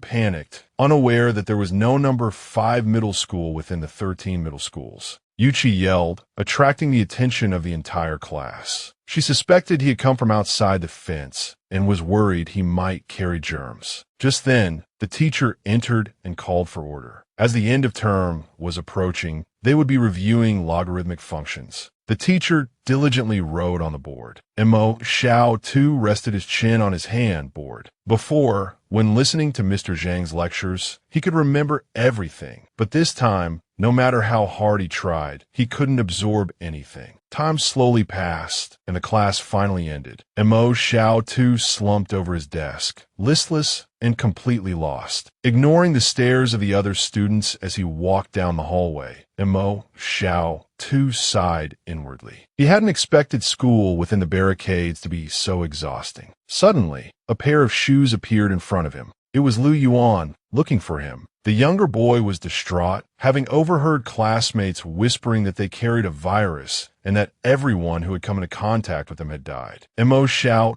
quickly reassured him that it wasn't true. Lu Yuan, confused, asked why people would say such things. Did they want to ruin them? Mo Xiao posed a question. If 10 people say you're bad, is that slander? Lu Yuan thought it was. What if it's 100 people? Montak Xiao Presit. Lu Yuan still believed it would be slander. What about 10,000 people? Mo Xiao continued. Lu Yuan's face fell at the thought. Mo Xiao put an arm around him. If that many people say it, he explained gently, it's not slander anymore. It's the truth. Lu Yuan frowned. He didn't understand such complex reasoning, but he felt that even if 10 million people condemned them, if they knew in their hearts they were wrong, then it couldn't be the truth. Mo Xiao ruffled his younger brother's hair, pleased that he was starting to understand. Just then, Xiaokan appeared behind them. Mo Xiao looked at her quizzically, wondering what she wanted. Suddenly, Lu Yuan tugged at his sleeve. Muttering that he needed to use the restroom, Lu Yuan slipped away, leaving Mo Xiao and Xiaokan alone. He closed the door behind him. Xiaokan tossed a dagger at Mo Xiao's day. "Here's your dagger back," she said curtly. "Consider us even." Then, she abruptly pulled a gun on him. "How did you escape the phone corporation's blockade and get here?" Xiaokan demanded. The gun pointed directly at Mo Xiao's head. He raised his hands in surrender, forcing a nervous laugh. "I just ran," he stammered. "I didn't even realize I'd gotten past the Kong Corporation's encirclement. Is there a problem?" Xiaokan continued, "What happened in Kansan after we left?" Mo Xiao, eyes flicking to the gun, recounted the events. So many monsters poured out, including those volcano-mouth things. You can't imagine how terrifying they were. Xiaokan's face twisted in a grimace. "I can imagine," she said. Mo Xiao, suspicious, wondered if she had actually encountered them. Her certainty was unsettling. Slowly, she lowered the gun. "I was worried you'd leak information to the Kong Corporation," she admitted, looking at him intently. "But now I'm not afraid. You know a secret the Kong Corporation fears." Mo Xiao stared at her. "A secret?" he asked. "What secret?" Xiaokan's gaze drifted, recalling the events of that night. She and Luo Qingwu watching the wolves standing guard in the distance. That night, she began, "Luo Qingwu and I were retracing our steps when we discovered a pack of wolves guarding the end of the alley. Qingwu created a purple circle in the air, opening a portal to another place, like some kind of dimensional rift. If it weren't for Qingwu's spectral phasing ability, we would have had to find another way around. Based on my calculations," she continued, "you must have returned before Sector 113 was destroyed. If you were just an ordinary person, a bit stronger than average, you couldn't have run that fast, let alone get past those wolves. So, you're a superhuman too." Mo Xiao's face fell at her words. Then he forced a bright smile. "You're mistaken," he said. "I ran straight through the canyon. I didn't see any wolves, and I definitely didn't encounter any dimensional rifts. Xiao covered her ears. I don't believe you, she insisted. Mo Xiao too stared at her, bewildered and increasingly alarmed. She gestured towards him. I'm not saying this to threaten you, just to remind you that everyone has their secrets. Don't do anything that would hurt both of us. Understand, he thought. So, as long as I don't report anything to the Khan Corporation, she'll leave me alone. He turned to leave, relieved, then suddenly stopped, a thought striking him. He turned back and asked, "Oh, right. Back in Canyon, you mentioned the Firestarter Corporation. Do you know why they're buying the blood of superhumans?" She put her hands in her pockets. Sector 109 is far more dangerous than you can imagine. Don't provoke them, and don't sell your blood. That's all the advice I can give you.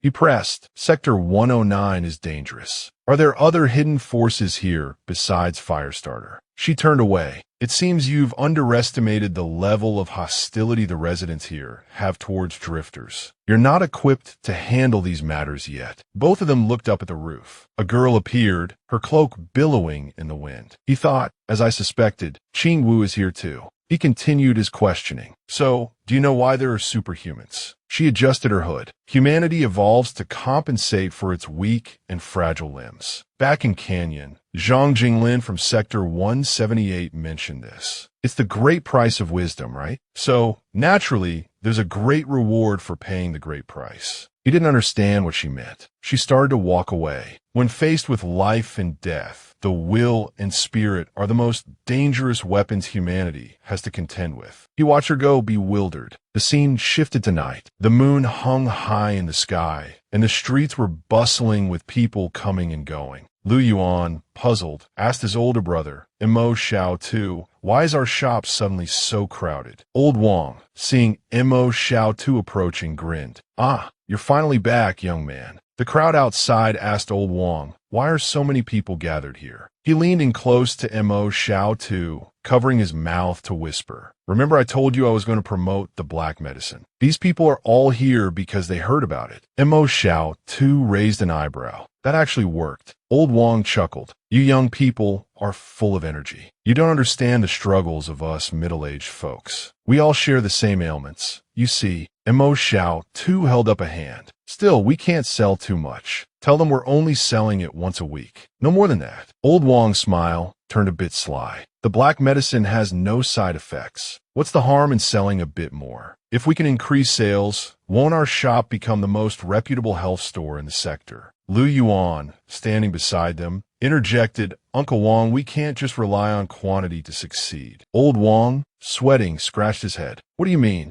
Explain yourself. I mean, we shouldn't use small porcelain bottles for the medicine anymore. We need elaborate boxes, and we need to make the medicine seem more mysterious. The more the better. Old Wang's eyes lit up as understanding dawned. He clapped Lu Yuan on the shoulder. Right? Lu Yuan, you're so clever. Maybe selling it once a week will be enough to make us a fortune. Mo Xiao too added, leave the rest to you, Uncle Wang. Mo Xiao too cut him off, asking, Uncle Wang, where's Chen Wudi? He went out as soon as you two left for school. I don't know where he went, but don't worry too much. He'll be back by dinner time. Montak ciot uskoft. All he thinks about is food. Old Wang sighed, resigned. Isn't that the truth? He'll be back for dinner, I said. So, if he doesn't want dinner, why would he come back? Speak of the devil, and he shall appear, bouncing back into the house with his spoils of war. Master's back from his alms gathering, he announced with a grin. Lu Yuan twitched his lips. He even brought back dinner. Mo Xiao too paced around the pharmacy, a frown creasing his brow. What in the world is Xiaokan planning? Don't tell me she's actually trying to blow up the barricade. He paused, considering. But the amount of explosives one person can make wouldn't be nearly enough to breach the barricade. Maybe she's using it for something else. He opened the window, gazing out. Now both Xiao Kan and Luo Qingwu are at the barricade, and the Khan Corporation is there too. The Firestarter Corporation is also collecting superhuman blood. Judging by what Xiao Kan said, there seems to be another organization involved. So far, I've only met one person managing the barricade, that Lu Yuan fellow. Where are all these people so drawn to here? And what's going to happen in the future? He opened the door and stepped outside. There's no sign of the Li Corporation at all. Could it be they don't know what's going on inside the barricade? He reached the gate. Where did all these people disappear to? Just as he stepped out, a bicycle pulled up in front of the house. A young girl, beaming, wheeled it forward. Lu Yuan, look at the gift I got you. Lu Yuan scratched his head sheepishly. Xiaoyu, why did you buy this? I heard they're really expensive. It's okay, she replied. I had some savings from a while back. This will make getting to school easier for you. The others stared at the bicycle, bewildered. How do you even ride this thing? One asked. With 2 wheels, won't you lose your balance? Lu Yuan touched the bicycle tentatively. Does anyone know how to ride this? The others chorused no. Looks like we'll have to ask Jiang Wu or Xiao Qin tomorrow, Lu Yuan mused. They'll probably know. The next morning at school, inside the grade 3, class 12 classroom, everyone was occupied with their own affairs. And Mo Xiao too entered the classroom, a thought nagging at him. Why are they all looking at me like that? Is something going on that I don't know about? He noticed everyone staring intently at him. He walked past them, feigning indifference. Whatever. It's not like they haven't called me a delinquent before. As long as I don't look down on myself, it's fine. He pulled out his chair. I'm here to study, not to be everyone's favorite person. He took out his textbook. If I have free time, I might as well review. I don't understand math, physics, or chemistry, but I should be able to grasp geography, right? He opened the book. As he flipped through the pages, a thought struck him. There's something off about this geography textbook. It only covers things around Barricade 109 and some basic economic and geographical knowledge. His eyes widened in realization. Is it because this side of the barricade doesn't have much information about the outside world? Just like how the Lee Corporation wouldn't share their maps with the Com Corporation. All these corporations are wary of each other. Suddenly, a quest notification popped up, surprising him. Help a classmate. He turned to his side and saw a girl with pink hair clutching her stomach, her face contorted in pain. A quest to help a classmate. He approached her and asked, "Are you having a stomach ache?" He watched as she reached into her pocket. "Do you have diarrhea?" and didn't bring any tissue. "I have some." She clutched her stomach, trembling. "It's not diarrhea." Mo Xiao too was taken aback. "Not diarrhea. Then what is it?" He stood up and moved closer. "Well, what's wrong? Are you sick? Let me take you to the hospital." She waved her hand dismissively. "Don't bother guessing. My illness can't be cured." He froze. "Can't be cured? Is it that serious?" The girl, seeing his stunned expression, felt a pang of guilt. Was I too harsh? He's just showing concern, and I'm saying these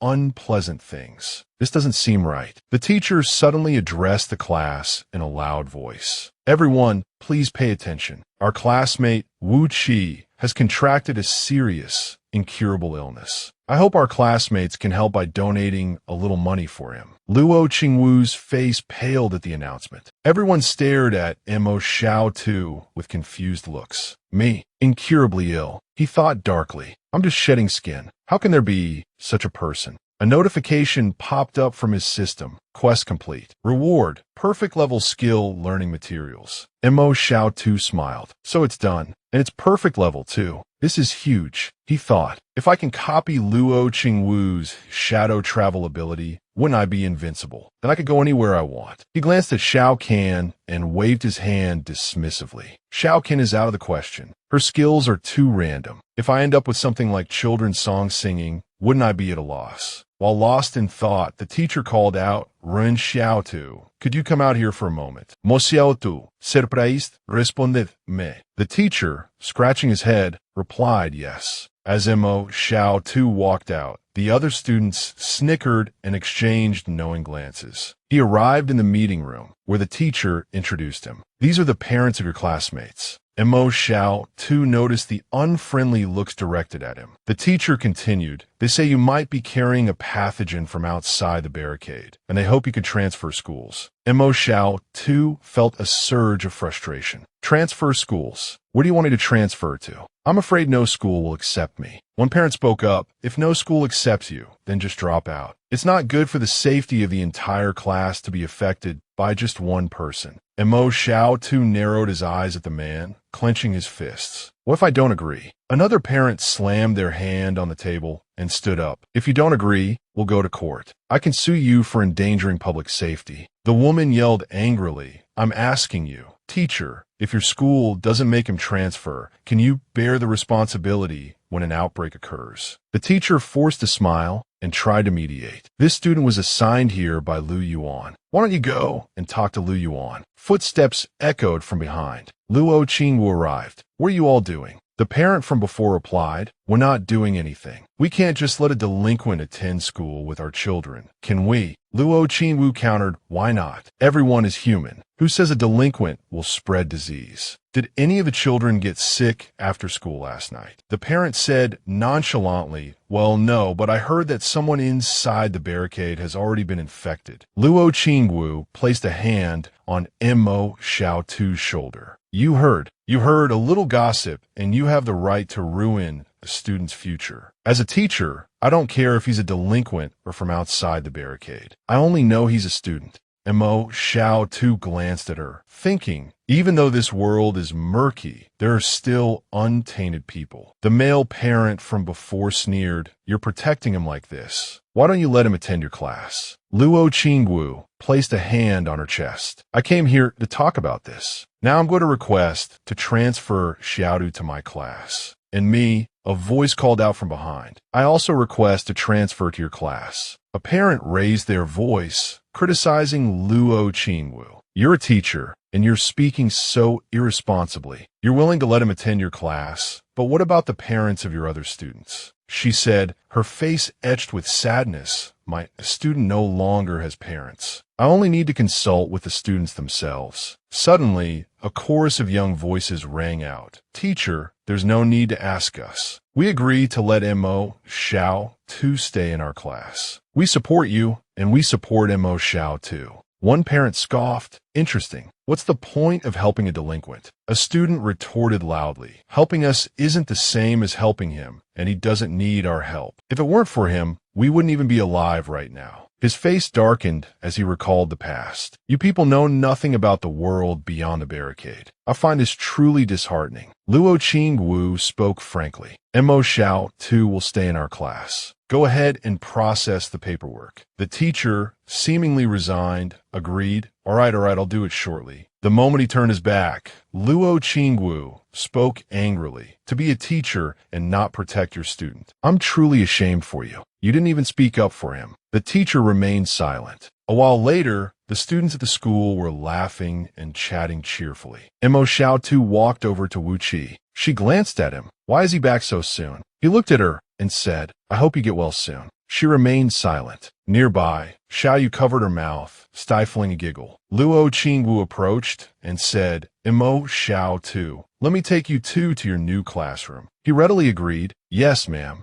Luo Qingwu spoke to him with concern. "Lately, if you have any difficulties with your studies, you can tell me. I'll tutor you." Hearing this, he responded with feigned enthusiasm. "Actually, there's something I'd like to ask you about, Teacher Luo." She asked which subject. He replied casually, "Bicycling." Luo Qingwu was taken aback. "Bicycling? Mo Xiaotu, you truly are a boy full of surprises." Xiaoyu came up and asked, "Did you buy a bicycle already?" He asked her, "Why are you so eager to follow me around? Shouldn't we be trying to avoid being in the same class?" She covered her mouth, giggling. "I don't mind." Inwardly, he fumed. "Who cares if you mind or not?" She then reminded him, "Oh, right, Teacher Luo told me earlier. We'll be desk mates from now on. I look forward to learning from you." She extended her hand towards him. He quickly shook her hand. Likewise. He looked at her with a flicker of delight, wondering if this was fate. A while later, he led Luo Qingwu back to his home. Lu Yuan came forward to greet them. "You're back." He turned to Luo Qingwu, his expression grateful. "I heard about what happened today." "Thank you." She smiled gently and patted his head. "It's nothing. It's what a teacher should do." He thought to himself, reflecting on the events of the past few days, "I really dislike the people inside the barricade more and more. But Luo Qingwu and her students are different. Oh, and Xiaoyu too. Mei really enjoys seeing me get teased by her." He said to Lu Yuan, "All right, Lu Yuan, bring the bicycle over here. Let Luo Qingwu teach us." Lu Yuan replied cheerfully, "Okay." He quickly pulled the bicycle out and called to Luo Qingwu, Here, Teacher Luo, give it a try." She smiled gently and agreed. "All right." She then sat on the bicycle. She began to explain to everyone, to ride a bicycle, you have to keep your balance. Don't look at the front wheel. Look ahead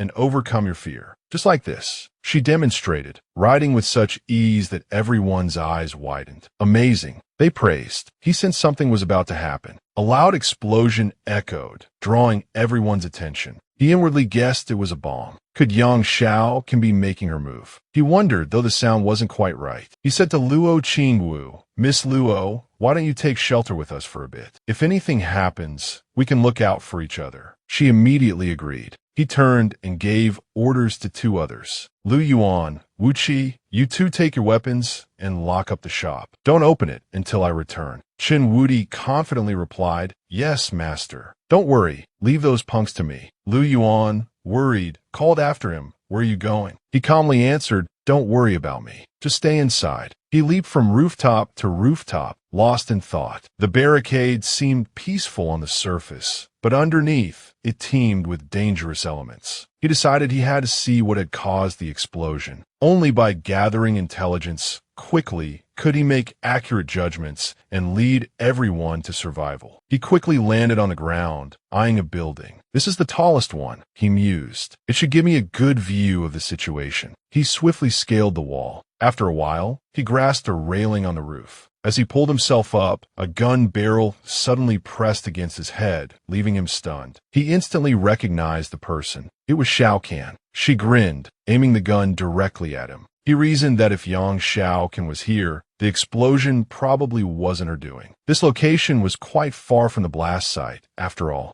After a moment, she seemed to relax. She quickly stepped aside. "Come on up," she called. He swiftly climbed onto the roof. "What happened? What was that explosion?" he asked. She calmly replied, "Firestarter Corporation is playing with fire." He was surprised. "What do you mean?" She explained, "A newly awakened superhuman went to sell his blood." He thought Firestarter Corporation was some kind of charity. They immediately tried to capture him, but they missed. A bead of sweat trickled down his face. So Firestarter Corporation really is using those billion-dollar rewards as bait. Good thing I didn't take it. He paused, then continued, "But a powerful company like Firestarter openly fishing for superhumans at the barricade." She thought for a moment. They must have been fully prepared before attempting to capture a superhuman. So why did they fail? Yang Xiao can step forward. Almost got him. They overdosed him with tranquilizer. They just didn't expect him to have a partner. They'd agreed that if one of them ran into trouble at Firestarter, the other would come to the rescue. Both of them looked down below.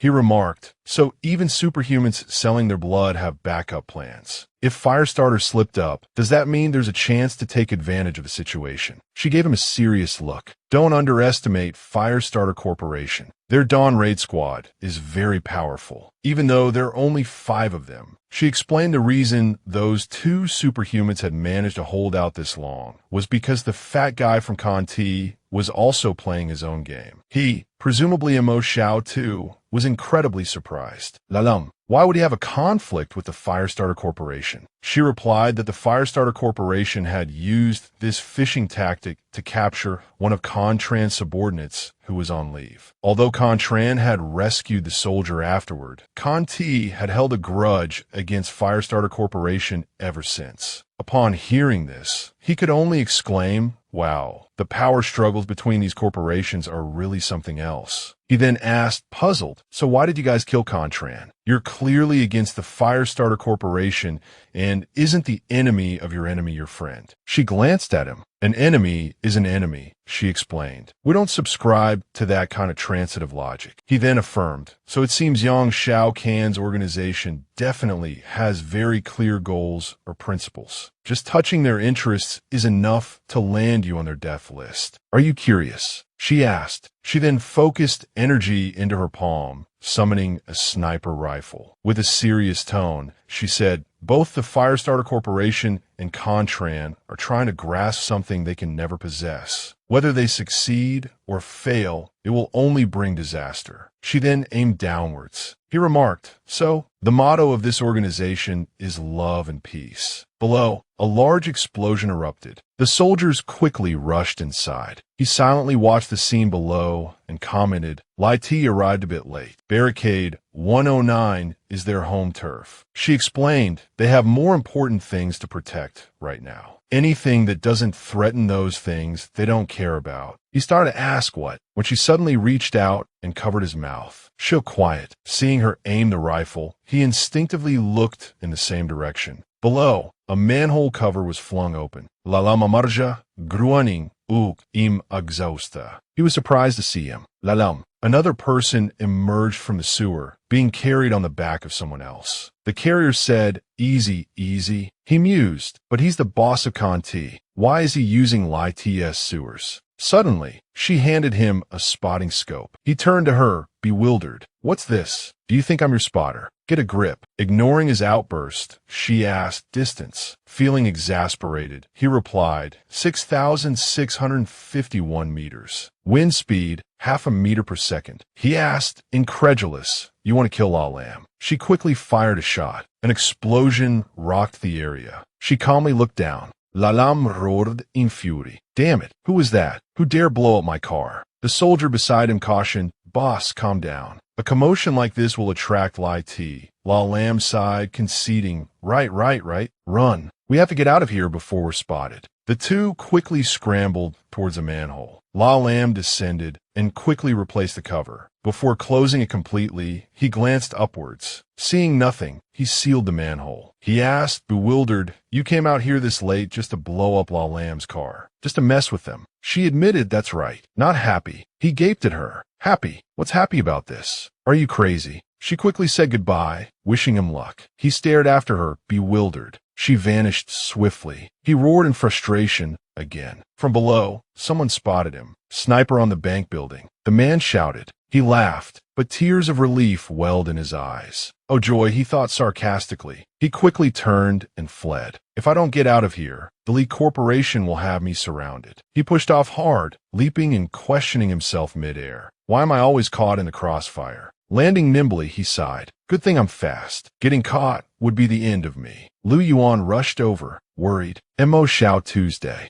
Are you alright? What happened? Mo Xiao too calmly explained. I'm fine. The Firestarter Corporation and a superhuman clashed. I knew that company was up to no good. Some superhuman went to them to sell their blood and walked right into a trap. They were waiting for him. He paused, then added, Luo Qingwu. I don't think this will affect us here. Tell Chen Wudi to escort you back. She readily agreed. All right. Suddenly, someone knocked at the door. Mo Xiao too looked over in surprise. La Lam yelled from outside, Open up. Open the door. Peeking through the crack, Mo Xiao too saw La Lam and another person carrying a girl on their shoulders. He opened the door for the three of them. A foul odor immediately assaulted his senses. He covered his nose and looked around at the source of the stench. What happened to you? You reek. The man shuffled inside, muttering just a little accident. Get your black medicine. Someone's hurt. Montak Xiao tu responded, Pazid hurt. Was that explosion in the barricade just now, you guys? The man's face was etched with worry as he stammered. Don't be ridiculous. We just fell. That's all.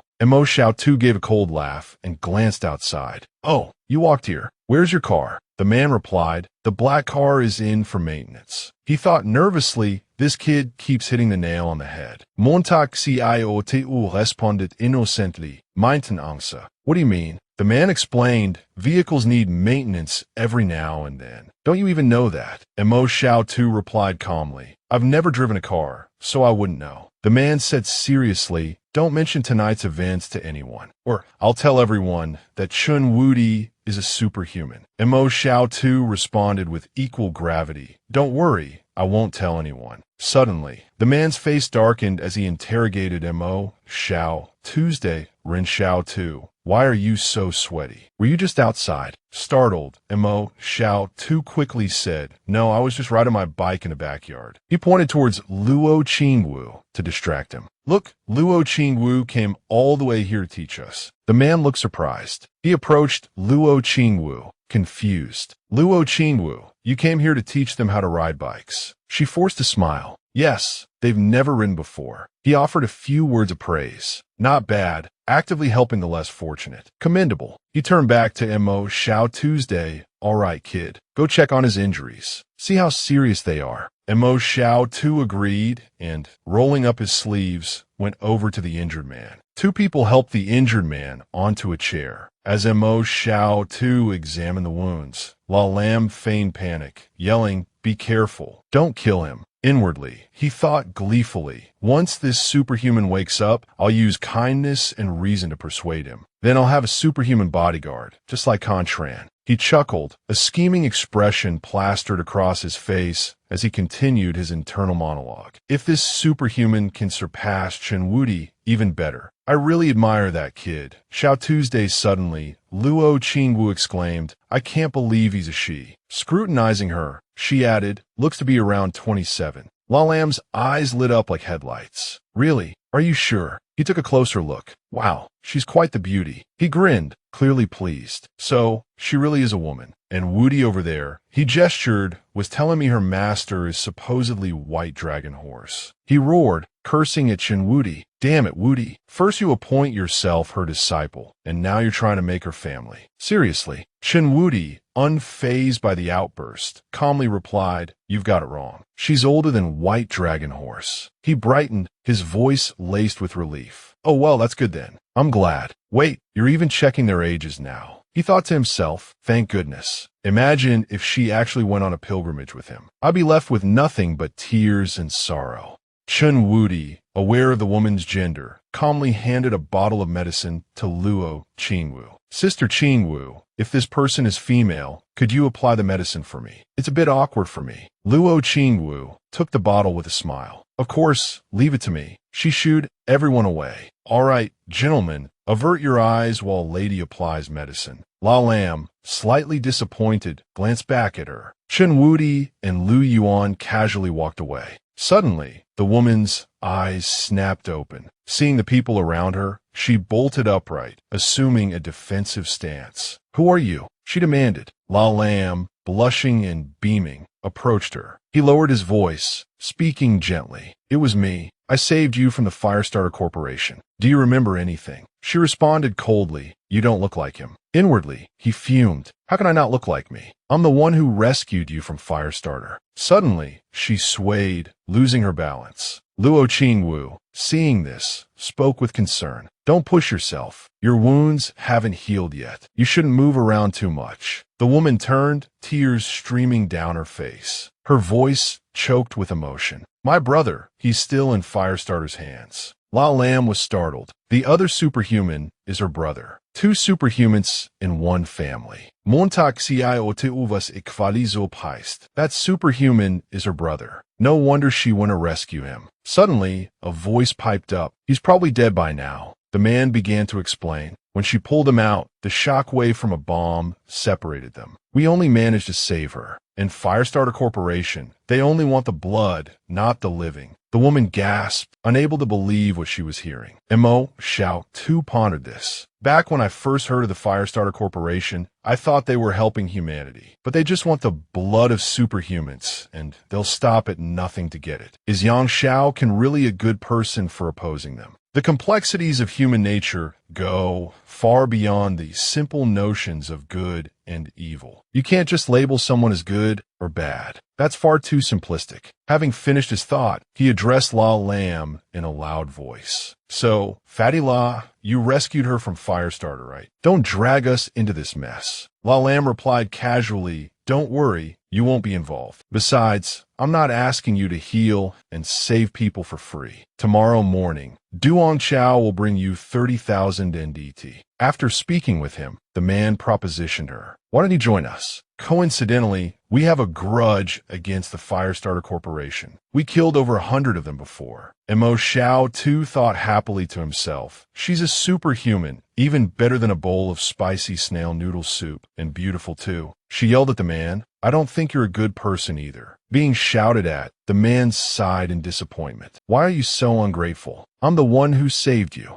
After yelling, she thanked them and introduced herself. Thank you, everyone. My name is Dong Fu Nam. If there's a chance in the future, La Lam said to his companions in confusion, we're the ones who saved her, right? Why is she thanking those brats? The man behind him replied casually, probably because you, boss, don't look like a good person. La Lam faz d'arcaned. Are you itching for a beating lately? The other man cowered in fear. Suddenly, Luo Qingwu cried out. Startled by the shout, La Lam asked, what's wrong? It turned out the girl had fainted some time ago. Luo Qingwu looked at Mo Xiao Tu anxiously. Xiao Tu, what should we do now? Mo Xiao Tu yelled at La Lam. La Lam, take her away, quickly. Why does she faint so easily? Don't rely on us. La Lam replied with a bright smile. Leave her with you guys for now. I'll pay you, so please take care of her for me. I'll bring the money tomorrow. Hearing the mention of money, Mo Xiaotu's expression changed as quickly as flipping a pancake, his eyes lighting up like car headlights. All right, deal. He turned to Luo Qingwu and instructed, Sister Qingwu, help her inside. And Chenwudi, you guard the front of Sister Qingwu's house. Don't let this girl run away before Fatty La pays up. Chenwudi reluctantly replied, Yes, master. The other two men watched stunned. That was a quick arrangement. The next morning,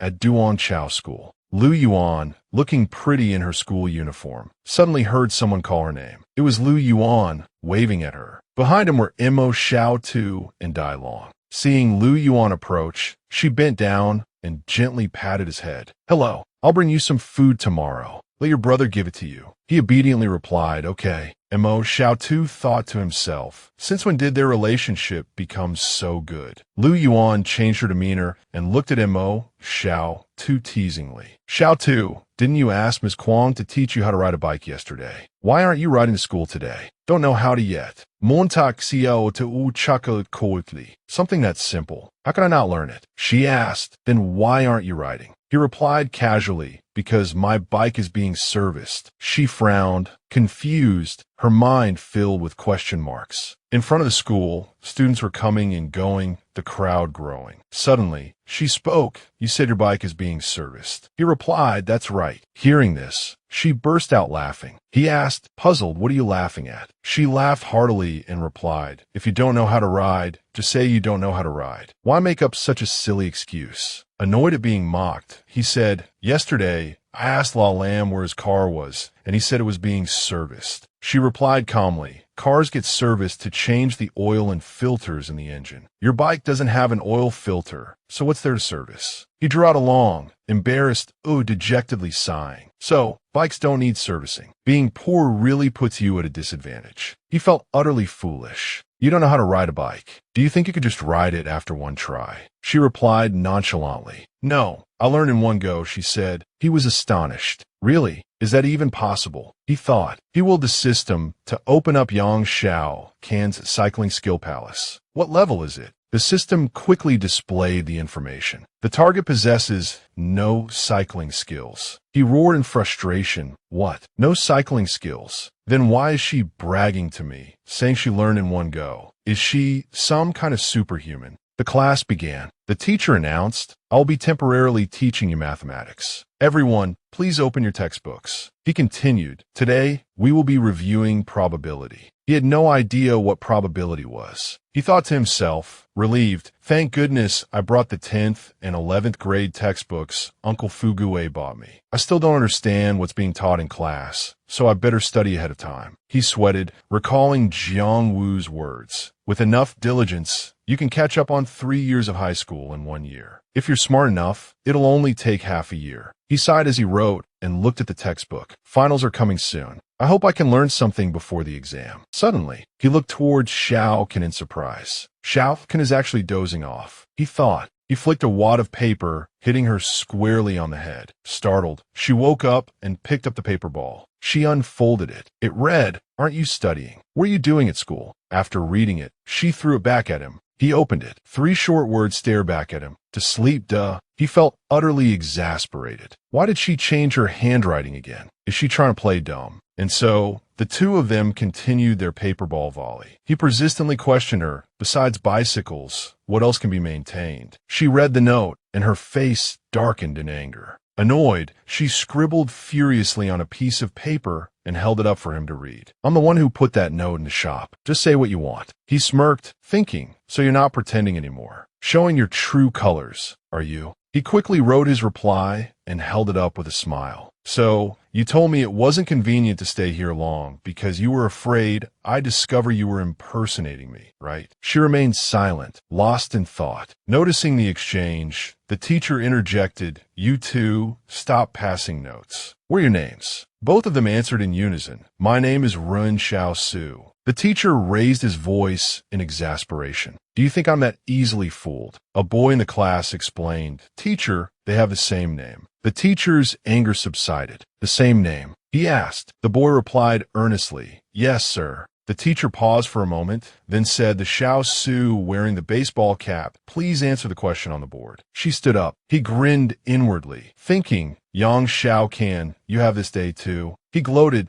"Go on, answer the teacher's question." Ignoring his taunts, she slowly walked away from her desk and took off her baseball cap, revealing her stunning beauty. She was so radiant, it was as if she was surrounded by a shimmering light. The handsome boys and beautiful girls stared, their faces flushing. He, too, stared at her in surprise. She smiled brightly and placed the cap on his head, leaving him bewildered and confused. The teacher cleared his throat and repeated, "The Ren Xiaosu wearing the baseball cap, please come up and answer the question." He pointed at himself and asked me. The gruff teacher replied, "Yes, you." Mo Xiao, too, felt a surge of indignation. "Don't you see she put that cap on my head?" The teacher stammered, embarrassed. "Don't you see how pretty the young lady is? I can't bring myself to be harsh, so you go up and answer the question." Mo Xiao, too, speechless and defeated, could only comply. The bell rang, signaling the end of class, and students began to pour out into the hallways. Amidst the throng, Mo Xiao too stealthily glanced back at the girl, thinking, "I'll discreetly follow her and see where she goes. At least I'll know where she is, whether it's near or far." After all, he mused, she's a bomb maker. He continued to trail her, thinking, if she ends up fighting with the Firestarter Corporation, at least I'll know she can't hide there. Peeking around a corner, he gasped in surprise. Luo Qingwu was using her powers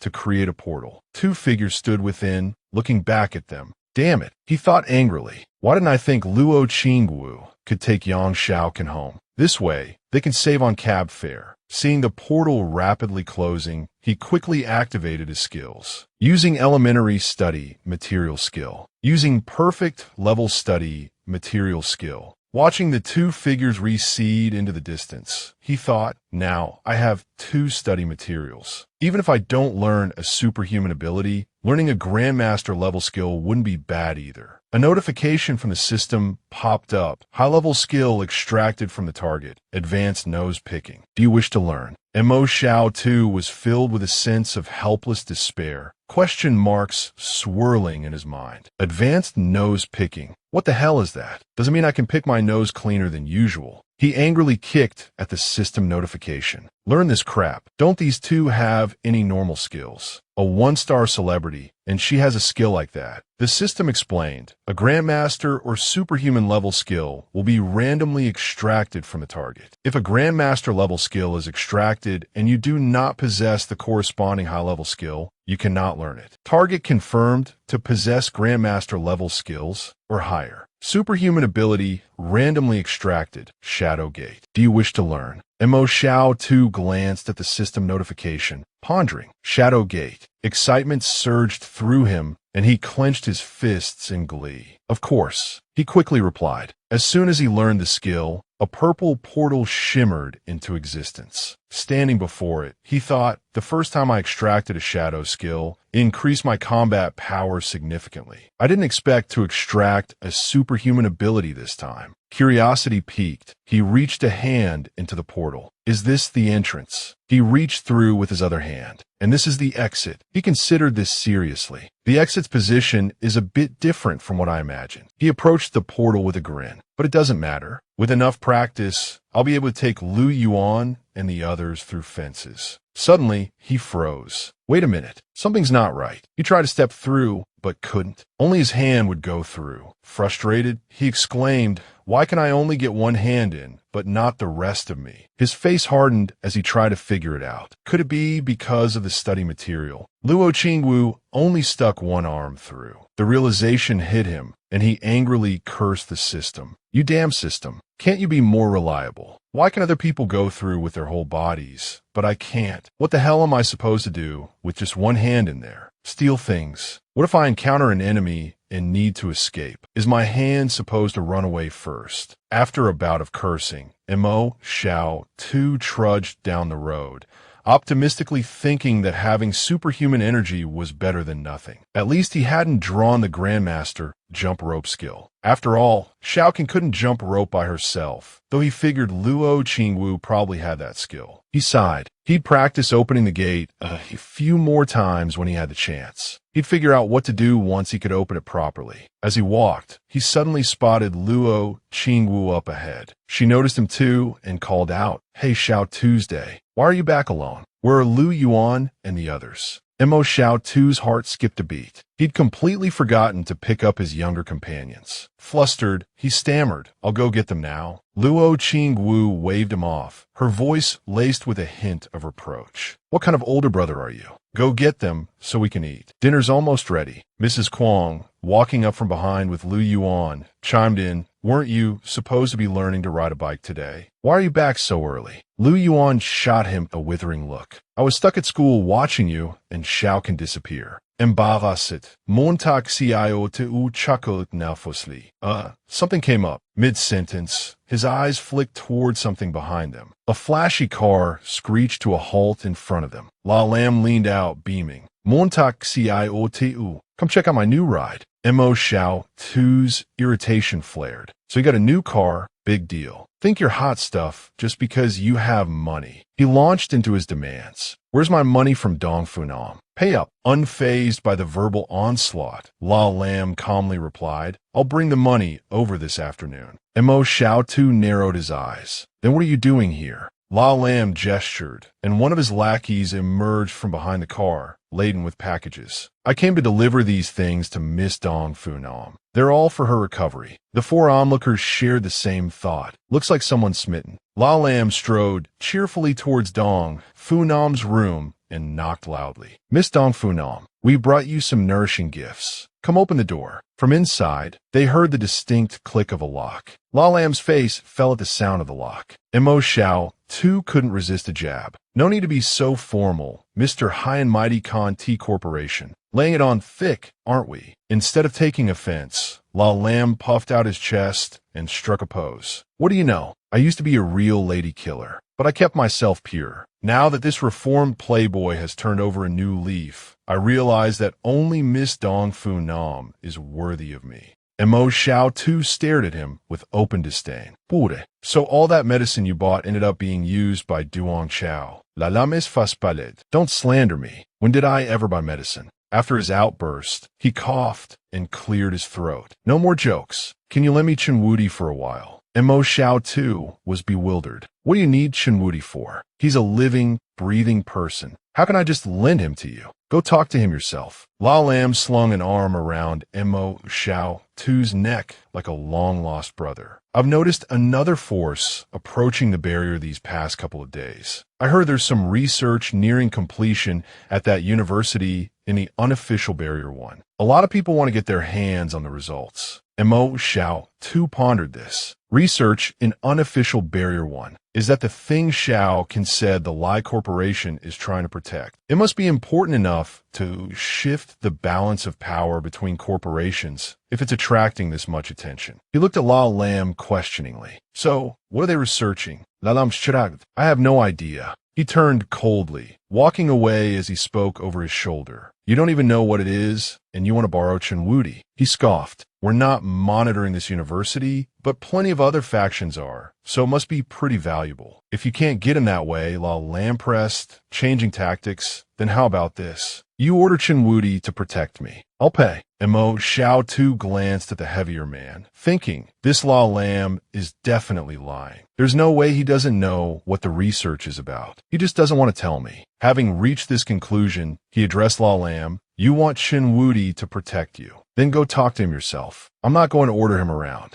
La Lam let out a confused, "Huh?" Suddenly, rapid footsteps approached. Mo Xiao Tu startled, looking towards the source of the noise. It was one of La Lam's subordinates, whispering something in his ear. La Lam listened, then simply grunted in acknowledgement. Watching the two men confer, Mo Xiao Tu thought, "I bet the Conti Corporation is up to something." He sighed, his mind still churning. "I still don't know what their research is. If I could pinpoint its location, I wonder if I could use Shadow Gate to steal it." The sound of approaching footsteps interrupted his thoughts. It was Dong Funam. La Lam, seeing her emerge, brightened. "You finally decided to see me." She replied haughtily, "When you lose some weight, then I'll see you." La Lam deflated. and Mo Xiao too couldn't resist a jab. Well, I guess you won't be seeing her then. Stung by the remark, La Lam roared in indignation, like a super scion powering up. Nonsense. Losing weight is easy. I'll show you. Lowering his voice, he muttered to his companion, how can I lose weight quickly? Overhearing, Mo Xiao too offered 1 steam bun in the morning, 1 at noon, and 1 at night. Guaranteed weight loss. La Lam, taking him seriously, asked before or after meals. Mo Xiao too, exasperated, almost didn't reply. Regaining his composure, he said seriously, never mind that. But I think you're going too far lately. Before, Chunwudi told me that your Bonbon Ba guy tried to recruit him. Now, you're risking everything to save Dong Funam. Aren't you worried there's something wrong with her?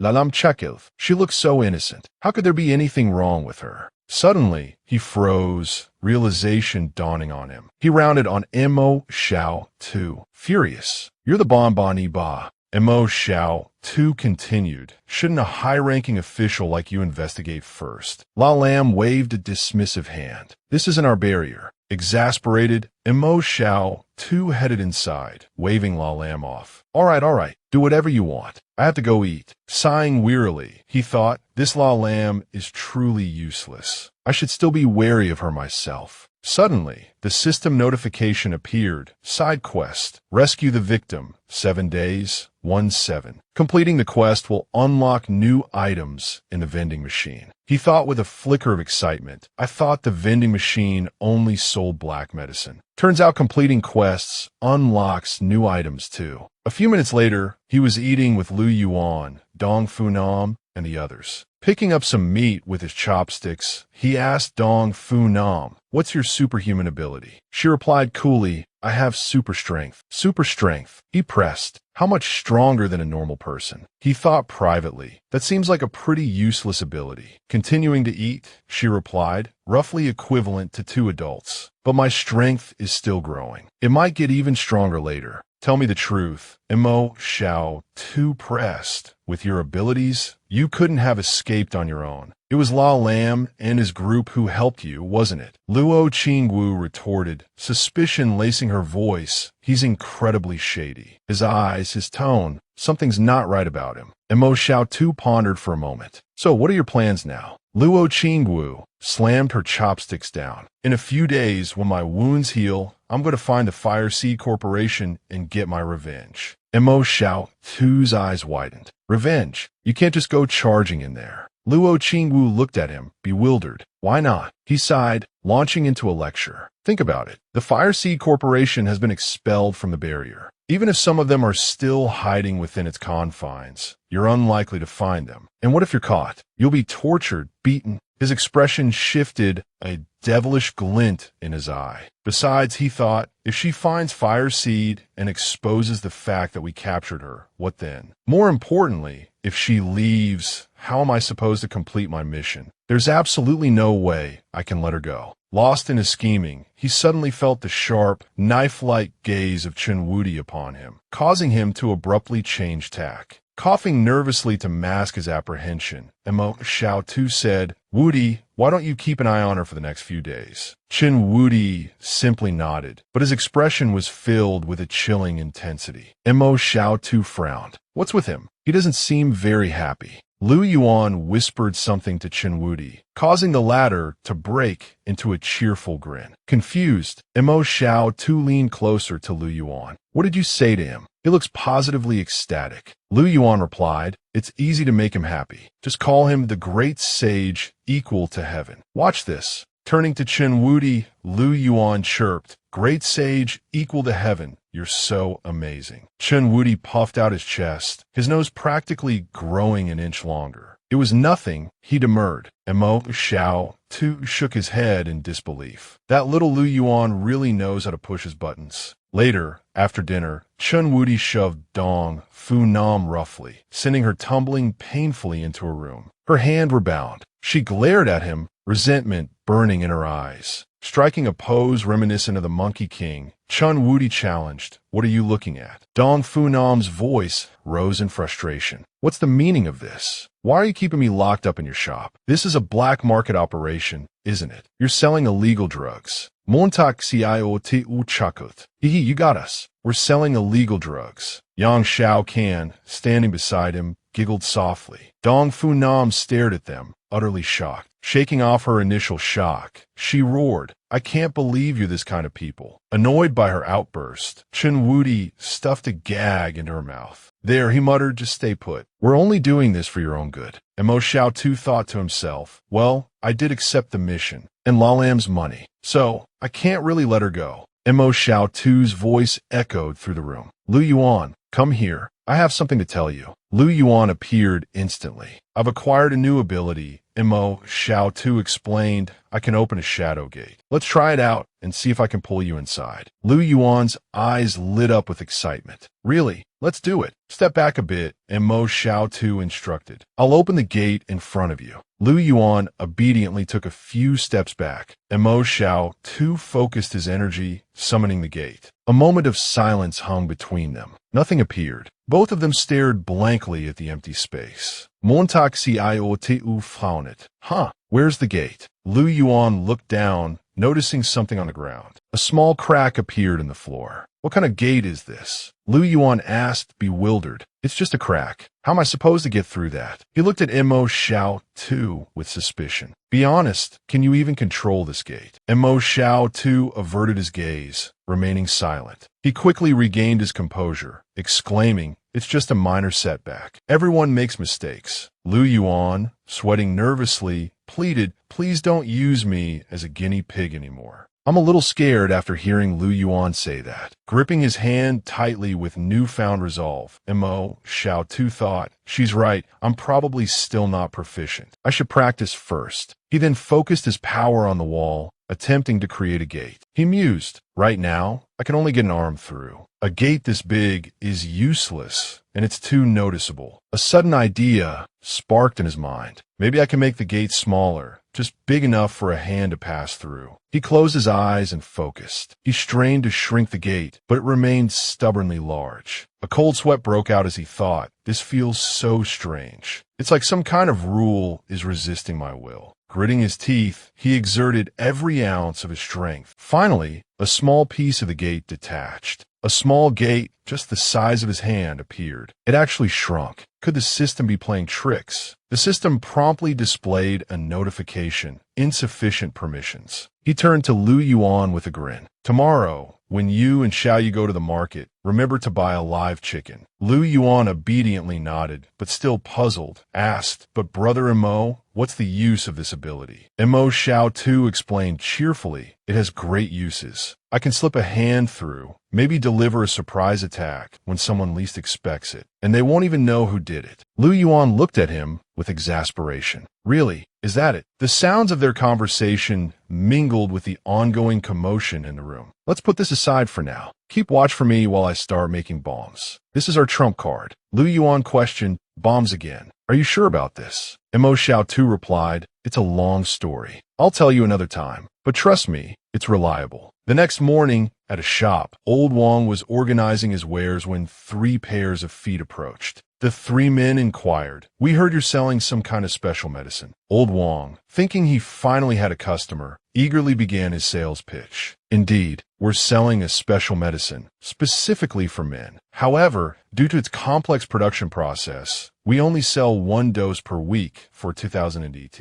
One of the men exclaimed, 2,000. Are you robbing us? Do you know who I am? How dare you charge so much? A man, who had been present from the start, interjected, knowing who you are won't change anything. Last week, Director Chun from the Order Bureau came asking, and we turned him down too. It's not because we're being arrogant, but because the medicine isn't ready yet. The first man remained furious. I need this medicine urgently. You're a doctor, aren't you? Watch your attitude. I'll give you one more chance to reconsider. The man bowed slightly and replied, I apologize. We've done our best. His words seemed to dismiss the angry man, as if consigning him to the care of 4 humble pallbearers. Enraged, the man practically roared, what did you say? You talk like I'm about to die. The man chuckled nervously. Suddenly, 3 men in elegant suits arrived. Well, if it isn't Xiaoyan. Seeing the newcomers, the angry man quickly lowered his head. Director Wang, what brings you here? Director Wong replied, I came to thank the doctor here. He continued calmly, a few years ago, the number 3 hospital in the slave trade district told me I was infertile. It's always weighed on my mind. Recently, someone gave me this black medicine, so I tried it. And wouldn't you know it, my wife told me she's pregnant. The bodyguard beside him opened a booklet. The title read Guanyin sends children. Apprehensive, the man thought, system, this black medicine can even cure infertility. The system replied, negative. He asked Director Wong, are you sure she's pregnant? Director Wong affirmed, absolutely. We had a blood test at the hospital yesterday. It's definitely a pregnancy. The man thought to himself, this is a miracle. At the school, students bustled in and out, and Mo Xiao too stood there,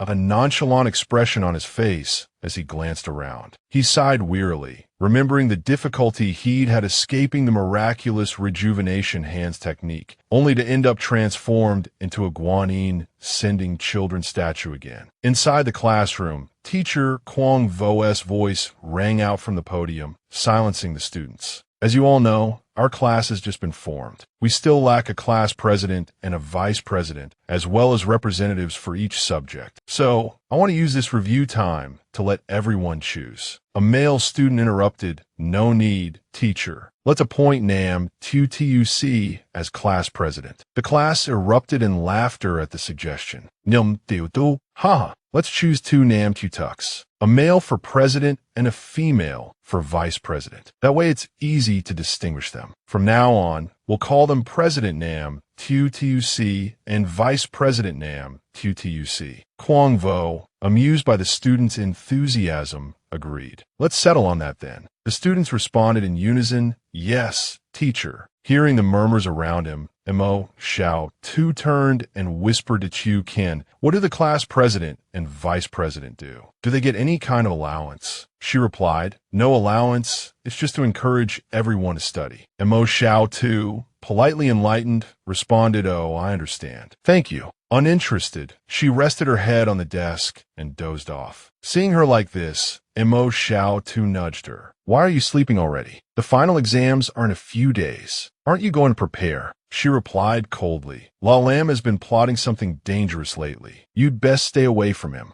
Startled, Mo Xiao too leaned closer, whispering, what's La Lam doing? She looked up, and their faces were suddenly close. An awkward silence hung in the air. Being this close to a girl for the first time, Mo Xiao too swallowed nervously. She abruptly sat up. We saw people from the Conti Corporation secretly investigating Psychiatric Hospital number 4. It seems they want to raid it. And Mo Xiao too, puzzled, asked, I've heard of robbing gold shops, even banks, but this is the first time I've heard of someone wanting to rob a mental hospital. She explained, you don't understand. That's where the Lie Corporation keeps all the superhumans they've captured. The fact that he is willing to stay quietly in the mental hospital is a blessing. Lost in thought, she recalled a certain tall, thin man with white hair. She continued, if La Lam releases him, the future of Barrier 109 is uncertain. Understanding dawned on Mo Xiao Tuesday. So La Lam knows he can't control Dong Funam. So he's planning to recruit someone from Psychiatric Hospital number 4. He stroked his chin thoughtfully. That fatty, all this effort just for one superhuman. But then a new thought struck him. But Conti Corporation only has a handful of people in Barrier 109. How dare they raid a mental hospital? He voiced his concerns. Besides, this is Lie Corporation territory. Isn't La Lam afraid they'll find out and kick him out? Chu Qian, her expression still cold, replied, you underestimate Conti, or rather, you underestimate Contran. They've planted quite a few people within Barrier 109, practically all under La Lam's command. Moreover, they already possess large-scale destructive weapons. Mo Xiao Tu's eyes widened.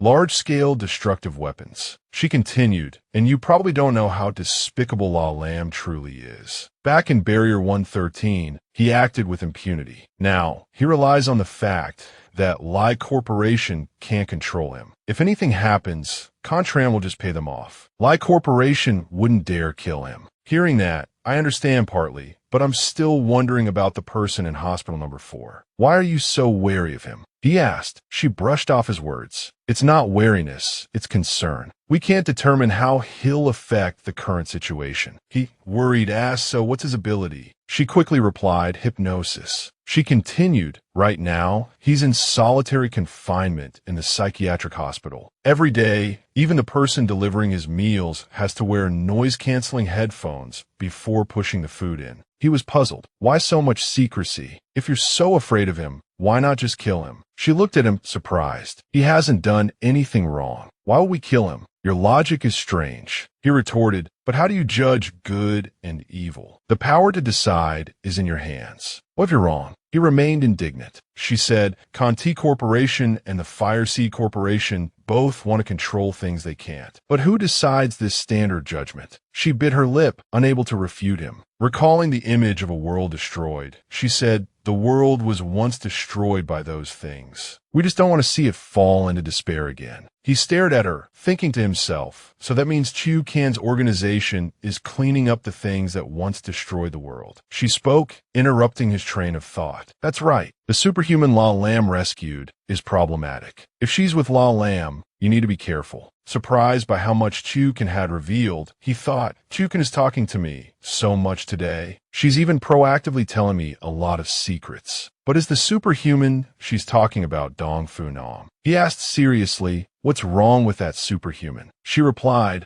we've confirmed it. That Dong Fu Nam and the dead superhuman have no connection. No blood relation, no friendship, no romantic involvement. We initially thought they were allies, but later realized they weren't. She continued thoughtfully, moreover, there have been many strange murders within the barrier recently. A figure with 2 fangs has been seen biting people's necks, she continued. The victims are all drained of blood, turned into dried husks. That superhuman, Dong Fu Nam, is highly suspicious. Furthermore, Conti witnessed the entire fight. She feels that Dong Fu Nam's motive for saving the other superhuman might have simply been to test their blood. She concluded, to put it bluntly, he's just a pawn. He replied casually, she's at her shop right now. She grabbed his shoulders, panicked. Then you need to go back immediately. I can ask Lakin Vu to take you. He remained nonchalant. No need. We have her tied up. Chu Nak is cooking at the shop, and Vo Dike is guarding her. He cheerfully looked down at the ants moving along. Meanwhile, she was secretly trying to loosen her bonds, unnoticed. Chu Nak's voice rang out. Vo Dike, lunch is almost ready. He obediently replied, yes, sister. Behind him, she continued struggling with the ropes. She managed to free herself and suddenly lunged towards him. She called out coquettishly, hey there, handsome. He startled. A few seconds later, he regained his composure and said, Madam, please behave yourself. She quickly opened her mouth, revealing sharp fangs, about to bite him. She lunged, sinking her teeth hard into him. Suddenly, golden scales materialized on his neck, so hard they shattered her fangs. Startled and dismayed, she recoiled as he swiftly spun around, delivering a powerful blow to her stomach. She crashed into the wall, clutching her stomach and coughing violently. He roared, you impudent demon! How dare you ambush the great Sun Wukong? He struck a pose, twisting his hand, preparing to unleash a flurry of blows. A series of sharp slaps echoed through the room. After the beating, he preened. I thought you were the white dragon horse. Turns out you're the white bone demon, but far too weak. No match for the great sage equal to heaven. She rubbed her cheeks, indignant. 1 punch would have been enough. Why 3? He turned back casually. Because it takes 3 hits to defeat the white bone demon. She sighed, defeated. Vo Dike,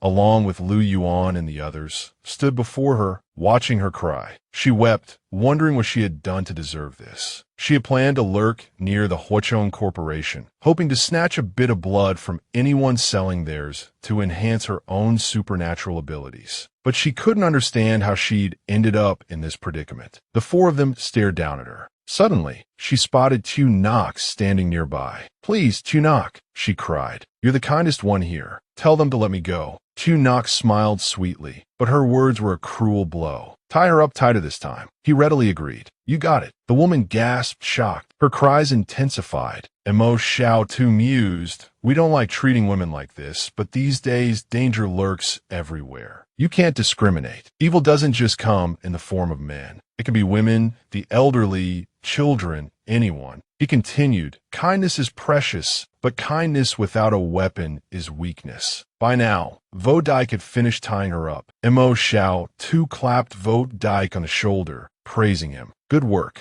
Very commendable. We'll have to rely on you for the next few days. He added a warning, keep her locked up tight. Don't let La Lam see her like this. And make sure she doesn't die. Vo Dike cheerfully agreed. Mo Xiao Tu stepped out into the courtyard with the three others. He pondered aloud, doesn't it feel like something's missing? Old Wang, also thoughtful, replied like we're missing something filial. Lu Yuan chimed in, we're missing La Lam's usual fawning over Dong Funam. He'd normally be here by now. Mo Xiao Tu continued to ponder. Could the raid on psychiatric hospital number 4 be tonight? He turned to the three behind him. Does anyone know where psychiatric hospital number 4 is? China quickly responded, why? Lu Yuan asked me to buy a map of Barrier 109 the other day. We can probably use it to find the hospital. And Mo Xiao Tu retrieved the map, unfurling it as he instructed, keep an eye on Funam. Be careful, don't let her cause any trouble. I'm going out for a bit. Lu Yuan looked worried, seeing him about to leave. Noticing his concern, Mo Xiao Tu reassured him, don't worry. There's no danger. No need to pray. Lu Yuan obediently replied, yes. Mo Xiao Tu walked down the bustling street, loud music blaring from all directions. He studied the map intently as he walked. Suddenly, a sound startled him. A figure clad in armor, a gun clutched in their hand, emerged from the darkness. 3 or 4 more followed close behind. Mo Xiao Tu turned, his thoughts racing. It seemed Yang Qiu can have been right. The Conti Corporation couldn't be underestimated. He suspected even the Lai Corporation wouldn't have guessed how many people, or perhaps things, were hidden beneath the city. One of the figures spoke into a radio. 3 squads, split up and infiltrate. Don't engage unless necessary. Locate test subject 2 and extract immediately. The director's orders. Aside from test subject 2, terminate all targets on site. No hesitation. Anyone who uses their own kind as lab rats deserves what they get. La Lam finally emerged, one of his subordinates reporting to him. Boss, are you sure we shouldn't bring test subject 1 as well? The question seemed to jolt La Lam. He struggled to recall a scene from a video he'd been watching. A voice echoed from the recording. Do you see where I've gone? 2 figures appeared on the screen. The voice, imbued with a chilling calmness, repeated the question, its tone growing more insistent. I asked you, do you see where I've gone? You should answer me. Do you see where I've gone? The figure in white remained silent. Well, this is embarrassing. I can't seem to find it anymore. The scene shifted. Now the figure in white was lying down, whispering. Close your eyes. Relax. Imagine you're in a familiar tunnel. Run towards the right side of the tunnel. The voice continued, its tone hypnotic. There's a light at the end of the tunnel. You've reached the light. The image of a tunnel with a light at the end flickered on the screen, the white-clad figure's voice still echoing. Listen to me. I'll count down. 3, 2, 1. Suddenly, the other figure's eyes snapped open. The figure in white, startled, asked, why did you open your eyes? The other figure chuckled softly. I ran the wrong way. The figure in white persisted. Imagine you're under the sea. The water is warm and enveloping. You can breathe easily as you sink down. You'll reach the place you want to go. He repeated the countdown. Listen to me. 3, 2, 1. Seeing no reaction, no panic in the other figure's eyes, he slumped down in defeat, silent. The other figure sat up, a faint smile playing on his lips, but said nothing. La Lam, having finished watching the recording, muttered to himself, so this is the whispering devil everyone talks about. It seems the hypnosis triggered his superhuman abilities. His subordinate's voice interrupted his thoughts. Boss, should we capture test subject 1 for research? La Lam, sweating slightly, replied, Kanchan and I don't do things like that. Besides, I can't control test subject 1. Hidden in the shadows, Mo Xiao Tu listened intently as La Lam continued, oblivious to his presence. If we let him loose, who knows what kind of chaos he'll unleash. You have no idea how many people he's already killed in this hospital. Mo Xiao Tu's mind raced. It seemed test subject 1 was the dangerous individual Yang Qiu had warned him about. But who was test subject 2? The soldiers quickly advanced on the hospital, bursting in and swiftly eliminating a researcher. More poured into the building. Suddenly, the roar of engines filled the air. Armored vehicles appeared. Mo Xiaosu watched, realizing the Lai Corporation had arrived. Their response had been swift. If La Lam's forces clashed with them, there would be casualties. And if La Lam needed a healer, he would undoubtedly seek him out. He turned and quickly slipped away. He needed to get back to the shop. La Lam couldn't know he'd been here. Inside the psychiatric hospital, La Lam stood before a young girl, his voice laced with disappointment. She's so young, barely 10 or 11. She could be my daughter. How can she fight? One of La Lam's subordinates, carrying a young girl over his shoulder, fought and spoke simultaneously. Boss, let's ignore this for now. We have to move quickly. They're ready. The others and La Lam have already made it out. As he moved, La Lam replied, yes, it was difficult to escape the Lai Corporation's clutches. Suddenly, a loud noise erupted. Someone hurled 3 bombs at 3 vehicles. Boom! The 3 vehicles exploded spectacularly. La Lam, witnessing this, cursed furiously. Damn it, who is this? Do they have nothing better to do than blow up my cars all the time? I'll risk my life against you. A worried soldier spoke to him. Boss, don't say anything more. Get into the sewers, quickly. The silhouette of Chiu Kin appeared. It seemed she was the one who had destroyed La Lam's vehicles. Back at the shop, everyone was busy with their work. Vodike spoke up. Let's pray for our master's safe return. Lu Yuan, seeing him return, exclaimed joyfully, brother, you're back. He entered, giving instructions as he went. Yeah, pack up. La Lam will probably be here soon. The group asked in unison, confused La Lam. What's he doing here? As if on cue, La Lam arrived, banging loudly on the door. Hurry up and heal my 2 brothers. I'll pay. Lu Yuan quickly opened the door. He asked, who is this? The soldier stammered, This is our boss's cousin. Lu Yuan feigned belief. Oh, his cousin. All right. The girl was brought inside. Vodike, seeing her, spoke up. Master, it seems this person is. Before he could finish, Lu Yuan interrupted, is by Longma. Vodike replied, no, not by Longma. She's Akirying Pole.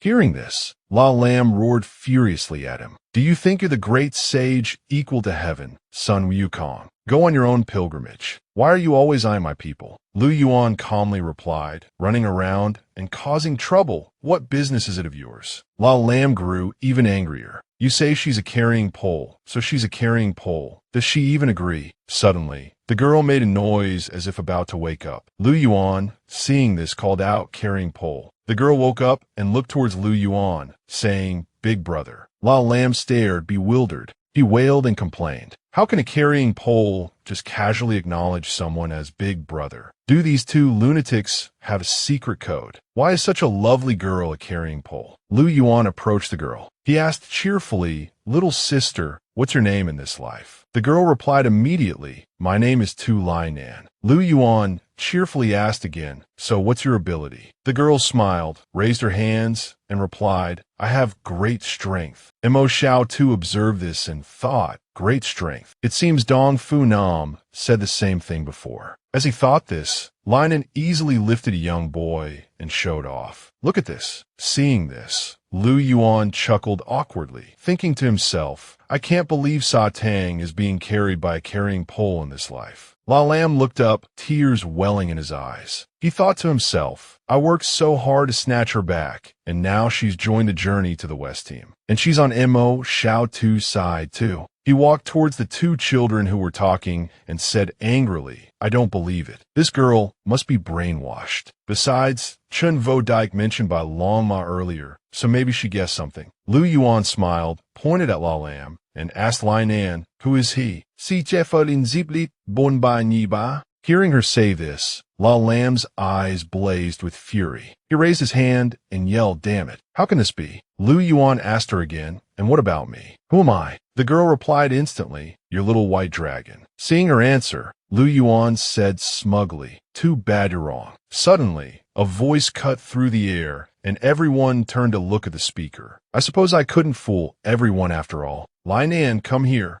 He strode in from outside, one hand holding onto the hat on his head. Allow me to introduce myself. My name is Dam. Lie Dam, the discarded son of the Lie Corporation. He added, I mean no harm. La lames expression ardenned. He drew a gun and pointed it at Dam, thinking, how did he escape? Could he have been controlling the hospital staff all along? Aloud, he said, the Whispering Devil is incredibly dangerous. Mo Xiao too stood silently, lost in thought. This must be the dangerous individual Yang Qiu can warn me about. He mused, though she never mentioned any connection to the Lie Corporation. Mo Xiao Tu's gaze fixed on Dam, who was stroking Lai Nan's hair. And what did he mean by discarded son? He wondered, is there more to this than meets the eye? It seems he deliberately arranged for La Lam to rescue this girl, but to what end? He watched as Dam adjusted his hat, thinking, it's as if he has everything planned out. His eyes narrowed, a sense of unease settling over him. He looked directly at Dam and asked, what is your purpose here? Then Dam calmly extended a hand. It gets a little lonely for the two of us inside that barrier. Now, with so many friends gathered here, I thought I should offer my greetings. He touched his hat again, his eyes glinting dangerously. And I've always found you rather special. Mo Xiao too echoed thoughtfully, special. Then, a grin spread across his face as he struck a pose. Especially awesome. Kundam Chuka. No. This place is special. He took hold of his hat. Well, I should be going. He lowered the hat to his chest. We'll meet again, if fate allows. La Lam, still holding his gun, remained wary. Then Dam added, by the way, Boss La, I didn't hypnotize your subordinates. You needn't worry. As Dam turned to leave, Mo Xiao too called out, if you had the chance to escape the psychiatric hospital, why didn't you do it sooner? Then Dam smiled enigmatically, offering no immediate reply. He continued walking, then called back over his shoulder because it wasn't time yet. Mo Xiao too fell in a deep thought. What did he mean by that? Choosing to escape now. There must be something he needs to do. Something related to the Lie Corporation's research, perhaps. La Lam, slumped in his chair, sighed. All that effort wasted. I should have just tried to persuade Dong Funam. She's more reliable. Mo Xiao too glanced at him. Should I tell him Dong Funam isn't that trustworthy either? Would that be too cruel? He carried a bowl of water over to La Lam, who took it with a weary hand. I was so careful, La Lam lamented. How did this lie then Dam slip through my fingers? Mo Xiao too asked. You didn't know he was connected to the Lie Corporation before this. Mo Xiao too handed the bowl to La Lam, who took it and drained the water in a single gulp. After finishing his drink,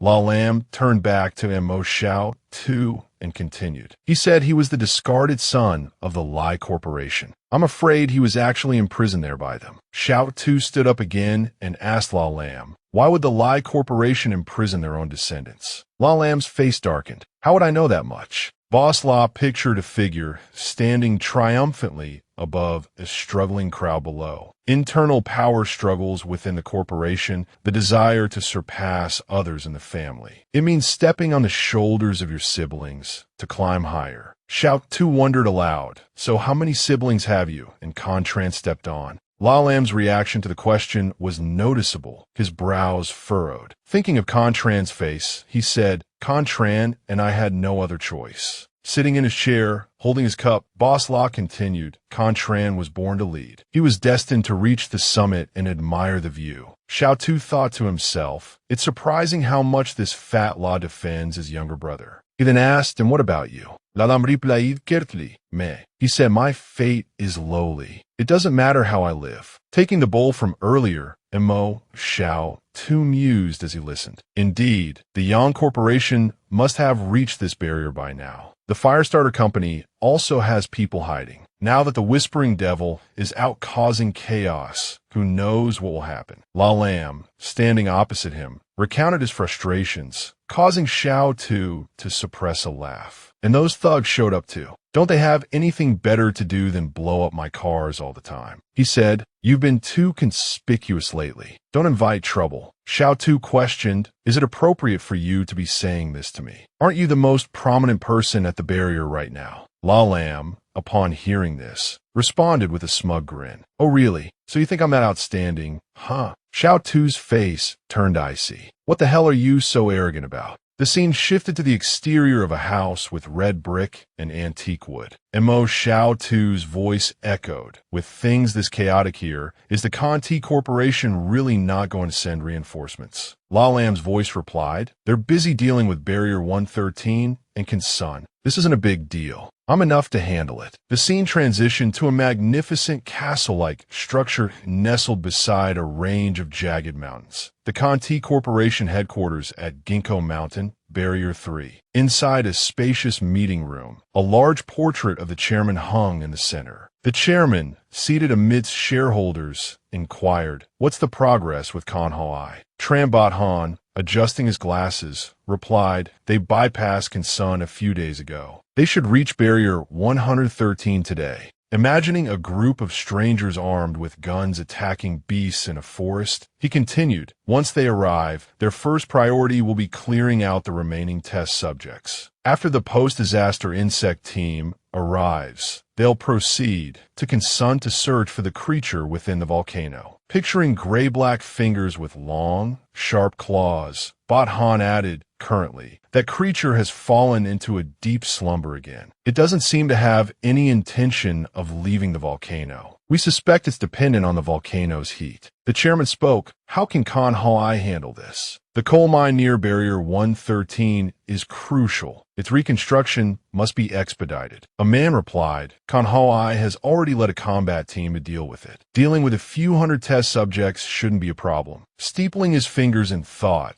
the chairman continued, "The resources around Barrier 113 are vital. Post-disaster reconstruction must be completed swiftly." Turning towards Kandan, the chairman continued, "Kandan, go coordinate with them. Organize the displaced population to work there." Van den Repliet understood. The chairman then asked, "What is Contran doing these days?" Bodhan quickly answered, "Besides listening to music every day, nothing else." The chairman continued, "The music he listens to serves no purpose. He doesn't even have a favorite female singer. It's best to leave him be. The youthful spirit is too strong. It needs to be suppressed." He gestured with his hand as he spoke. But the power of authority comes from organization. Without a home, there is no order, no power. Their conversation was abruptly interrupted by a loud banging on the door. A man rushed in, breathless and panting, reporting. The 7th Combat Team, led by Manhwa, was ambushed by test subjects. They are currently retreating. He continued, "Chairman, they were caught completely off guard. More than half the team suffered casualties." In the Conti Corporation's meeting room, the shareholders voiced their concerns. The 7th Combat Team has thousands of men. How could they be ambushed by a few hundred test subjects? Could this intelligence be false? Another added, "We know the 7th Combat Team is equipped with advanced weaponry. Moreover, their combat strength is top tier." A middle-aged man suggested, "Perhaps we should utilize Contran. Let him deal with them. He has extensive combat experience." The elderly chairman's expression grew grave. "The number of test subjects must have exceeded our estimations. It's likely over 1,000 now. Kanhai's team is not weak. Only a swift, decisive attack can defeat them. I now suspect a new life form has emerged among them, a sentient test subject." He slammed his hand on the table, concluding, "From now on, Contran is not to leave his villa. The will of the corporation cannot be compromised by an individual." He then ordered one of his subordinates, Kan Sung, lead the 1st Combat Team there. Kan Sung brought his hand smartly to his forehead. "Yes, sir." As night fell, a convoy of vehicles from Unit 109 sped through the darkness. The trucks were loaded with crates and supplies. Just as I predicted, someone thought. Hien so clung precariously to the underside of a truck, thinking to himself, "All private armies in this world are the same. They follow procedures for inspections. No one ever checks under the vehicles." He gripped the undercarriage tightly. With a sudden heave, he pulled himself onto the truck bed. Finally, some rest, he thought. Later, I'll find a secluded spot to eat, drink, and get some sleep. Hien so eyed the cargo curiously. What could be in these crates? They're locked up tight. He tried prying open a crate with his knife. The contents inside startled him.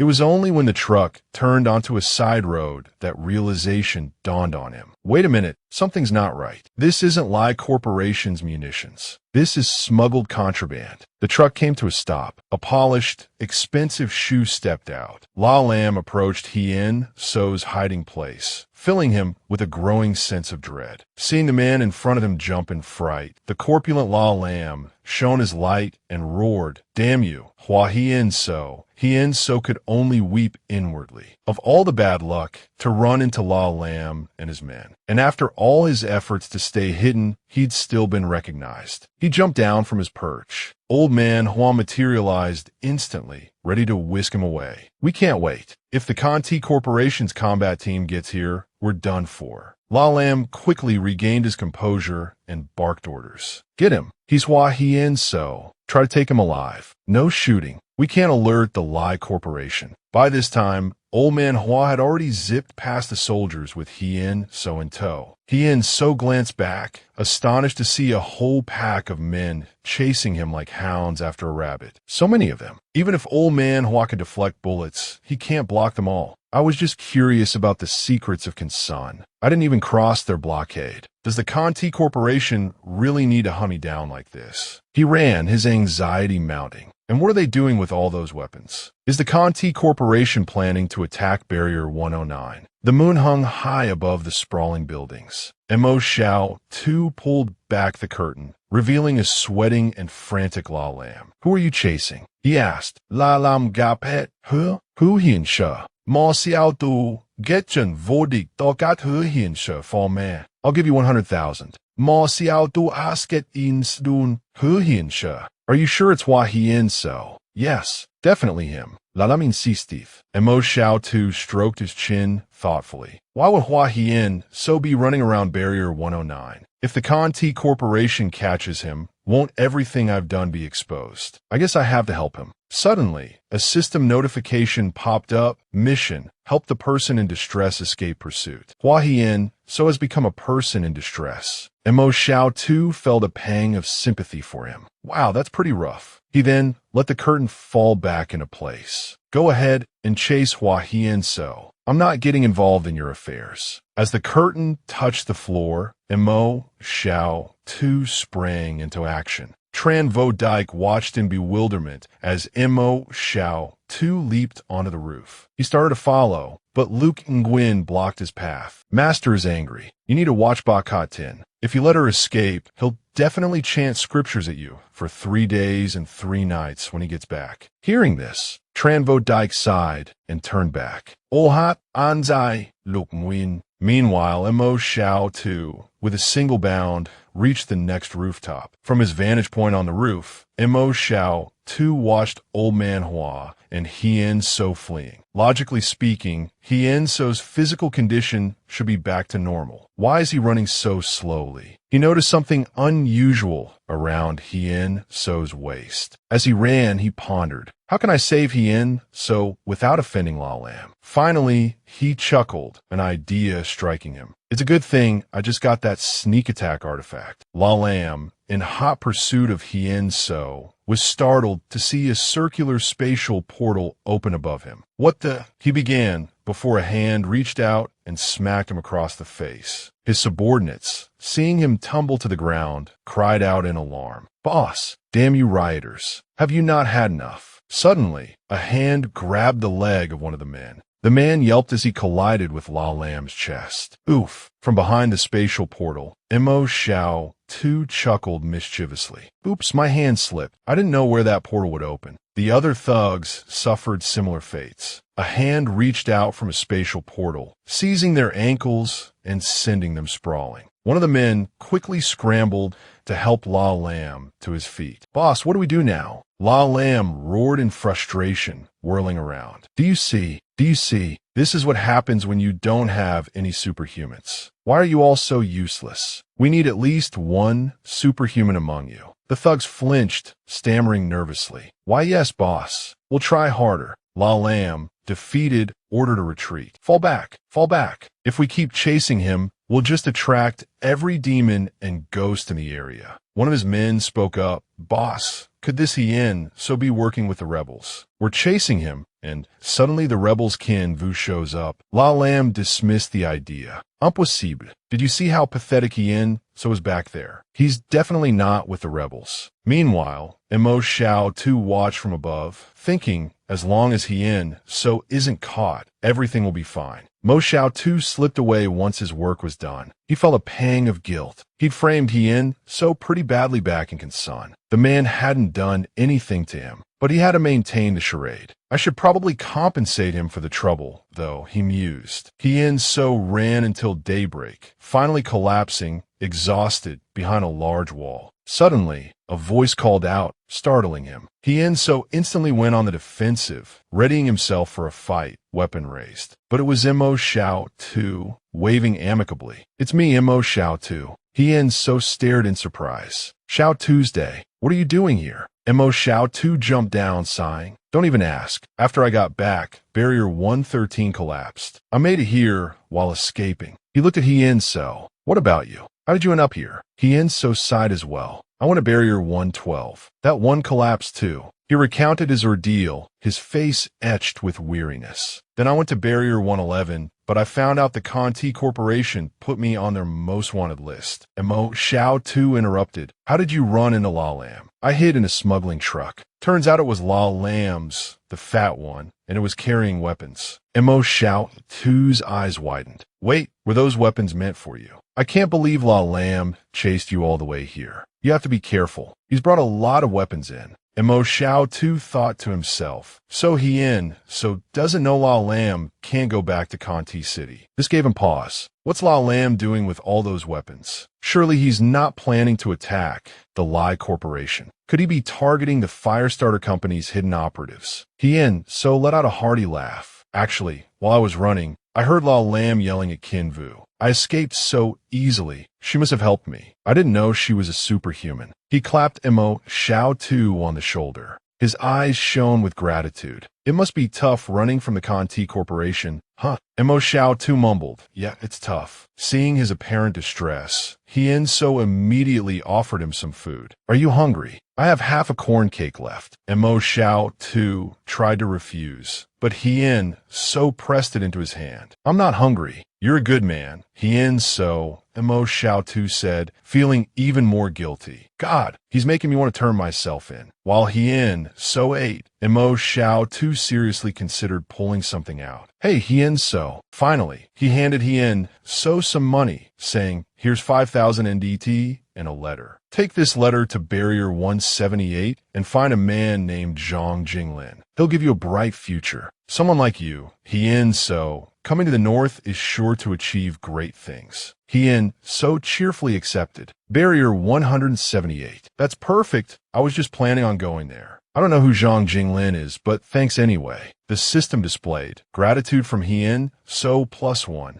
As they spoke, a voice suddenly called down from above. Hello there. The man grinned menacingly, a Firestarter Company emblem pinned to his chest. Hien so cried out, Firestarter Company. Mushiao tues faspaled. Careful, they're not good people. They specialize in capturing superhumans. So that's how it is, Hien so muttered. Assessing the situation, Mo Xiao too thought to himself. Even though gunfire might lead to bigger trouble, compared to life and death, it's a small matter. East, west, south, north, all 4 directions are surrounded. I have to risk it today. His face darkened, but the problem is I can't summon the shadows in front of them. The man above sneered at Hien so. We've never failed in an Eastern Dawn operation. Why don't you just surrender and save yourself the trouble? Hien so pointed up at the sky. Eastern Dawn, the sun's about to rise. Is your watch slow? This retort left the man momentarily speechless. While Mo Xiao too and Hien so spun around, wary, the man continued to taunt them with scornful laughter. You've never even heard of the Eastern Dawn organization. They're constantly firing on the enemy. Hien so scoffed. Why are the Eastern Dawn people so theatrical? If they want to fight, then fight. Why all the posturing? Every bullet fired was smoothly dodged by the enemy. Not just by one, but by all of them, leaving Mo Xiao too bewildered. What? They can predict the trajectory of bullets at close range just by the angle of my wrist. If they're at this level, Hien so and I, with just handguns, won't stand a chance. He looked again at the demeanor of the man standing above them. They look confident. Their sensory abilities must be so high that they don't even need to rush us. Yang Xiaoqin said before that the reason La Lam could interfere with the Firestarter Company's plans was only because Eastern Dawn hadn't arrived yet. It seemed she was serious. Mo Xiao too began to feel uneasy. If we really have to run, I might have a way to escape, but what about Hien So? If he's captured, it'll be a disaster. Suddenly, something caught Mo Xiao Tu's eye, making him stare in astonishment. He saw the image of a woman holding a rifle. She held the scoped rifle with intense focus. Yang Xiaoqin. He called out, "Hey, what are you capturing us for?"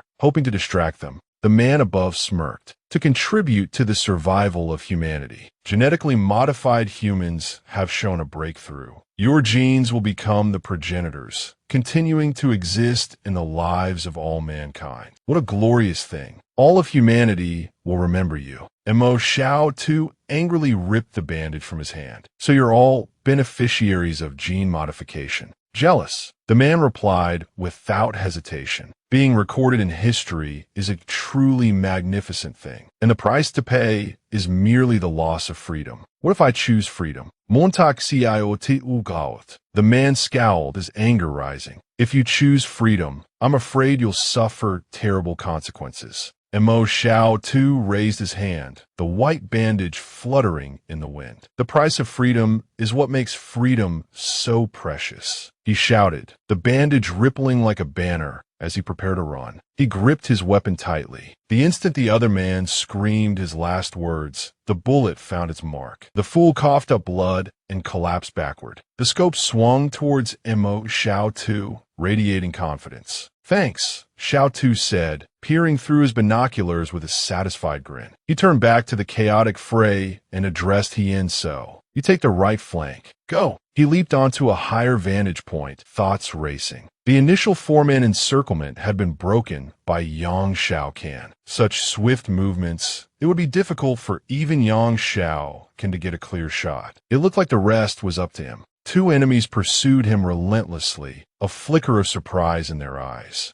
Ahead of them stood Mo Xiao Tu and his shadowy double. Their options were dwindling. Ignore the problem and run, or eliminate the source. He grimly concluded that this was the logic of the wild. Suddenly, a figure materialized behind him, a blur of motion. The man snarled, lunging forward. Sharp, metallic protrusions extended from the attacker's fingers. Is he even human? Xiao Tu wondered, drawing his own blade. Could this be gene editing? He charged forward, undeterred. He and his shadow attacked from opposite sides, a perfectly coordinated assault. Their opponents' weapons clattered to the ground. Two swift, brutal strikes found their marks. One of the men gasped, blood spraying from his lips. How? How do you have two abilities? He stammered. Xiao Tu turned, a weary expression on his face. Not two, he corrected. Three. Too bad you won't live to see the third. The remaining enemy, still defiant, lunged again, weapon raised. Xiao Tu's eyes narrowed. So, Easter Dawn has someone who uses their superhuman abilities to hide in the shadows, he muttered. He sidestepped quickly, watching as the enemy and his blade hurtled past. Enough of this, he roared. Time for the third ability. A spatial portal flickered open, the blade passing through. A moment later, it reappeared, piercing the attacker from behind. What kind of screwed-up power is this? The man choked out, bewildered by the seemingly impossible attack. Xiao Tu approached the body, his expression calm. Just a little trick, he said modestly. All that bluster, and they turn out to be nothing but a bunch of fools. I thought Eastern Dawn was supposed to be formidable. A washed-up superhuman like this trying to make waves. As twilight descended, Xiao Tu left the scene of the carnage. He found Hien So and offered him assistance. Come with us, Hien So. Get cleaned up and change your clothes. You need to eat before you head to Barrier 178. Hien So wearily got to his feet. Thank you, he said, but I can't stay here. Once the barrier authorities realize I'm here, I won't be able to leave. He smiled and waved. Staying here will only put you in more danger. Farewell, Mo Xiao Tuesday. May our paths cross again. A system notification flashed. Gratitude from Hien So +1. Xiao Tu stood for a moment, speechless. Finally he spoke.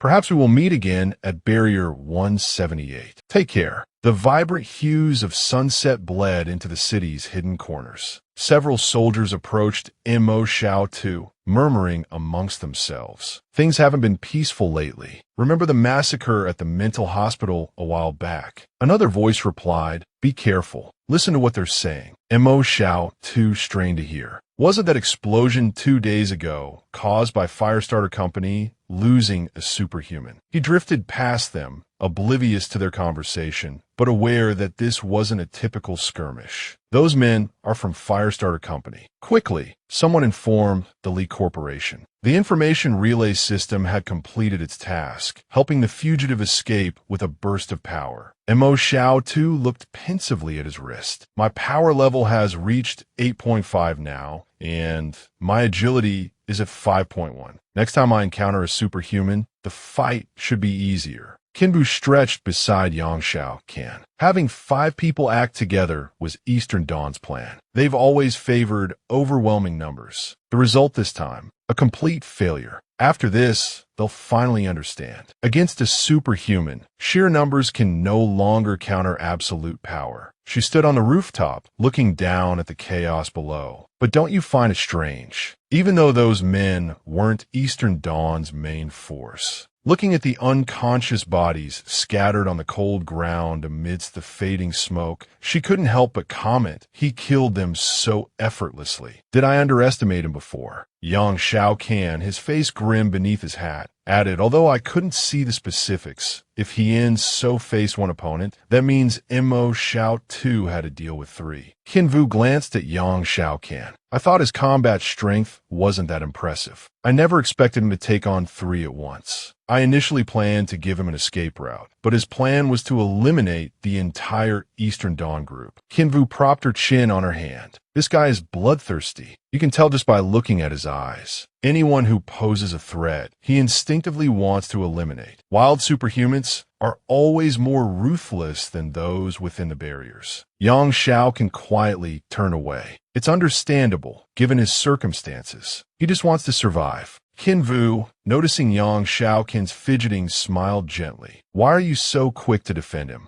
Her tone was unhurried and knowing. That kid is quite formidable now, and he has Chunwudi, whose strength is still unknown. They could be considered a rather powerful small group. Should we draw the attention of the Lee Corporation and the Yang family towards them? Yang Xiaocan replied, they just want to live peacefully within the barriers. Let's not cause them any trouble unless necessary. Kinvu teased, oh, so you're protecting them now. I was just joking earlier. I didn't mean it seriously. Yang Xiaocan tilted his head, offering no response. Kinvu continued her praise. But seriously, what kind of abilities does that kid have? He's incredibly skilled. I'm dying to know. You two are so close. He hasn't told you. Sharing the same class, one the vice president, the other the president. Yang Xiaocan shot her a sharp look. Dot immediately changed the subject to the approaching Lee Corporation tactical team. Let's go, Kinvu. Kinvu, understanding quickly, turned and left. Mo Xiao reached out towards the spatial gate. Dot then stepped fully through, vanishing. He returned to the classroom, still lost in thought. He hadn't expected the Lee Corporation to react so swiftly. Now, the entire barrier felt like it was on the brink of war. He walked past Yang Xiaocan without pausing his contemplation. Patrols were everywhere. He wondered how Hien had managed to leave the barrier. He was about to sit down next to Yang Xiaocan when she spoke. So, did anything else unusual happen during your fight with Eastern Dawn? What do you mean?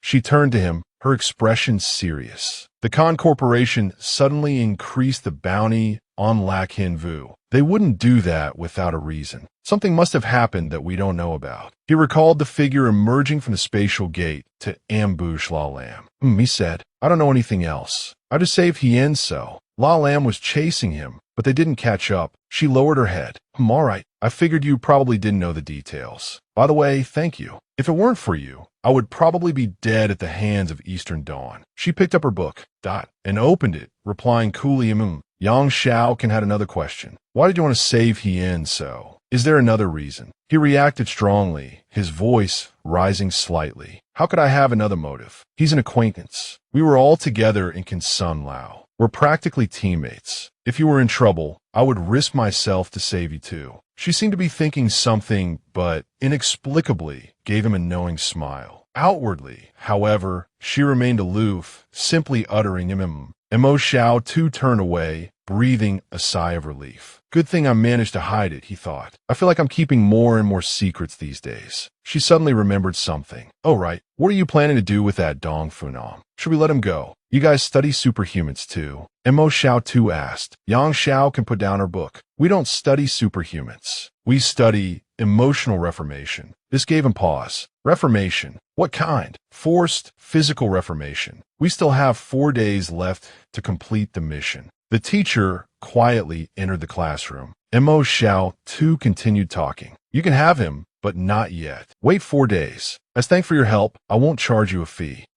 Yang Xiaokan replied pleasantly. Kuang Vo stood cheerfully at the podium. Earlier, someone asked about university admission standards, so I inquired about the requirements for Barrier 109. Everyone listened attentively to the lecture, except for Mo Xiao Tu, who continued murmuring, "What's life like studying there?" Yang Xiaokan replied awkwardly, "Studying is more independent, but the exams are very strict. Admission is also very competitive. Most graduates continue their research work under their supervising professors." She recalled the imposing university buildings. I hear university used to be much more relaxed, but now the available programs are dwindling. It's becoming more like a research facility. Several of the research departments are headed by these powerful-looking people in glasses. Out of over 100 barriers, there are more than 20 universities. The university administrators are all reducing student numbers and restructuring, focusing their efforts on breakthroughs in a few key research areas. Mo Xiao too asked with a naive smile, "Oh, do students get stipends?" "No stipends."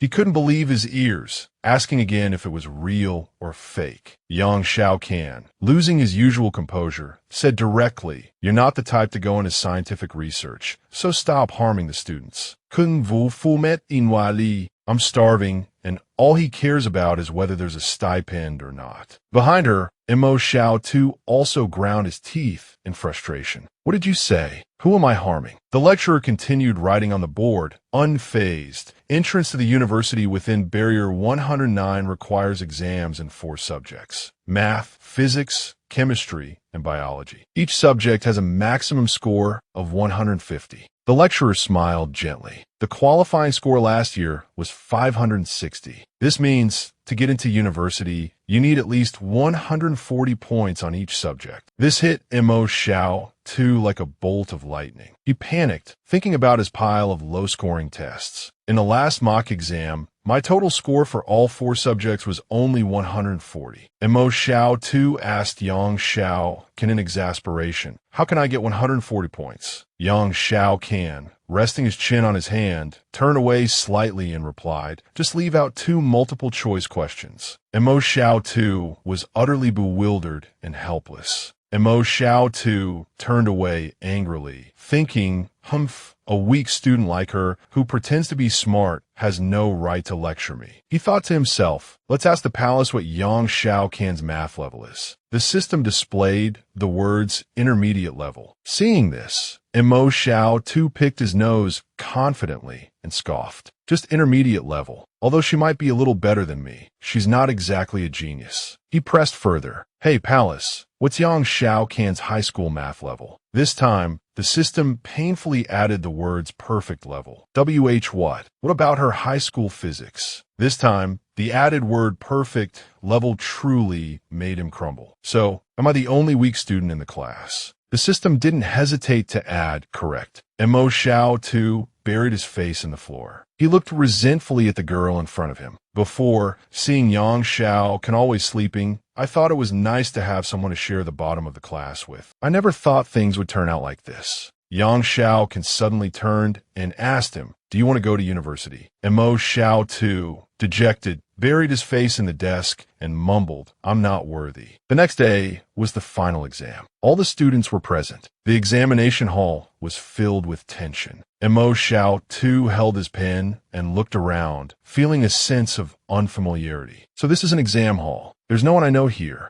The proctor stood at the front and announced the start of the exam. Mo Xiao too held the exam paper in his hand and recalled his days in the town classroom. Teacher Zhang wanted to save paper, so he always gave exams orally. Lost in thought, he finally began to write a few words. So they actually print exam papers on paper within the barrier. After a while, he lost focus again and glanced at the person next to him. He lifted his pen, unable to write any further. Suddenly, the person behind him poked him with a pen and whispered, "Hey you." He turned around and asked, "What's up?" The girl smiled kindly. Her face flushed and said shyly, how are you doing on the exam? Could you let me copy a little?" Just then, the system announced a mission: help a classmate complete the exam. And Mo Xiao too thought angrily, "This palace, why does it make me do everything? It even wants me to help with cheating. Oh well, as long as I complete the mission, I'll do whatever it takes." Mo Xiao too unhesitatingly handed his exam paper to the girl. "Don't worry, copy mine." "Thank you." A system notification chimed. Gratitude received from Lumac, +1 point. Mission complete. Obtained 1 point for lack of sensitivity. He looked up and grinned, pleased with himself. 2 birds with 1 stone. Not only did I complete the mission, but I also got paid. He stretched languidly, a satisfied sigh escaping his lips. But covering up the whole paper like that was tiring. The girl behind him marveled, "You finished both sides. Amazing. You knew everything." He turned, feigning nonchalance. "I didn't know anything."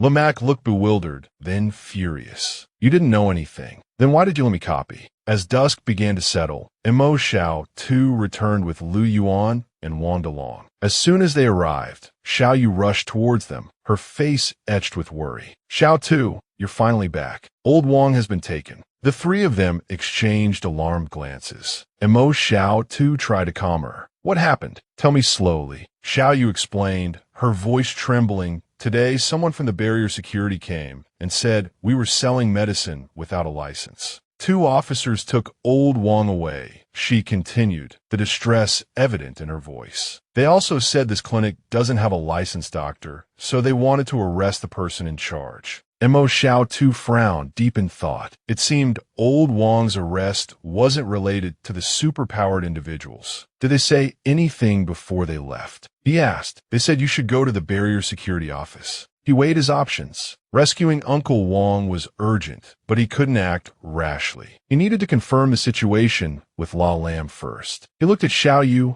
and said, "Don't worry. Dong Fu Nin is in our hands. Fatty La will definitely come here tonight. I need to ask him what's going on." Sure enough, before nightfall, La Lam arrived, driving his car up to Mo Xiao tu's place. He sat in his car, a smirk playing on his lips. "Hey, Mo Xiao tu, why are you all standing around outside?" Mo Xiao tu glared at him. Wang Fu Gui was arrested by barrier security. La Lam stepped out of his car, offering an explanation. "Looks like someone's targeting your little medicine business. Probably because it's too effective and someone within the barrier wants it for themselves." He continued, his tone measured. "I've seen this before. First, they'll create all sorts of trouble to shut you down. Then, they'll send someone to discuss buying your formula." Mo Xiao too looked bewildered. "Buy the formula?" La Lam calmly explained their methods. "This definitely isn't over. They'll make your life a living hell, then offer to buy your miracle cure formula for next to nothing." Mo Xiao too pressed further. "Putting that aside for now, does your Conti Corporation have anyone inside barrier security?" La Lam held up 2 fingers confidently. "Of course. 2 of my guys were just arrested a couple of days ago." Mo Xiao too stared at him, confused. "La Lam Chekil, don't worry. I've already put in a word with Lu Yuan. Wang Fu Gui should be released tonight." Frustration flared in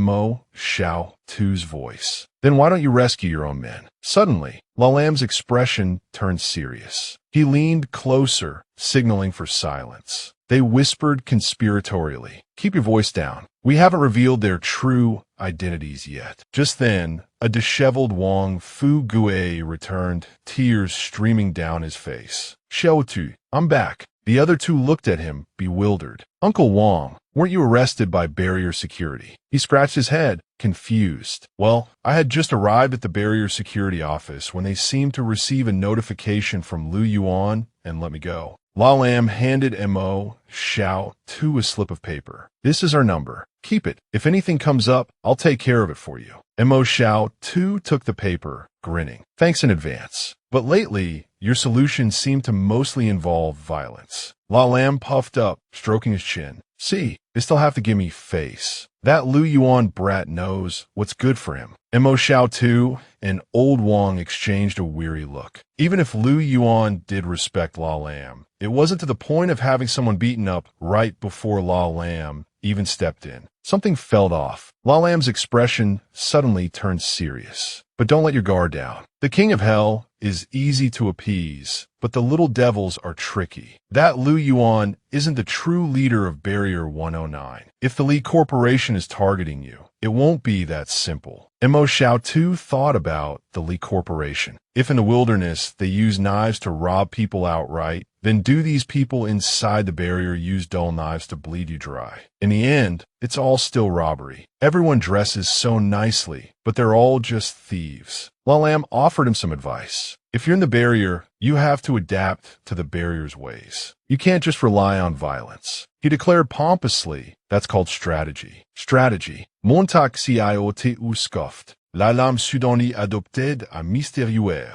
Look, before, the Li Corporation treasured that research project of theirs like a precious flower. All their forces were used to protect that precious research. And now, what happened? He answered his own question. Too many things happened, and they couldn't stay put. They had to spread their attention thin to deal with all the messes. Mo Xiaosu gave him a withering look. So you can use your brain. I thought you were just making excuses. La Lam was completely speechless. Finally, he waved his hand dismissively and turned to leave. Who are you looking down on? Talking to you is a waste of my breath. I'm going to visit my injured brother. Mo Xiaosu then turned to Old Wang. Everyone should still be careful. It's better to be safe than sorry. Old Wang sighed. This matter can't be completely resolved. It's really frustrating, Mo Xiaosu said. We all used to think the barrier was paradise. All the refugees wanted to get into the barrier. But only after arriving here did I realize there's no paradise in this world. Night finally fell. Chen Wudi was fast asleep, slumped over in a chair, when someone approached and asked, "Who is Wang Fu Gue?" Mo Xiaosu yawned and stretched. "You want to buy a bicycle. What do you want with him?" Three men in neat suits held out a document. "We are from the Barrier Security Office. I am Chen Bohan. We have received a complaint against Wang Fu Gue for unfair competition. We are here to serve him a court summons." Mo Xiaosu scratched his head, bewildered. Unfair competition. What's that? The officer explained. At the court, you'll find out. You're not Wang Fu Gue, are you? The summons needs to be signed by a close relative. Are you a relative of his? Yes, Mo Xiaosu replied. The officer pointed. All right then, sign here. What is your relationship to the accused? Mo Xiaosu puffed out his chest. I am Chen Wudi, his senior brother. The officer stared at him, dumbfounded. He then exploded. What senior brother? Blood relative. Are you messing with me? I'm not messing around, Mo Xiaosu insisted. The four of us disciples are like family. Why wouldn't we be considered blood relatives? He slammed his hand on the table again, his anger escalating. Blood relatives aren't what you think they are. Wang Delong is the only blood relative of Wang Fu Gue. You're not. What's the difference between you stubbornly insisting and Chen Wudi? Chen Bohan was struck dumb, unable to respond to the sudden blow. Wang Delong is our third junior brother. A junior brother is also a blood relative. So why isn't the senior brother one? Finally, unable to bear it any longer, Chen Bohan turned and left. What utter nonsense. I'm not talking to you. I'll come back another day. Just you wait. Mo Xiaosu scratched his head and offered a cheerful, take it easy, as Chen Bohan stormed out. Just as Mo Xiaosu stepped through the door, Old Wang and Teacher Zhang approached him. Old Wang spoke hurriedly. Xiaosu, you're back. This morning, I listened to you and went to check on the bikes. And then the barrier security showed up at the shop again. Teacher Zhang added, yes, master. They said someone reported us for unfair competition and serve a court summons. Hearing this, Mo Xiaosu stood in thoughtful silence. He pictured a blue-haired individual. He thought back to when they first arrived at the barrier, how the people on the street had looked at them with such strange expressions. Then he thought of a brown-haired woman gesturing and speaking in front of a crowd. He remembered when he first started school, how the other parents had demanded he be transferred, calling him a delinquent. He considered their current predicament and grew somber. Our shop just started gaining popularity, and now someone's using the barrier's rules against us. If we don't hand over the black medicine formula, we might face imprisonment and ruin. Emo Xiaosu's eyes hardened, his mind racing. The longer you live within the barrier, the more you realize it's not as free as the wilderness. Is there truly no place for us in this vast world? He clenched his fists in frustration. But I, Emo Xiaosu, have never been one to back down. If the barrier wants to use their rules to make things difficult for me, then I'll use my own rules to solve the problem. With his mind made up, Emo Xiaosu turned to old Wang. Uncle, just accept the summons for now and go to the barrier security office. See what's really going on and who's pulling the strings behind the scenes. Old Wang asked anxiously, will there be any trouble? And Mo Xiaosu reassured him firmly, no, the Li Corporation is definitely too busy to worry about such small matters right now. Leave the rest to me. Elsewhere, a group of people sat at a table, chatting and drinking. Shundan and Li Ren were also enjoying drinks at a nearby table. As the first group continued their conversation, one of them said, have you guys heard? Someone wiped out Firestarter's Dawn squad a few days ago. Another replied, yeah, it was brutal. No idea who did it. Shundan, listening in, smiled slyly. Someone else chimed in, what do you know? Those Firestarter guys weren't any good. They caused that explosion a while back. Shundan looked in a particular direction and said, it must have been Mo Xiao Tuesday. He's the only super-powered individual in the barrier whose abilities I don't know. Li Run, who had been eating, paused and looked at Shundan. She asked, is it because you can't hypnotize him? Shundan closed his eyes and shook his head. No.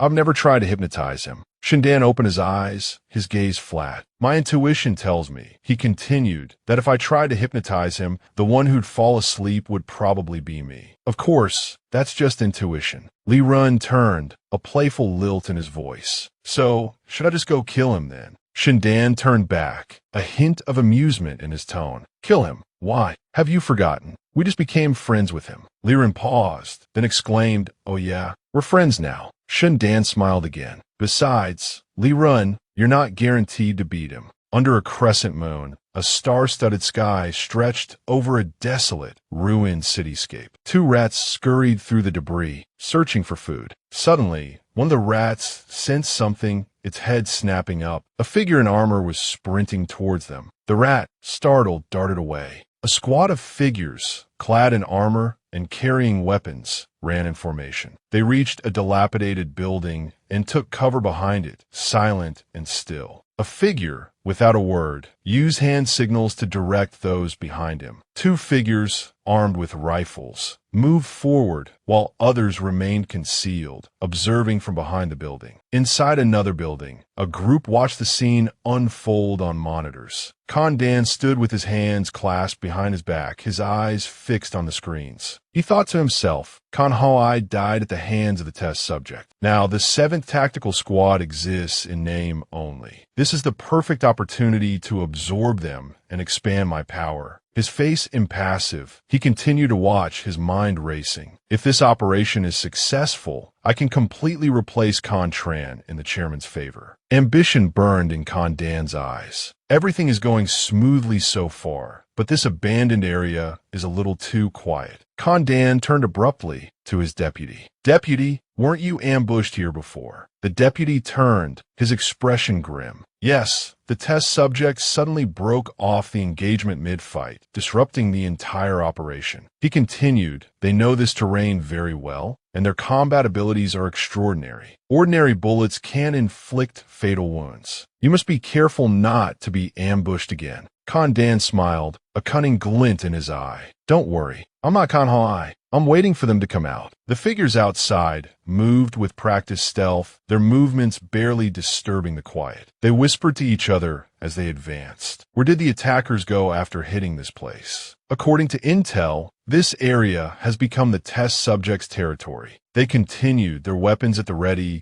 constantly scanning their surroundings. But where is the test subject? One whispered. They reached a chasm and stopped, peering down into the darkness. Back in the observation room, Kandan listened to their report. A massive fissure has been discovered. There are signs of crawling on the edges. We suspect the test subject is hiding below. Kandan's voice remained calm. Send 2 tactical teams down to investigate. A soldier, equipped with specialized gear, spoke up. But sir, if the 2 teams encounter the test subject down there, I doubt anyone will survive. Kandan's expression remained stern. Don't question my orders. Just follow them. The soldier responded quickly. Yes, sir. Kandan kept his hand on the microphone, his eyes glued to the monitors, watching the soldier's every move. A voice crackled from below. Careful, deputy. The deputy, watching the scene unfold, fell silent, lost in thought. The soldiers below, their flashlights cutting through the darkness, continued their search. One of the soldiers, his flashlight beam cutting through the gloom, spoke. This underground area must have been the test subject's lair, forced to dig out this enormous cavern. Another soldier added, but there's no sign of the subject down here. Kandan, observing from above, frowned at this news. Where could the test subject have possibly gone? He continued to watch the soldiers through the observation window. A voice crackled from below. There's a small laboratory here. Maybe the subject moved some of the equipment down here. There are used syringes on the ground. Kandan grabbed the microphone, tightened the formation. I suspect the subject is long gone. Bring all the syringes and equipment back to Barrier 111 for analysis. Kandan's voice was sharp. I want to know what they were injecting. The scene shifted to a vista of rugged mountains, an almost indescribable beauty under the night sky, the stars a strange harmony with the darkness. The familiar conference room. The board members gathered around the table. A subordinate stood, head bowed. Kandan's team discovered the experimental equipment and syringes. The chairman's face creased with a frown. He remained silent, his expression etched with thought. The subordinate continued, and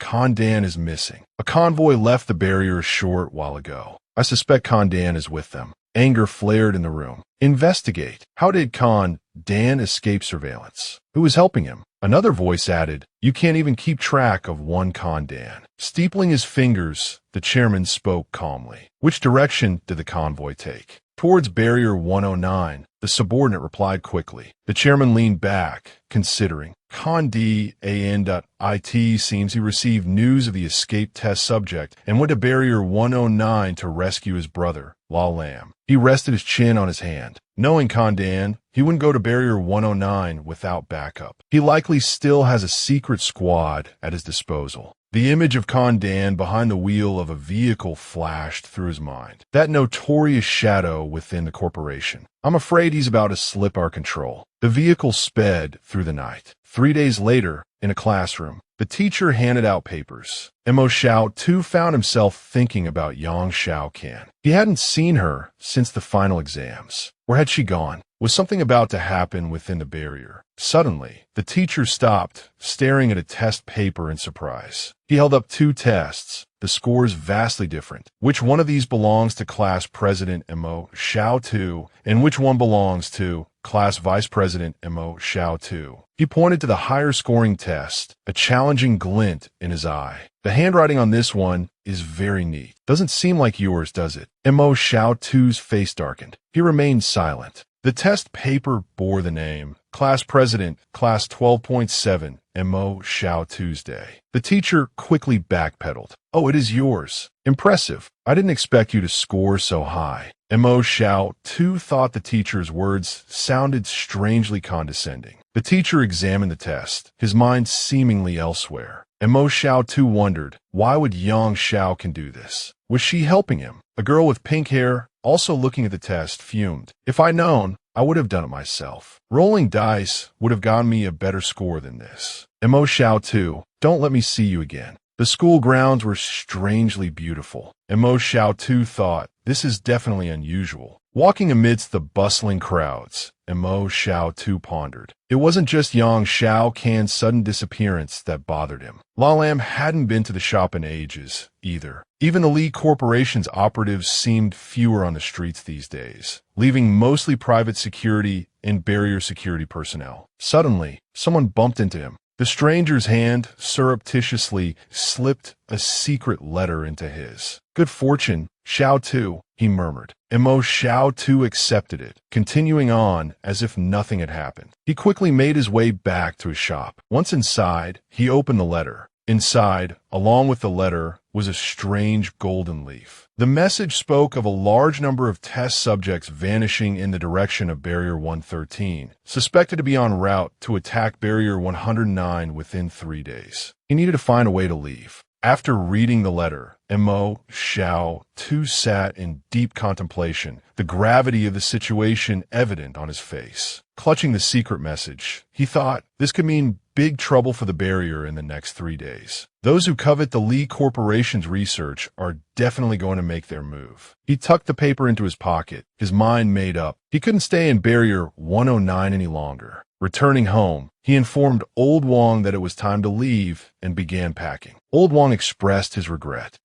Running away again. Such a shame about this shop. Xiao Tu teased. "What's wrong?" "Getting sentimental." Wang Fu Gue denied it. "It's not that, Xiao Tuesday. Have you noticed? Over 100 barriers have stood in the wasteland for decades, some even for a century." His expression turned serious. "But this year, things have been happening constantly. This isn't a coincidence. A truly chaotic era is upon us." A car pulled up in front of Old Wang's shop. 2 young men entered and inquired. "We're here to pick up the goods. Yang Xiao can told us you were expecting us." Xiao Tu thought, the goods they're talking about must be Dong Fu Nan. But only Yang Xiao can, and I knew about this. They must be with her. He questioned them. "Are you 2 colleagues of Yang, Xiao Kan, and La Kinvu?" One of the men replied impassively, "We're not yet qualified." "Don't ask so many questions." Xiao Tu found this strange. Their organization seems quite complex. They even have ranks. He invited them inside. "Have a seat. I can't hand her over just yet. You'll have to wait a little longer." The 2 men hadn't anticipated a delay. "Wait longer. Is there something else important you need to do?"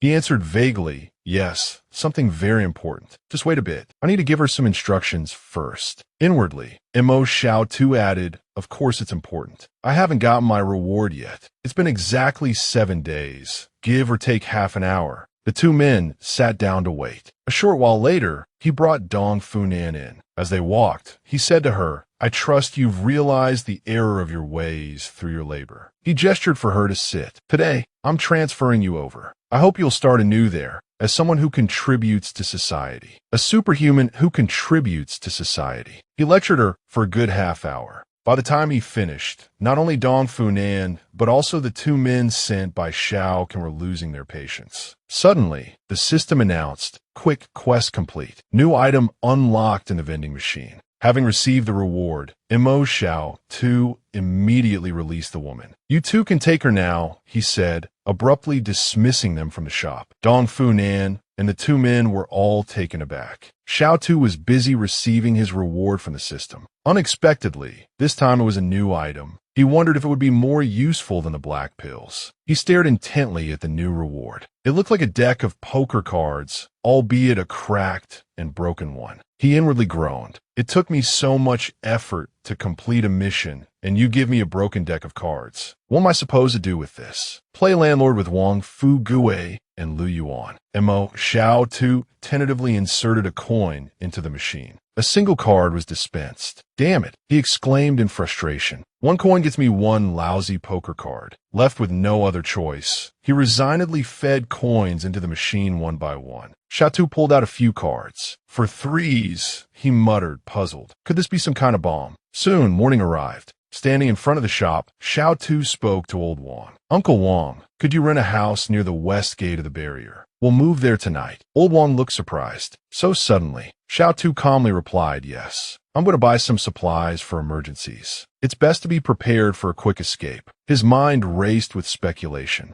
Barrier 109 had 2 gates, one in the east and one in the west. Barrier 113 was northeast of Barrier 109. The test subjects must have arrived at the east gate first. If anything happened, escaping through the west gate would be the best option. Without delaying, he began to put his plan into action. This time, he told himself, "I absolutely cannot run away in a panic like last time. I need to be fully prepared." The gold he had brought with him finally had a purpose. First, he needed to exchange it for cash at the gold shops. After a long day spent running between various gold shops, Xiaotu had made some progress. He had exchanged most of his gold, with only a small amount remaining. This was likely the last gold shop within the barrier. He pulled his baseball cap lower to conceal his identity. Stepping into the final gold shop, he thought of Commander Su Xiansuo. Su had already shown his face in Barrier 109, so it wouldn't be suspicious for him to exchange gold here. He handed a gold bar to the shop assistant, thinking to himself, splitting the gold into smaller portions and exchanging it at different shops was a smart move. It won't attract too much attention. Xiaotu felt pleased with his own ingenuity. "I'm a genius," he thought smugly. The shop assistant, noticing something familiar, nervously asked, "Are you Xu Xiansu?" Startled, Xiaotu blurted out, "How did you know?" Immediately, Xiaotu spun around and fled. "How did they recognize me at the last shop?" he grumbled as he ran. "At least I can blame Su Xiansuo for this." "Sorry, Commander Su, but I wish you the best of luck." He sprinted down an alleyway as if pursued by demons. The system suddenly announced, detected currency on the host exceeding the limit. Inventory expansion unlocked. Do you wish to unlock? Xiaotu was taken aback. Back in Jingshan, it had cost him 20,000 to unlock 1 square meter of inventory space. But right now, money was definitely less important than inventory space. Closing his eyes, Xiaotu calmly considered his options. A larger inventory space meant he could carry more supplies, including more fresh water. And if he stumbled upon any ruins, he could collect more gold. He just couldn't understand the system's line of questioning. "Can you tell me what you need the money for? Are you jealous that I have money?" The system responded mechanically, no authority to disclose. Xiaotu continued to press the system. "Since you've already taken money from the Khans and the Li Corporation, you shouldn't be so picky. So, do you accept hell money too?" He chuckled inwardly, a triumphant smirk playing on his lips. "Currency issued in hell is still currency, right? Don't tell me you look down on hell. Too bad. If you accepted hell money, I probably would have already maxed out my inventory space." With that decided, he initiated the upgrade. His inventory space instantly expanded into a vast emptiness. Gazing at the space before him, Xiaotu couldn't help but marvel. This upgrade is substantial. This space looks like it's 10, maybe even 45 times bigger. Curious, he asked, "Hey, system, how much money did you deduct?" The system emotionlessly displayed the figure, 280,000. Hearing this number, Xiaotu felt a pang of regret. "What? I just exchanged 430,000. You took almost all of it. I only have 150,000 left." The system, ever so thoughtful, provided him with a detailed invoice for this purchase. Scanning each item, he calculated, "This time, I spent 280,000 plus the 1 square meter from before. That's a total of 15 square meters." He then turned back towards the shop on the street, consoling himself. "I only have 150,000 left, but if it's just for emergency supplies, it should be enough." He swept through the aisles, grabbing various seasonings and food items. Salt was essential, sugar was a necessity, and compressed biscuits were indispensable. He also threw in a few tools, a hammer, a saw, a shovel, and pliers. He couldn't leave any of them behind. Finally, he didn't forget his escape plan. For long journeys, one must always be prepared. He grabbed some stone powder for a quick getaway. With everything ready, Xiaotu, brimming with energy, pulled his baseball cap down low. "All right, I'm all set." The sun began to dip towards the west, painting the sky with the fiery hues of sunset. Boarding the train, he watched wistfully as the scenery rolled past. A girl with long, flowing hair chatted with her friend. "The music festival starts in a few days," she said. Her friend, with her hair tied back in a ponytail, replied excitedly, "Yeah,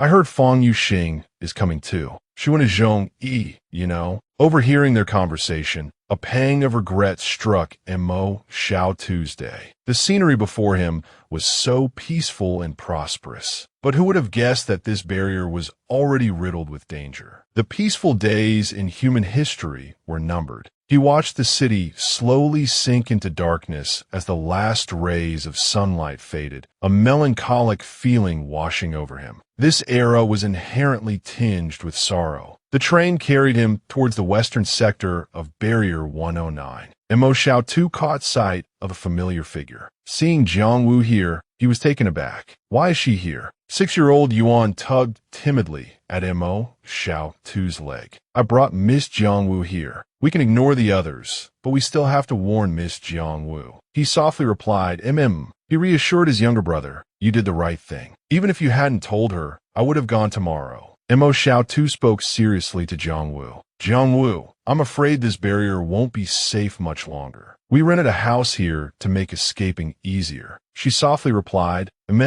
I understand. Seeing how quickly she grasped the situation, Xiaotu asked doubtfully, do you have any questions? Like, what's the danger? Why is it serious enough to warrant running away? Jiang Wu smiled gently. You must have your reasons. We only survived this long by following you. Now that you say there's danger, we have no reason to doubt you. He was stunned for a moment. Ever since arriving at the barrier, he'd been met with suspicion every day. He hadn't expected Jiang Wu to trust him so implicitly. Now, he frankly laid out the situation. Jiang Wu, you can bring the students to our house temporarily, but there isn't enough room. You'll have to sleep outside. Resources are limited. When we escape, everyone will have to look out for themselves. Jiang Wu calmly replied, I understand. She suddenly remembered something and hurriedly asked, right? Are you planning to escape by bike? He didn't hesitate to answer, yes. That way, we'll be able to move faster and you might not be able to keep up. Jiang Wu felt a pang of worry. A bicycle cost at least 1,000 yuan. Anything related to iron and steel was scarce these days. Although she had just received her salary and the student subsidies had been distributed, the money was only enough for food, certainly not enough for bicycles. Xiaotu helpfully pointed out, actually, there's a bicycle shop a few blocks away. When the barrier falls, you can go there and borrow some. Yuan, his younger brother, asked in a childish voice, Brother, are you sure it's borrowing? Are you going to return them? He answered guiltily no.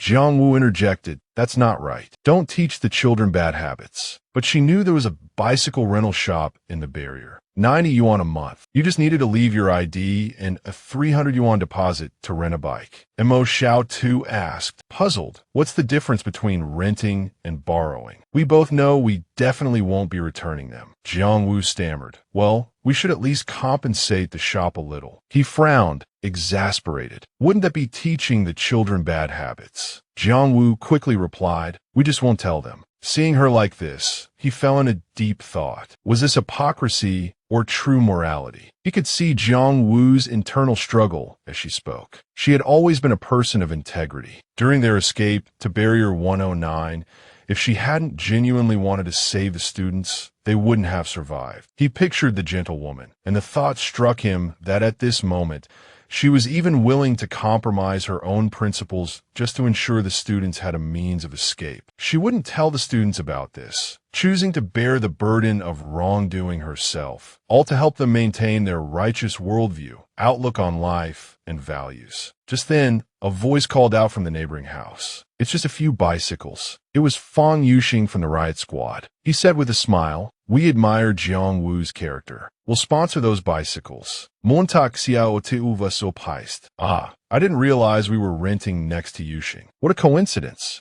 She waved energetically at him. Mo Xiaotu, are you surprised? Shocked? Bewildered? Astounded? Xiaotu chuckled helplessly at her playful words. He asked, where's Yang Xiaocan? She grinned mischievously. He frowned and asked, why are you suddenly smiling so wickedly? Mo Xiaotu steered the conversation back to the main issue. Besides you guys, what other factions are around here? Luo Qing Wu dropped her playful demeanor. The Luo Lan group is also nearby. The people from the Fire Sea Company are probably all wiped out by you, so they're nowhere to be seen. The Yang family is about a block away. Hearing this, Mo Xiaotu couldn't help but sigh. As expected, everyone's here. This is what you call unintentionally gathering in the most suitable escape location. Luo Qing Wu asked curiously, by the way, why didn't you mention earlier that you guys knocked out Dong Funan's teeth? He replied casually, she tried to bite. Whose fault is it that her teeth weren't hard enough? Why can't they grow back?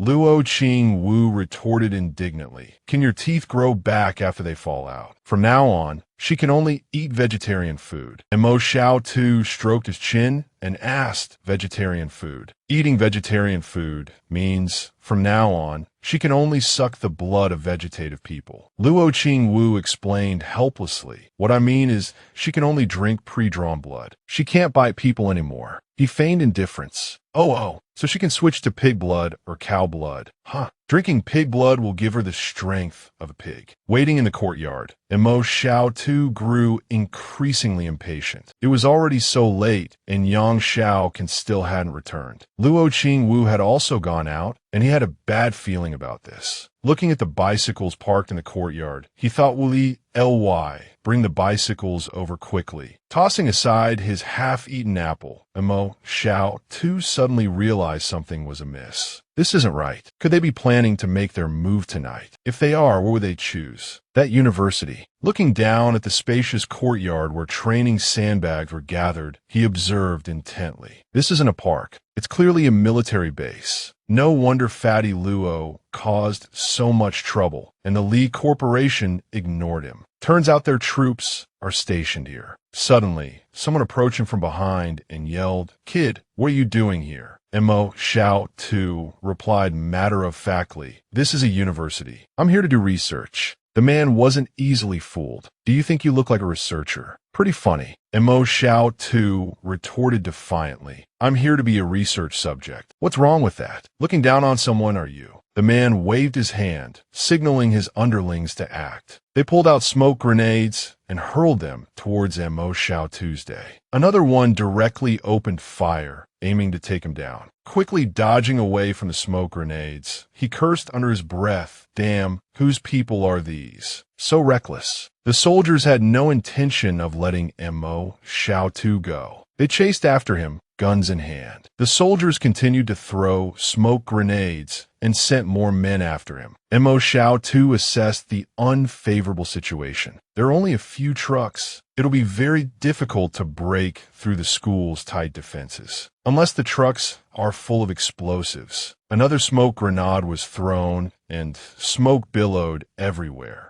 Mo Xiao Tu jumped a good distance away from the smoke grenade. The leader from earlier aimed his gun at him, ready to eliminate him. With sharp eyes and astonishing reflexes, Mo Xiao Tu dodged the bullet. The leader was stunned. What kind of godly speed is this? He dodged a bullet. Another soldier closed in on Mo Xiao Tu, intending to engage in hand-to-hand combat. Mo Xiao Tu stared at him, his body tense. One of them lunged forward, aiming a blow at Mo Xiao Tu's head. He nimbly dodged the attack and simultaneously circled behind his attacker. He delivered a punch that sent the man spitting blood. The leader raised his gun and pointed it at Mo Xiao Tu. Suddenly, a shot rang out, the bullet whizzing past his head. Xiao Tu found himself squarely in a sniper's crosshairs. Following the trajectory of the shot, Mo Xiao Tu quickly located the sniper's position. It was Yang Xiaocan. Her figure was bathed in moonlight. One eye squinted in concentration as she aimed.